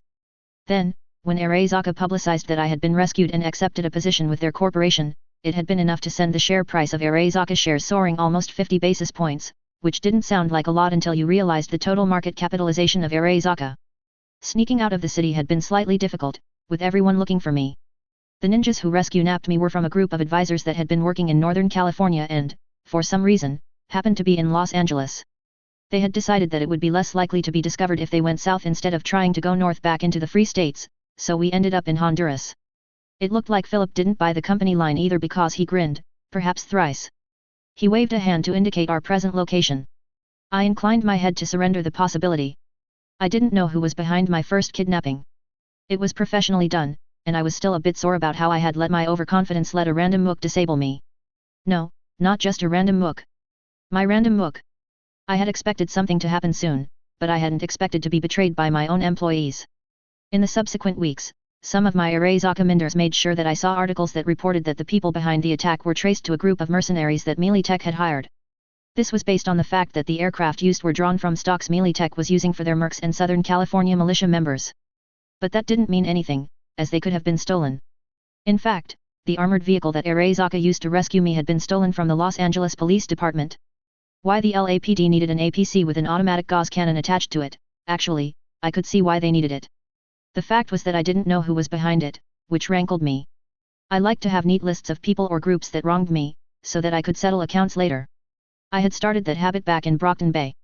I hadn't carefully detailed all of the trio's bullying in one of my diaries solely for evidentiary purposes, after all. But now I was left with some uncertainty. It could have been Arezaka themselves, attempting to glad-hand me, or it could have been Militech or any other corporation. It could even have been exactly what my interrogator claimed, a private attack that sought to steal something from me and then sell it to the highest bidder. My personal opinion was that the timing of Arezaka's rescue was mighty convenient. I had only been unconscious for about an hour before waking up and having that woman attempt to coerce me. Either they already had me under surveillance themselves for their own kidnapping and noticed the attack, or they arranged it themselves to rescue me right before I was tortured and possibly murdered. Their alacrity in responding could be explained no other way.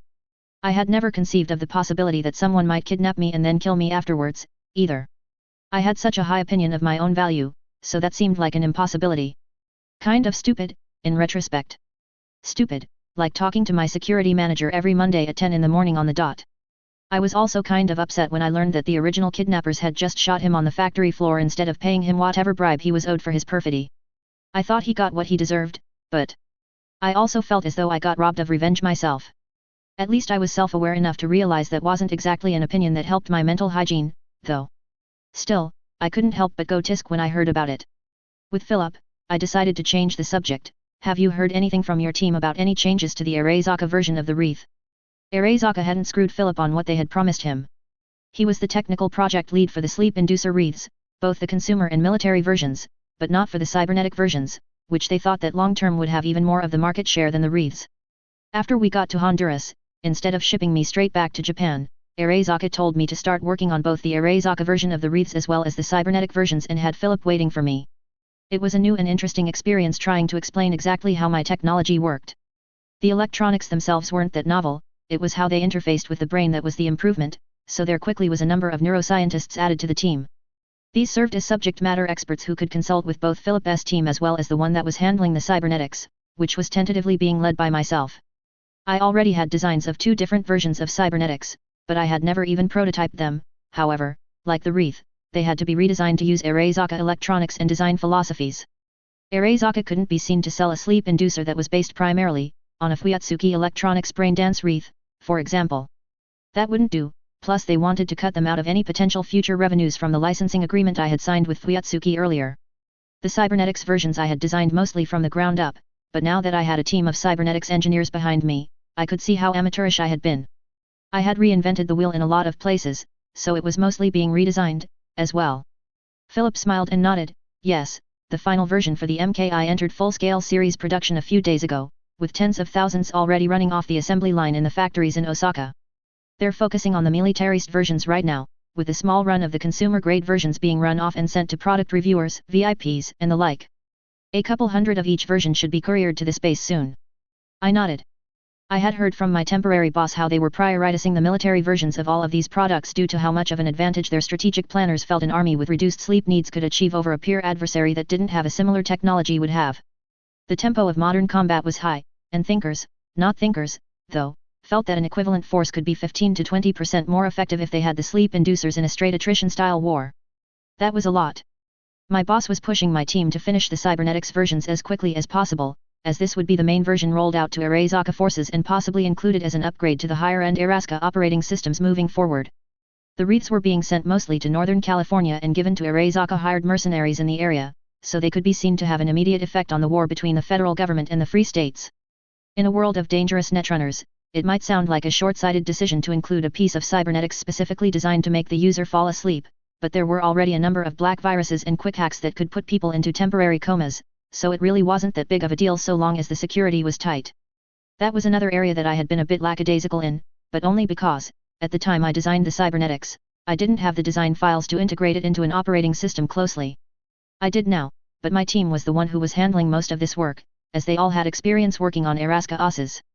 I had already been told that when we released our first version of products, I would be replaced as the project lead for this project and returned back to Japan, where I would be placed in a more research and development role. Right now, I was working as an engineer, basically, instead of a researcher, but they were very firm in their desire to get these products rolled out as quickly as possible. I had the feeling that they were kind of concerned that I was going to be some kind of one-hit wonder, but they were committed to funding a number of subsequent projects even so. A sinecure was a small price to pay to ensure I would not be able to license my technology to competitors, after all. I would have to give them at least a few more winners, though, before I was valued enough that I could do whatever I wanted to do, which was my entire purpose for trying to get myself kidnapped. I nodded and stretched out in the chair I was sitting in, tugging at the collar of my blouse, straightening the lapel pin that featured Arasaka's three-limbed tree logo. I wasn't wearing a uniform precisely, but Arasaka definitely had a dress code and grooming standards. They were a very socially conservative company. Well, at the lower level, you'd see as much skin as you wanted, but I was, theoretically, an executive and researcher, so I had to dress the part. It wasn't that surprising when you considered that the man that ran the company was born during World War I and fought as a fighter pilot in World War II. Graham had referred to Saburo Arasaka as a bit stuffy when we had briefly discussed some of the larger corporations of the world, and I felt that was something of an understatement. That said, I kind of liked the clothes even if I wasn't used to this cut and style. They were right up my alley and in subdued colors to boot, but they definitely were not Sakura's style of choice. She always preferred dressing a little more provocatively than would be acceptable here. I've been told that I'll be sent back to Japan when my product launches. I doubt they'll keep you or your team here after that, either, I told him conversationally. He grinned. I can't say I will miss this place. Even if this wasn't a highly classified facility, this city is amongst the most dangerous in North or Central America. That was true, and that was saying something. We were off to a side, sequestered from most of the facility we were in, and it wasn't permitted to go nosing about, and nobody was allowed outside into the city proper, escort or not. I was sure my freedom wouldn't be that much different even when I got to Japan, but at least there, I would probably have nicer accommodations and a lot more distractions available. Here, I really only had one, and he wasn't one that I was really interested in partaking in. A message caused me to pause, frowning, think of the devil, and his cute face will appear. My personal assistant was requesting my presence to go over something or other. I sighed and stood up. Well, I have to go.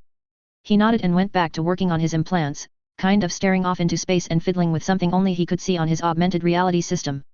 Most of his and my team wasn't actually on this base, it was just that this was one of the closest locations that had a secure enough connection that we could send sensitive documents back and forth and teleconference with the members of our team back in Japan. Arasaka wouldn't be comfortable sending the design files of their products over the net, no matter how much encryption was used. I didn't know what kind of connection this base had back to Japan, only that it was secure. I assumed that it involved a dedicated satellite uplink, though, or perhaps some secret undersea cable. I walked back to the room that was set aside for my personal accommodation and met a smiling young man in my living area. This was Yuki, my Arasaka-provided personal assistant. He made me a little bit uncomfortable because I thought he was close to what Sakura Hajomi's interpersonal ideal would be. Namely, a few years younger than her, male, pretty to the point of being androgynous and with a submissive personality. Sakura liked Bishnan, and Arasaka clearly had a file on her preferences from before she entered America. Sakura was the opposite of me in many ways. I had a very good understanding of her personality and sexual preferences from all of her files, which included a disturbingly large amount of explicit virtues that she had scrolled of herself with a number of sexual partners, all of which were similar to Yuki here. Sakura had been almost hypersexual and borderline aromantic, which was about the opposite of my proclivities. This made things difficult because if I was really Sakura Hajomi, this pretty boy would have already been serving underneath me in many ways that I wasn't that interested in. Yuki had clearly been expecting the same thing, as he had asked me if there was something wrong with him about a week after the meeting, and if so, a replacement could be found. I told him bluntly that since my kidnapping, I wasn't generally interested in sex anymore. I was pretty sure that he, and now Arasaka, thought that my durance vial was a lot more vile than it probably had been in actuality. Still, them making the assumptions about sexual trauma I didn't experience did stop them from wondering why I wasn't tumbling the pretty boy dangled in front of me like free candy. I kept Yuki on because he really was good at his job, and it was unavoidable that I would have some Arezaka minders, so it might as well be the one I was already familiar with. Hashimi-sama. He called out as he stood up, smiling in his pretty boy way. He had a soft way of speaking, to go with his subservient personality. Although I hadn't found that too attractive in a potential male mate as Sakura had, I did find it pleasant for a company-provided minder. I heard that you will be finishing up in a month or so. Is that true? I wanted to go over the plans moving forward. Also, there are some other things we need to go over if you have time, of course. I rubbed my wrist lightly, which had become a habit lately. I had been seen by an Arezaka cybersurgeon on base, and to my surprise, they allowed me to keep my monowire, sort of. They hadn't discovered anything out of the ordinary in my cyber brain, either, nor the importance of the more than a dozen haywire pairs I had installed.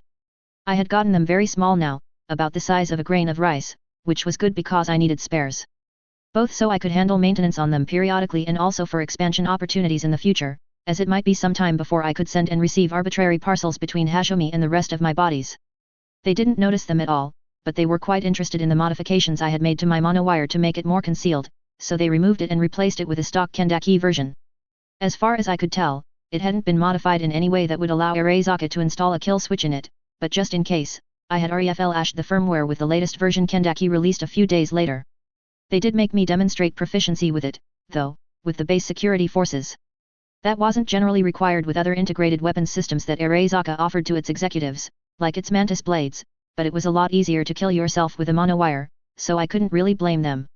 My proclivity for weapons and boostware was also noted as a divergence from Sakura's preferences, but I believed they also thought that it was down to me being concerned about my safety after being kidnapped. I made sure to demonstrate all of the hallmarks of mild post-traumatic stress disorder, too, in order to sell the illusion. I sat down at a couch across from him, noticing that Yuki remained standing until I took a seat and nodded. That's right, Yuki-san. The first prototypes are being tested now, and soon there won't be much for me to do anymore. What do you need to go over? He smiled pleasantly and said, first, we need to formalize your plans to draw down your former company, as your first quarter revenues are due to be paid to this entity. I raised an eyebrow and nodded, and started reviewing the paperwork he offered me carefully. I was, as I had in the past, listening to any legal advice that Arezaka offered me, but I double-checked everything. The last time they offered me a contract, an employment one, they had brought in what was allegedly an independent attorney to advise me.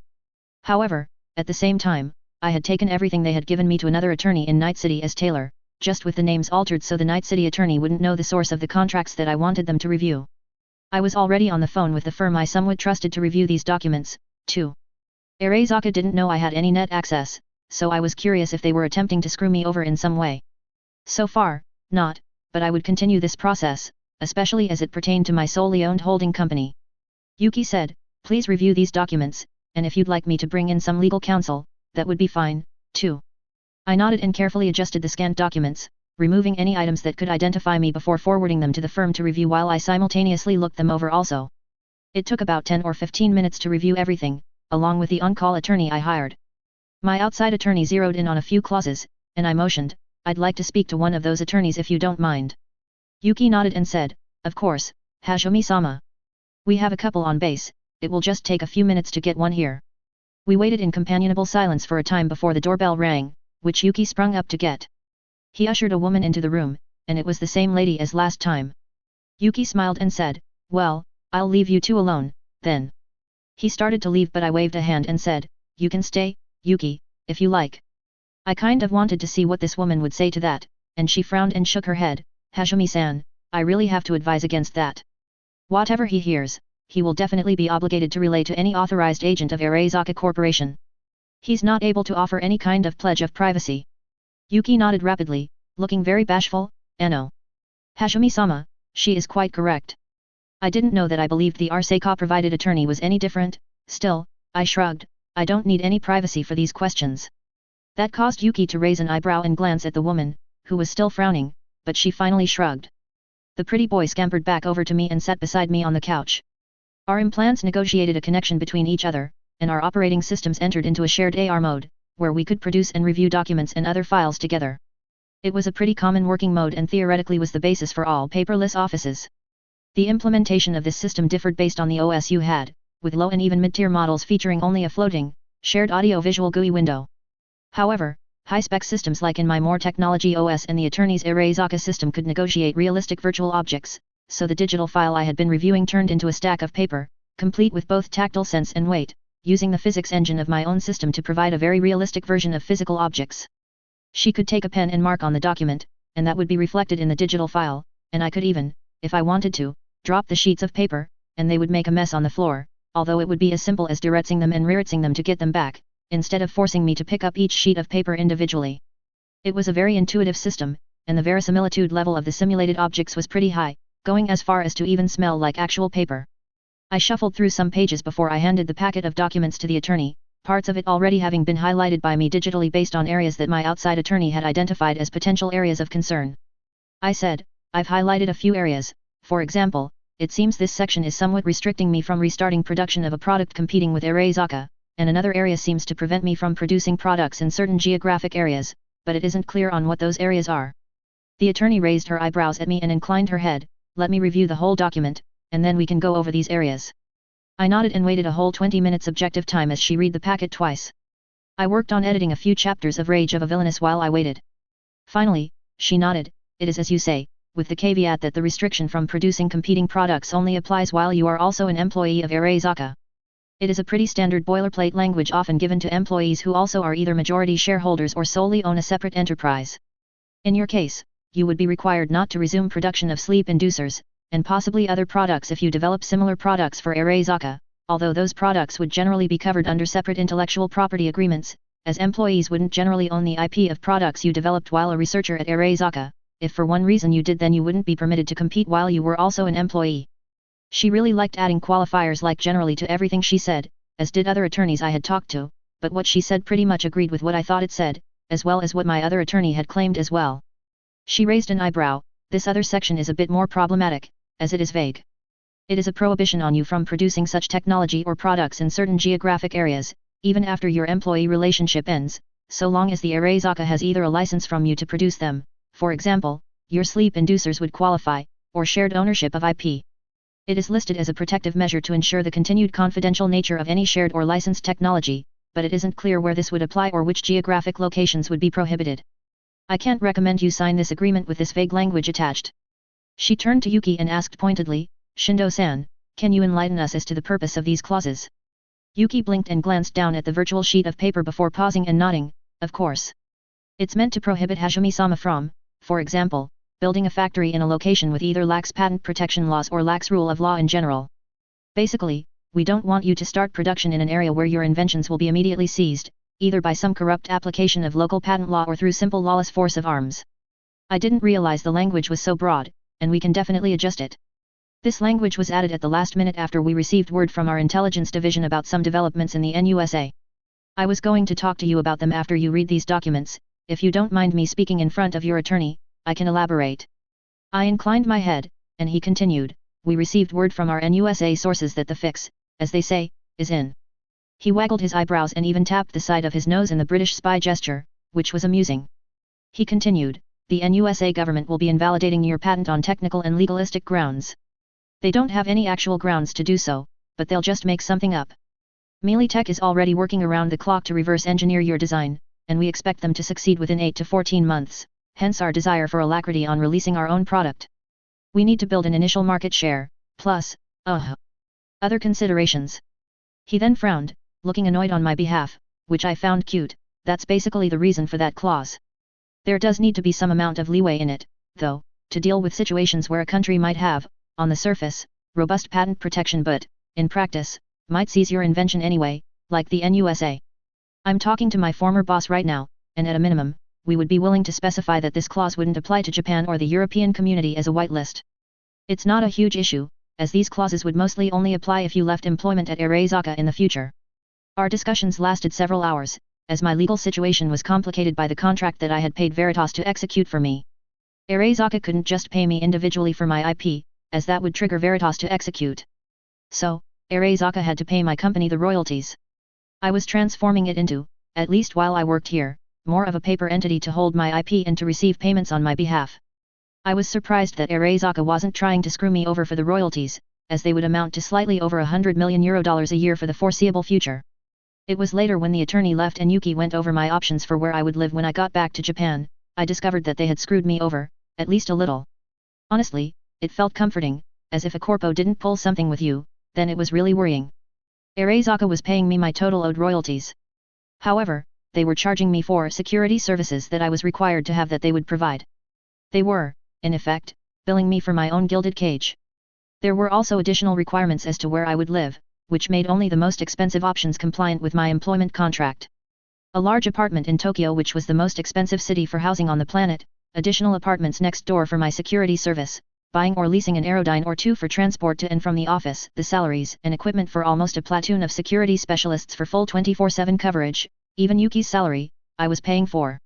They probably would have had to provide all of these things for free just so that I could do my job, but they were making me pay for it all out of my pocket.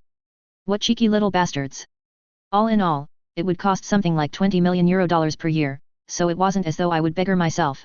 I would still be pulling tens and tens of millions of dollars in profit, but it was amusing noticing that the company I worked for had managed to arrange things so that they gave me a bunch of money and then immediately grabbed handfuls of it back.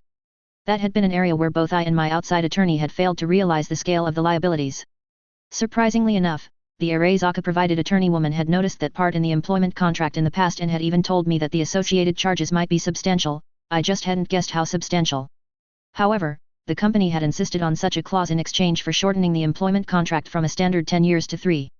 I didn't really have any expectation that Arezaka would let me go after 3 years, so I had just negotiated that to make myself feel better at not acceding to all of their demands at first. Now I was a bit regretful. Still, in some ways, it was good. There were, no doubt, many middle managers in Arezaka involved with my hiring and management of my licensed patents, so if I didn't give them some relatively benign way to screw me over, they would invariably look for some other method. I was sure that it was part of their KPIs to recoup some money, lower costs, or increase the value of the investment, i.e. myself. This ensured the obvious way to screw me was taken and not something I wouldn't expect. Also, I wasn't surprised at all at NUSA's decision to use some fig leaf to invalidate my patent. A number of defense magazines were humming with the idea of sleep inducers becoming a force multiplier for essentially any military force. That made it not only a valuable invention but a strategic imperative to acquire. And nations just took things when they thought it necessary. It was the standard behavior of all polities. I was a little surprised at the length of time that Arezaka guessed would be necessary to defeat the copy protection I had installed in the wreaths, though. I wouldn't have guessed more than 6 months, but I supposed I had done something right in the DRM department. Even after they cracked the protection and could build and sell their own versions, they'd run into issues of not precisely knowing exactly why it worked, too. After I finished with all of the paperwork, Yuki made me dinner, and then we sat down to watch a film. I didn't get much out of the experience, as watching films when they weren't on my operating system so that I could speed them up resembled something akin to a slideshow rather than a video. In order for me not to detect individual frames in a video, they had to be played at least 130 frames per second, and that wasn't standard at all. Still, the pretty boy had seemed so enthused at the prospect that I didn't have the heart to correct him. He had fallen asleep in the first 15 minutes, too, and now was draped somewhat awkwardly on me. Sighing, I rearranged him on the couch so that his head was resting on my lap. While I didn't have any desire for a sexual relationship with him, especially since I knew his first loyalties were not to me, he was cute in the same way as a pet kitten or helpless rabbit was, and affection didn't have to be sexual. I'd let him sleep for now. I'd gift him one of the sleep inducer samples when they arrived, too. April 2067. Night City. Gloria's apartment, Santo Domingo. Gloria and David had made it back to Night City along with Kiwi and her entire mercenary team, although it took them several weeks in the end, and apparently, according to David, there were thrilling adventures along the way. Gloria was a bit peeved with me, but not as bad as I thought she might have been. Still, she didn't precisely appreciate me dragging her off for her own safety and away from all of her plans twice, but at least she already had tentative plans to return to Night City. It was just she wanted to work at least a year in the ER in LA first. She was especially irked with David being pulled out of school on a moment's notice, but that really wasn't a big deal at all. It would have been if he had been going to public school as in the past, as it would have taken a significant amount of time for his benefits to catch up with him. People on public assistance were denied mobility in many ways, from not being able to enroll their children in a new school if it was out of their district to having a food assistance debit account that would only allow charges to go through within a few kilometers of your home address. The stated reason was that if you moved, then your public assistance was supposed to go through a different regional office which generally had a backlog of 9 months to a year to process new claims. I felt the actual reason was just to keep the underclass in place and easy to control, personally. Still, Gloria wasn't amongst this underclass anymore, and moving on a few minutes' notice was pretty common amongst some kinds of corporate workers. Sure, we had lost some of the tuition we paid, but it was simplicity itself for them to transfer David's grades and student records to his new school in Night City. Nobody cared that his family had represented themselves using a different last name in LA, either, as that happened somewhat frequently too. I had memories of N.C. Taylor going by Taylor Dubois for a few months, briefly, when she was in kindergarten in a different city. Still, I had the feeling that if I dragged Gloria away from her entire life again for her own safety, she might not welcome me back around again. I probably wouldn't blame her, either. We were all together this evening as a kind of housewarming. Although Gloria was going back to her old mega building, she was paying for a larger and better apartment. After dinner, she pulled me to the side, taking me out onto her balcony. As I gazed out at the skyline of Santo Domingo, Gloria followed me out and sat on a chair next to me. Santo Domingo wasn't as developed as downtown or Japantown, so the two mega buildings in the district dominated the sky. Gloria's apartment was only about halfway up the structure, but still, she was at least 20 stories above the rest of the district. I gave her a side eye, wondering what this was about. She sighed and asked, "I wanted to talk to you, as I think you're the most highly augmented person I know, except for, I guess, myself now." "Oh. That's good." I was a little concerned that this was going to be a love confession or she was kicking me out of her house. I was much better able to deal with discussions about cybernetics. She continued, and asked, "Do you ever find yourself thinking that you're better than the average person?" I blinked and then tilted my head to the side. What has brought on this line of questioning? It was a standard diagnostic question for screening possible cyberpsychosis, as Gloria would know, and she would know that I knew, too. She sighed, "Well, something happened while we were in the desert coming back to Night City. We were attacked, and I was forced to shoot someone, and they died. And I have been worried since then about how it hasn't seemed to have bothered me. In fact, I feel good about it." "Oh." She was worried about herself. For a second, I was worried she wanted to have some sort of intervention with me. I put on my therapist hat for a moment. "Ah. I see. And you sometimes have feelings that you're better or superior to average people. And you're combining this with the fact that you had to defend yourself and don't feel bad about taking someone's life when they were attacking you? And you're worried about becoming a cyberpsycho?" I asked, slightly amused. She nodded rapidly and sighed. "I just had the feeling tonight, after I saw my mom and all of her friends, it was as if nothing had changed at all. They're like a fly trapped in amber, and I had a sudden feeling of disgust when I thought about it. Combining this with how I felt after I shot that Wraith guy." She trailed off. I turned to face her completely and continued leaning back on the railing of her balcony, crossing my arms under my breasts before saying, "To answer your question, of course, I consider myself both better and superior to the average human being. I mean, how could I not? Your average person experienced life at a snail's pace, couldn't think about more than one thing at a time and could only be in one place at one time. I was obviously better than them in almost every respect." This caused Gloria to widen her eyes in surprise, but I waved a hand, "But I felt the same before I had more than a couple of implants. It isn't as though people are equal. They never have been. The best we can hope for in some ideal utopia is that people might be treated equally. And that wasn't too likely, at least in the near term." I sighed and paused for a moment before glancing at her. "Plus, I imagine you would have felt this way even if you weren't in a Gemini. She's reminding you of your past, and it isn't based on your cybernetics that you've achieved something for yourself, it is from your own hard work and effort. You intuitively recognize that she is, basically, demoralized. She has no further ambition or desire for growth. 10 years from now, you suspect, correctly, that she'll be exactly as she is today, except older." I then shrugged my shoulders. The reason for this can be debated. Perhaps it is as some say that she is a product of her circumstances, or maybe it is her own fault. It doesn't really matter because you're not really disgusted at her. You're disgusted at what you might have been. A mother to a daughter is a mirror of oneself, one path of life that you could have taken, following her footsteps. That's what disgusts you, I think. You see a path in life that you might have taken, that you now abjure. It was for the same reason that I had a romantic attachment to English literature, but I had a much more healthy relationship with Mom before she passed away." Gloria was silent for a long time before saying slyly, "And you said you hated psychiatry and clinical psychology. You sound more insightful than my professors." I snorted. I said I didn't like it. I didn't say I didn't know about it. I don't have the emotional temperament to be a good therapist, but I can certainly fake it for small periods of time for a friend. That caused her to smile, and I continued, "Now, about this man you shot. Honestly, I envy you. You killed him, that's good. You shouldn't feel bad about it, in fact, you made the correct moral decision. You shouldn't be confused, thinking that this is a symptom of incipient cyberpsychosis, this is just you being a good person. Hey. She said, confused, I'm pretty sure that's not the correct reaction. You shouldn't feel good for killing someone, Taylor. I sighed, you shouldn't, right? That's what I thought, too. Let me tell you a story. Do you remember how we met? She grinned, yeah, of course. You got mugged on your way to work. We ended up transporting your muggers to the shock trauma center, it was kind of funny. I nodded, I thought so, too, at the time. Well, one of them had a shotgun and ended up shooting the other.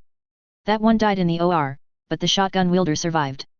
I took more risks myself in order to take that one down alive. I specifically aimed for his kneecaps so that he would survive. Surprisingly, he wasn't charged with felony murder for his compatriot's death, only my mugging. So, he was out of jail in less than 9 weeks. And it really wasn't even a mugging, they were scavs, and I was sure I would have been disassembled and left for dead if their mugging had succeeded. Gloria started to look uneasy, and I continued, a few months later, I was curious about what happened to him, so I looked him up and discovered that since he got out, the NCPD shot him to death after he killed his next-door neighbor, a woman in her 30s and a girl about as old as David is right now. I stared at her, completely serious, those people are dead because of my squeamishness, Gloria. I really envy you that you put down the guy who attacked you and don't have to live with guilt knowing that you are partly responsible for what he did afterwards. She shook her head, no way. That wasn't your fault. Wasn't it? Even the cops, at the time, told me just to kill these types of people in the future.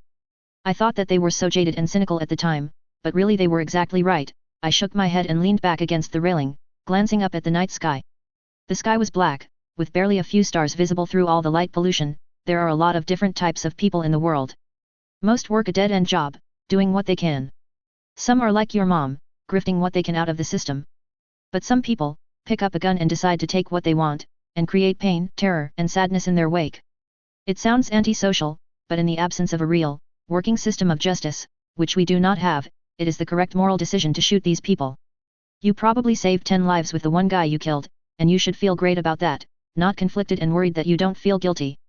You don't feel guilty because you intuitively understand that you did a good deed. Gloria looked quiet and thoughtful for some time. I hadn't ever actually put these thoughts into words before, and they would have shocked pre-Night City Taylor, but living in Night City had a way of changing you, or rather revealing the true you underneath all of the extraneous polite bullshit society foisted off on people. Night City was a jungle, and in a jungle, it was possible to have a biblical view of good and evil, of right and wrong, of black and white. It wasn't that there were no grays, in fact, the whole city was gray. It was just that, for some reason, the gray made the black stand out better when you saw it. The Badlands, the wastes where she had shot that man, was even more stark. Still, I was long past feeling anything but a sense of satisfaction when I had to put down the real scum of the earth. Perhaps I was being hypocritical in the extreme because I did realize that some of the systemic issues this world lived under brought this type of person to the forefront, and I was presently working for people who were responsible for a lot of the systemic issues. Still, I would do what I could do and be satisfied with that. I grinned and said, let's go have some cake. May 2067. Tegucigalpa, Honduras. Confidential Arezaka compound. I was in a part of the base that I normally had no access to, but I was completely done with my work on the first-generation cybernetic sleep inducers and was just waiting to be transported to Japan. Apparently, there were only certain windows where they felt I could be transported safely, as they felt that until Mealy-Tech finished reverse engineering the wreaths, they would definitely intercept me if they knew where I was. So I was bored and offered to help their cybernetics surgeon, so I was doing a number of small surgeries. Their clinic was stocked very oddly, and they had an absolute ton of neural, cognitive, and netrunner cybernetics. I asked Yuki, just what does Arezaka do in this base? He frowned and looked unsure. Beyond basing a small fighter squadron here, I believe that, for the most part, this is a research center focused on portions of the old net, but I don't really know any more than that, and furthermore, neither you nor I have a need to know, and it is classified. Just like their workers have no need to know the extent of your work here, either, but if you are really curious, I can see about requesting you to be read in on the project. Yeah. I don't think that will be necessary, I said, waving a hand. I didn't really care that much, plus I wanted to save any favors like that for things that I was really interested in or really needed to know. I hadn't done any surgeries on any secret netrunners, but I had done a couple of Arezaka fighter pilots, and they had a number of interesting augmentations. They all had boostware and sophisticated neural interfaces that were similar to a cyber deck.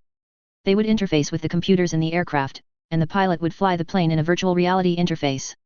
The aircraft's sensors would be his eyes, and the aircraft's control surfaces would be their limbs.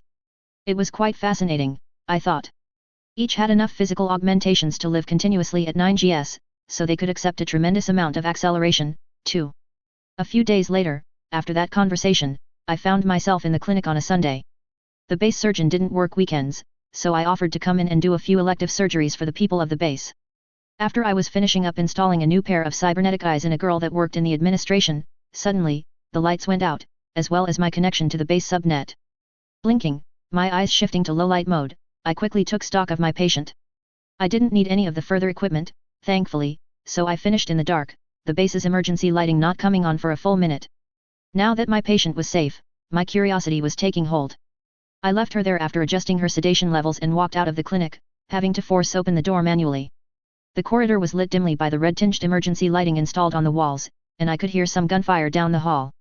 If I was smart, I would quickly go hide back in my clinic, but instead, I walked towards the gunfire. I found a dead body no more than 10 meters further. It was a member of the Arezaka security forces on base, in their matte black and red armor, but he appeared to have died from a self-inflicted gunshot to the head, specifically a pericranial entry point to the temple with the sidearm that was still in his hand. Frowning, I kneeled down and relieved him of his weapon, doing a quick function test, virus attack. I asked myself questioningly and quickly shut down all external radios on my cyberware. The base wireless connection was down hard right now, anyway. One of the few modifications to my cybernetics that Arezaka insisted on was changing out my normal wireless card with a version that would only connect to the access point in the base. This was apparently pretty standard for anyone on deployment at a confidential and classified location, I supposed. It would have been a real problem if I didn't have all my other ways to connect to the outside world. With a gun in my hand, I felt a lot better now and I continued my exploration, going into a large hangar or garage, and instantly I froze when I detected movement. Glancing around I saw one lone Arezaka security forces member raising his HJSH-18 Masamune slowly at a group of 4 people that seemed to be stealing a vehicle. Blinking, I zoomed in on the NAR duels before changing my classification. These children were stealing one of the Yoroi mine and ambush-protected armored vehicles. They all had dark form-fitting coolant suits with Arezaka markings on the back, and I could instantly identify some cybernetics installed on each of them. They couldn't be more than 11 years old.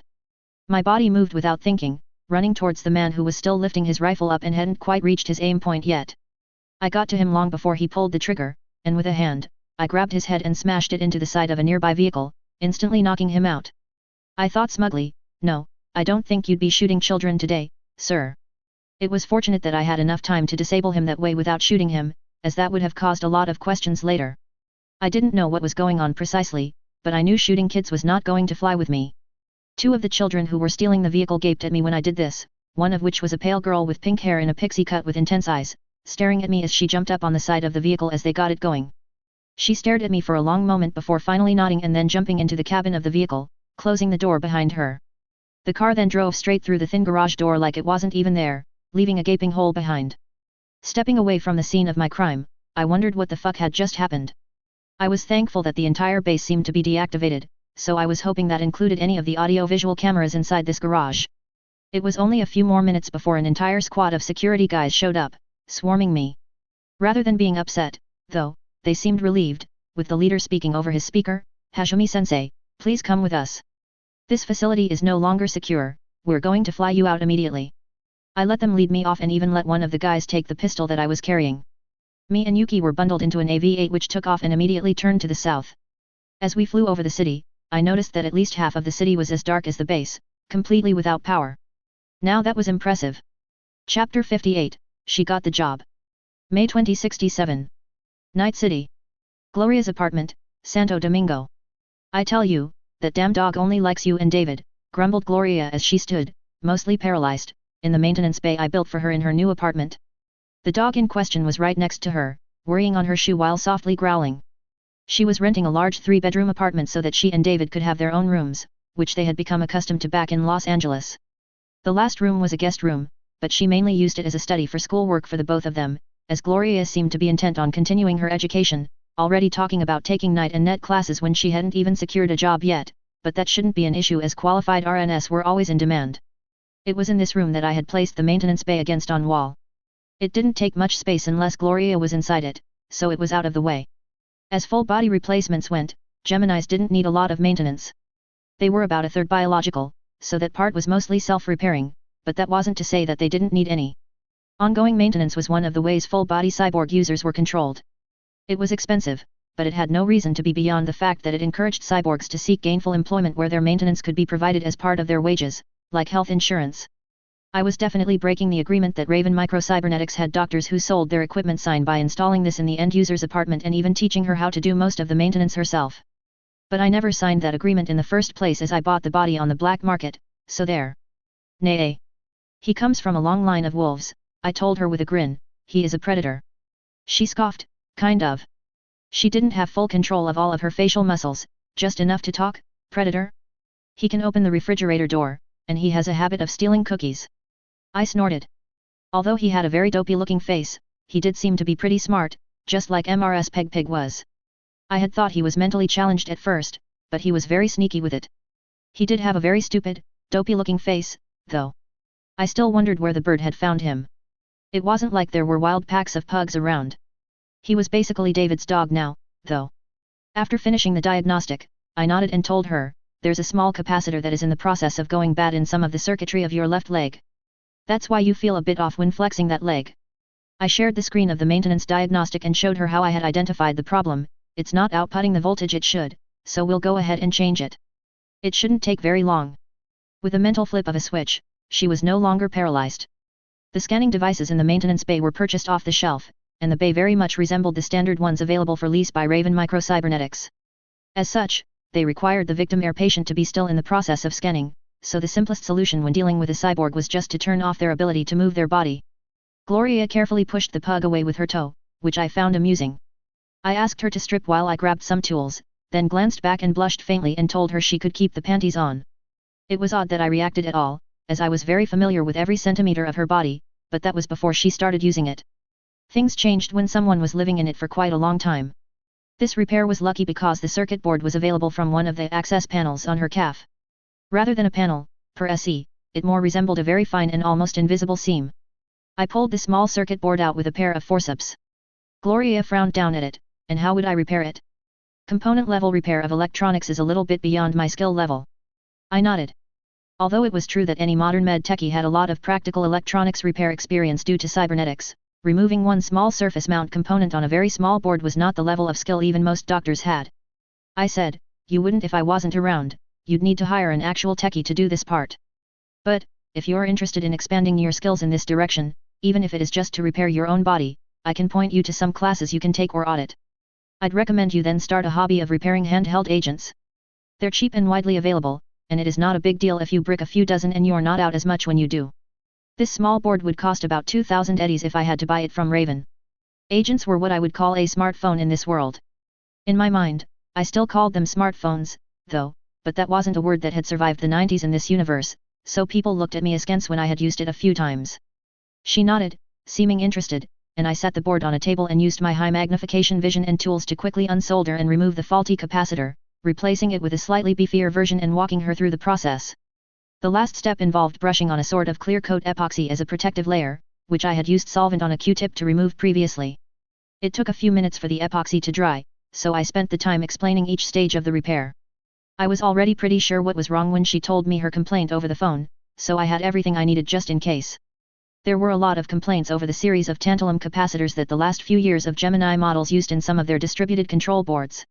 It would have been better to use a straight Graphene supercap as I had used it as a replacement, but those were a spacer product and about 5 times the price as traditional capacitors.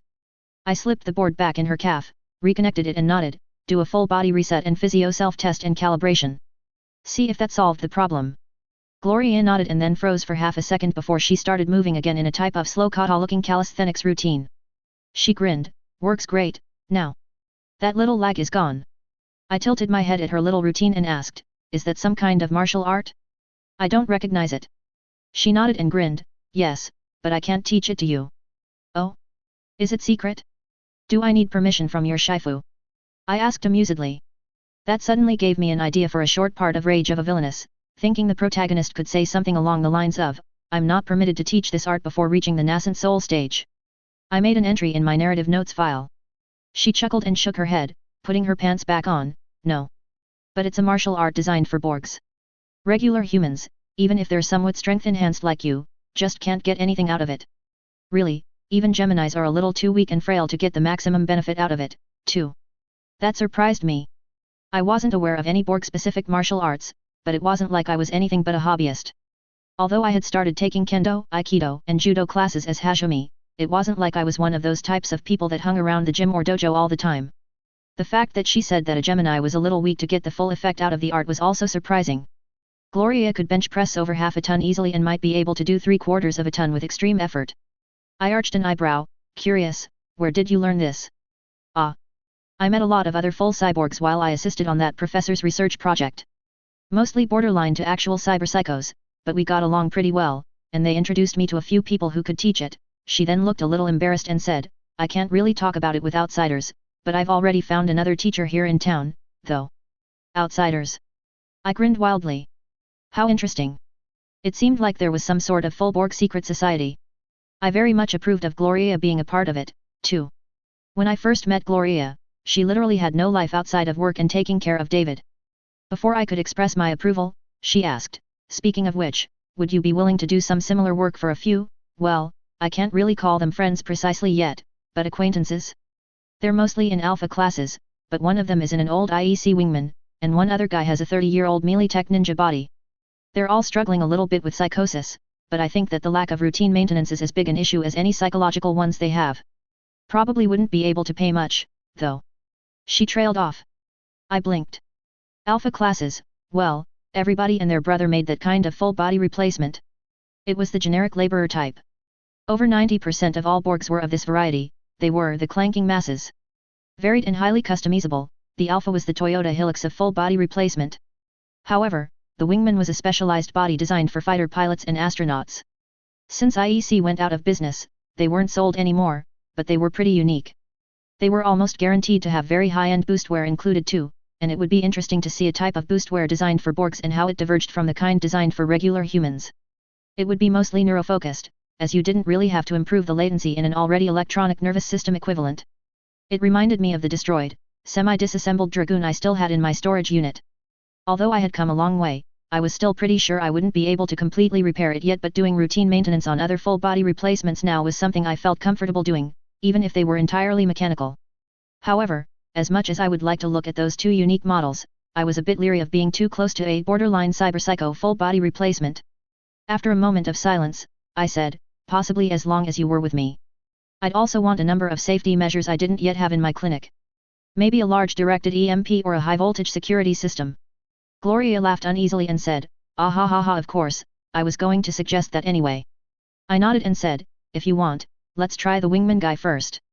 Although kind of strong and very fast, they weren't as dangerous in most situations as the unstated ninja model. And what model was that? I didn't know. Maybe an old Eclipse? If so, that was about as unusual as my Dragoon, although much easier to hide, fit in and disguise as a regular Alpha type or possibly an Enforcer type police body than the Dragoon. There was no hiding that borderline mecha as anything but OMG. WTF.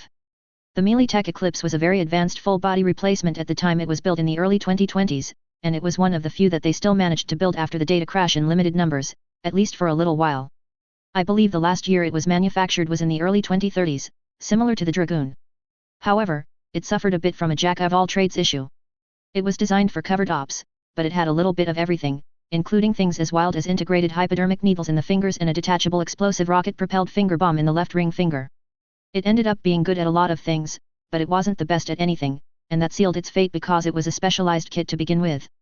Heinlein would say that specialization was for insects, not mankind, but cyborgs were different. Specialization in cyborg bodies was very desirable, especially since you could, theoretically, wear them like clothes. Another point in favor of taking a look at the wingman first was I was 100% sure I could find the maintenance manuals for the wingman since IEC was defunct. Melee Tech might guard the files on their old tech more strenuously, I just didn't know. Plus, let's face it. I wanted to look at the old IEC body the most. As for the compensation, I shrugged. As Taylor Bear, I had most of the liquid capital that Dr. Hajime made selling all of my sleep inducers. When I was kidnapped, I made sure to funnel most of it to Taylor through quite a lot of obfuscation layers since I felt that it might be difficult to send money from Hajime to Taylor or Hannah in the future. It wouldn't be impossible, but it might be difficult. In fact, I was continuing to run the payment obfuscation service that Dr. Hajime set up. It was, by now, a trusted semi-legal service, and I took a percentage of all the transfers, but the main reason was the influx of money from a variety of sources allowed me to tumble all of Hajime's money back to any place I wanted. I could make use of that as Hajime sending money to Taylor or Hannah, and it would be challenging for Arezaka to trace the recipient, but it would be obvious I was sending money to someone, so that might be difficult to answer. As such, I had divested Hajime of most of her money when she got kidnapped. Right now, as Taylor, I had access to a little less than €20 million, which was enough to live a quiet life, as well as fund Hannah's business prospects when she became more trusted in space. It would also be necessary to fund my fourth body. That was going to be very special, and it was actually going to be wildly expensive for a number of reasons. Now with Hajime kidnapped, although I expected and even encouraged this outcome, I was again running into the issue of Taylor being a single point of failure. Neither Hajime nor Hannah, at the moment, could rapidly clone a replacement body if one part of me died. If Hannah or Hajime died, I, as Taylor, could easily clone a replacement body, but if Taylor died, well, I was shit out of luck unless I had Hannah return to Earth. That had to change. I talked to Gloria a little more about her request and agreed to see the wingman guy in a week or two. Then, after their little group saw that I wasn't a risk, I would see the more physically dangerous ones. I grabbed the pug dog and asked Gloria, what did David end up naming him, anyway? The Honourable Lord Percival Butterbutt IV, Esquire, Gloria said with a straight face, Butterbutt for short. I stared into Lord Butterbutt's dumb but cunning eyes as he started panting and just shook my head. May 2067. Aoyama, Special Ward of Tokyo. Hajime's apartment building. I panted as I returned the practice blade to a resting low-guard position, facing my instructor, who peered at me carefully before nodding. He said, all right, we're done for today. In the corner of the room, Yuki clapped wildly and cheered before walking up and offering me a towel and a glass of water. I wasn't wealthy enough to have a gym in my apartment, but there were two inside the apartment building that I was now living in, and one of them had a large open area that was mostly used for yoga and Pilates classes that a lot of housewives and some house husbands partook in. But when it was empty, other people were free to use it. An instructor, well, that was actually very easy. Perhaps not too surprising, but Arezaka had a lot of what would be called on the street cyber ninjas. My kendo instructor was actually one of the security team members that I paid for, so it was a pretty simple decision for him to work a few hours a week when he wasn't on duty for some extra money. At first, I expected to get just a regular kendo instructor from a regular dojo down the street, but this idea was nixed. I needed a specialized instructor who also had close to equivalent or superior boostware as I did. Being over 3 times faster than the average person hid a lot of sins in terms of technique. Even barely trained, I could probably beat many historical sword masters just because I could smack them with my sword faster than they could react to, even if I was using it as nothing more than a bludgeon or crude chopping implement. Yuki glanced down at my practice sword and said, that sword is kind of weird, though. It looks vaguely European. Where did you get the idea from? I blushed. I couldn't very well say that I got it from a series of Earth Aleph high fantasy novels that my mom and I both enjoyed, but I tried to copy the Heron Mark sword when I found out that Kendaki would provide both a customized practice sword as well as an actual blade with a monomolecular edge, and relatively cheaply too. My instructor walked up and nodded his head. It kind of reminds me of a German Kriegsmesser crossed with a Chinese Dao or maybe even a katana. It's quite interesting. Most of the common katana forms work, but due to the heavier hilt, with an actual crossguard and pommel, the balance point is much closer to the hilt. This changes the types of moves somewhat. He took my practice blade and balanced it with one finger close to the crossguard. He flipped it around with that finger, grabbed it by the blade out of the air and handed it back to me. All in all, it's quite good. Katanas are designed to be quite a bit blade heavier, so this makes them a bit slower. Historically, the trade-off is that, in exchange, you get more cutting force due to the leverage. But, in this day and age of augmented strength, I could definitely see how being a bit faster might be advantageous. I chuckled and rubbed the back of my neck. I'm not sure I thought it through that much, Tanaka-dano, but I thought that the mono-resistant treatment on the crossguard might save my fingers. I called him sensei while he was teaching me, but he refused that at all other times, but his recitation of the relative merits of different swords reminded me of a historical samurai, so I thought to be cheeky. He grinned at me, Dano, eh? I always did think I would look good with a top knot. To a simpler time, eh? Well, if you'll excuse me, I have to get ready to go on duty in a couple of hours. Before he walked off, I asked, Tanaka-san, do you know about any secret martial arts designed for full body replacement users? I was reading something online and found the premise interesting. He paused, blinked and then nodded. There's a few, and none of them are secret, really. But, the most famous and effective has to be the so-called Panzerfaust. Made somewhat famous by our own Atom Smasher, but there are plenty of people that have a higher degree of mastery than him, like the Kazekage. Smasher will only beat you to death with his hands as a last resort or if he finds it particularly amusing. He paused, shook his head, making a small hand gesture that might be one to ward off evil and said, better not to speak his name lest we summon him. I nodded, and he walked off. How interesting, I wonder if that was what Gloria was learning. Cursory net searches didn't show very much information except what I had just learned.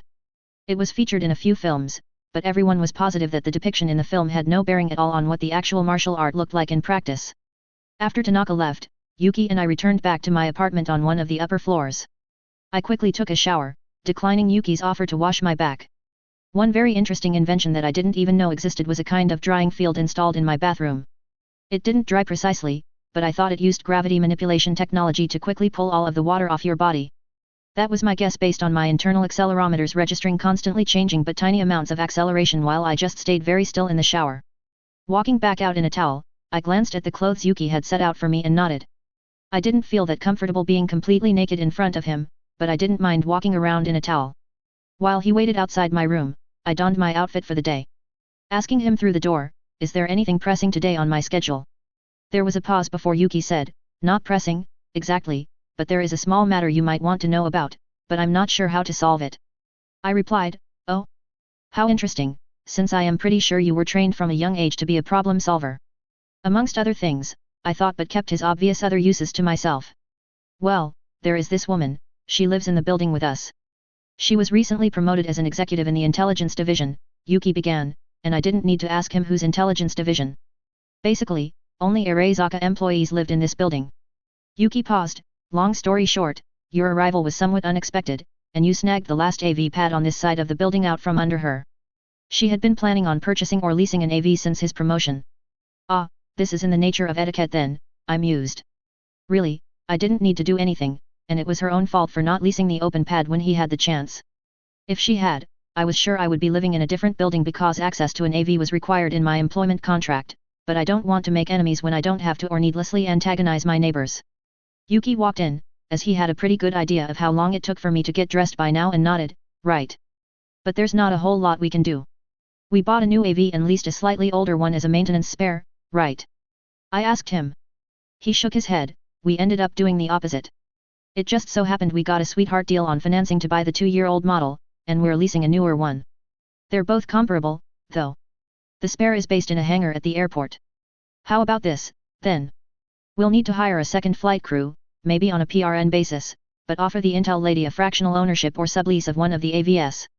Whoever gets to the pad first will take the first AV, then the PRN crew can fly the second aircraft to the pad to service whoever is still in the building," I offered. It would cause a delay if we both left the building at the same time, but I didn't have any fixed hours per SE, and given my body's presence in space which used the Greenwich Mean Time zone, I had planned to work odd hours here in Japan in any event. It was also somewhat expected for genius researchers to have odd proclivities, such as working odd hours or being recluses. Yuki frowned, probably because he didn't like the idea that this might inconvenience me slightly in some situations, but he then nodded, "Okay.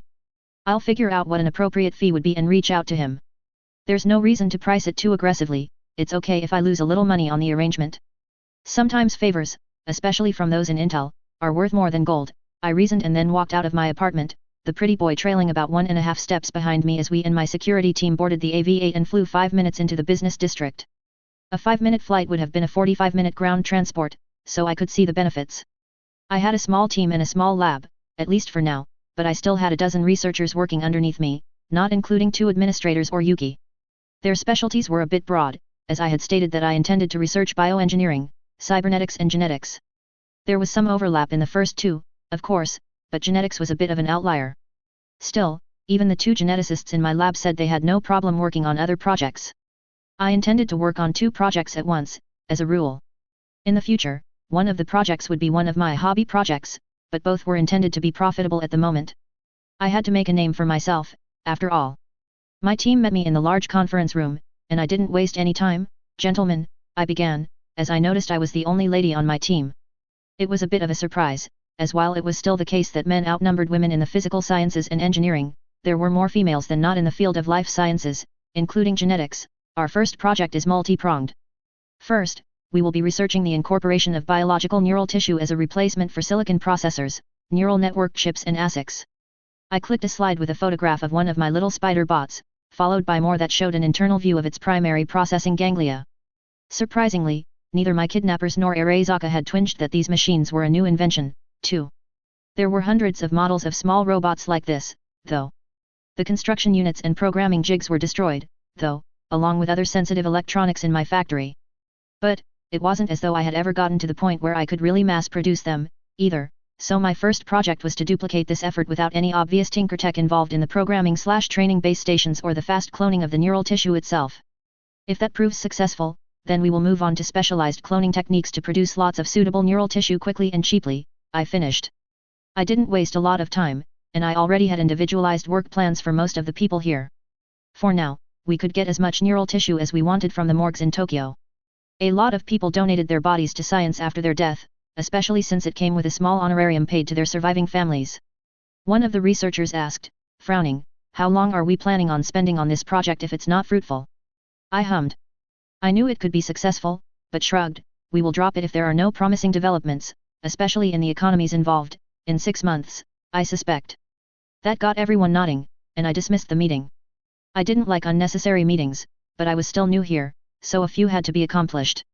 As for my next project? I didn't know. I wanted to prioritize things I could get a handle on quickly, which was why my spider bots were chosen. I had already built them, granted, using a lot of tinker tech in the construction process, but I knew they were at least possible. To give myself ideas, I asked to review recent failed Arezaka projects in my area of expertise. To do so, I had to access a SCIF in the basement of the research complex.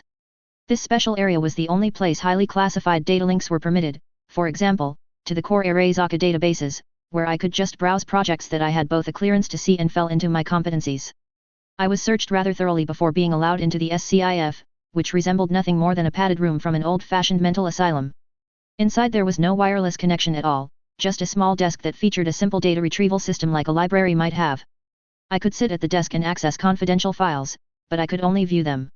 I couldn't take them with me, except in screenshots from my eyes or my memory of an scrolled BD, I supposed. That was always the risk when viewing classified files, and unless you had total control over the OS of the employee, it would always be a risk. I browsed the list of projects and paused, finger over an entry. They were listed chronologically, so one of the first was called Project Deep Valkyrie, and I noticed it because it was listed as both defunct and physically located in Honduras. I selected it. As I thought, it was the project involved in old net research that Yuki offered to see if I could be read in on. Apparently, the security levels were much lower on defunct projects, as it was just included in my general request to see defunct projects. It was listed as defunct due to primarily the deaths of all key project employees and secondarily the loss of project assets. Clicking my tongue, I read over the synopsis and reports. I didn't have full access. For example, I couldn't read the research papers or see diagrams of technology invented, if any. I'd have to request that specifically in a project I wanted to pursue, but I could read the bullet points. Pinching my glabella, I sighed. I knew that no matter who grabbed me, I would be working for something akin to an amoral or even immoral company, but this was pretty bad. I actually didn't have that much of an issue with training children to be specialist net runners. It was not that much different than what Mealy Tech was doing with NC Taylor, except they started younger here. It wasn't like they murdered the rejects, they just sent them back to the orphanages. However, then throwing your child runners against the horrors on the old net? Yes, that was something that was bad.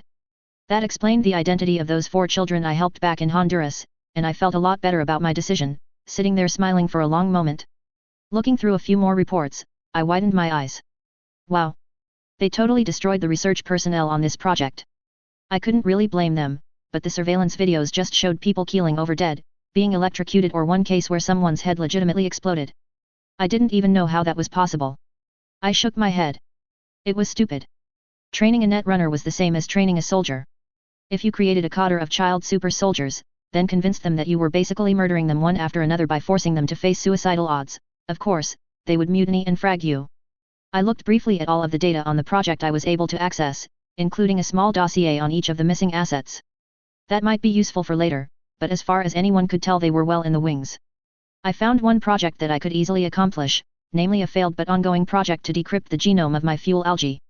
Hell, I could do that one in one afternoon. But I wasn't stupid enough to do so, so I barely even looked at it before moving on. I found a number of options but picked one that looked both easy and was more on the genetics side. My 2 geneticists wouldn't be getting too much work on the SpiderBit project, and we could simultaneously work on this project. Going back upstairs, I drew the 2 geneticists, who were PhDs in their own right, into my office and grinned. Us 3 will be working on a separate project. That's not to say you won't be possibly assisting on Project Alpha, but Project Bravo will be. I made a silly da-da-da-da noise and finished with, in English, biome TALS. One of the geneticists tilted his head to the side and asked, like, calcium? I shook my head, no, no. Except that is a metal that our bodies have evolved to process. What we will be researching are non-evolutionary biome TALS and possibly organometallic alloys. Specifically, the creation of novel organisms, perhaps bacteria, to process these metals. The other geneticist made an awe of understanding, like a biological process of refining metals. I believe there was a research project along those lines a decade ago, but it didn't produce any useful results. I grinned and nodded, yes. But I think that they almost did. A lot of money was put into this project, and several novel bacteria were created. I won't know for sure until the secure courier arrives with all their research data on a data shard, but I believe we can succeed where they failed. Sometimes all it takes is a new person looking at a problem to finish pushing the stone up the hill, Incidentally, this was one of the major weaknesses of the hyper-competitive world we were in. Results, even negative results like this project, were very rarely shared between corporations, at least not for a long time. Funnily enough, successful research projects would be more likely to be shared decades later, but a negative one where Arezaka wasted a lot of money? No. If they don't publicize it, not only will nobody know the money was wasted, but hopefully, some competitor will make the same mistake and waste a ton of their money. And if they did publish, the worst could happen: the competitor might make it work where they failed.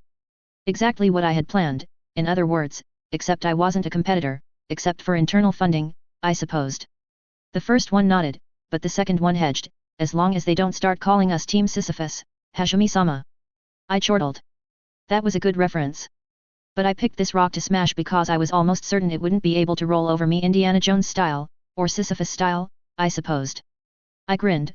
We'll start with a thorough codon-by-codon examination of their novel additions to the bacteria in virtual. That may take a few weeks or even months. It took them years and years to build them, after all. Then, we'll brainstorm adjustments. Only when we're pretty sure will I send copies to be printed and tested in the BSL facility. They both nodded, as that was the standard way to work on new organisms and viruses. These days, the geneticists and virologists rarely stepped near the actual BSL facilities that housed their creations. The people who worked there were, basically, technicians. All the development was done virtually until results needed to be tested in the real world. Normally I would never start a research project involving the development of a novel bacteria that could be used to process and refine metals. It was designed as a cheap way to refine and separate recycled metals, but that was too similar to creating a novel bacteria that processed and refined carbon-containing gases into ethanol. I definitely didn't want anyone to know I did that or could do that. But almost all of the work was already done, and while I hadn't seen the genome of the bacteria the last team created, based on the notes I did read, their approach should have worked. If I could find some simple error or misunderstanding in the way genes were expressed and fix it, then it wouldn't really be seen as my research by a lot of the scientific community. The original researchers would get a lot of the credit. And all Arezaka would care about was that I produced profit from the ether, a win-win. Our world had already reached the stage where most of the easily accessible resources had already been plumbed. All of the low-hanging fruits had been plucked. There were legal fights in the NUSA about ownership of landfills from the last century because they contained more valuable metals than most mines today. There were companies that mined 100-year-old garbage piles like ore. The capability to cheaply and quickly do that as well as process recycled metals, would help keep the world's economies humming along a little longer. In such a mature worldwide economy, the only way you could carve out new segments was to make advances like this. It wouldn't increase the amount of metals coming onto the market necessarily, but it would vastly lower both the energy requirements to do so, as well as shortening the turnaround, which would alter the economic calculus to recycle. That saved energy and time could be redirected to other sectors of the economy and would be the profit of this project if it worked. Long term, though, I felt that true heavy industry would shift off planet. At least, I hoped it did, but just saying that wouldn't make it happen any quicker. June 2067. Night City. Pacifica. The pleasure town of Pacifica was in pain, and it wasn't even the fun sadomasochistic kind that the place was used to. It was the pain of the dying. It was known that the playland at the Sea Play Park was somewhat highly leveraged, but it had been making pretty good money up until the war started. That all came to a crashing halt when NUSA started threatening anyone taking a vacation here. It was part of a pressure strategy that President Elizabeth Kress hoped would cause Night City to acquiesce and rejoin the Union. She basically said that if you decided to take a vacation here as a NUSA citizen, then you should expect a visit by an investigator for the Department of Un-American Activities. It came to a head when the NUSA claimed to have accidentally fired a hypersonic missile from a naval ship. Well, they fired it intentionally, but they claimed it was supposed to be aimed at a Free State position. Instead, it accurately struck the large statue with the mascot for the playland of the sea, a playful winged Pegasus, demolishing it. Although, surprisingly, Nobody was injured, the message was sent. Pacifica wasn't safe. Insurance rating agencies upgraded the hazard rating for the entire sector. That was a huge problem because most of the very wealthy couldn't just go where they wanted willy-nilly. They had to abide by all sorts of employer or insurance restrictions which demanded that the places they patronize had a base level of safety. This was the entirety of Pacifica's customer base. Now that the hazard rating had been upgraded, it was a ghost town. It demonstrated exactly how precarious Night City's position as a neutral was. Neither the Free States nor NUSA was doing anything but chuckling over their misfortune here, and Night City didn't have an army like the Free States had, although they were talking about training and arming some sort of militia. Personally, I didn't think that was a good idea.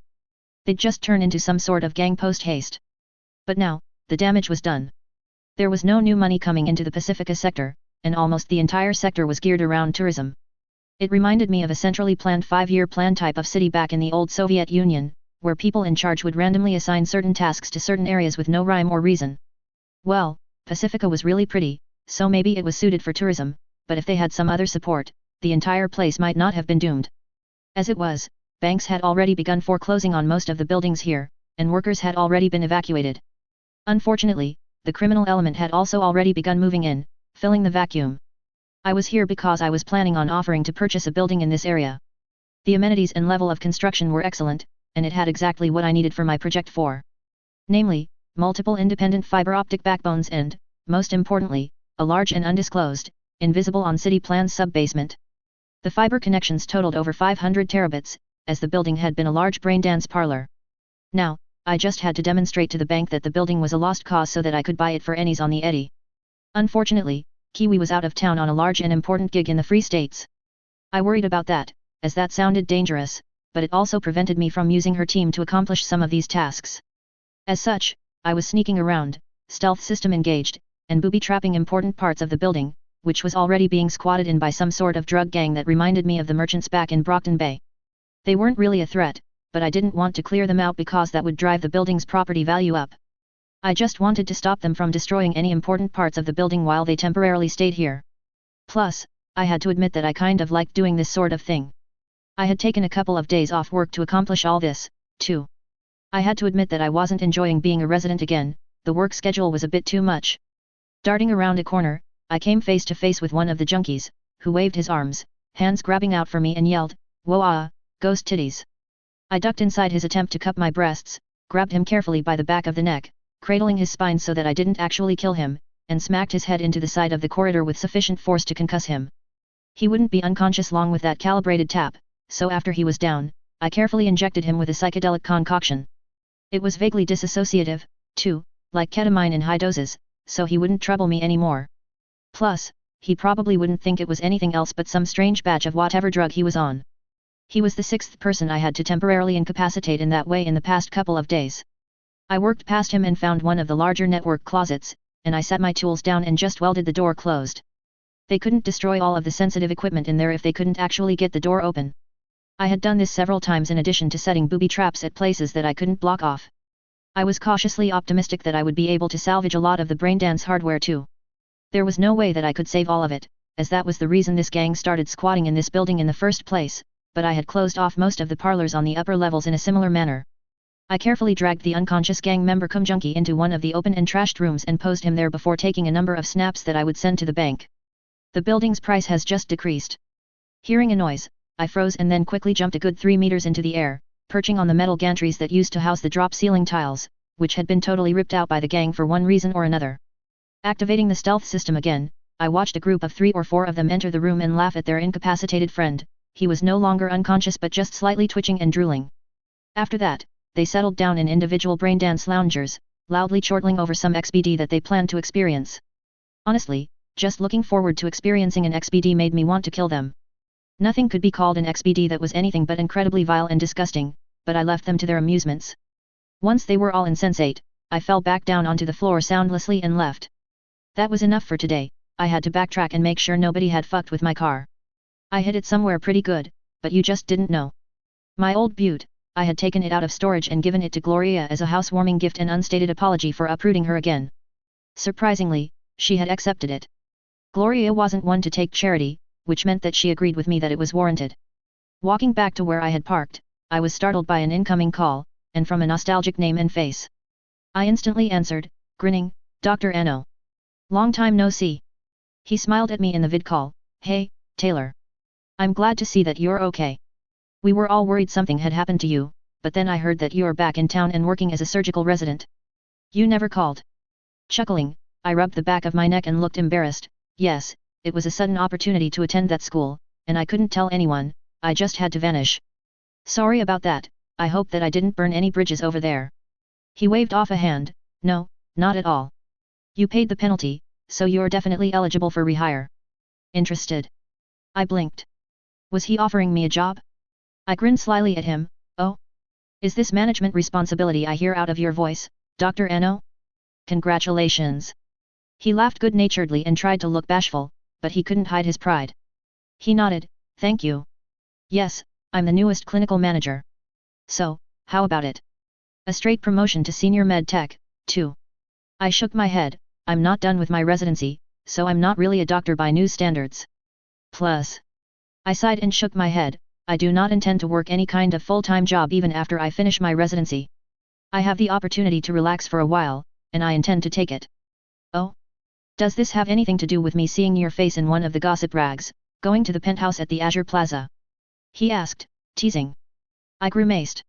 I was a bit annoyed at Grams for having the guards at the famous hotel treat me differently. My face had been plastered on a few of the BBSES that the elite and those wishing to appear to be used around town, no doubt taken by the optics of the other guests in the lobby at the time. I waved a hand and just lied, I don't know what you're talking about. But I don't intend to work any full-time jobs, as I have a couple of businesses in my own practice I might be running myself.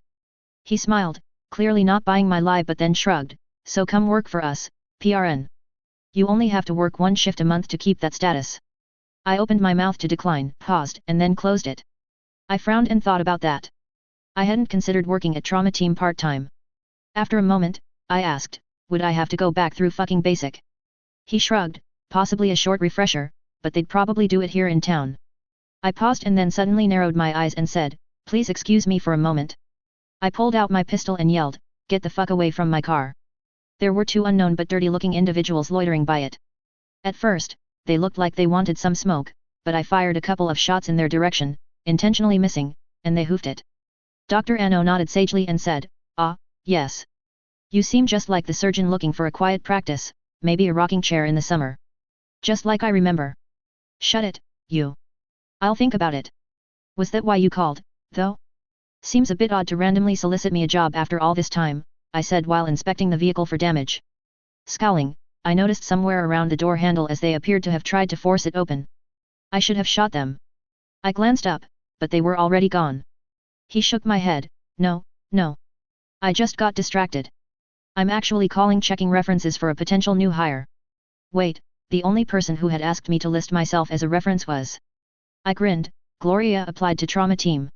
She had steadfastly refused my offer to arrange for her a job, deciding that she wanted to find one by her own crook, although she accepted my offer of listing me as a reference. People only checked references when they were already fairly sure they wanted to hire you, after all. He nodded, yes. I'm not sure how her application got through the filters, but the hiring manager was going to round file it because she didn't have enough critical care nursing experience until he saw your name. I scowled, you should consider making an exception. Not only is she better than average, but she worked Night City EMS as an EMT for almost 10 years. She was one of the ones the company would pair unknown, brand new paramedics with. Like, say, me. She was my partner my entire time when I was working on the ground, and she was quite an excellent clinician, especially in emergency medicine.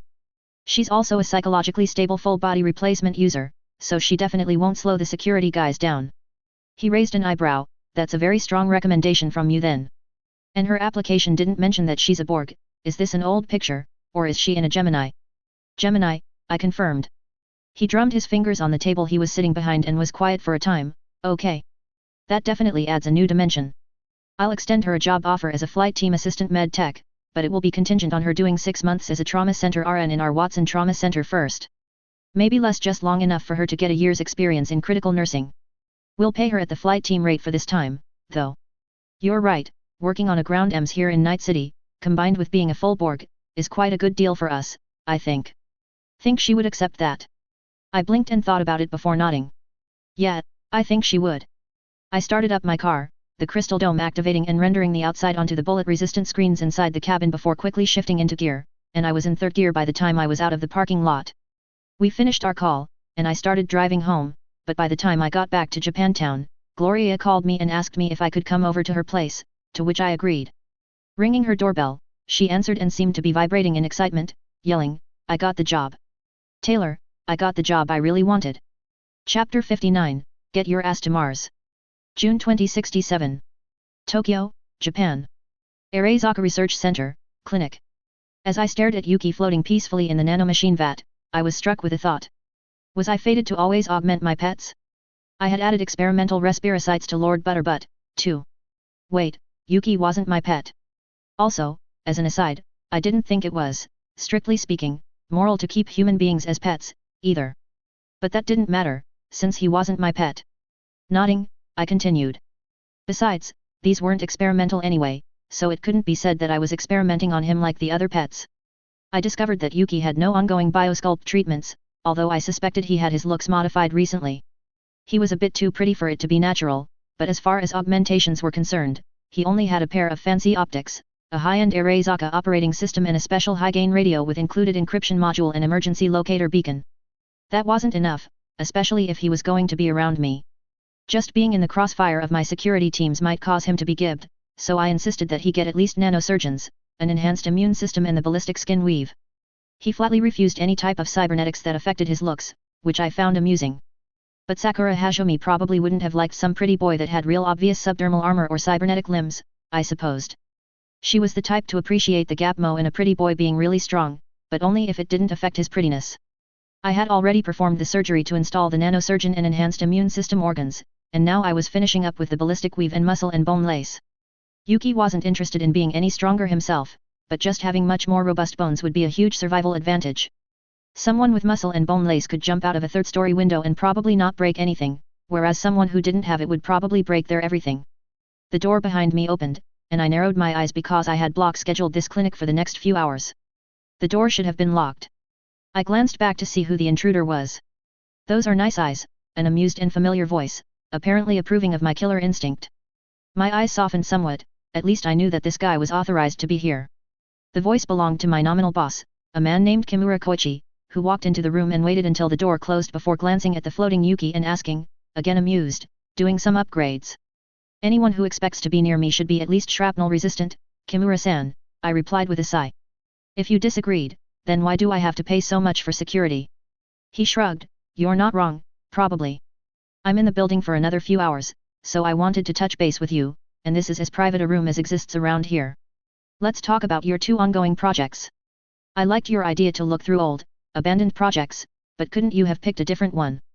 I frowned. I could have, but I'm fairly optimistic for success with the Biome TALS one. "What's wrong?" "Nothing, I suppose. It's just that this project wasn't involved in our Kiji faction at all, and all the people who backed it are still around. I would have preferred you to pick one of the ones that would make us look better," he sighed. I snorted. I knew that the factions that had built up around various Areizaka scions weren't that big a deal, but I did know that I was hired under the auspices of Hanako Areizaka's faction, but she was a recluse, so I didn't know what it really meant. I didn't think most people who worked for her did, either. When he saw that I wouldn't comment further, he nodded. "Now, your next project." "I can't say I see the purpose of making quasi-biological robots. They aren't really cyborgs like we'd think of them, and they don't do anything that traditional robotics cannot accomplish." He didn't? I didn't believe him. This had to be a test. "So," I nodded, "that's true, but in small autonomous robots, over 30% of the BOM is the neural network chips and processors. Also, nobody is building new chip fabs right now, except small boutique outfits in space, so the capacity to produce these chips is an issue. That's why we don't normally see small autonomous or semi-autonomous robots for reasonable prices. The economies aren't there. I think we could not only reduce the cost dramatically, causing these robots to be economically viable, but do so in a way that wouldn't compete with the limited supply chain for our other larger and more profitable robots. If I had wanted to build one of my spider bots the traditional way, it would have taken the same or at least a similar specialized neural network system on a chip that was used in the Areizaka bipedal combat robots, and supplying these chips was the bottleneck when producing robots." He grinned. "So you do see the big picture, too. Good. I want you to prioritize this project. I agree with everything you said. But these robots won't go crazy, will they?" I paused and then gave a Gallic shrug. They didn't with the prototypes I made in LA, but I mainly sourced the neural tissue from gangsters that tried to attack my clinic or factory, not cloned tissue. That was a lie, actually. I had cloned almost all of it, but I didn't want to admit that I had most of this project already on lock since it involved too much tinker tech. He seemed not exactly reassured, but just the possibility that robots might go crazy wasn't a reason that Arezaka would stop a project. He'd probably just donate the first several thousand bots programmed to dispose of trash in some country Arezaka needed a tax break-in, along with an iron-tight release of liability if the robots reclassified toddlers as trash and acted accordingly. But I was sure that wouldn't happen if I was careful with the neural network training system. When did you become an expert in genetics, anyway? He asked curiously. I'd have to step carefully here. Dr. Hashomi's PhD involved research to make taste and smell in VR simulations more realistic, so it wouldn't be incorrect to call her specialized in neuroscience, but that didn't explain my broad expertise across all life science. As such, my development of the sleep inducer wasn't that unusual, as it depended on an advanced knowledge of neuroscience to work. I shrugged, glancing over at the floating Yuki. I've always had an interest. I took a number of advanced genetics classes at university but decided on a different specialty in the end. But I've always been an autodidact, especially in the life sciences. It was spending almost a year as a prisoner that, surprisingly, gave me a number of unwitting experimental subjects and a new outlook on life. That's how I developed the sleep induction technology, actually. Random seizures were pretty normal, I suppose, for my captors, so they didn't even really notice. My goal was to put them all to sleep simultaneously and then murder them, but I was rescued before I could put the plan into action. It's interesting how that then leads you here, he mused, then chuckled. It's funny you should mention seizures. Intel suggests that Mealy Tech has already tried building a prototype based on this technology, and it reportedly causes seizures, so they're not releasing it and staying mum about it. Analysis. I shrugged, not surprising if they are trying to reverse engineer the system based on how it affects one person's brain and then extrapolating it and expecting it to work the same on other subjects' brains. This would be the logical first step to trying to understand how it works. I bet they're trying this approach while simultaneously working on defeating the DRM as separate independent projects. Absent espionage, I would expect them to have success on the DRM attack surface much sooner. Still, it could be useful as a way of inducing various types of seizures, I suppose. My boss gaped. Why would you want a way to induce seizures? For research purposes. Detailed analysis of brain activity while a seizure is happening and during the post-ictal state is kind of rare. You have to wait for it to happen with a subject known to experience seizures hooked up to all sorts of equipment. Very time-consuming, just waiting, like watching a tea kettle while it boils. A way to safely, or at least mostly safely, induce seizures would speed up research on all seizure-related illnesses, I said mildly, as I turned back to adjust a setting on the vat Yuki was asleep in briefly. He was due to come out in a couple of hours, so I was about done here. He sighed, got a queer look on his face, and said, honestly, you brain doctors kind of scare me. I have a pure engineering background. I heard that a lot, and I didn't understand. The body was just a kind of wet machine, after all. It wasn't magical and operated under the same limitations of physics as other machines. Then he nodded, okay. These two projects are good, but after this, I'd appreciate it if you focused at least one project on your primary neuroscience focus. The other can be whatever you want. But that was the main reason you were hired, and I'll receive shit if you don't at least try to expand your expertise in this area. I raised an eyebrow. That wasn't mentioned in my employment contract, and I specifically had the freedom to research whatever I wanted. I wondered who in our Kiji faction wanted a more specialized neuroscientist. I made a non-committal noise. I don't make any promises. But what area of neuroscience are our bosses interested in? It is as vast as any other specialty. Well, you've already got some expertise in the senses, and now sleep. Perhaps you could find something that would interest you in the realm of consciousness. I snorted. This man obviously didn't know much about the brain. That was like suggesting a physicist might be interested in figuring out the unified field theory. He noticed my skepticism and corrected himself, or even memory. Or advancing the way skill chips work, perhaps making them less static. It's really up to you, just some ideas. Memory, I wasn't about to provide technology for Arezaka in the realm of parsing or extracting memory from a brain. I had that technology already privately. As someone with a lot of secrets that I didn't want anyone else to know, I would prefer if nobody else had this tech. Allegedly we had the soul killer, but I didn't have the clearance to know anything about it, and the second word was key to that hypothetical tech. It killed you, burning out critical parts of your brain while making a destructive copy. Allegedly. I'd have liked very much to do a pathological examination of someone who had allegedly been soul killed. However, if they had some way to copy a brain without it killing someone, then they'd likely immediately use it on all of their important people, including me. And I didn't want any copy of my memories being interrogated or investigated in software. The fact that I wasn't really Sakura Hajime was the least of my secrets. The boss didn't stay too long after that. I wasn't too concerned about his attempt to steer my research, either. Really, he was barely a boss. He was closer to the type of managers that idols had, whose main purpose was to handle my needs and keep me out of trouble. I got the impression that he was a talent manager rather than some great businessman. He already mentioned he had 3 similar people to me under his supervision, although I didn't know what kind of focus these other prodigies had. Still, I would play nice, if I could. I glanced around and then left too. Yuki still had a while longer to cook. Perhaps I would offer free biosculpt to all my workers, too. It'd be a nice little Benny. June 2067. Japantown, Night City. Taylor's Clinic. At the same time that my boss was interrupting me in Tokyo, one of the Tiger Claw security managers called me back in Night City. Thank you for telling me, I finished in Japanese and disconnected the call. It was the middle of the night, but the Tiger Claws called me as soon as they saw a Borg walk into the building. I was sure that they had identified him as my patient and were calling to confirm that I did expect him to show up in the middle of the night. It wasn't just the clouds that made the Tiger Claws money, the entire mega building was a golden goose, but it only continued to be so when it was kept a safe place to live, work and shop. I had the suspicion that the Tiger Claws might even own part of the building, as they certainly ran all of the building management, but even if they didn't, you could only provide protection services if the extorted party was actually at least somewhat protected. Anytime they saw an obviously dangerous entity come in, they followed them to make sure they didn't go cyber psycho or something. In this case, they had recognized him but wanted confirmation. I was breaking the law by treating Gloria's acquaintances, but I didn't really care these days. I already did the same for a number of Tiger Claws, and they weren't really that great of people even if I only allowed the less objectionable members in my clinic. Plus, weird secret society members knew to keep their mouths shut. I put on a white lab coat. I mainly wore them to give people what they expected to see, as expectations were powerful. They saw what they thought should look like a doctor, so they immediately put me in that category mentally. It helped a lot when you ran a quasi-legal clinic. Amusingly enough, I hardly ever wore such things in my day job as an actual doctor.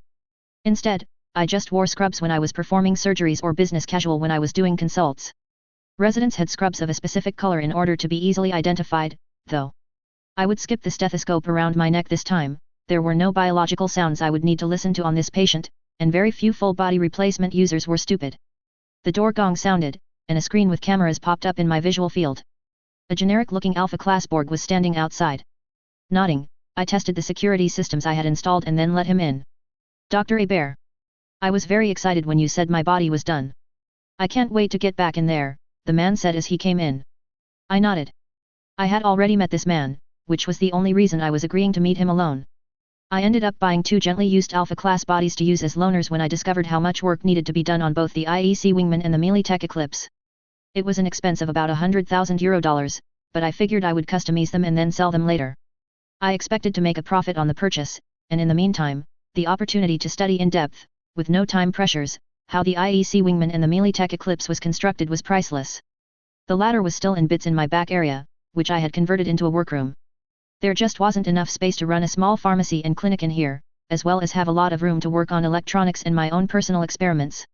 I followed Gloria's example and rented a nice 1-bedroom apartment on the 40th floor, although I often slept in a comfortable chair in the back when I didn't want to go back upstairs. I motioned for him to take a seat and forwarded diagnostic wireless requests, and handed him a small interface cord, saying in mild disapproval, there were years of accumulated squawks to go through on the maintenance punch list. And your Kerenzikov was starting to break down. Your biopod itself had a number of faults, and I think maybe you would have gone crazy or died soon. Or gone crazy and died. He chuckled uneasily, approved the diagnostic request and connected the proffered cord to the interface socket on his body's head, yet. I kind of thought something was seriously wrong. My head feels a lot better, too, I'm not snapping at everyone, and I'm not seeing things that aren't there anymore, either. I think. But living this slow is really starting to grate on me. His optics shifted and zoomed in, staring at the back of my neck where my own Kerenzikov was partially visible on the back of my neck. You must know what I'm talking about. I did. I had, a few times, disabled my Kerenzikov in order to perform maintenance in the past. Now, though, I was just using a commercial off-the-shelf GNT version since I felt that I might be unable to perform the weekly maintenance I was forced to do to boost my old Kong Tao system. When you got acclimatized to using a Kerenzikov, especially a higher factor one, you tended to get used to using a lot of the free time when interacting with norms to do other things, so when you found yourself bereft of the boost, you seemed flighty and ditzy, almost as though you had extreme ADHD. I said with some sympathy, yes, I know exactly what you are talking about. Sorry, I couldn't get a Kerenzikov unit designed for a traditional biopod to loan you on short notice. They're somewhat more controlled than even the regular kind. Despite that, you seem quite a bit more grounded today. That is good. Any dysmorphia? Hallucinations? It wasn't that surprising that an augmentation that would, more than any single other, make Borgs even more dangerous was more controlled. It didn't mean that I couldn't get them, though, but it needed a bit of a lead time, and I had to use my black market connections. I was fortunate that my Kerenzikov worked with my system, as I was, from a legal and technical perspective, classified as a biopodder as well. I had made sure that compatibility existed before I bought them, though. Although a cyberbrain user still had a regular organic body, so it needed a full, normal Kerenzikov, it also had the connections to the brain that had to interface correctly with my biopod. I glanced at the readouts of the internal brain monitor that was included on his biopod, which I had repaired during the last session. His brain activity seemed a lot better, but still not what I would call healthy. Judging from the rapid activity shifts based on his sensory cortex input, he still suffered a bit from hypervigilance, even here. But he was a lot better than the borderline psychotic I had treated the last time. With a properly functioning biopod, all of the brain inflammation was gone too. That was probably what had been causing his hallucinations. He nodded his robot head and said, "No more than I expected, and as for hallucinations, I don't think so. The medication you gave me seemed to have helped a lot, too. Are you sure there are no side effects I should be worried about?" I shook my head. I had started all of the Borgs I had seen on the same medication I used myself. I called it my antidepressant, but in reality, the method of action was closer to a mood stabilizer. It didn't really prevent you from being depressed, it just stopped your depression from feeding on your depression in an uncontrollable spiral. It worked the same way if you were really paranoid or manic, too. It wasn't a silver bullet, but it had worked so well that I felt really bad at myself for keeping it a secret for years, so I decided to release it into the public domain as soon as I could do so without being tracked down. Although it wouldn't really attract much attention if I just released it to the world and claimed it was really nice, so I was writing a legitimate scientific paper about its efficacy, along with step-by-step directions to synthesize it. I was pretty sure someone would try to replicate the findings if, just out of boredom, eventually, and discover it wasn't just bullshit. At that point, it would be manufactured for sure, and I hoped the fact that everyone had the details and it would be unpatentable would keep the price reasonable. It should be unpatentable since I was releasing it into the public domain, but I suspected a number of companies would lie and claim that they had developed it and the release was by a disgruntled employee.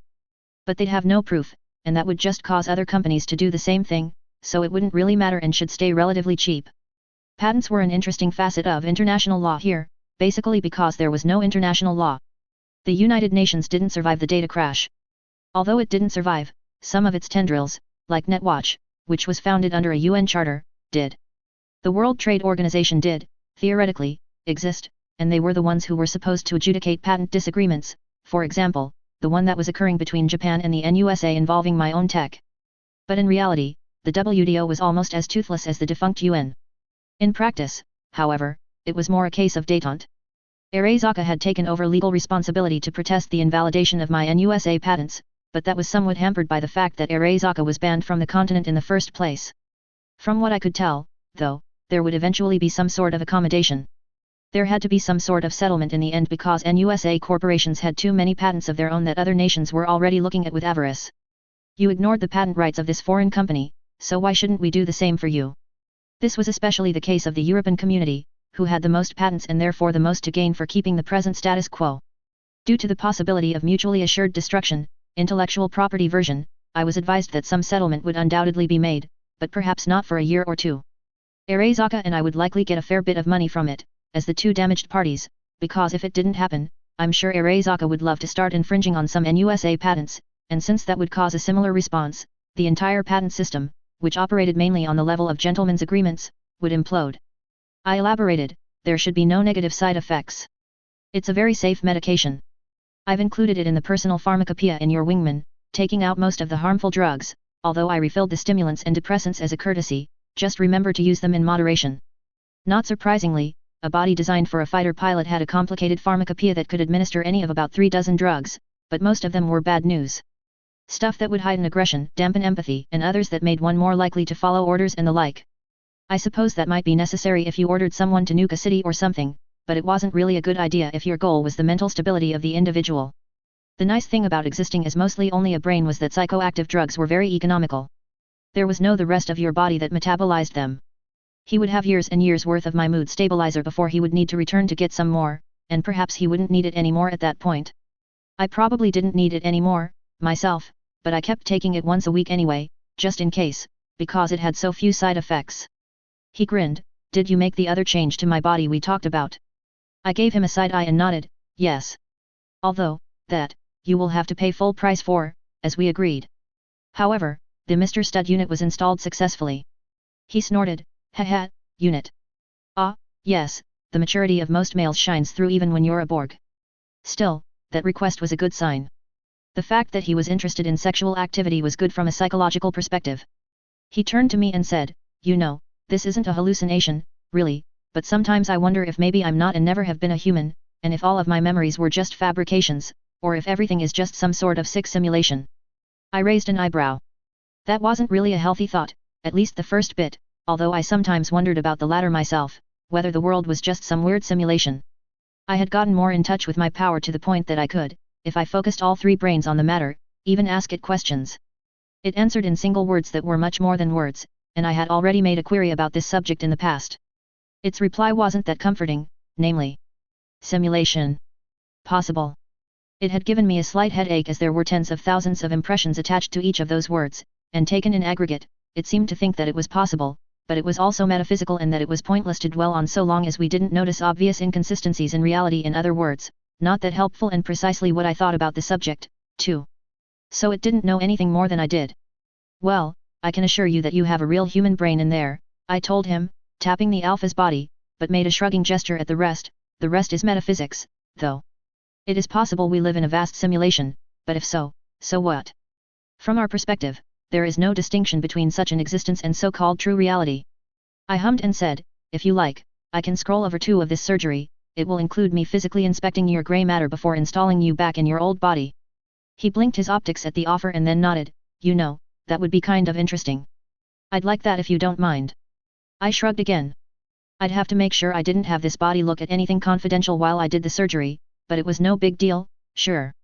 Please shut down all systems in preparation for body transfer. The surgery could barely be called that, as biopods were mostly plug and play, but everything went fine. My patient was very much happy to be back in his original body, although I never pressed him for his story as to why he was in it in the first place. My best guess was he was a fighter pilot for some corp that went belly up, but I didn't really know. I charged him up front for the Mr. Stud, but I was allowing him to pay for the repairs and maintenance of his body in installments. Really, I didn't care for the money, but like a lot of people in his situation, he had a lot of pride. But now, I was starting to have some ideas about how I could be compensated for all this mostly unpaid work I was doing, and it involved my soon-to-be building in Pacifica. The bank had gotten back to me, and they were keen to unload the building before any more damage could be done. I'd end up paying about 5% of its nominal value before everything went to shit, or about €2.5 million.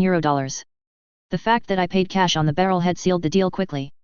After that was finalized, I would have to both dispose of or evict the squatters and keep the building somewhat protected from similar people in the future. I wasn't naive enough to think that I could save the entire Pacifica sector, but I thought that I could maybe do similar things that I did in Chinatown in LA. But to do so, I would need a lot of firepower. It would be difficult to source as many autonomous combat robots as I had in LA, although Kiwi had managed to take 9 of them from my warehouse when she fled the city. I bought them back from her at almost full price, which she tried to argue against until I told her that I had already claimed all of them on my insurance and was just paying her the money that my insurance policy paid out to me. The rest of the robots were seized by the city and Melee Tech, and I was sure they were now working for them in some manner. When she realized that, she stopped trying to talk me out of paying her. That payout divided between all of her men amounted to a nice bonus, I suspected.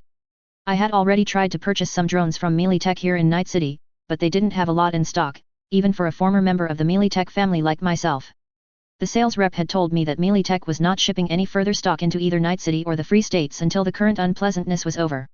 I had managed to find some similar hardware from Kong Tao, who would ship, but the lead time with the quasi-blockades and worldwide demand for military products was almost 6 months, so I had purchased them, but it still wouldn't be enough if Pacifica deteriorated as much as I thought it would. As such, the more I thought about it, the more I was considering starting a venture for subsidized apartments for Borgs, specifically the Borgs I had treated. They would socialize with each other and probably start something equivalent to a gang just out of self-defense, and this would also protect my building. I wouldn't need to go to the building too often, either, but would probably do so enough to provide house calls to ensure that my boys weren't going off the deep end. It would be ideal if nobody ever went inside the building, but I didn't think I could exactly achieve that level of deterrence with the force levels I had. Making it a no-go zone for different reasons might work, though. I just needed someone to act as the leader of the gang. Someone that other Borgs would be kind of afraid of and respect, who could keep some of them in line so that I didn't just reinvent Maelstrom. I blinked as I had a sudden idea. Perhaps I could repair it after all? July 2067. Pacifica, Night City. I was already annoyed when I had to fill up the tank on my Type 66. Fuel from my algae was starting to trickle into the market, yet the price of CHOOH2 was higher than ever. I knew why, of course. It was because traditional wheat farms were in the process of shifting crops to grow something other than wheat, but in the interim, it meant that there was a shortage before the algae harvesting could take over the slack. Grains and cereal prices were dropping, though, worldwide. I wondered how many farms that had hyper-specialized in the cultivation of these crops would remain. It would be nice to have cheaper bread, after all, and it was without doubt that something would be used in the arable parts of the world. I had wanted to smack my forehead when I heard that some farms were shifting to produce a type of special, genetically engineered latex-producing flour which was similar in appearance to poppies instead of actual food, but it wasn't really realistic that all excess capacity would shift to food. I wanted population to boom. I felt that 2 billion people were much too small, but I recognized myself as a bit of a radical in my opinion there. I felt that we could easily house 100 billion people on the planet in luxury if only we had the will to do so. But, no. I wouldn't go down those thoughts of AI-assisted quasi-centrally planned economies again. I parked in a different spot this time, and I had installed a vehicle theft deterrent system that basically shocked someone half to death if they tried to force my car's door open. The vehicle garage that I had bought it from had winked when he called it a less lethal deterrent. That caused me to test it myself just in case it ever malfunctioned using a multimeter and voltmeter, and I came to the conclusion that it probably wouldn't kill anyone. If their heart rate was already in the tachycardia range from chronic stimulant abuse, then that was a different set of circumstances. The building I had finally closed on was on the northern side of Pacifica, fairly close to bridges into Wellsprings and Haywood, and that was intentional. The building I bought wasn't the only option, there were at least 5 other places with semi-secret sub-basements, too. But most of them were further into the district that I thought would become lawless soon. Kiwi was back, but her team was down for rest and medical recuperation. She had 2 fatalities on the last gig and was a bit shaken by the whole affair. Thankfully, she didn't get wounded, and her core team weren't among the dead. She had been attempting to expand her team into something platoon-sized, into a real PMC, but I thought this setback might cause her to reevaluate her priorities, namely staying as safe as possible. I would support her either way, but you started getting a lot more attention when you moved past the squad level for mercenary teams. Still, she was handling Overwatch for me even if I didn't have any physical backup, and a few of her team would be available afterwards for cleanup. As I unpacked all of what I would need, I checked in with her. She replied back, "I'm here. Are you sure you don't want to wait a week or so while my team recovers? Going solo on these things is a way to get killed." That wasn't wrong, but I had already done this a few times. If one of these guys shot me, it would be luck, not their skill. Besides, a girl liked to get out a little and have a little fun. It would be easiest if I just killed everybody in the building, but these guys didn't actually reach the level where I thought that they should be done away with. They did drugs, and they broke things. That was basically it. I would be evicting them instead. In addition to my normal weapons, I had a semi-automatic pneumatic dart gun and a lot of darts. It would be something akin to that paintball game back in Brockton Bay, so I was expecting an entertaining day out of it. I sent on the net, I do have my Trauma Team Gold subscription, just in case. Their response times to Pacifica are still pretty good. Besides, I had to do this in the next few hours because I had to be home when David came home from school. Gloria had entrusted me with his safety while she was in indoc and basic training up in Seattle. That got her to sigh and say, "All right. I'm ready." This might be the only time I've done this when I actually had all of the legitimate login credentials and permission to invade a subnet. I snorted. Some of the security systems were still functional on the site, and some of the exterior cameras. They'd trashed or disabled most of the interior cameras, but there were many other things that could be useful. For example, most rooms had a passive infrared sensor that was attached to the lighting system. There was also the data rate coming from any devices in a room, which Kiwi could see. Taking these datums, as well as others, in aggregate, she would be able to tell me if any room I was approaching had people in it and possibly if they were involved deeply in their Sims or BDS. It would be enough. "Alright, your AV is streaming, good. Proceed," Kiwi said after I started streaming my audio-visual and GPS location data to her. I jogged a few blocks to get into position and noticed that, like the last few times, that there was a gang member in the little security box that used to control access into and out of the building and its parking garage. I started to just approach him but paused. In the past, I had just scaled the wall and bypassed him. My first thought was to just approach him and pop him with a dart as soon as he challenged me, but that was needlessly risky. He could shoot at me, or worse, he could alert the others. Instead, I crouched and took aim with the carbine-sized dart gun from across the street. The weapon was pneumatic, so it only had a reasonable effectiveness to about 50 meters, and there was a significant projectile drop due to the low-velocity darts. Fortunately, the optic had a built-in laser rangefinder and helpfully automatically added a circular lead indicator to correctly aim for distant or moving targets, factoring both movement and projectile drop. The guy looked unaugmented, like most of the gang, so I just lined up and aimed for the lead indicator hanging slightly above his head and squeezed the trigger. With a soft puff, the dart shot out in a visible arc and struck him in the chest. He made a kind of yelp and glanced down at it quizzically before slumping off his chair, his body hiding itself inside the guard shack. Nice, no need to find some closet to hide his body on this sneak mission. Whistling, I jogged over and hopped over the little movable arm that would in no way actually stop a determined vehicle from driving through the checkpoint. One down, I guess, Kiwi said amusedly. There are no X-rays on the exterior cameras, but we don't know if they still have access to them either, so it is best to avoid them. Accept this overlay request. I did so, and my augmented reality system changed slightly, a new layer overlaying my vision. Ah, it was the cameras, which had both been highlighted, as well as a cone of their field of view drawn in low opacity in my vision. This was cool, it was like that game Metallic Gears that Greg Vitter kept talking about. I darted around the view of each camera, not activating my stealth system yet until I found the entrance I had used each time I snuck into the building. This time, I would be clearing the building. By myself, if I was dealing with a real threat, that would be kind of stupid. In fact, the drill sergeant at basic training said the safest way to clear a building involved calling in an artillery strike.